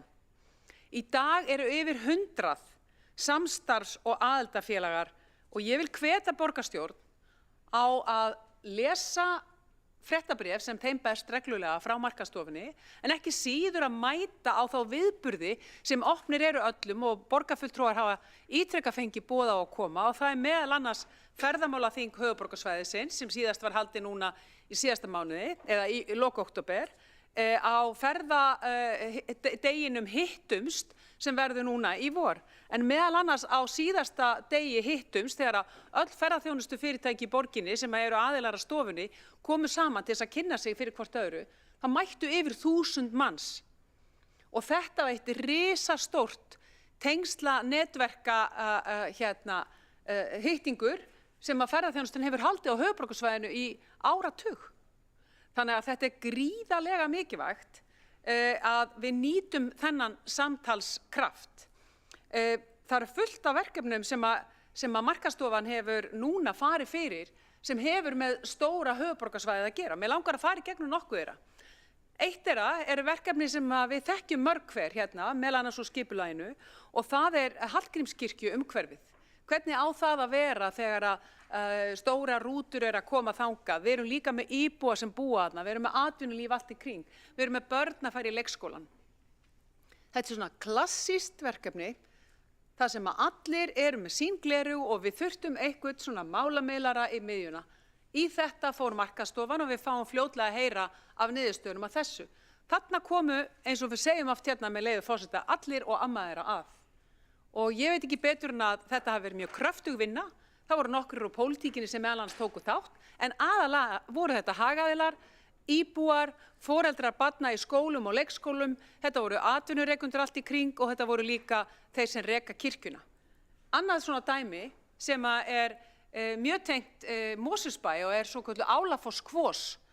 Þar á nákvæmlega sama hátt óskaði sveitafélagið Mosfellsbær eftir aðstoð markaskrifstofunnar til þess að koma að því að taka samtalið og taka vinnufundi það hvernig á að þróa Álafoss-kvosina sem hefur ákveðið menningarlegt og efnahagslegt gildi inn í Mosfellsbæ sem þessi gamal gróni staður. Ok, hvernig á hann að vera? Og inn í þetta fór markastofan og þetta hefur þegar verið kynnt í Mosfellsbæ og þetta verkefni var sérstaklega kynnt á ferðamálaþingi höfuðborgarsvæðisins núna í október. Eitt af svona verkefnum sem eru á að taka fyrir á höfuðborgarsvæðinu á næsta ári er meðal annars Seltjarnarnes.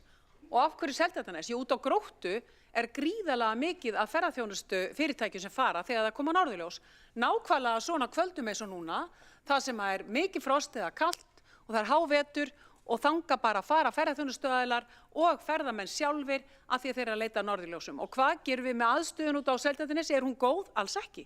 Það þarf að byggja upp innviði, það þarf að gera þetta skipulag, það þurfa allir að koma að.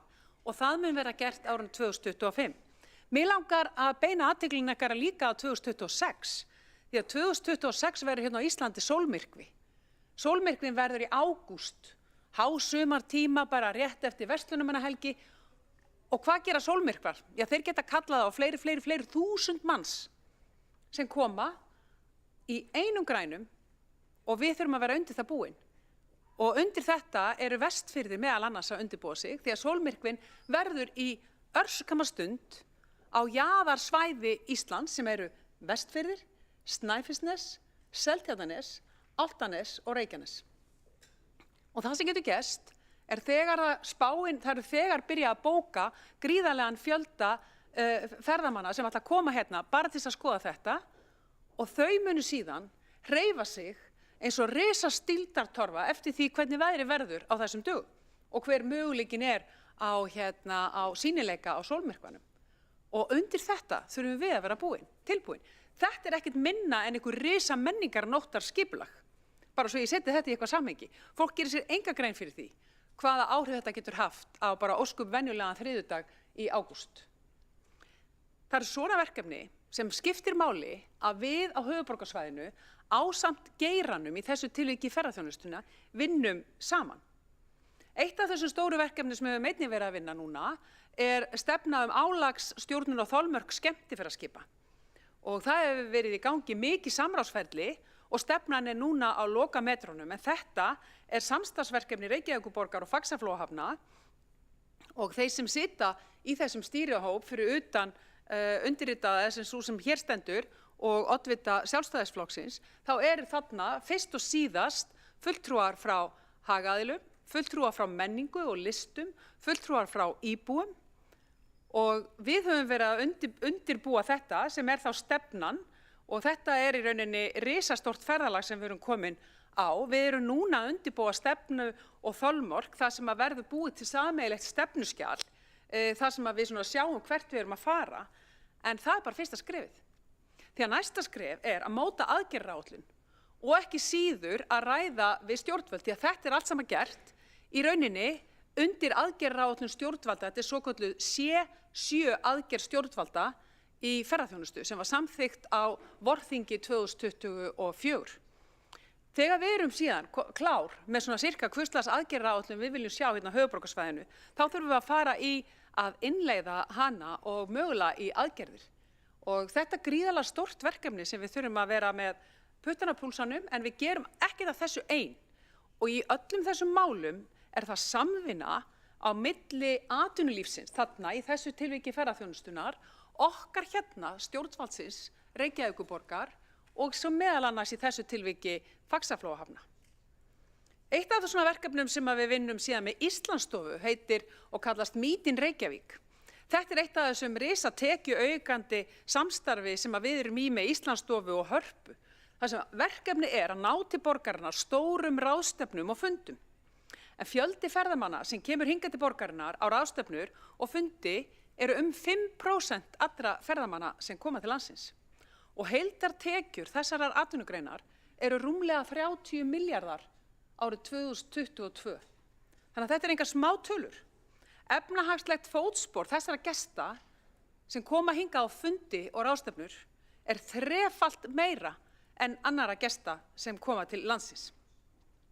Og á undanförnum árum hafa Meet in Reykjavík og Harpa, sem er jú fyrirtæki sem við þekkjum vel, í helmingseigu Reykjavíkurborgar og ríkisins, að þá hafa þessir samstarfsaðilar framreitt 213 tilboð ráðstefnur og náð, þetta er svona hálfgjör útboð á ráðstefnum og ferðum og stórum fundum, og það eru 80 sem hafa komið til Íslands það sem af er. Það eru rétt tæplega 40% af þeim tilboðum sem hafa verið gerð.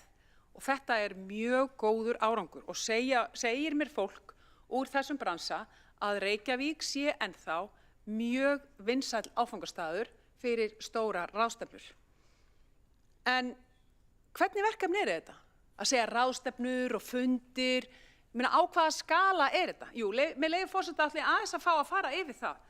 Það er til dæmis European Film Awards sem voru haldin hérna fyrir 2 árum síðan, ég veit að mörg ykkar muna eftir því. Það var ekkert smávegis sem það setti fókusinn á Reykjavík. Við vorum hérna með League of Legends sem var keppni, íþróttakeppni í rauninni. Setti gríðarlegan fókus á Reykjavík. Við erum hérna með á hverju ári Women Leaders Global Forum sem setur gríðarlega áherslu á Reykjavík og ekki bara ráðstefnan, heldur líka The Reykjavík Index sem að þau nota til þess að mæla jafnrétti. Ef ég fer í svona venjulegar, svona hefðbundnar fag- og fræðiráðstefnur, þá er til dæmis World Geothermal Congress haldi hérna og við erum ekki að tala um að hér mæti 20-30 manns, við erum að tala um hér mæti nokkur þúsund manns. Þessir aðilar mæta gjarnan með maka af því að fara til Íslands er í rauninni kannski stór mál þó að það sé kannski bara beint flug frá London og ekki þannig sé stórt mál. Þannig að dóminó áhrifin sem svona fundir hafa eru gríðarleg og við gerum oft grína því hér. Hvað eigum við að gera ef við vinnum Eurovision? Hvað verður geggjað? Já, kæru félagar, við erum fara að byggja þjóðarhöll. Við erum að fara að fá heimsmeistaramót í handbolta hérna, bara eftir nokkur ár. Bara það að við séum að fá nýja þjóðarhöll opnar glugga inn í viðskiptaheim íþróttamóta sem við höfum ekki séð áður. Og við verðum að vera tilbúin í þetta. Heimsmeistaramót í handbolta er náttúrulega alveg geggja fyrir svona handboltakempi eins og mig, en það eru bara oft smá peningar í því og smá munir við hliðina á stórum mótum sem að fá allt öðruvísi fókus. Og svo ég fari bara tilbaka í League of Legends, ég meina, við gerum okkur enga grein fyrir því að þetta hleypur á milljónum aðila út allan heim sem fylgjast með á sama tímapunktinu á Reykjavík og blómstra við svona aðstæður. Blómstra við svona aðstæður. Þannig að þar eru við líka að vinna með Íslandsstofu. Við erum í mörgum svona verkefnum sem geta skapað atvinnutekjur, þá hefur það gríðarlega áhrif á mannlíf fyrir íbúa borgarinnar. Að lokum langar mig aðeins mál. Það er meðal annars hérna á dagskrá í dag að selja ljósleiðarann. Það er líka risamál. Það er sannarlega þarf að ræða það á einhverjum tímapunkti. Eignarhald ekið þessa stefnu hérna, en hún hefur gríðarleg áhrif á það hvernig við vinnum með fyrirtækjunum okkar. Pólitík líka. Ég veit alveg hvað það getur verið gaman að fá hendurnar í þessi stóru geggju, bara treysti því. Og hvað þýðir það? Það þýðir að við erum að rafa Faxaflóa hafnir Á Grundartanga höfum við verið með fyrir okkar, fara yfir atvinnumálin, ferðaþjónustuna, rétt aðeins. Borgarfulltrúar til því að veita andsvar. Það eru borgarmargir, það voru 30 ríkingreitum reita þar. En við erum með fleiri svæði og nú er gríðarleg uppbygging. Máli mínu eru 3 eftir, þannig að ég var beðinn að stytta mál mitt. Þannig að ég gerir ráð fyrir að tala í svona 45-50 mínútur. Cirka 22 íbúðir félagslegar, á hverja 1000 íbúa. Þær eru 2 í Garðabæ, þær eru 12 í Kópavogi. Og Kópavogi að styðja við reksturinn á Bjarkarhlíð sem að samrýmist auðvitað mjög vel stefnum okkar varða kynbundið ofbeldi. En þar kom upp í vandræði hvað varðar húsnæðið og þurfti aukið fé til þeirra þarfa. Og auðvitað viljum við gera mjög vel þegar kemur að þeim málum. Innan mannréttindaskrifstofunnar auðvitað ansi mörg verkefni sem að verið að sinna og ég veit ekki hvort að allir kannski gerir sér grein fyrir því en þar undir auðvitað eru aðgengis- og samráðsnefnd, fjölmenningaráðið, öldungaráðið og öll íbúaráðin að ógleymdu mannréttinda- og ofbeldisvarnaráði. Nú, regnbogavottunin þar, það er samstarfsverkefni Saman gegn ofbeldi, það er samstarfsverkefni Öryggi í miðborg. Nú, það eru mörg alþjóðleg samstarfsverkefni eins og Intercultural Cities, Nordic Safe Cities, regnbogaborgir, skjólborgarverkefnið. Nú, við erum með innleiðingu lýðræðisstefnunnar og við erum með hverfið mitt. Þetta eru allt verkefni sem að mannréttindaskrifstofan sinnir. Og mig langar að þakka bara starfsfólki mannréttindaskrifstofunnar fyrir ánægilegt samstarf. Þetta er allt ákveðlega duglegt starfsfólk sem að vill sinna þessum verkefnum vel og hefur gert það í hvívetna. Nú, varðandi félagsbústaði, þá það umræða sem við höfum oft tekið hér á þessum vettvangi sem og annar staðar og eins og þið þekkið þá auðvitað voru fréttir af því og það hefur auðvitað verið birt opinberlega að það væru blikur á lofti hvað varðar fjárhagslega sjálfbærni félagsbústaða. Það því auðvitað ánægjulegt að að greina frá því, og það er ekkert launungarmál vegna þess að það hefur verið birt, að samkvæmt árshlutareikningi félagsbústaða fyrir fyrstu 9 mánuði ársins að þá hefur orðið jákvæður viðsnúningur í rekstrinum. Og þá er ég ekki að tala út frá virðisaukningu fjárfestingar eigna sem að auðvitað rjúka upp með hverju árinu með hækkandi fasteignaverði, heldur bara reksturinn sjálfan, vegna þess að sú staða er uppi núna á fyrstu 9 mánuðum ársins að veltufé frá rekstri er að duga fyrir afborgunum langtíma lána. En handbært fé frá rekstri var 1259 milljónir en afborganir langtíma lána 1129 milljónir og þarna 30 milljón króna munur. Og þetta er auðvitað mjög jákvætt. Ein af þeim ástæðum sem að þarna liggja á baki og sem allt í lagi að fjalla þessum sú ráðstöfun sem að gripið var til að reyna að fækka milliflutningum hjá félagsbústöðum. Og það hefur gengið mjög vel, en í hvert sinn sem að milliflutningar verða, að þá farið í það að standsetja þá íbúð sem ræðir, hún þá ekki í útleigu á meðan og rekstrartekjur þá falla niður fyrir utan bara þann kostnað sem af standsetningunni hlýst. En milliflutningum hefur fækkað töluvert og það hefur bæði sparað fjármuni en einnig aukið tekjunar vegna þess að eignirnar eru þá frekar í leigu á þeim tíma. En þetta er allt ákaflega jákvætt tel ég vera. En varðandi rekstur félagsbústaða almennt, að þá auðvitað eru þetta 3 þættir sem að mest áhrif hafa á reksturinn og það er leiguverðið sem við höfum nú rætt töluvert það er uppbyggingin, því að öll viljum við að uppbyggingin haldi áfram og hún verði öflug og mikil, og svo það viðhaldið. Og ef að einhver einn af þessum 3 þáttum gefur eftir, að þá getur það haft mikil áhrif á hina þættina. Og það sem að hefur líka gerst hjá félagsbústöðum að það hefur hægt á uppbyggingunni, það er ekkert launungarmál. Við höfum ekki verið að kaupa eignir á almennum markaði. Það var tekin ákvörðun um að hætta því tímabundið, en við erum hins vegar ennþá að kaupa þessar svokölluðu kaupréttaríbúðir sem þið kannist við. En það er þannig að þegar að byggð ný fasteign í Reykjavík, að þá eiga félagsbústaðir forkaupsrétt að 5% eigna eða fasteigna í þeirri fasteign og fá gott verð á því. Og þetta eru eignir sem hafa verið mjög, í rauninni ef þú horfir á eignasafn félagsbústaða og hvaða eignir það eru sem að standa undir sér, að þá eru það kaupréttaríbúðirnar fyrst og síðast sem gera það, meðan íbúðir á almennum markaði sem keyptar á almennum markaði hafa ekki gert það að sama skapi.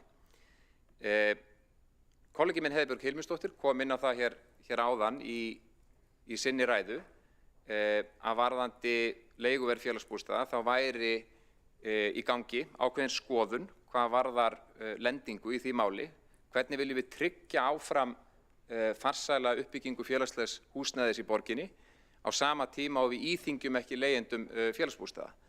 En ég vænti þess að við finnum góða lausn á því máli. En í öllu falli, við getum fagnað því að það eru jákvæð teikn á lofti hjá félaginu. Þetta nú svo sem það sem að ég vildi fara yfir, þó svo að þið viljið öll að ég haldi áfram í svona 45-50 mínútur. En mér langar líka þetta bara að óska nýkjörnum þingmönnum til hamingju, Degi B. Eggertsinni og Pavel Bartósek og Kolbrúnu Baldursdóttur. Það er bara mjög fínt að þau geti farið inn á þing og flutt svolítið af þeirri jákvæðni sem hér yfir til þingsins. Ég ekki að grínast. Og auðvitað það svo að nú þegar við horfum fram á valkyrju stjórnina, þar sem að Viðreisn og Samfylkt ríkisstjórn, og að sama skapi getur auðvitað hinn góða stjórnarandstaða sem hér og ég vil auðvitað sérstaklega þakka Kjartani Magnúsinni, Helga Ósk Grétarsinni og Ragnhildi Öldu fyrir að stunda hér afskaplega góða stjórnarandstöðu, en þið getið þá líka kennt félögum ykkar sem að núna að fara í stjórnarandstöðu og þingi svolítið. Það getur orðið samhljómur líka þar á milli, sem jákvætt. En ég ætla ekki að hafa þetta lengra, þrátt fyrir ítrekaðar áskoranir. Takk fyrir.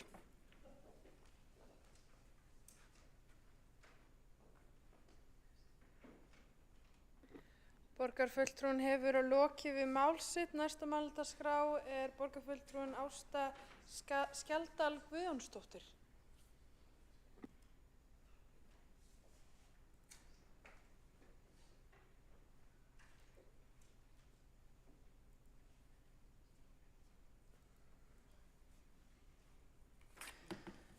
Forseti, borgarstjóri, ágæta borgarstjórn og aðrir áheyrendur. Mig langar til þess að ræða aðeins leigjendur félagsbústaða og félagsbústaði sem eru jú í eigu Reykjavíkurborgar. Ég spurði sjálfa mig hver er tilgangur félagsbústaða.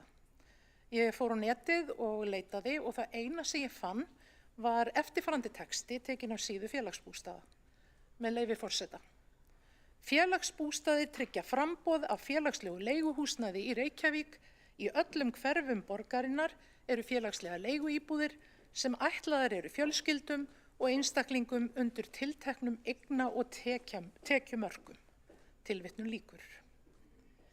Ég hefði viljað sjá skýrari tilgang útlistaðan, en þó kemur greinilega fram í þessum texta að íbúðirnar eru ætlaðar fjölskyldum og einstaklingum undir tilteknum eigna- og tekjumörkum. Og þar með má því segja upphátt að íbúðir félagsbústaða eru ætlaðar þeim sem eiga erfitt með eigin framfærslu og standa ekki undir leigu á almennum markaði. Þar af leiðandi má ætla að leiguverðið eigi að koma til móts við tekjuskort viðkomandi því ella væri varla hægt að telja að félagslegt úrræði væri að ræða. Ég spyr því hvernig þetta kemur heim og saman við þá staðreynd að búið er að velta viðhalds- og rekstrarkostnaði auk hækkunar á fasteignaverði síðustu ára yfir á leigjendur félagsbústaða sem sumir hverjir eru sannanlega langt undir settum eigna- og tekjumörkum. Sjálfbærni krafa þjónustu eins og félagslegt íbúðaúrræði er bjargaræði marga en má ekki hafa þær afleiðingar í för með sér að hún auki á fátækt þeirra leigjenda sem höllustum fæti standa. Mér langar í þessu tilliti að hugsa til raunverulegra stöðu einstaklings úr þessum hópi. Fötluð kona sem skortir allt raunverulegt bakland, lifir á örorkulífeyri og leigir hjá félagsbústöðum. Fyrir 53 fermetra íbúð greiðir hún 140.000 krónur á mánuði og þykir heppin að hafa þó örugga íbúð fyrir sig og kisuna sína þó hún sé á köflum smeyk við nágranna sinn. Konan er einstæðingur og glímir auk sinnar fötlunar við mikinn, alvarlegan og lamandi afkomukvíða. Ekki aðeins kvíðir hún því að lifa af á milli mánaðamóta, heldur einnig þeirri staðreynd að hún veit aldrei hver leigan er komandi mánaðamót því vísitölutengingin tikkar endalaust inn auknum kostnaði. Þannig ekki bara hægt að leiga hennar stöðugt, heldur er aldrei hægt að vita fyrirfram hver upphæðin er í krónum talið hver mánaðamót. Á Evrópuráðstefnu People Experiencing Poverty í Brussel saup fólk feljur yfir þeirri fráleitu hugmynd að vita ekki hver húsalegan er upp á krónu fyrir hver mánaðamót og geta skipulagt fjármál sín fram í tíman. Þeir sem hafa tryggar tekjur, að ég tali nú ekki þá sem hafa tekjur umfram skuldir, þekkja ekki slíkan kvíða. Hve alltumlykjandi hann er og hve illa hann getur leikið fólk í þessari stöðu. Hvernig hnúturinn í maganum stækkar og stækkar þangað til hann er orðinn svo stór að það er erfitt að kyngja eigin munnvatni. Hvernig líkaminn verður óbærilega þungur og það þarf stöðugt stærra og stærra andlegt og líkamlegt átak til að fara út úr húsi, til að rækta sjálfan sig, sinna sjálfum sér, til að gera jafnvel smávægilegustu hluti sem er öðrum eðlilegt að gera án umhugsunar. Fólk í fátækt á ekkert síður drauma, vonir, væntingar og þrár eins og hver annar. Þeim bjóðast bara ekki sömu tækifæri og mörgum öðrum til að láta úr rætast. Og því þarf alltaf að nota hvert tækifæri sem gefst til að minna á að fátækt er skortur á efnislegum gæðum tilkomin af þeim áföllum sem viðkomandi fékk aldrei tækifæri til að vinna úr. Fátækt er ekki aumingjaskapur þess sem við hana býr. Umrædd kona hefur 30.000 krónur til ráðstöfunar eftir að hafa greitt leigu og þá hefðbundnu reikninga sem fyrir liggja hjá henni eins og hjá okkur öllum. 30.000. Spyrjið ykkur endilega hvað 30.000 krónur duga ykkur sjálfum lengi fyrir nauðsynjum. Þessi unga kona skrimtir. Jú, hún er á lífi. En ég get ekki með góðri samvisku sagt að hún eigi líf. Hún fer ekki í bíó, kaffihús, leikhús, ferðast í strætó eða annað sem kostar peninga.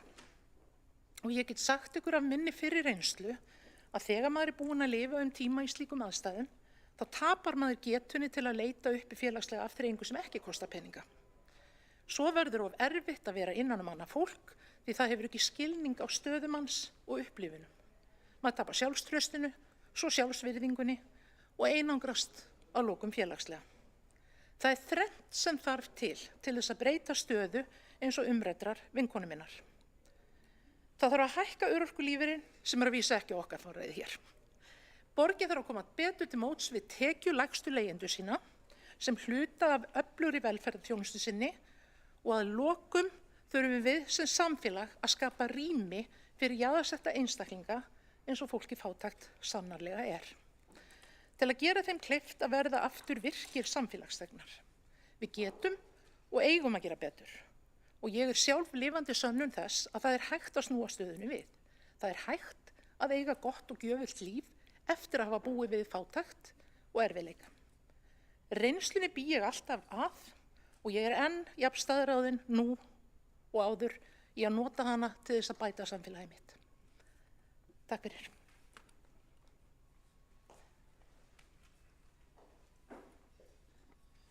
Borgarfulltrúinn hefur lokið við mál sitt. Er þetta andsvarsbeiðni? Já. Forseti biður borgarfulltrúa að tjá sig ekki inn í borgarstjórnarsal án leyfis forseta og ef að borgarfulltrúar vilja tala saman þá biður forseti þá að fara fram á meðan á ræðum stendur. Tveir hafa óskað eftir að veita andsvar undir þessar ræðu og það er fyrst borgarfulltrúinn Sandra Ókares. Forseti, ágæti borgarstjórn, ég bara vil byrjaði að þakka borgarfulltrúnum að ræða félagsbústaði, bara fagna því, en hins vegar rétt skal vera rétt og þegar verið að ræða svona viðkvæmt félagslegt úrræði að þá finnst mér bara mjög mikilvægt að staðreyndirnar séu réttar og hreinu. Leigu upp á 140.000 krónur, örorkubætur, hvað eru þær háar? Er verið að taka tillit til þess að einstaklingur sem er lág og tekjur fær almennar húsaleigubætur og sérstakan húsnæðisstuðning, þannig að hvernig verður bara ágætt að sjá allavega fá útreikningin og hvernig að þetta færst út. Að við þurfum að vera með allar tölur réttar þannig að við getum tekið þessa umræðu á réttum forsendum. Þannig ég bara óska eftir þessum útreikningum hjá borgarfulltrúanum. Borgarfulltrúinn hefur lokið við að veita andsvar. Svarar þá andsvari borgarfulltrúinn Ásta Skjaldal Guðjónsdóttir. Ég er ekki með þessar upplýsingar akkurat núna því að ég vildi ekki taka þér hjá manneskjunni. Það voru persónulegt en ég skal koma til borgarfulltrúans frekari upplýsingu. Borgarfulltrúinn hefur lokið við að svara andsvari, veiti þá andsvari öðru sinni borgarfulltrúinn Sandra Ókares. Já, forseti, þetta er nákvæmlega það sem ég er að tala um. Að koma upp í pontu í borgarstjórn Reykjavíkur og halda svona fram, svona tölum, er bara ábyrgðarlaust. Skulum vera með þessa tölur á hreinu áður en við sláum á fiðluna. Ef við höfum að geta rætt þetta málefnalega og rétt, þá skulum við hafa þessar tölur á hreinu. Og ég bara kalla eftir því og bara bendi borgarfulltrúum á að vera með svona á hreinu áður og fyrir upp í pontu og heldur einhverju fram. Borgarfulltrúinn hefur lokið við að veita andsvar öðru sinni. Óskar borgarfulltrúinn eftir að svara andsvari aftur? Nei, það er ekki. Andsvar er beint til þess fulltrúa sem var með ræðu. Óskar eftir að svara því? Já, andsvari borgarfulltrúinn Ásta Guðjónsdóttir. Já, ég var sjálf á þessum tekjum þannig ég veit að ég er ekki að fara með neitt fleipur. Ég vildi bara benda á það.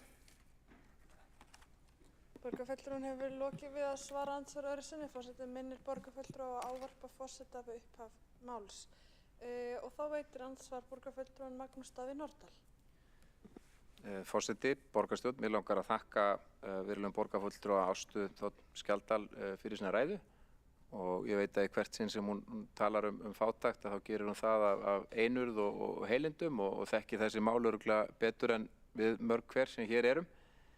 En varðandi félagsbústaði almennt og umræðu leiguverð þar að þá er ég sammála Sundurhlíf og Kares sem komin á það að við þurfum auðvitað að fara með rétt mál og tölur og staðreyndur og það er mikilvægt að gera það. Og eins og ég benti á hér í ræðu minni áðan að þetta eru 3 þættir, þetta er uppbyggingin, þetta er viðhaldið og þetta er leiguverðið. Og ég held að sá hópur sem að kannski hefur það verst er ekki hópurinn sem að leigja félagsbústöðum. Leigan þar er töluvert lægri en leiga á almennum markaði. Það eru til mjög skilmerkileg gögn það. En það er kannski hópurinn sem er á biðlista og er ekki enn komin inn og neyðist þess að leigja á almennum markaði. Það er kannski hópurinn sem hefur það verst. Og það er líka hópurinn sem að kallar hvað mest eftir aukinni uppbyggingu. Þannig að við þurfum að huga sérstaklega að henni líka. Og það gerum við alltaf í umræðu líka leiguverðið. Þetta kallast allt á. Borgarfulltrúinn hefur lokið við að veita andsvar. Óskar borgarfulltrúinn eftir að svara? Já. Svarar þá andsvari borgarfulltrúinn Ásta Skjaldal Guðjónsdóttir. Það þarf samt að vera svigrúm til þess að skoða einstaka mál þegar það á við. Borgarfulltrúinn hefur lokið við að svara andsvari. Forseti minnir borgarfulltrúa á að ávarpa forseta í upphafi máls. En næst veitir andsvar öðru sinni borgarfulltrúinn Magnús Davíð Norðdahl. Já, forseti borgarstjórn, já, bara tek hjartanlega undir það. Auðvitað þarf að líta til hvers máls eftir því sem hægt er og slíkir aðilar geta auðvitað farið og sótt aukna aðstoð hjá sínu sveitarfélagi meðal annars. En bara til þess að útskýra aðeins nánar, það sem inn á var komið hér áðan, að ef að við erum ekki reiðubúin til þess að taka umræðu leiguverðið og til dæmis hvort að það megi hækka það lítillega ef að það geti þá leitt til hugsanlega töluvert meiri uppbyggingar eða hraðari uppbyggingar, að þá kannski kemur það niður á hópnum sem að er á biðlistunum. Þannig að mér finnst umræða, ef við afmörkum hana bara við leiguverðið, að þá kannski nær hún ekki þeirri dýpt sem að þörf er á. En eins og ég nefndi áðan og eins og Heiða Björg Hilmisdóttir kom inn á, að þá er ákveðin skoðun í gangi hvað varðar rekstrargrundvöll félagsbústaða og hvernig sé hægt að bregðast við og það er bara óskandi að þeirri vinnu ljúki fljótlega. En þakka þér fyrir þína fínu ræðu, Ásta. Borgarfulltrúinn hefur lokið að veita andsvar öðru sinni. Forseti minnir borgarfulltrúa að vísa til annarra borgarfulltrúa með titli, það er borgarfulltrúa. Óskar borgarfulltrúinn eftir að svara andsvarinu? Nei, ekki eru þá fleiri andsvar undir þessari ræðu og telst þá andsvörum lokið undir henni. Næstur mælendaskrá er borgarfulltrúinn Helgi Ás Gretarsson.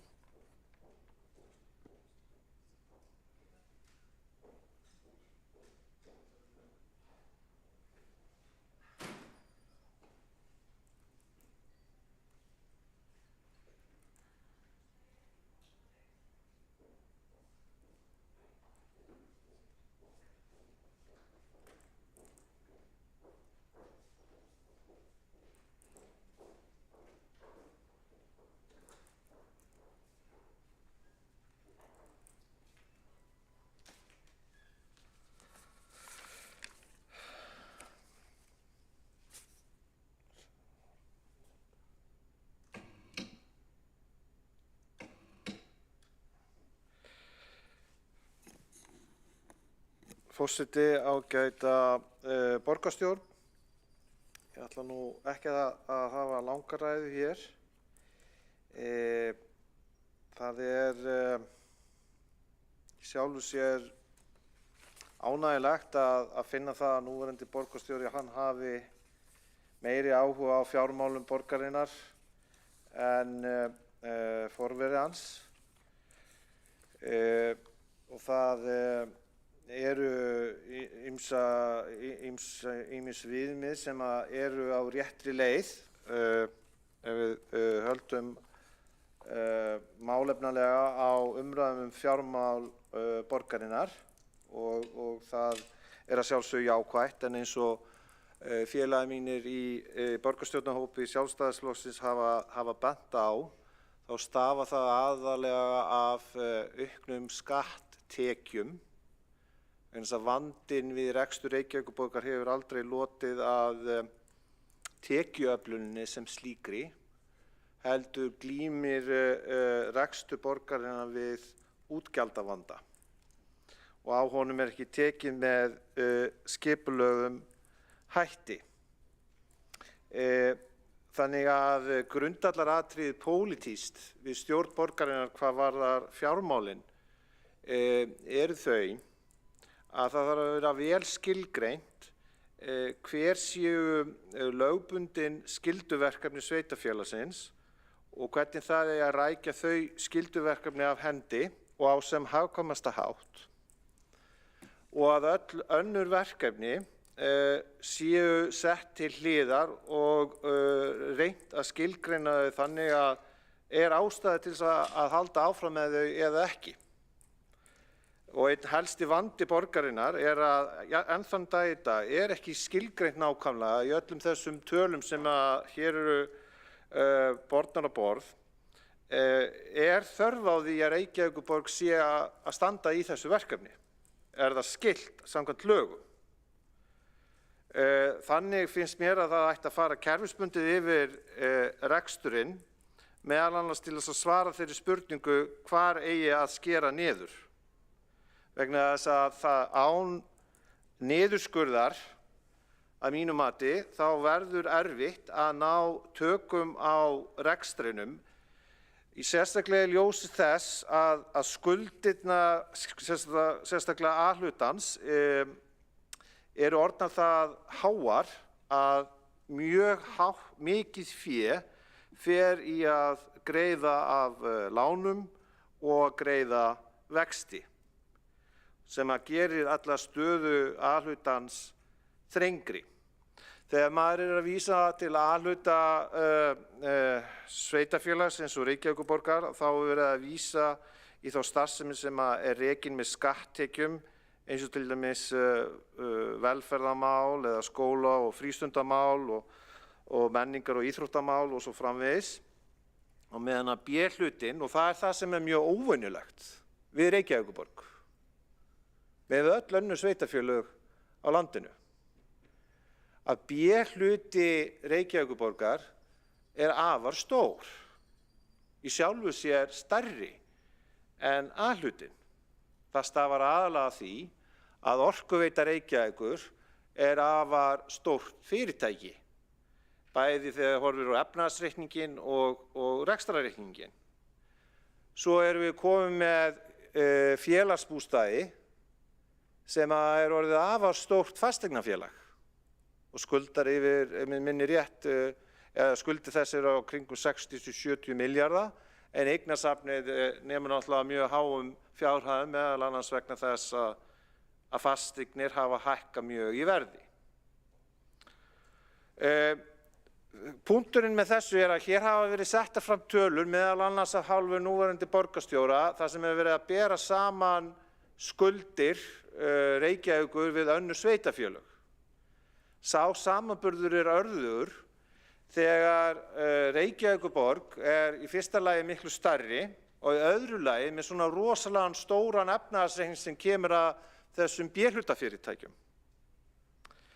Einnig þessi samanburður erfiður vegna þess að Reykjavíkurborg hefur mjög háar tekjur, A-hlutinn sem rekinn fyrir skatttekjur, hann hefur núna undanfarin ár sérstaklega haft töluverðar tekjur í gegnum arðgreiðslur frá B-hlutafyrirtækjunum.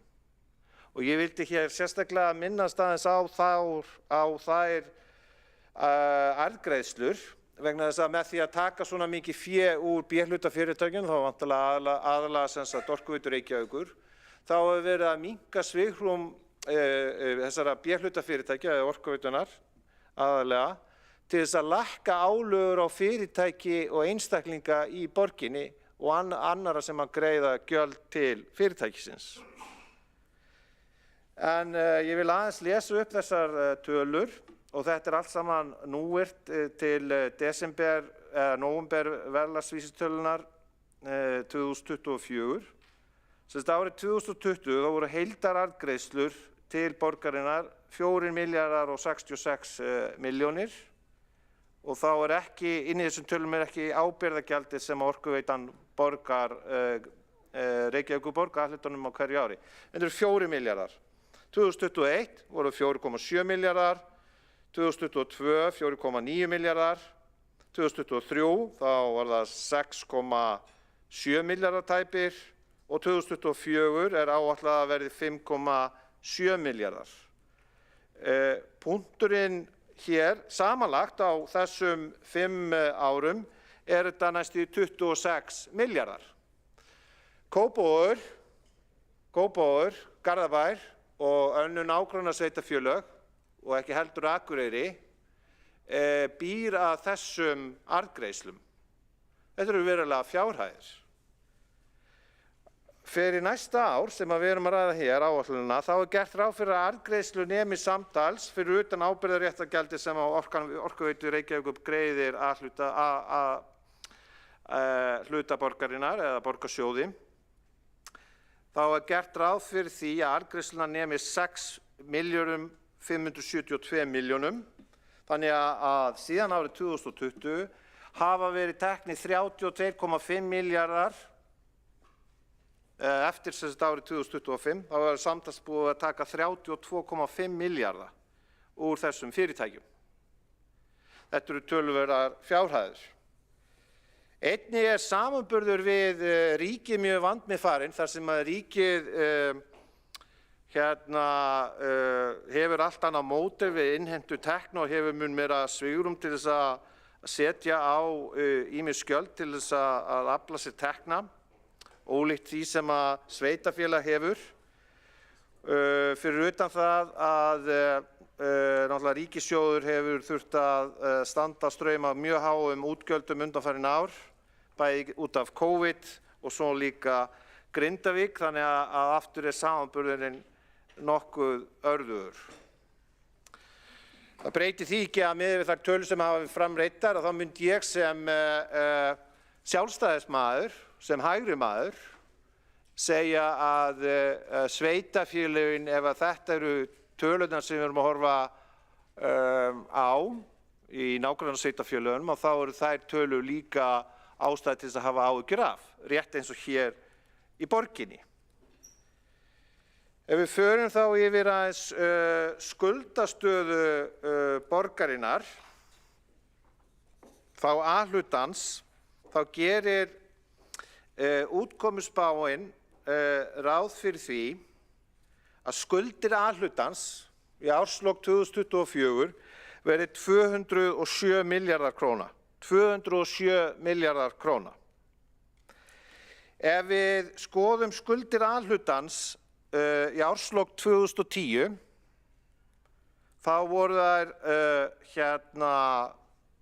undir 50 milljörðum króna og framreiknað til dagsins í dag, svona í kringum 84-85 milljarðar króna. Þannig að skuldir umfram verðlagsbreytingar síðan 2010 hafa verið 120 milljarðar króna. Þannig að það er búið að vera að reka A-hluta borgarsjóðs hérna á yfirdrætti á afar löngum tíma, eða allar götur síðan 2010. Nú ef við skoðum áætlunina fyrir bæði A- og B-hluta, þá gert ráð fyrir því að í árslok 2025 að skuldirnar verði samanlagt 558 milljarðar króna. Kannski í raun og veru kjarni málsins sem ég reyna að koma á framfæri að það fullt af tækifærum, eins og tillögur okkar í Sjálfstæðisflokknum hafa gefað til kynna, að ná tökum á rekstrinum og lækka útgjöldin. Með því að lækka þessi útgjöld en halda nokkurn veginn háu tekjustigi, þá hægt að nota tekjuna til þess að greiða niður skuldir og hætta að greiða blóðuga peninga til fjármagnseigenda í formi vaxta og afborgana. Þannig að Reykjavíkurborg ætti að þessu leyti að vera mun þægilegri rekstrareining en flest eða bara öll önnur sveitarfélög á landinu. Sérstaklega þegar horft til möguleikana sem mörg B-hlutafyrirtæki hafa til þess að skila viðunandi rekstri og greiða eðlilega arðgreiðslur til borgarinnar. Þannig að það sem við höfum til dæmis verið að leggja áherslu á sú framtíðarsýn að kjörnum fulltrúum hérna í borgarstjórn fækki. Það engin þörf á því að hafa alla þessa kjörnu fulltrúa í þessu stjórnkerfi. Það engin þörf á því. Það hægt að fækka ráðum og nefndum og eða sameina starfsemi eins og við höfum lagt til með mér minnir skrifstofu sem sér aðallega mannréttindamál. Þar hægt að hagræða. Það líka ýmis önnur svona minni mál sem hægt að taka á eins og fjölda upplýsingafulltrúa og svo lengi má telja. Aðalatriðið kannski að það komi andi stefnumótunar hér þar sem að heilbrigð skynsemi að ráða meiri för. Það sem að verið að vegumeta það þess virði að eyða peningunum í þetta verkefni.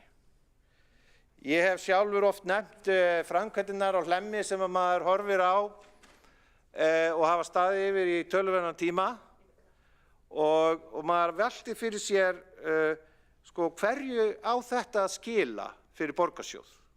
Þetta aðalatriðið í samanburði við það að greiða niður skuldir? Það mætti náttúrulega nefna fleiri torgagerðir hér sem að hafa kostað skildinginn. Hlemmur torg hefur nú þegar kostað á 2 milljarð króna, 1,5 milljarð eða svo, og heldur áfram, gert ráð fyrir því áætlun að það séu 600 milljónir. Þegar ég að vísa í þessa tölu þá ég að miða við framreikna við tiltekna vísitölu. Og fleiri framkvæmdir hér í miðborginni eru þess eðlis að maður spyr sig, eru þetta forgangsmálin?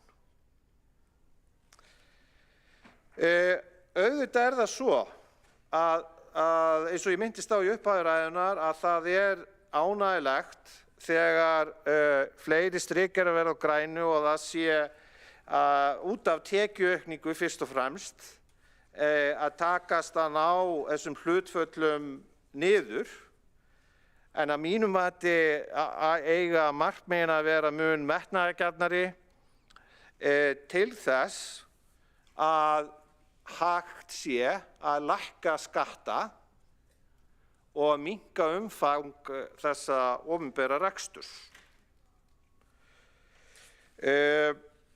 Ef við tölum kannski líka önnur hlutföll hérna, ég hef verið að koma mikið með svona rauntölur, þá ef við tölum hérna til dæmis A-hlutann, að þá eitt hlutfall sem mjög mikilvægt sem veltufjárhlutfall.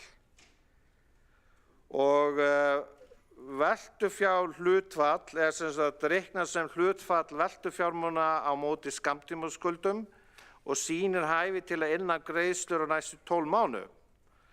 Og það æskilegt að þetta veltufjárhlutfall sé yfir 1,0. Og það alveg, þegar maður horfir á þetta línuritt hér, að það ekkert útlit fyrir það á næstu árum að þetta veltufjárhlutfall í A-hlutunum verði yfir 1,0, heldur eru allar líkur að verði undir 1,0.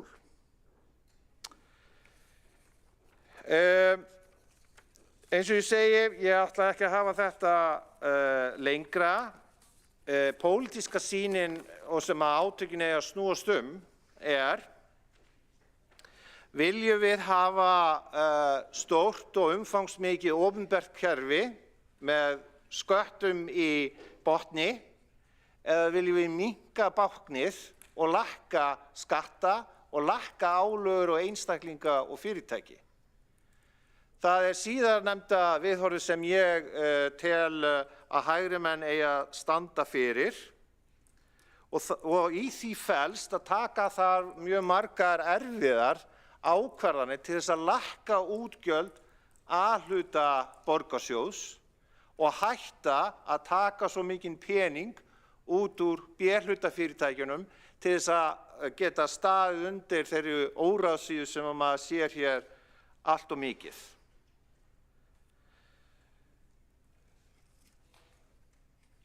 Þannig að ég sé að borgarstjórinn hér mættur og ég ætla nú ekkert að stríða honum neitt meira.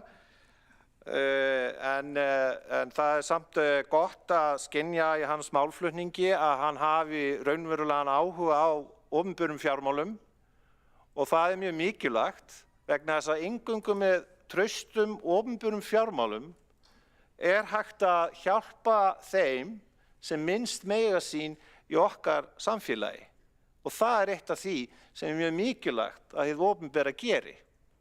En það útilokað að gera það ef að hið opinbera eins og Reykjavíkurborg að greiða háa fjárhæðir af afborgunum og vöxtum sem algjörlega ónauðsynlegt. Og eins og ég var bara að minnast á hérna áðan þá hafa heildarskuldir A-hluta borgarsjóðs hækkað úr því á föstu verðlagi að vera vel undir 100 milljörðum króna,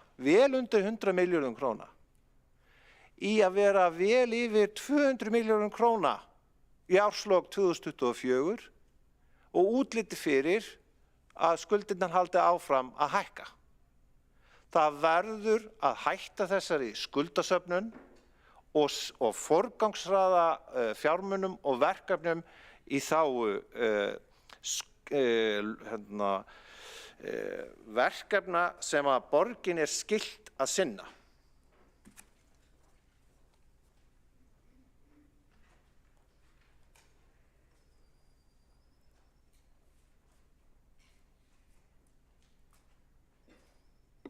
Borgarfulltrúinn hefur lokið máli sínum. Einn hefur óskað eftir að koma upp í andsvar. Það Magnús Davíð Norðdahl. Gjörðu svo vel. Forseti, borgarstjórn, vil þakka virðulegum borgarfulltrúa Helga Áss Grétarsyni fyrir sína ræðu.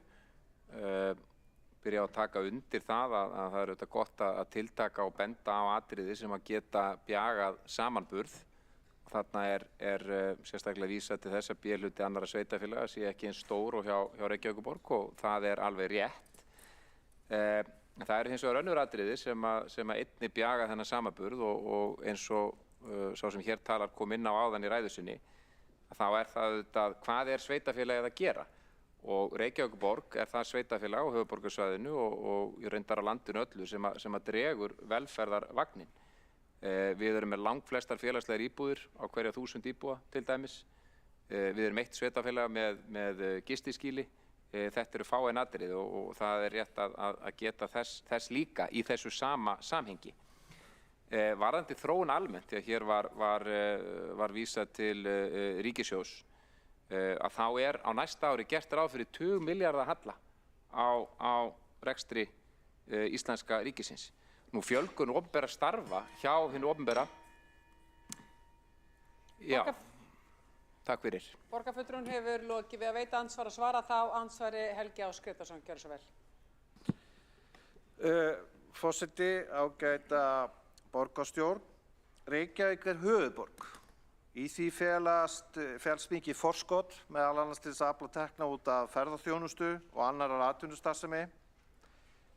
Það líka atriðin sem ég nefndi varðandi B-hlutann og ég tek alveg undir með ummælum borgarfulltrúans Magnúsar Davíðs Norðdahl að Reykjavíkurborg að greiða mun meira hlutfallslega í velferðarmál en önnur sveitarfélög á landinu og ég get alveg fallist á þá stefnumótun að æskilegt væri að þessi hlutföll myndu að einhverju leyti jafnast út. Það breytir ekki þeirri heildarmynd samt að meðan að rekstur B-hluta fyrirtækja borgarinnar eru að skila viðunandi hagnaði, að þá eigi frekar að laga reksturinn í A-hlutanum en að taka svona mikinn arð út úr þeim fyrirtækjum og reyna að létta álögur á þá sem að nota þjónustu þeirra B-hluta fyrirtækja. Borgarfulltrúinn hefur lokið við að svara andsvari og veitir þá andsvar öðru sinni. Magnús Davíð Norðdahl, gjör svo vel. Já, forseti borgarstjórn, þessi andsvör eru orðin svo stutt að mann ekki að klára. En það sem að hér var rætt áðan var það að það er gert ráð fyrir 20 milljarða halla á íslenska ríkinu á næsta ári. Og spurningin er þá kannski þessi til borgarfulltrúans, hvort að hann fagni því ekki að hér sé meirihlutanum undir styrkri stjórn Einars Þorsteinssonar að takast að snúa fjárhag borgarinnar við. Hér er gert ráð fyrir jákvæðri rekstrarafkomu sem er ekki það sem er að gerast hjá íslenska ríkinu miðað við síðustu fjárlög eins og þau litu þá út. Það er kannski spurningin. Annað atriði sem að borgarfulltrúinn kom inn á var að gagnrýna framkvæmdir hér í miðborginni eins og við Hlemmtorgið. En það er auðvitað algjör forsenda fyrir uppbyggingu ferðaþjónustu á Íslandi að við hlúum vel að borginni og þeim svæðum sem að ferðamenn sækja. Þannig að borgarfulltrúanum finnst það bagalegt að það sé verið að gagnrýna þá uppbyggingu eins og þá sem átt hefur sér stað á Hlemmi. Það eru auðvitað bara forsenda frekar uppbyggingar ferðaþjónustu, borginni og á landinu. Takk. Borgarfulltrúinn hefur lokið við að veita andsvar öðru sinni og svarar þá andsvari öðru sinni. Helgi Ás Gretarsson, gjör svo vel. Forseti, ágæta borgarstjórn, varðandi síðanefnda atriði sem að borgarfulltrúinn nefndi, að þá hefði verið hægt að ná sömum markmiðum með ódýrari og skilvirkari hætti og ég tel að þetta séu fjárfestingar sem að það hefði verið betra að eyða peningunum í annað. Það er mín skoðun. Varðandi samanburð við ríkið, þá er það oft flóknar og ég get alveg fallist á það vegna þess að það er mín pólitíska skoðun að hið opinbera eigi að jafnaði verið að rekið með hallalaust eða hallalítið. Ég er á móti skuldasöfnun hins opinbera. Það skiptir ekki máli hvaða flokkur eða hver stýri þeirri skútu hverju sinni.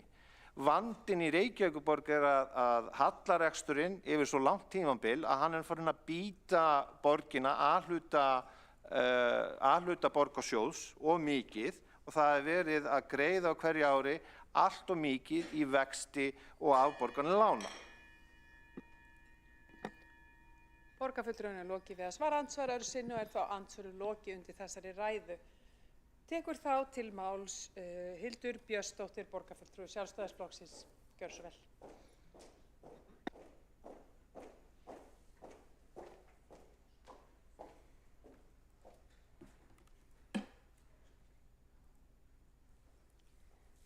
Forseti, ágæta borgarstjórn, ég kem ekki hér upp til að fjalla kannski sérstaklega áfram fjárhagsáætlun heldur öllu fremur til að bera af mér sakir eiginlega. Vegna þess að hér fyrir í dag var til umræðu skuldaviðmið borgarinnar og sú heimild að undanskilja veitu- og orkufyrirtæki við útreikning á fjármálareglum sveitarfélaga. Þar með talið við útreikning á téðu skuldaviðmiði. Nú árið 2020 var ákveðið með lögum að innleiða þessa undanþágu til að mæta efnahagslegum áhrifum heimsfaraldurs innan sveitarfélaga. Og hún var aftur framlengd árið 2021 með gildistíma út árið 2025. Og þetta fjallaði ég í ræðu minni. Það sem ég hins vegar var ómeðvituð og örugglega flestir hér inni, er að 24. október síðastliðinn innleiddi Sigurður Ingi, innviðaráðherra í starfsstjórn, reglugerð sem framlengi þessa undanþágu út árið 2029. Ég gerði athugasemdir við að reglugerðin hafi ekki verið kynnt á vettvangi borgarinnar og velti því fyrir mér hvaða hvatir voru að baki breytingunni sem var keyrð í gegn í starfsstjórn án kynningar á vettvangi sveitarfélagana. Borgarstjóri Einar Þorsteinsson kom upp í ræðu og sagði ótrúlegt að sú sem hér stendur hafi ekki vitað af þessari framlengingu. Hvort ég fylgdist ekki með á fundum, hvort ég læsi ekki gögnin. Hann fullyrti í ræðustól borgarstjóra að breytingin hafi bæði verið kynnt og rædd í borgarráði. Hann spurði hvort ég hafi ekki verið að fylgjast með. Sannleikurinn er sá að reglugerðin var hvorki kynnt né rædd í borgarráði. Hún hafði ekki einu sinni verið færð í embættisafgreiðslur. Þetta hefur verið staðfest af skrifstofu borgarstjórnar. Hann fullyrti í ræðustól borgarstjóra að breytingin hafi verið kynnt og rædd í stjórn Sambands íslenskra sveitarfélaga þar sem við bæði eigum sæti. Hann sagði jafnframt að á þeim vettvangi hafi umsögn sambandsins verið sérstaklega rædd. Hann spurði hvort ég læsi ekki gögn fyrir fundi, hvort ég fylgdist ekki með. Raunin er sú að reglugerðin var aldrei rædd, né heldur kynnt og bara aldrei lögð fram á vettvangi stjórnar sambands íslenskra sveitarfélaga. Og umsögnin sem hann sagði að við höfum rætt í stjórninni, hún var aldrei skrifuð. Hann fullyrti í ræðustól borgarstjóra að greinargerð með fjárhagsáætlun kvæði skýrt á þessa framlengingu til ársins 2029. Spurði hvort ég hefði ekki lesið gögnin með fjárhagsáætluninni. Raunin er sú að greinargerð fjármála- og áhættustýringarsviðs kveður sérstaklega á að undanþágan hafi verið framlengt með lögum og gildi út árið 2025. Hvergi er framlengingar til 2029 getið. Og loks fullyrti hann í ræðustól borgarstjóra að hann hefði greint frá þessu öllu í 90 mínútna langri tilþrifalítilli ræðu sinni við fyrri umræðu fjárhagsáætlunar. Og ég farið í gegnum téða ræðu og það var ákveðin þrældómur, en þar nefnir borgarstjóri númerið á nýrri reglugerð, en nefnir aldrei nokkru sinni hvað hann felur í sér, né heldur að hann hafi leitt til þess að undanþágan væri framlengt til ársins 2029. Í ræðu sinni sagði borgarstjóri orðrétt og með fylgdu raunar glærur með sama texta með leyfi forseta. Með lögum nr. 25/2020 sem sett voru til að mæta efnahagslegum áhrifum heimsfaraldurs kórónuveiru er sveitarstjórnum veitt heimild til að víkja frá þessum ákvæðum sveitarstjórnarlaga 2020-2022. Með lögum nr. 22/2021 hefur þessi heimild verið framlengd til loka árs 2025. Í því felst að ofangreind jafnvægis- og skuldaviðmið eru ekki bindandi fyrir umrætt tímabil. Þannig er nú það. Þessi tilraun borgarstjóra til að lítillækka þá sem hér stendur er fremur dapurleg en líka dæmigerð. Láta líta út fyrir að ég komi óupplýst til umræðu fjárhagsáætlun Reykjavíkurborgar. Þegar raunin er sennilega sú að engin borgarfulltrúi hér inni hefur varið meiri tíma en sú sem hér stendur við að kynna sér fyrirliggjandi fjárhagsáætlun hvern einasta stafkrók. Í þessari hrokafullu tilraun borgarstjóra fór hann 4 sinnum með ósannindi og ég leiðrétti þau hér með. Framlenging undanþágu til 2029 var aldrei rædd í borgarráði. Framlenging undanþágu til 2029 var aldrei rædd í stjórn sambands íslenskra sveitarfélaga. Framlenging undanþágu til 2029 var ekki útskýrð í greinargerð með fjárhagsáætlun og framlenging undanþágu til 2029 var ekki útskýrð í 90 mínútna ræðu borgarstjóra við fyrri umræðu. Þetta er ekki í fyrsta sinn sem borgarstjóri beitir aðferðum af þessu tagi, að slengja fram ósannindum máli sínu til stuðnings, að segja bara eitthvað. Rétt skal vera rétt og svo það sé alveg skýrt, borgarstjóri, ég afþakka svona gaslýsingar.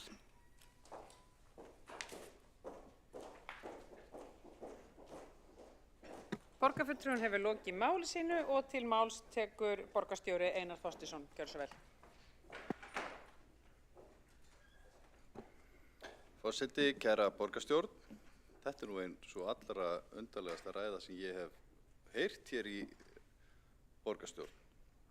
Hér kemur Hildur Björnsdóttir, oddviti Sjálfstæðisflokksins, og heldur reiðilestur yfir mér og öðrum hér inni vegna reglugerðar sem að sett af ráðherra og birt í stjórnartíðindum og hefur grundvallar áhrif á það hvernig skuldaviðmið sveitarfélagana er reiknað út og á við öll sveitarfélög í landinu. Lætur í það skína að það hefur verið einhver vilji þess sem hér talar eða borgarinn er að fela áhrif reglugerðar sem er sett af ráðherra og birt í stjórnartíðindum. Þetta er bara alveg óskiljanlegt. Ég ætla nú ekkert að fara að svara einhverjum persónulegum athugasemdum, en sko vegna þess að það er verið að tala um það að þetta hafi verið falið sko, í greinargerðin hér sem var farið yfir ítrekkað eða með ítarlega í borgarráði er fjallað skuldaviðmiðið. Það fór úr 158% niður í 110–90%. Það er gert grein fyrir því hér á blaðsíðu 5 í greinargerð. Skuldaviðmið er sett fram í samræmi við 14. grein reglugerðar 502 frá 2012 og breytingum á 12. grein hennar samkvæmt reglugerð 1195 frá 2024. Í því felst að veitu- og orkufyrirtæki eru undanskilin við útreikninga fjármálareglum sveitarfélaga. Í ræðu minni hér við fyrri yfirferð fjárhagsáætlunar þá fór ég með þennan texta hér skuldaviðmiðið með leyfi forseta. Skuldaviðmiðið er sett fram í samræmi við 14. grein reglugerðar 502 frá 2012 og breytingum á 12. grein hennar samkvæmt reglugerð 1195 frá 2024. Í því felst að veitu- og orkufyrirtæki eru undanskilin við útreikning á fjármálareglum sveitarfélaga. Rétt er að taka fram að þetta er nýleg breyting en undanþágan sem vísað er til hafði gilt í áratug þar til hún rann sitt skeið árið 2022. Hún var hins vegar sett inn aftur á dögunum og skýrir það breytingu á útreikningi skuldaviðmiðs samstæðu Reykjavíkurborgar milli ára. Ég ákvað að hnykkja á þessu til þess að upplýsa borgarstjórn og var greinilega ekki vanþörf á. Varðandi það að þetta hafi verið rætt í stjórn Sambands íslenskra sveitarfélaga, það er það nú svo að þetta mál var rætt í stjórninni og ég get fundið bara hvenær nákvæmlega það var gert. Ég hef rætt þetta við formann stjórnar sambandsins sem mann eftir þessu líka, en við þurfum þá bara aðtöga hvort að borgarfulltrúinn Hildur Björnsdóttir var viðstödd þann fund eða ekki, eða kannski á fjarfundi og kannski hefur þessi umræða farið fram hjá borgarfulltrúanum. Það var óskað eftir umsögnum frá sambandinu. Við þurfum að kanna hvort að slíku umsögn var veitt eða hvort að hún hafi verið eða ekki veitt, við verðum bara að kanna það. En það eru 2 umsagnir frá Orkuveitunni og Reykjavíkurborg. Mér skilst að í stjórnsýslulegri meðferð þessa máls hafði eftirlitsnefnd með fjármálu sveitarfélagana líka veitt umsögn þetta mál og ég gerir ráð fyrir því að stjórnendur annarra sveitarfélaga og eflaust kjörnir fulltrúar þar hafi gert sér grein fyrir því að þessi breyting hafi átt sér stað.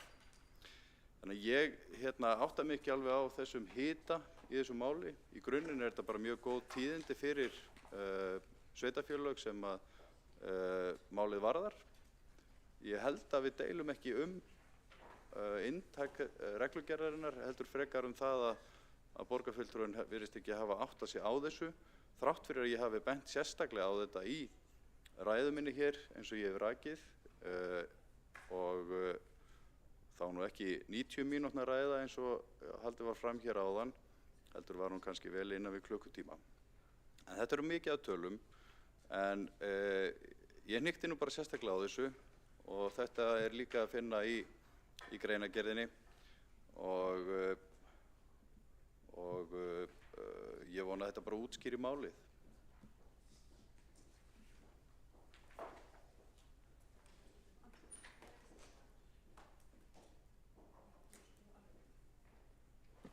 Borgarstjóri hefur lokið máli sínu. Einn hefur óskað eftir að koma í andsvari, einn hefur óskað eftir að gera stutta athugasemd. Sandra Hlíf og Kares, gjörðu þau svo vel með andsvar. Forseti, ágæta borgarstjórn, sko, hvað þetta mál varðar, þá þykir mér, ég skil bara ekki, af hverju ekki hægt að segja bara, heyrðu, þetta var ekki skýrt, hvorki í greinargerðinni né í ræðu sem var vísað hérna til.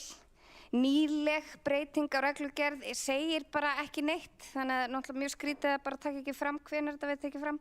Og ég skil ekki af hverju ekki bara hægt að segja, heyrðu, það var ekki skýrt í staðinn fyrir að tala niður til borgarfulltrúa. Þetta er ekki borgarstjóra þeim sem ber þann titil sæmandi.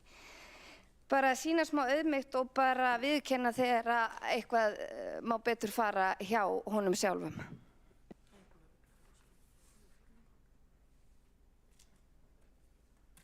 Borgarfulltrúinn lokið við að veita andsvar. Ætlar borgarstjóri að svara andsvari? Já, gjör svo vel. Forseti, ágæta borgarstjórn, nú erum við búin að sitja hérna síðan á hádegi. Ræðurnar sem að borgarfulltrúar Sjálfstæðisflokksins hafa flutt hér í dag gefa ekki tilefni fyrir þetta andsvar þar sem krafist þess af öðrum að auðmýkt sé sýnd. Ég held að þeir sem krefjast þess ættu kannski bara að byrja á sjálfum sér þegar kemur á auðmýkt. Ég held að ég hafi bara sýnt auðmýkt í því þegar ég fer með ræðuna sem ég flutti hér og útskýringar á þessu máli og tel mig alls ekki hafa hallað máli að neinum hér eða sýnt einhvern hroka gagnvart borgarfulltrúum. Þvert á móti. Bara að útskýra hvernig þessu liggur og ef þetta hefur farið fram hjá kjörnum fulltrúum þá er bara gott að við eigum þetta samtal hér og nú. Borgarstjóri hefur lokið við að svara andsvari og veitir þá andsvaraður sinni Sandra Hlíf og Kari Skjálsson. Já, forseti, þetta snýr náttúrulega einni að því að staðreyndir er ekki farið rétt með staðreyndir. Því var haldið fram að þetta hefur verið kennt í borgarráði, það var ekki kennt. Það er líka sagt að þetta hefur verið óskað eftir umsögn frá sambandinu inn á samráðsgátt. Þar sem að breytingar sem reglugerðir voru kynntar, þá kemur fram yfirleitt eða bara alltaf þegar óskað er eftir umsögnum frá ákveðnum aðilum, boðum þátttöku. Boðum þátttöku við þessa reglugerð stendur 0. Þannig að mér finnst bara mikilvægt líka að það sé bara sagt og rétt frá. Í stað þess að reyna að velta því yfir á einhvern annan og hann hafi ekki verið að taka eftir á fundum og þess áttar. En þetta var ekki kynnt, hvorki í borgarstjórn, í embættisafgreiðslum, nei í borgarráði og það var bara rangt með farið þegar því er haldið fram. Borgarfulltrúinn hefur lokið við að veita andsvaraður sinni og svara þá andsvaraður sinni borgarstjóri. Forseti, það var farið yfir það hvernig skuldaviðmið borgarinnar breyttist á milli ára. Ef menn halda það hér að það fari úr 158% niður í 190% án þess að það sé nokkuð annað að gerast, þá skil ég ekki hvað fólk er að hugsa. Ég bara, það hefur ekki verið nein leynd yfir þessari reglugerð. Ég meina, það eru öll sveitarfélög í landinu sem að eru með veitu og orkustarfsemi sem gera upp eftir þessari nýju reglugerð.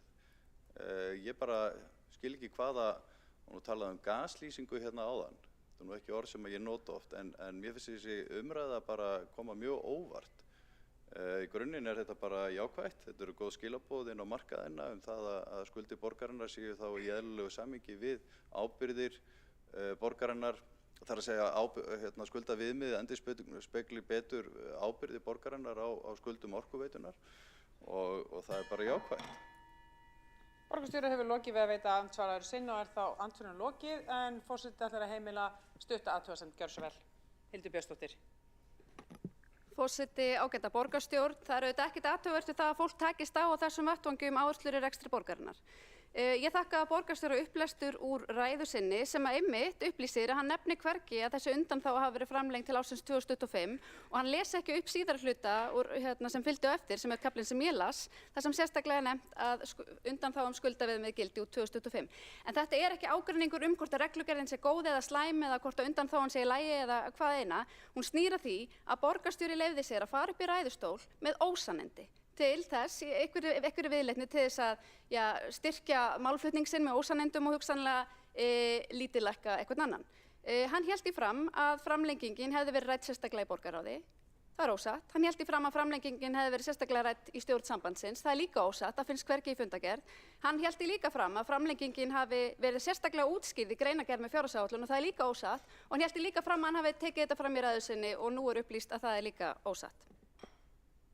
Borgarfulltrúinn hefur gert stutta athugasemd. Þá er öllu lokið. Þá hefur óskað eftir að taka til máls Heiða Björg Hilmisdóttir. Og ef að fleiri hyggjast taka til máls þá væri forseti þakkláttur að fá það núna því að samkvæmt öllu að þá er ég að loka mælendaskrá.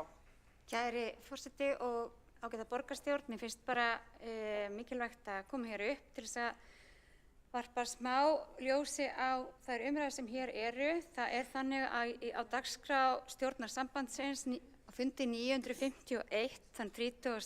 ágúst er þetta mál á dagskrá og sem eins og borgarstjóri hefur komið inn á.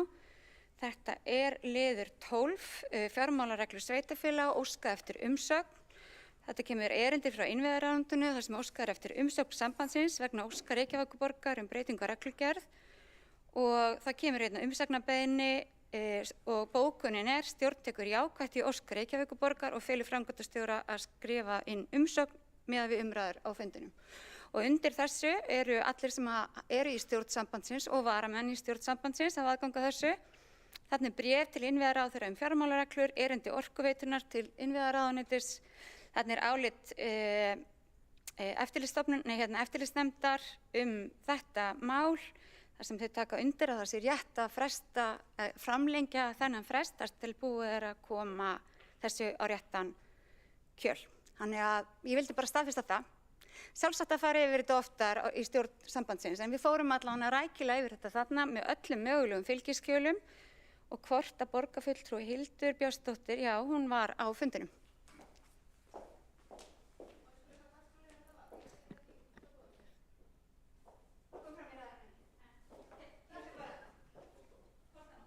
Borgarfulltrúin hefur lokið máli sínu. Þá erum við hljóð í salnum.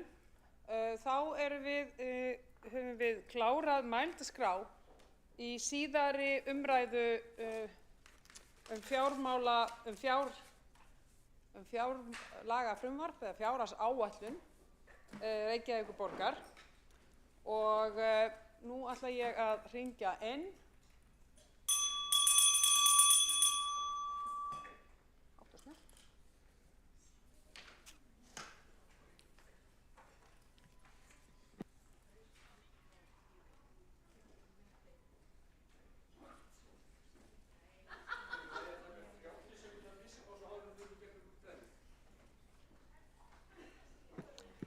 Forseti tekur 1 mínútna fundarhlé.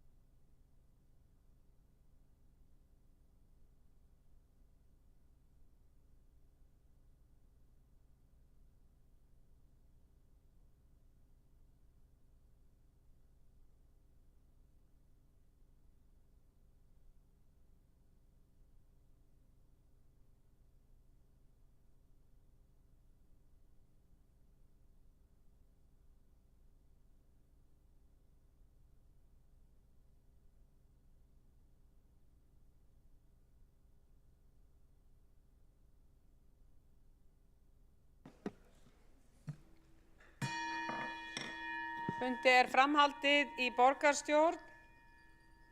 Nú hafa allir borgarfulltrúar fengið skjal sent í tölvupósti og biðið borgarfulltrúum að fylgjast vel með atkvæðagreiðslunni. Helst með því að vera með skjalið sem heitir atkvæðagreiðslaskrá opið fyrir framan sig. Og það kemur eftir örskamma stund þegar við höfum farið í gegnum þetta, ekki satt? Eftir breytingatillögum. Já. Við byrjum á breytingatillögum og þær hafa verið birtar á vef Reykjavíkurborgar og voru það fyrir helgi og þær síðustu bárust í dag. Þær hafa verið kynntar hér við umræður og hafa einnig verið birtar í uppfærðum skjölum á vefnum. Breytingatillögur borgarfulltrúa Samfylkingar, Viðreisnar, Pírata og Vinstri grænna eru merktar nei. Þetta eru breytingatillögur Samfylkingar, Viðreisnar, Pírata og Framsóknar. Eru merktar SBPC 1-17. Breytingatillögur borgarfulltrúa Sjálfstæðisflokksins eru merktar D2-D18 og breytingatillögur Sósíalistaflokks Íslands eru merktar J1-J4 og breytingatillögur borgarfulltrúa Flokks fólksins eru merktar F7-F27 og breytingatillögur borgarfulltrúa Vinstri grænna eru merktar VAF1-VAF4. Gengið er til atkvæða þær breytingatillögur við frumvarp af fjárhagsáætlun ársins 2025 sem fyrir liggja.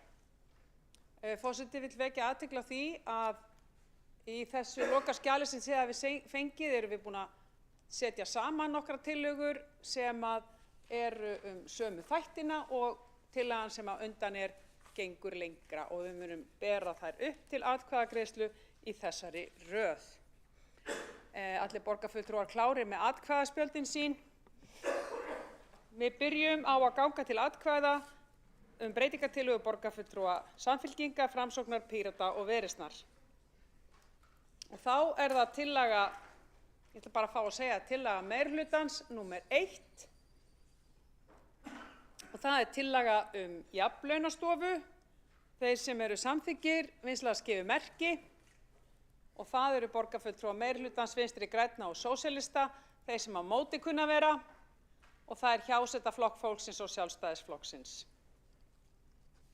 Þá það tillaga meirihlutans númer 2, það tillaga vegna vöggustofunefndar, þeir sem eru samþykkir vinsamlegast skifi merki og það samhljóða samþykkt í borgarstjórn. Takk fyrir það. Það tillaga meirihlutans númer 3, tillaga vegna Sinfóníuhljómsveitar Íslands, þeir sem eru samþykkir vinsamlegast skifi merki og það samþykkt samhljóða. Og þá það tillaga meirihlutans númer 4, það tillaga búsetuúrræði við Háteigsveg, þeir sem eru sammála vinsamlegast skifi merki og það samþykkt samhljóða.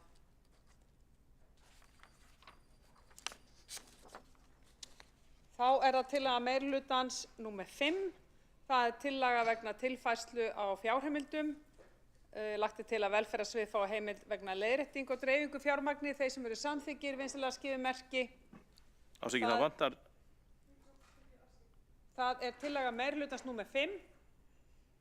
Já, það stendur hérna breytingar á fjárheimildu verði eftirfarandi en svo engar frekar upplýsingar. Þannig að mér sýnist til. Þær eru allar í grunngögnunum, borgarfulltrúi Kjartan Magnússon. Töflurnar eru ekki þarna inni. Þetta allt saman í gögnunum. Hér forseti einungis að fara yfir samantekt á þessum breytingatillögum. Það breytingartillaga meirihlutans númer 5, þeir sem eru samþykkir vinsamlegast skifi merki, haldið því uppi. Kæra þakkir fyrir þetta. Þetta eru atkvæði meirihlutans, Flokks fólksins og Vinstri grænna, þeir sem á móti kunna vera. Það hjáseta Sjálfstæðisflokks og Sósíalista. Þá það meirihlutatillaga, breytingartillaga númer 6, það tillaga vegna breytinga á innri leigu, þeir sem eru samþykkir vinsamlegast skifi merki og það samþykkt með atkvæðum meirihlutans, Flokks fólksins, Vinstri grænna og Sjálfstæðisflokksins. Þeir sem á móti kunna vera, það hjáseta hjá sósíalistum. Og þá það tillaga meirihlutans, breytingartillaga meirihlutans númer 7, það tillaga vegna leikskóla líkhaldsins Snorra, þeir sem eru samþykkir vinsamlegast skifi merki og það er samþykkt samhljóða. Og þá er það breytingartillaga meirihlutans númer 8, tillaga sjálfstætt starfandi grunnskóla. Þeir sem eru samþykkir vinsamlegast gefið merki og það eru meirihlutinn, Flokkur fólksins, sósíalistar og Sjálfstæðisflokkur. Þeir sem á móti kunna vera, það er hjáseta hjá Vinstri grænum. Og þá er það breytingartillaga meirihlutans númer 9. Tillagan hefur að gera með sjálfstætt starfandi leikskóla. Þeir sem eru samþykkir vinsamlegast gefið merki og það er meirihlutinn, Flokkur fólksins, sósíalistar og Sjálfstæðisflokkurinn. Þeir sem á móti kunna vera og það er hjáseta Vinstri grænna. Breytingartillaga meirihlutans númer 10, tillaga vegna breytinga á bjarnafjölda í borgarreknum grunnskólum. Þeir sem eru samþykkir vinsamlegast gefið merki og það er samþykkt samhljóða.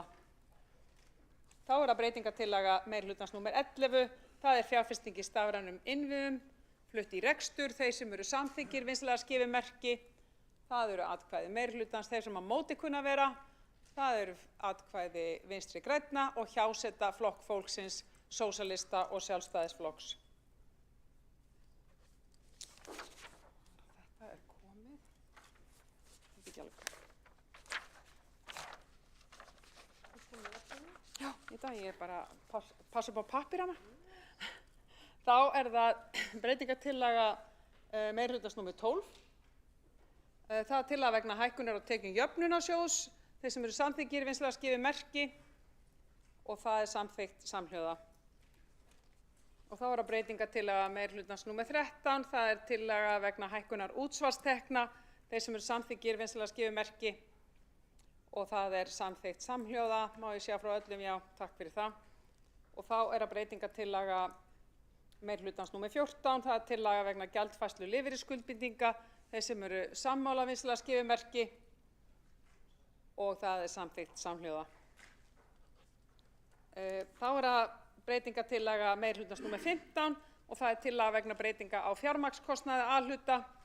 Þeir sem eru samþykkir vinsamlegast gefið merki og það eru meirihlutinn, Vinstri grænir og Sjálfstæðisflokkur. Þeir sem á móti kunna vera, hjáseta Flokk fólksins og sósíalista. Og þá er það breytingartillaga meirihlutans númer 16. Það er breytingar á milliviðskiptum A-hluta. Þeir sem eru samþykkir vinsamlegast gefið merki og það er samþykkt með öllum greiddum atkvæðum nema Flokki fólksins. Þeir sem á móti kunna vera og það er hjáseta Flokk fólksins og sósíalista. Hjáseta sósíalista og Flokks fólksins. Og þá er það loka breytingartillaga meirihlutans að framkvæmt er lagt til að svið fjármála og átsninga verði falið að útfæra ofangreindar breytingar kostnaðarstaði og þeir sem eru samþykkir vinsamlegast gefið merki og það er Sjálfstæðisflokkurinn, Vinstri grænir og meirihlutinn. Þeir sem á móti kunna vera og það er hjáseta sósíalista og Flokk fólksins. Forseti sér vonarglætu í augum borgarfulltrúa nú þegar við höfum farið í gegnum til breytingartillögur meirihlutans og eftir er þá að fara í breytingartillögur Sjálfstæðisflokks, Sósíalistaflokks, Vinstri grænna og Flokk fólksins. En nú bið ég ykkur að fylgja mér vel því að hér koma nokkrar breytingar á röð.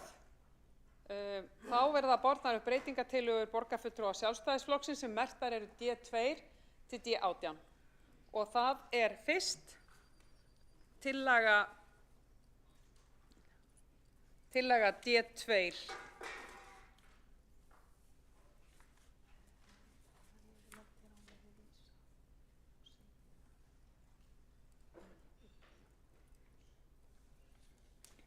Og þá er það tillaga Sjálfstæðisflokks sem er merkt D2. Það er tillaga lækkun og frestun á fjárfestingum. Þeir sem eru sammála tillögunni vinsamlegast gefið merki og það er Sjálfstæðisflokkur, Vinstri grænir og Flokkur fólksins. Þeir sem á móti kunna vera og það eru atkvæði meirihlutans og hjáseta Sósíalistaflokks. Tillagan er felld. Þá er það tillaga D3, tillaga frestun fjárfestinga í miðborginni. Þeir sem eru samþykkir vinsamlegast gefið merki. Það eru það er Sjálfstæðisflokkurinn og Flokkur fólksins, þeir sem á móti kunna vera, og það er atkvæði meirihlutans Vinstri grænna og sósíalista. Tillagan er felld.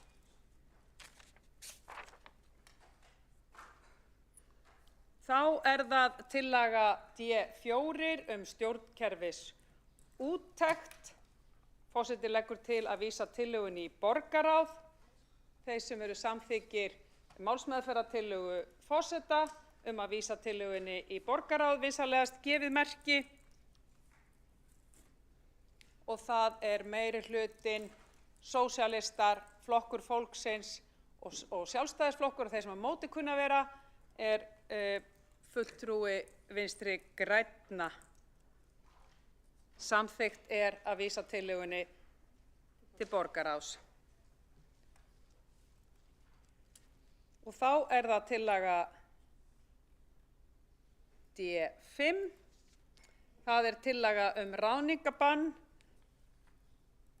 Það er tillaga ráðningarbann í miðlægri stjórnsýslu.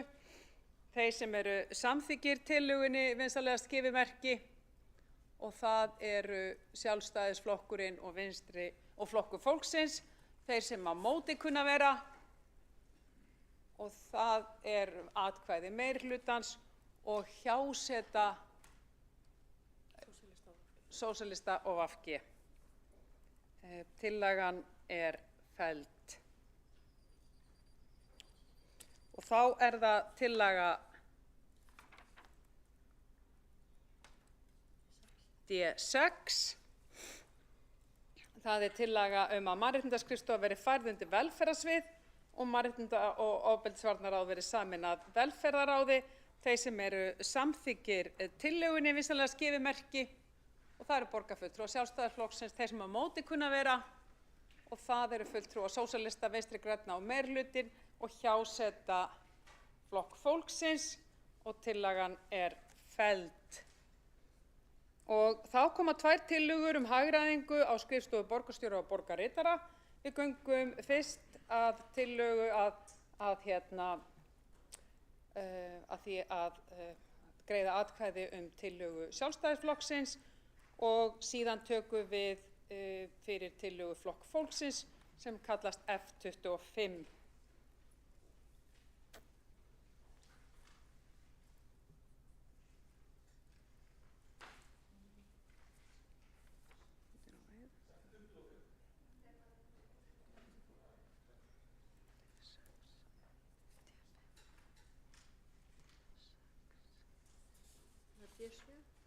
Já, ég veit það. Ég bara er að...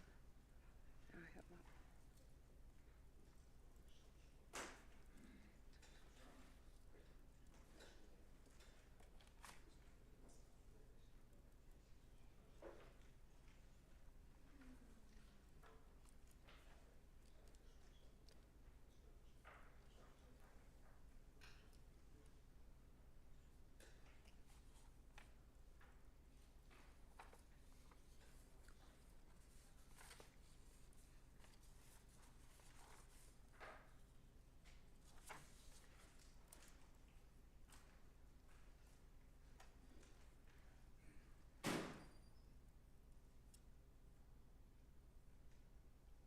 Forseti er aðeins að koma gögnunum sínum í ordurur.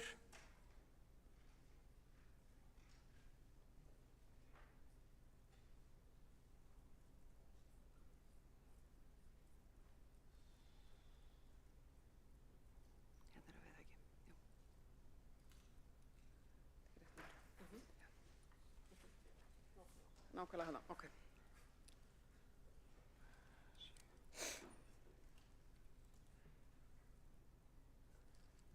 Og þá byrjum við á D7 tillaga hagræðingu á skrifstofu borgarstjóra og borgarritara, og þeir sem eru samþykkir þeirri tillögu vinsamlegast gefið merki, og það er Sjálfstæðisflokkur og Flokkur fólksins, þeir sem á móti kunna vera, og það eru atkvæði meirihlutans og hjáseta Vinstri grænna og sósíalista. Tillagan er felld. Og þá er það tillaga F sem merkt er F25. Tillaga niðurskurð á skrifstofu borgarstjóra og borgarritara og annarri stjórnsýslu. Þeir sem eru samþykkir vinsamlegast gefið merki, og það er Flokkur fólksins, þeir sem á móti kunna að vera vinsamlega skipumerki og það eru atkvæði meirhlutans, það er hjáseta Vinstri grænna, sósíalista og Sjálfstæðisflokks. Er það ekki rétt hjá forseta? Já. Og tillagan er felld. Og þá er það tillaga D8 og hún er tillaga hagræðingu í markaðs- og viðburðamálum. Þeir sem eru samþykkir vinsamlegast gefið merki og það er Flokkur fólksins og Sjálfstæðisflokkur. Þeir sem á móti kunna vera eru atkvæði meirihlutans. Má ég biðja borgarfulltrúum að fylgjast með?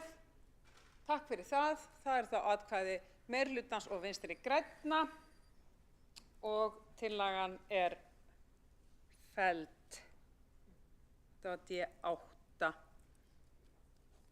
Og þá er það D9, það er tillaga hagræðingu í D9 er tillaga fækkun upplýsingafulltrúa og þeir sem eru samþykkir því vinsamlega skifið merki og það eru Sjálfstæðisflokkur og Flokkur fólksins. Þeir sem á móti kunna vera, það eru atkvæði meirhlutans og það er þá hjásetja Vinstri grænna og sósíalista og tillagan er felld.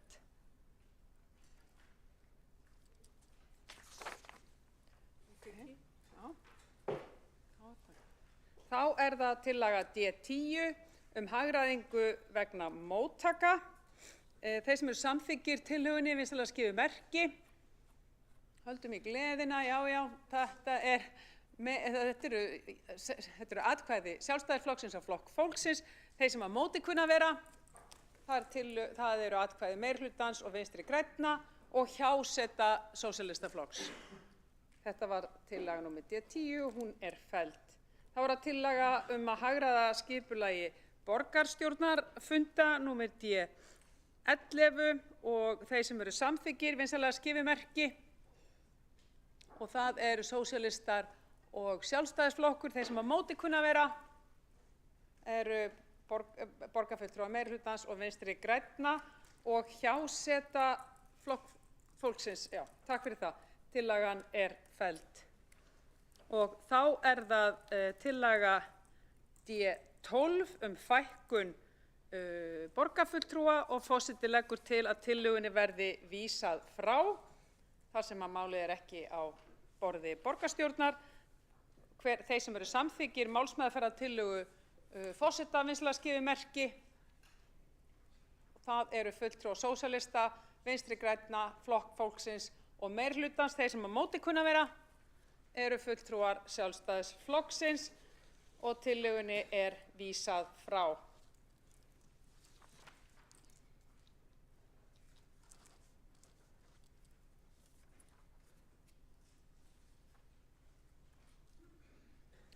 Og þá erum við komin að fleiri tillögum sem eru keimlíkar. Það eru 2 tillögur lóðarúthlutun og það er þá annars vegar tillaga sem merkt er D13, tillaga fjölgun lóðaúthlutana undir fjölbreyttar gerðir íbúðarhúsnæðis og síðan tillaga F22 sem er tillaga breytt fyrirkomulag lóðaúthlutana.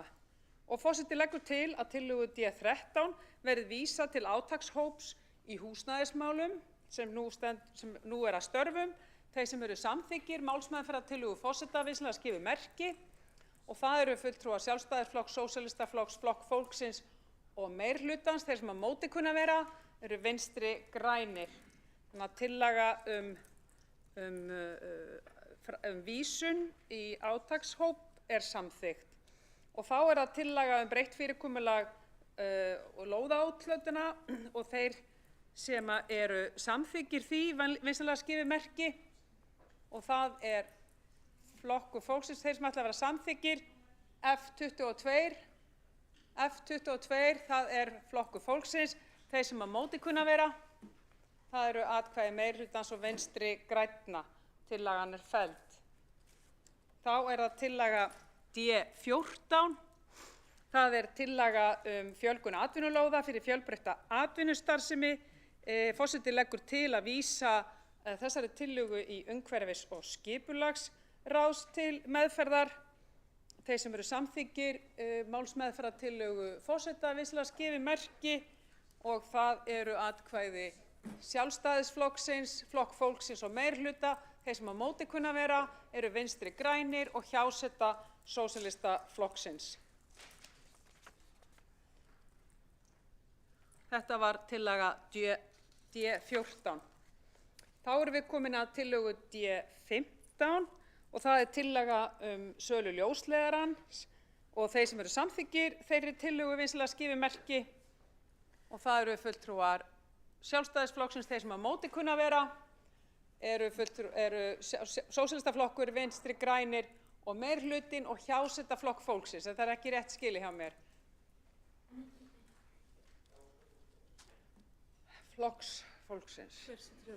Flokkur fólksins, já. Og þá er það tillaga D16, tillaga undirbúning að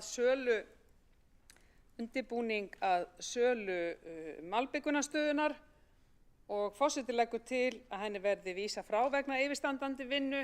Þeir sem eru samþykkir frávísunartillögu forseta vinsamlegast gefi merki og það eru meirihlutinn og sósíalistar, þeir sem á móti kunna vera.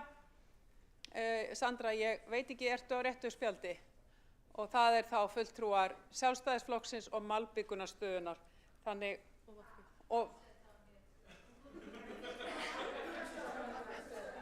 það var Vinstri grænna. Já, forseti biðst innilegar afsökunar yfir þessu mistökum forseta að tengja Vinstri græn við malbik. Það var sannarlega ekki ætlunin. Ég biðst innilegar afsökunar en frávísunartillaga forseta var hins vegar samþykkt. En það er nú allt í lagi að vera smá gleði. Allir vakna, það ekki? Þá er það tillaga D17, tillaga sölu bílastæðahúsa í eigu Reykjavíkurborgar og forseti leggur til að vísa tillögunni frá vegna yfirstandandi vinnu. Þeir sem eru samþykkir frávísunartillögu forseta vinsamlega skrifi merki. Það er meirihlutinn Flokkur fólksins og sósíalistar. Þeir sem á móti kunna vera eru Sjálfstæðisflokkurinn og VG. En tillagan samþykkt er til frávísunartillaga. Þá erum við aftur komin af smá breytingu á uppröðun og það eru 2 tillögur rekstrarútboð á sorphirðu og það er fyrst tillaga D18, tillaga rekstrarútboð á sorphirðu Reykjavíkurborgar og forseti leggur til að tillögunni sé vísað frá vegna yfirstandandi vinnu. Þeir sem eru samþykkir frávísunartillögu forseta vinsamlega skrifi merki og það er meirihlutinn og sósíalistaflokkurinn. Þeir sem eru móti kunna vera eru fulltrúar Sjálfstæðisflokksins og Vinstri grænna og þetta er hjáseta Flokk fólksins. Og þá er það tillaga F21, tillaga tilraunaverkefni á útboði í sorphirðu í einu póstnúmeri og forseti leggur einnig til að þeirri tillögu verði vísað frá vegna yfirstandandi vinnu. Þeir sem eru samþykkir frávísunartillögu forseta vinsamlega skrifi merki og það er meirihlutinn og sósíalistar. Þeir sem á móti kunna vera eru Flokkur fólksins og Vinstri grænir og Sjálfstæðisflokkurinn allur eða hálfur. Allur Sjálfstæðisflokkurinn? Allur Sjálfstæðisflokkurinn á móti. Móti frávísunartillögu forseta. Þetta skot gengur hjá okkur, kæra borgarstjórn. Þá berum við upp til atkvæða breytingatillögu borgarfulltrúa Sósíalistaflokks merktar J1 til J4. Þá er það tillaga J1, það er tillaga laun borgarfulltrúa og fyrstu varaborgarfulltrúa taki ekki hækkun árið 2025. Og ég þarf að finna hérna.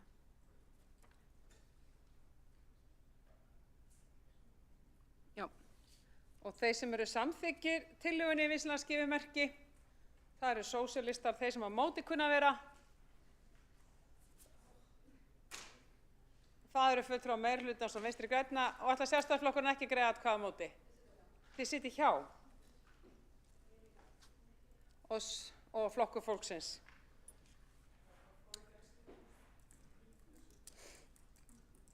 Og þá er það tillaga J2, tillaga hækkun fjárhagsaðstoðar borgarinnar, þeir sem eru samþykkir vinsamlegast gefi merki. Og það eru borgarfulltrúar sósíalista og Flokk fólksins, þeir sem á móti kunna að vera, eru fulltrúar meirihlutans og Sjálfstæðisflokks. VG situr hjá. Já. Og þá er það tillaga J3, tillaga desember uppbót til allra með tekjur fjárhagsaðstoðar. Þeir sem eru samþykkir tillögunni vinsamlegast gefi merki og það eru fulltrúar Sósíalistaflokks, Flokk fólksins og Vinstri grænna. Þeim sem á móti kunna að vera og það eru fulltrúar Sjálfstæðisflokksins og meirihlutans. Tillagan er felld.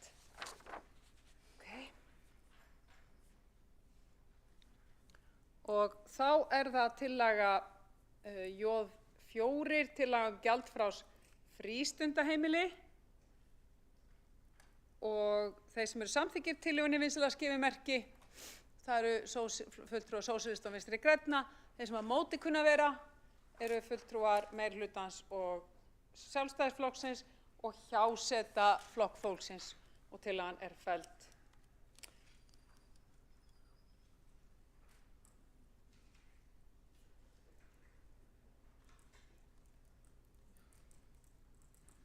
Þá eru teknar fyrir breytingatillögur borgarfulltrúa Flokks fólksins sem ekki hafa þegar hlotið afgreiðslu og eru merktar frá F7 til F27. Og allir klárir í slaginn.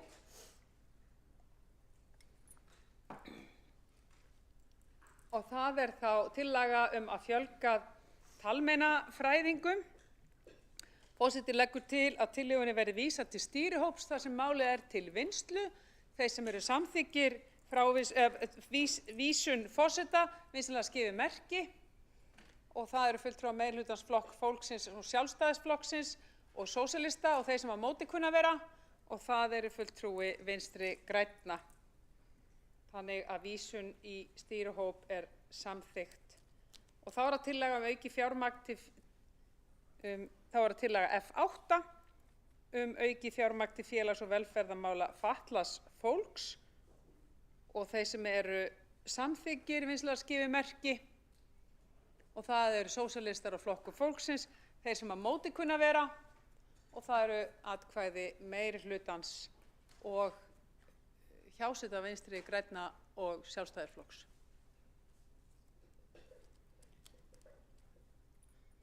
Og þá er það tillaga F9.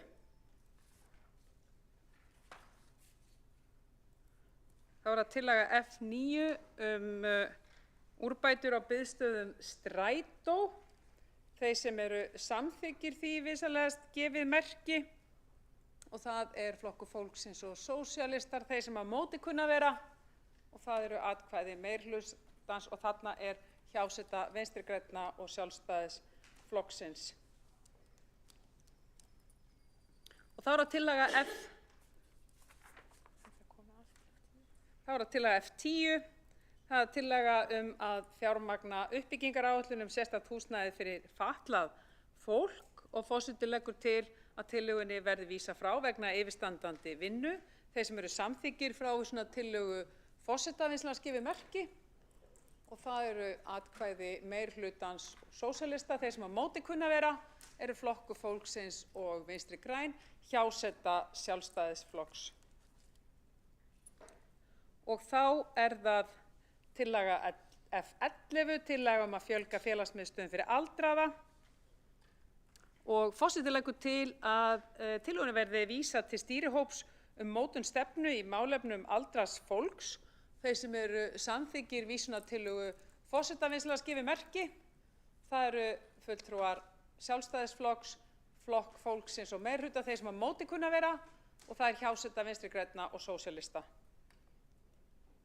Tillagan samþykkt að vísa henni til stýrihóps. Og þá er það tillaga F12 og það er tillaga breytingu á ráðstöfun fjármagns á skóla- og frístundasviði. Þeir sem eru samþykkir tillögunni vinsamlegast gefi merki, og það er Flokkur fólksins, þeir sem á móti kunna vera, og það eru atkvæði meirihlutans, og það er þá hjáseta Vinstri grænna, sósíalista og Sjálfstæðisflokks, ekki rétt. Og þá erum við komin að tillögu númer 13 sem er að tillaga styrkveitingu, að hækka styrkveitingu til foreldrahús, og forseti leggur til að tillögunni sé vísað frá vegna yfirstandandi vinnu. Þeir sem eru samþykkir frávísunartillögu forseta vinsamlegast gefi merki. Samþykki frávísunartillögu forseta, og það eru atkvæði meirihlutans. Þeir sem á móti kunna vera eru Flokkur fólksins og Vinstri grænir, hjáseta sósíalista og Sjálfstæðisflokks. Og þá er það tillaga F14 úrbætur á aðgengi skólum Reykjavíkurborgar, og þeir sem eru samþykkir tillögunni vinsamlegast gefi merki, og það eru Sjálfstæðisflokkurinn, sósíalistar og Flokkur fólksins. Þeir sem á móti kunna vera eru fulltrúar meirihlutans, og tillagan er felld. Hjáseta hjá Vinstri grænum, já. Okay.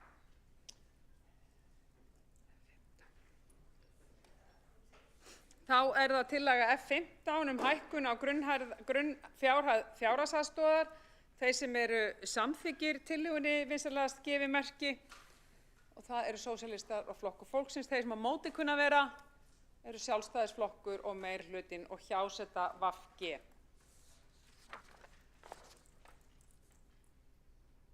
Og þá er það tillaga F16 breyting á launum formanna íbúaráða, og forseti leggur til að tillögunni sé vísað til forsætisnefndar, og þeir sem eru samþykkir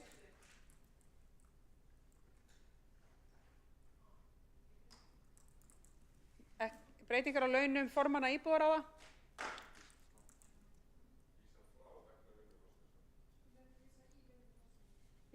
Vísa í vinnu forsætisnefndar.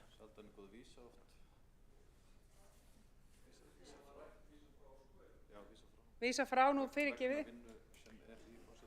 Þá leggur forseti til frávísun vegna vinnu í forsætisnefnd. Forseti leggur til frávísun vegna vinnu í forsætisnefnd. Þeir sem eru samþykkir frávísunartillögu forseta vinsamlegast gefi merki, og það er atkvæði meirihlutans. Þeir sem á móti kunna vera eru sósíalistar, Vinstri grænir og Flokkur fólksins, og hjáseta hjá Sjálfstæðisflokki. Og þá er það F17, og það er tillaga að lækka áætlaðan, hljóð í salinn, kæru borgarfulltrúar. Það er tillaga að lækka áætlaðan kostnað vegna utanlandsferða. Það er tillaga F17. Forseti leggur til að vísa tillögunni til borgarráðs. Þeir sem eru samþykkir tillögu forsetum að vísa henni til borgarráðs vinsamlegast gefi merki.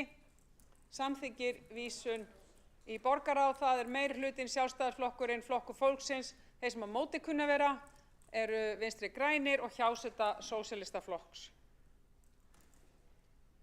Og þá er það F18, og sú tillaga hljóðar upp á auki fjármagn til námskeiða fyrir börn og foreldra.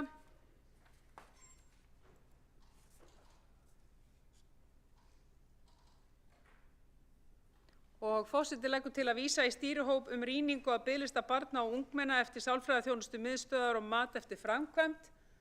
Þeir sem eru samþykkir vísun forseta vinsamlegast gefi merki, og það er meirihluturinn á Flokkur fólksins og Sjálfstæðisflokkur. Þeir sem á móti kunna vera og það er hjáseta Vinstri grænna og sósíalista.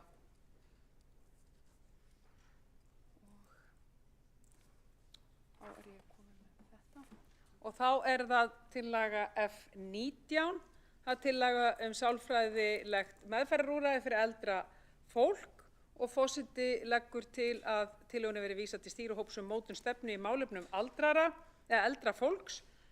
Þeir sem eru samþykkir vísunartillögu forseta vinsamlegast skifi merki og það er Sjálfstæðisflokkurinn, Flokkur fólksins og meirihlutinn, þeir sem á móti kunna vera, það er hjáseta, sósíalista og Vinstri grænna. Og þá er það tillaga F20, það er tillaga lækkun útgjalda vegna leigubifreiða, þeir sem eru samþykkir tillögunni vinsamlegast skifi merki og það er Flokkur fólksins, þeir sem á móti kunna vera eru meirihlutinn og hjáseta hjá Vinstri grænum, sósíalistum og Sjálfstæðisflokki. Og þá er það tillaga 21. Nei, fyrirgefið, já. Við erum að fara í tillögu 23.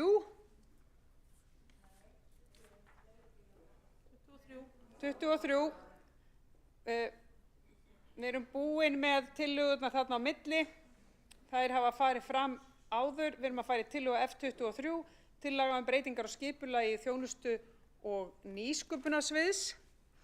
Og þeir sem eru sammála vinsamlegast skifi merki og það er Flokkur fólksins, þeir sem á móti kunna vera eru atkvæði meirihlutans, aðrir sitja hjá, það er Vinstri grænir, sósíalistar og Sjálfstæðisflokkur.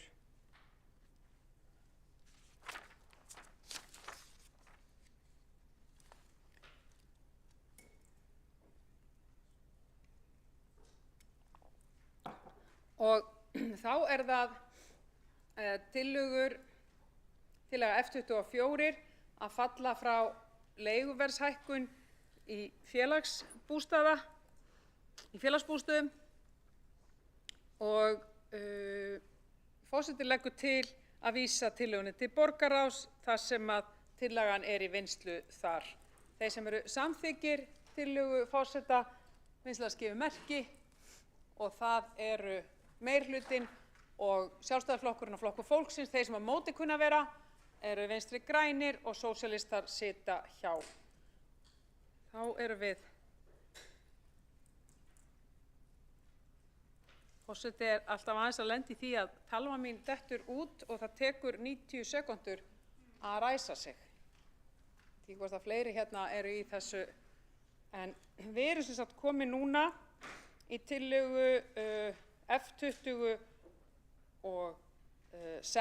og VAF1 sem að báðar leggja til að báðar hafa að gera með stafrænt ráð.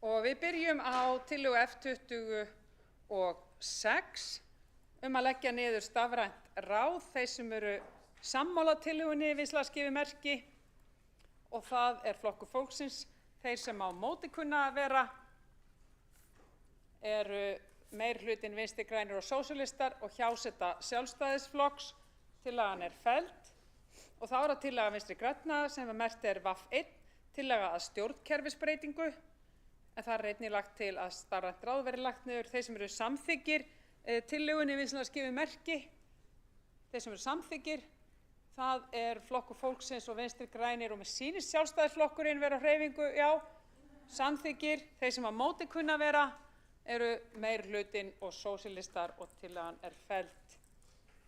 Þá er að lokum í þessum riðli, það er tillaga F27, tillaga úttekt á búsetuhögum og búsetuúrræðum öryrkja í Reykjavík.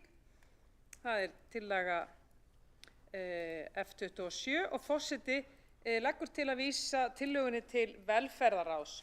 Og þeir sem eru samþykkir vísunartillögu forseta, vinsamlegast skifi merki. Dóra, er þetta það sem þú ætlar að segja? Og það er samþykkt með meirihlutanum Flokk fólksins og sósíalistum og mótatkvæði Vinstri grænna.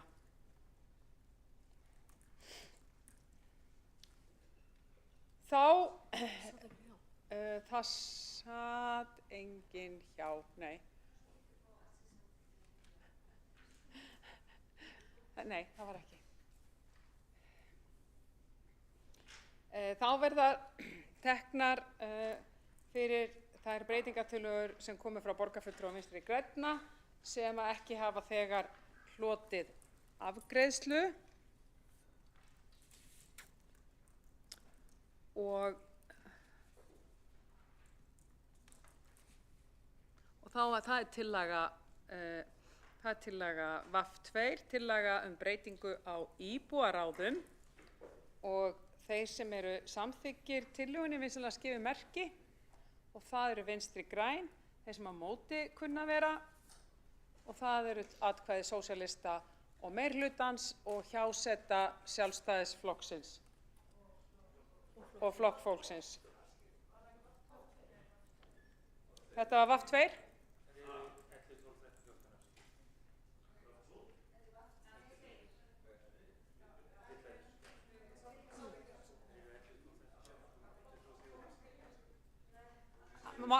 Forseti biður aðeins hljóð, ég er að hlusta hérna.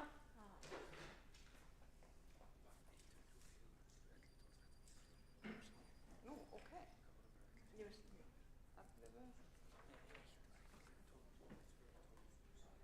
Þetta er 12. Ok, 12, þetta er 13 og þetta er 14. Forseta hefur borist þær upplýsingar að þetta sé rétt hjá borgarfulltrúum, gott að þið eru glögg, þið eru með skjal þar sem tillaga VAF2 er í rauninni VAF12 og tillaga VAF3 er í rauninni VAF13 og tillaga VAF4 eru tillaga VAF14. En hérna, kvíðið eigi, forseti mun fara með ykkur í gegnum þetta. Það er þá tillaga, við vorum að greiða atkvæði tillögu á breytingu á íbúaráðum, er það ekki rétt hjá mér? Það var búið.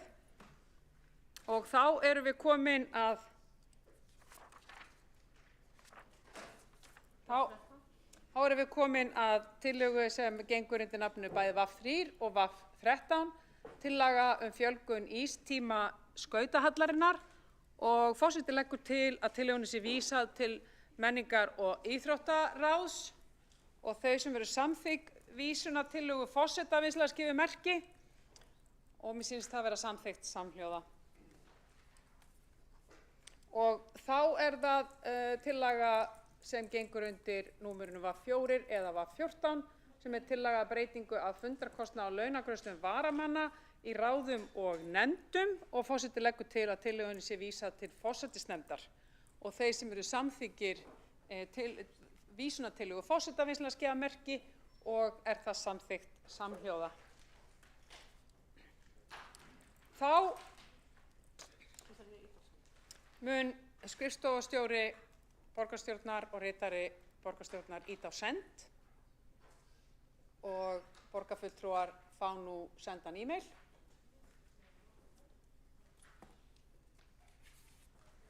Skemmtilegt skjal með mörgum tölum.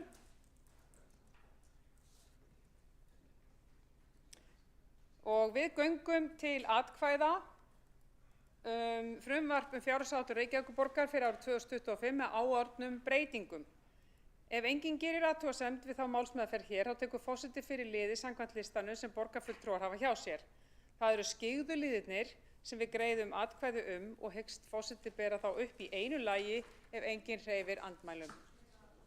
Og hefst þá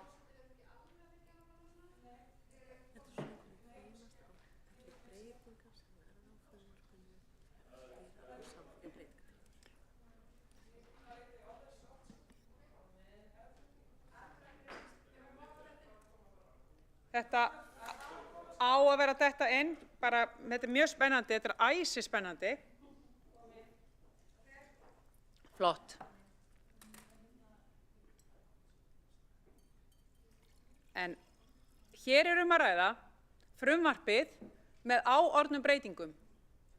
Þeim breytingum sem frumvarpið hefur tekið frá því það var fyrst flutt og þangað til núna.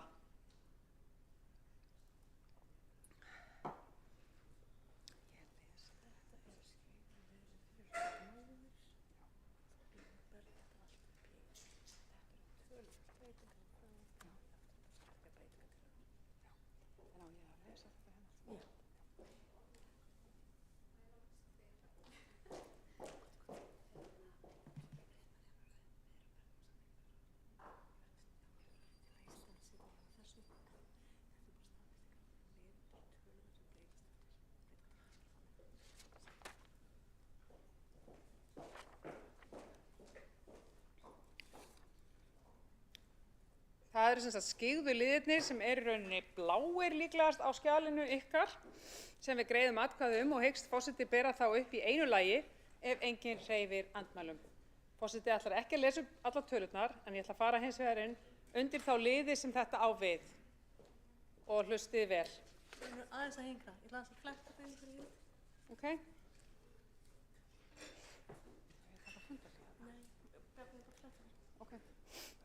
Við öndum aðeins í kviðinn og það er aðeins verið að rannsaka smá.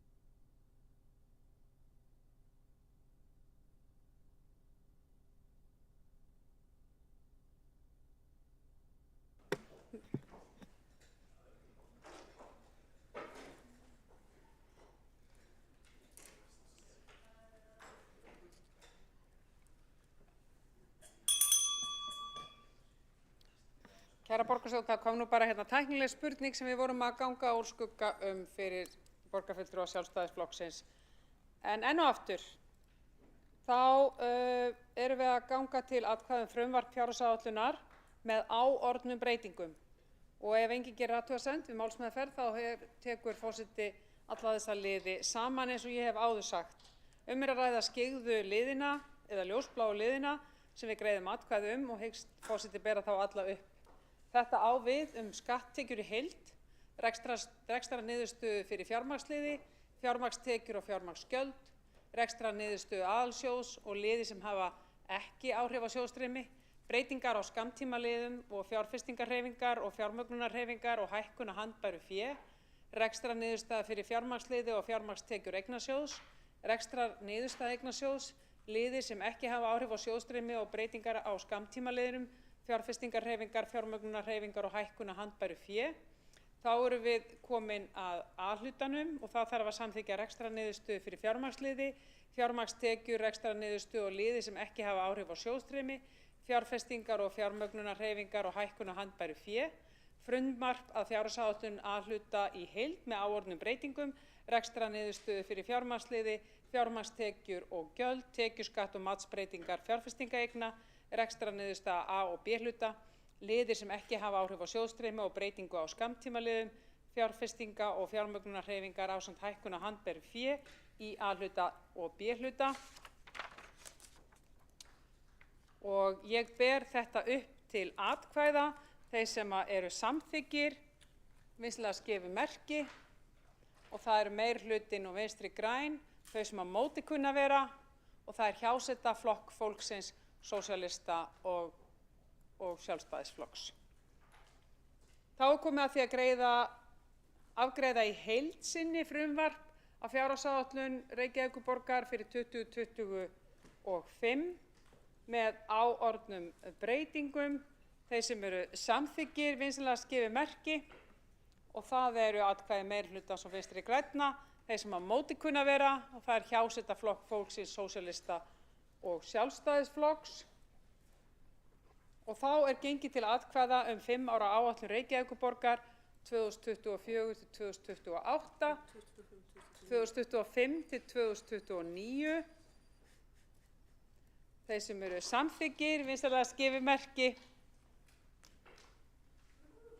og það eru meirihlutinn og Vinstri grænir, þeir sem á móti kunna vera og það er hjáseta hjá Flokki fólksins, Sósíalistum og Sjálfstæðisflokki.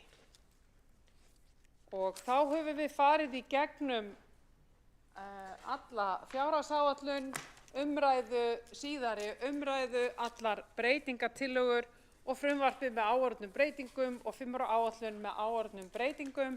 Bókanir hafa verið sendar í bókunarskjal. Þarf að lesa bókun. Það þarf að lesa eina bókun frá Sjálfstæðisflokknum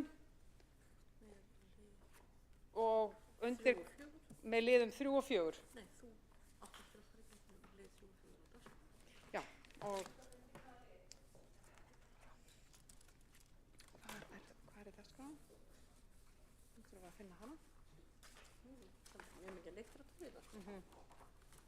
Það gæti verið alveg aftast.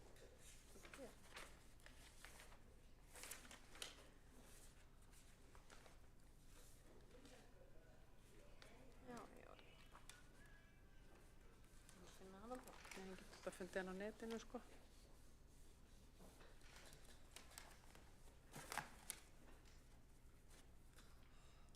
Já. Ég á eftir, forseti, á eftir að fara í restina af dagskránni en ég gerir ráð fyrir því að það sé þá bókun sem á eftir að lesa í lokin.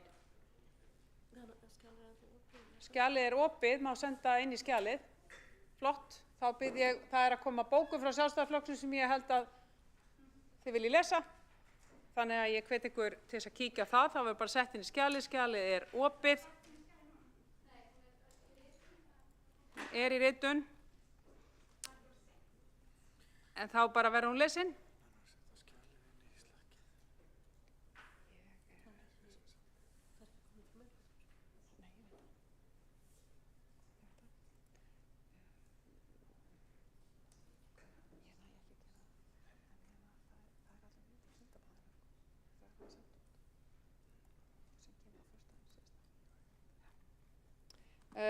Þá fer forseti yfir lið 3 á útsendir dagskrá.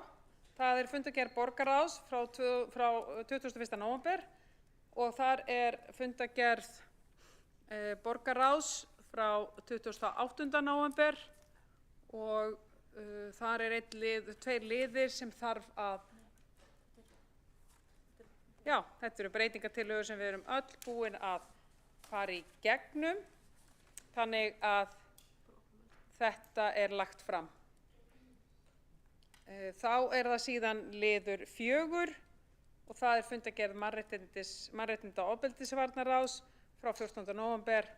Það er fundargerð menningar- og íþrótta- og tómstundaráðs frá 22. nóvember. Það er fundargerð skóla- og frístundaráðs frá 25. nóvember og það er fundargerð stafrænsráðs frá 27. nóvember og það er fundargerð umhverfis- og skipulagsráðs frá 27. nóvember og fundargerð velferðarráðs frá 20. nóvember. Og síðan höfum við farið í gegnum breytingatillögur borgarfulltrúa Sjálfstæðisflokksins og borgarfulltrúa Flokks fólksins og breytingatillögur borgarfulltrúa Vinstri grænna. Og þá hefur forseti farið í gegnum dagskrá borgarstjórnar og er þá bókunin til?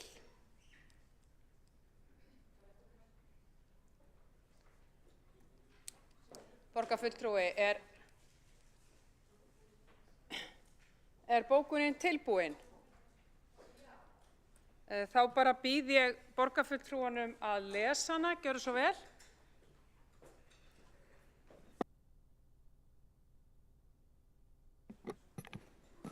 Forseti, ágæta borgarstjórn, bókunin er í rauninni svar við umræðu sem átti sér stað hérna áðan og ekki tókst að svara vegna þess að sú sem hér situr var ekki með gögnin í höndunum sem var rætt. Borgarfulltrúar Sjálfstæðisflokks telja rétt að árétta að innleiðing reglugerðar nr. 1195/2004 var ekki kynnt á vettvangi borgarráðs né heldur á vettvangi stjórnarsambands íslenskra sveitarfélaga.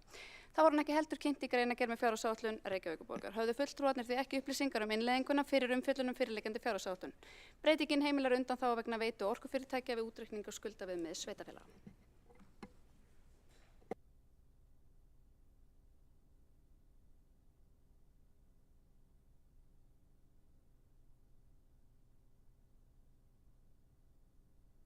Óskum eftir að borgarfulltrúinn sendi á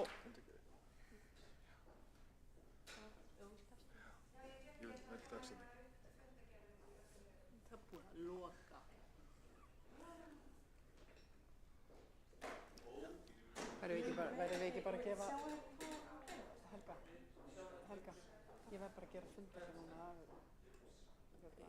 Hún tekur tíma til þess að senda á. Við gerum 5 mínútna fundarhlé á borgarstjórn.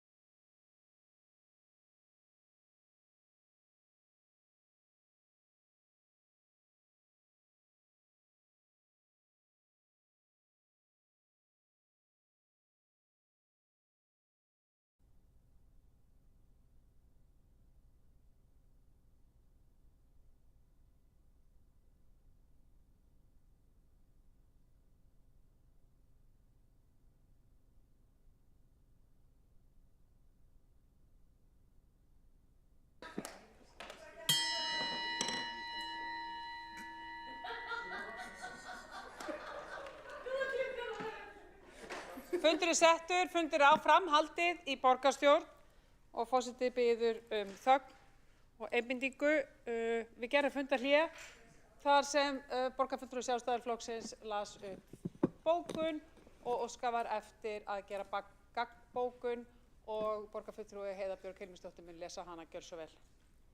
Takk fyrir forseti, ágætu borgarfulltrúar. Þetta er gagnbókun sem hljóðar svo: rétt er að minna á skyldur kjörinna fulltrúa samkvæmt sveitarstjórnarlögum til þess að kynna sér lög og reglur sem fjármál sveitarfélaga gilda. Erindi frá innviðaráðuneytinu breytingar á umræddri reglugerð, erindi Reykjavíkurborgar og Orkuveitu Reykjavíkur sama efni og umsókn eftirlitsnefndar fjármál sveitarfélaga voru ræddar á stjórnarfundi Sambands íslenskra sveitarfélaga þann 30. ágúst þar sem Hildur Björnsdóttir borgarfulltrúi var viðstödd. Fundargerð þessa fundar var send kjörnum fulltrúum borgarinnar undir embættisafgreiðslum þann 18. september. Síðastliðinn. Breytt reglugerð var birt í stjórnartíðindum 24. október. Efni reglugerðarbreytingarnar hefði þjátt að vera borgarfulltrúum ljóst. Skuldaviðmið borgarinnar var rætt í borgarráði við framlagningu fjárhagsáætlunar. Borgarstjóri vakti sérstaka athygli á áhrifum reglugerðarbreytingarinnar í fyrri umræðu í borgarstjórn og því vekur umræða þetta mál furðu. Búið er að lesa gagnbókun og þá er gagnbókun við gagnbókun klár að hálfu borgarfulltrúa Sjálfstæðisflokksins. Gjörðu svo vel. Það er ljóst að fulltrúar minnihlutans höfðu ekki fengið kynningu og innleiðingu fyrirliggjandi reglugerðarbreytingar sem tók gildi 24. október 2024, hvorki á vettvangi borgarráðs né heldur á vettvangi Sambands íslenskra sveitarfélaga. Fulltrúarnir þakka þó að reglugerðin hafi nú verið færð í embættisafgreiðslur fyrir næsta fund borgarráðs. En í kjölfar umræðu fjárhagsáætlun Reykjavíkurborgar er meginatriði málsins þetta. Fulltrúar Sjálfstæðisflokks gera athugasemdir við útkomuspá og fyrirliggjandi fjárhagsáætlun. Ef ekki væri fyrir arðgreiðslur, sölu byggingarréttar og eignasölu myndi rekstur borgarinnar skila halla sinni um 11,8 milljörðum árið 2024. Ljóst er að ráðast þar í aðgerðir til að stemma stigu við ósjálfbærum rekstri. Aukin skuldsetning er einkennandi fyrir fjármálastefnu vinstri meirihlutans í borgarstjórn. Samkvæmt gildandi fjárhagsáætlun 2024 áttu skuldir samstæðu borgarinnar að nema 515 milljörðum króna komandi áramót. Samkvæmt útkomuspá verða skuldir samstæðunnar hins vegar 527 milljarðar áramótin. Samkvæmt frumvarpinu munu skuldirnar enn hækka á næsta ári og nema tæpum 558 milljörðum króna í árslok 25. Afar mikilvægt er að fjármálin verði tekin föstum tökum í því skyni að ná stjórn á rekstrinum og láta af skuldasöfnum. Til þess þarf að endurskoða allan rekstur og ráðast í víðtækan sparnað og hagræðingu. Nei. Djók. Nei. Nú tekur forseti... Nei, nú tekur forseti stjórn á þessum fundi. Hér verður ekki meira gagnbókað. Klukkan er, má ég forseti biður borgarstjóra að haga sér? Vel. Klukkan er 23:02 og við slítum fundi borgarstjórnar í síðari umræðu þriðjudaginn 4. desember. 3. desember. Fundi er slitið 23:02.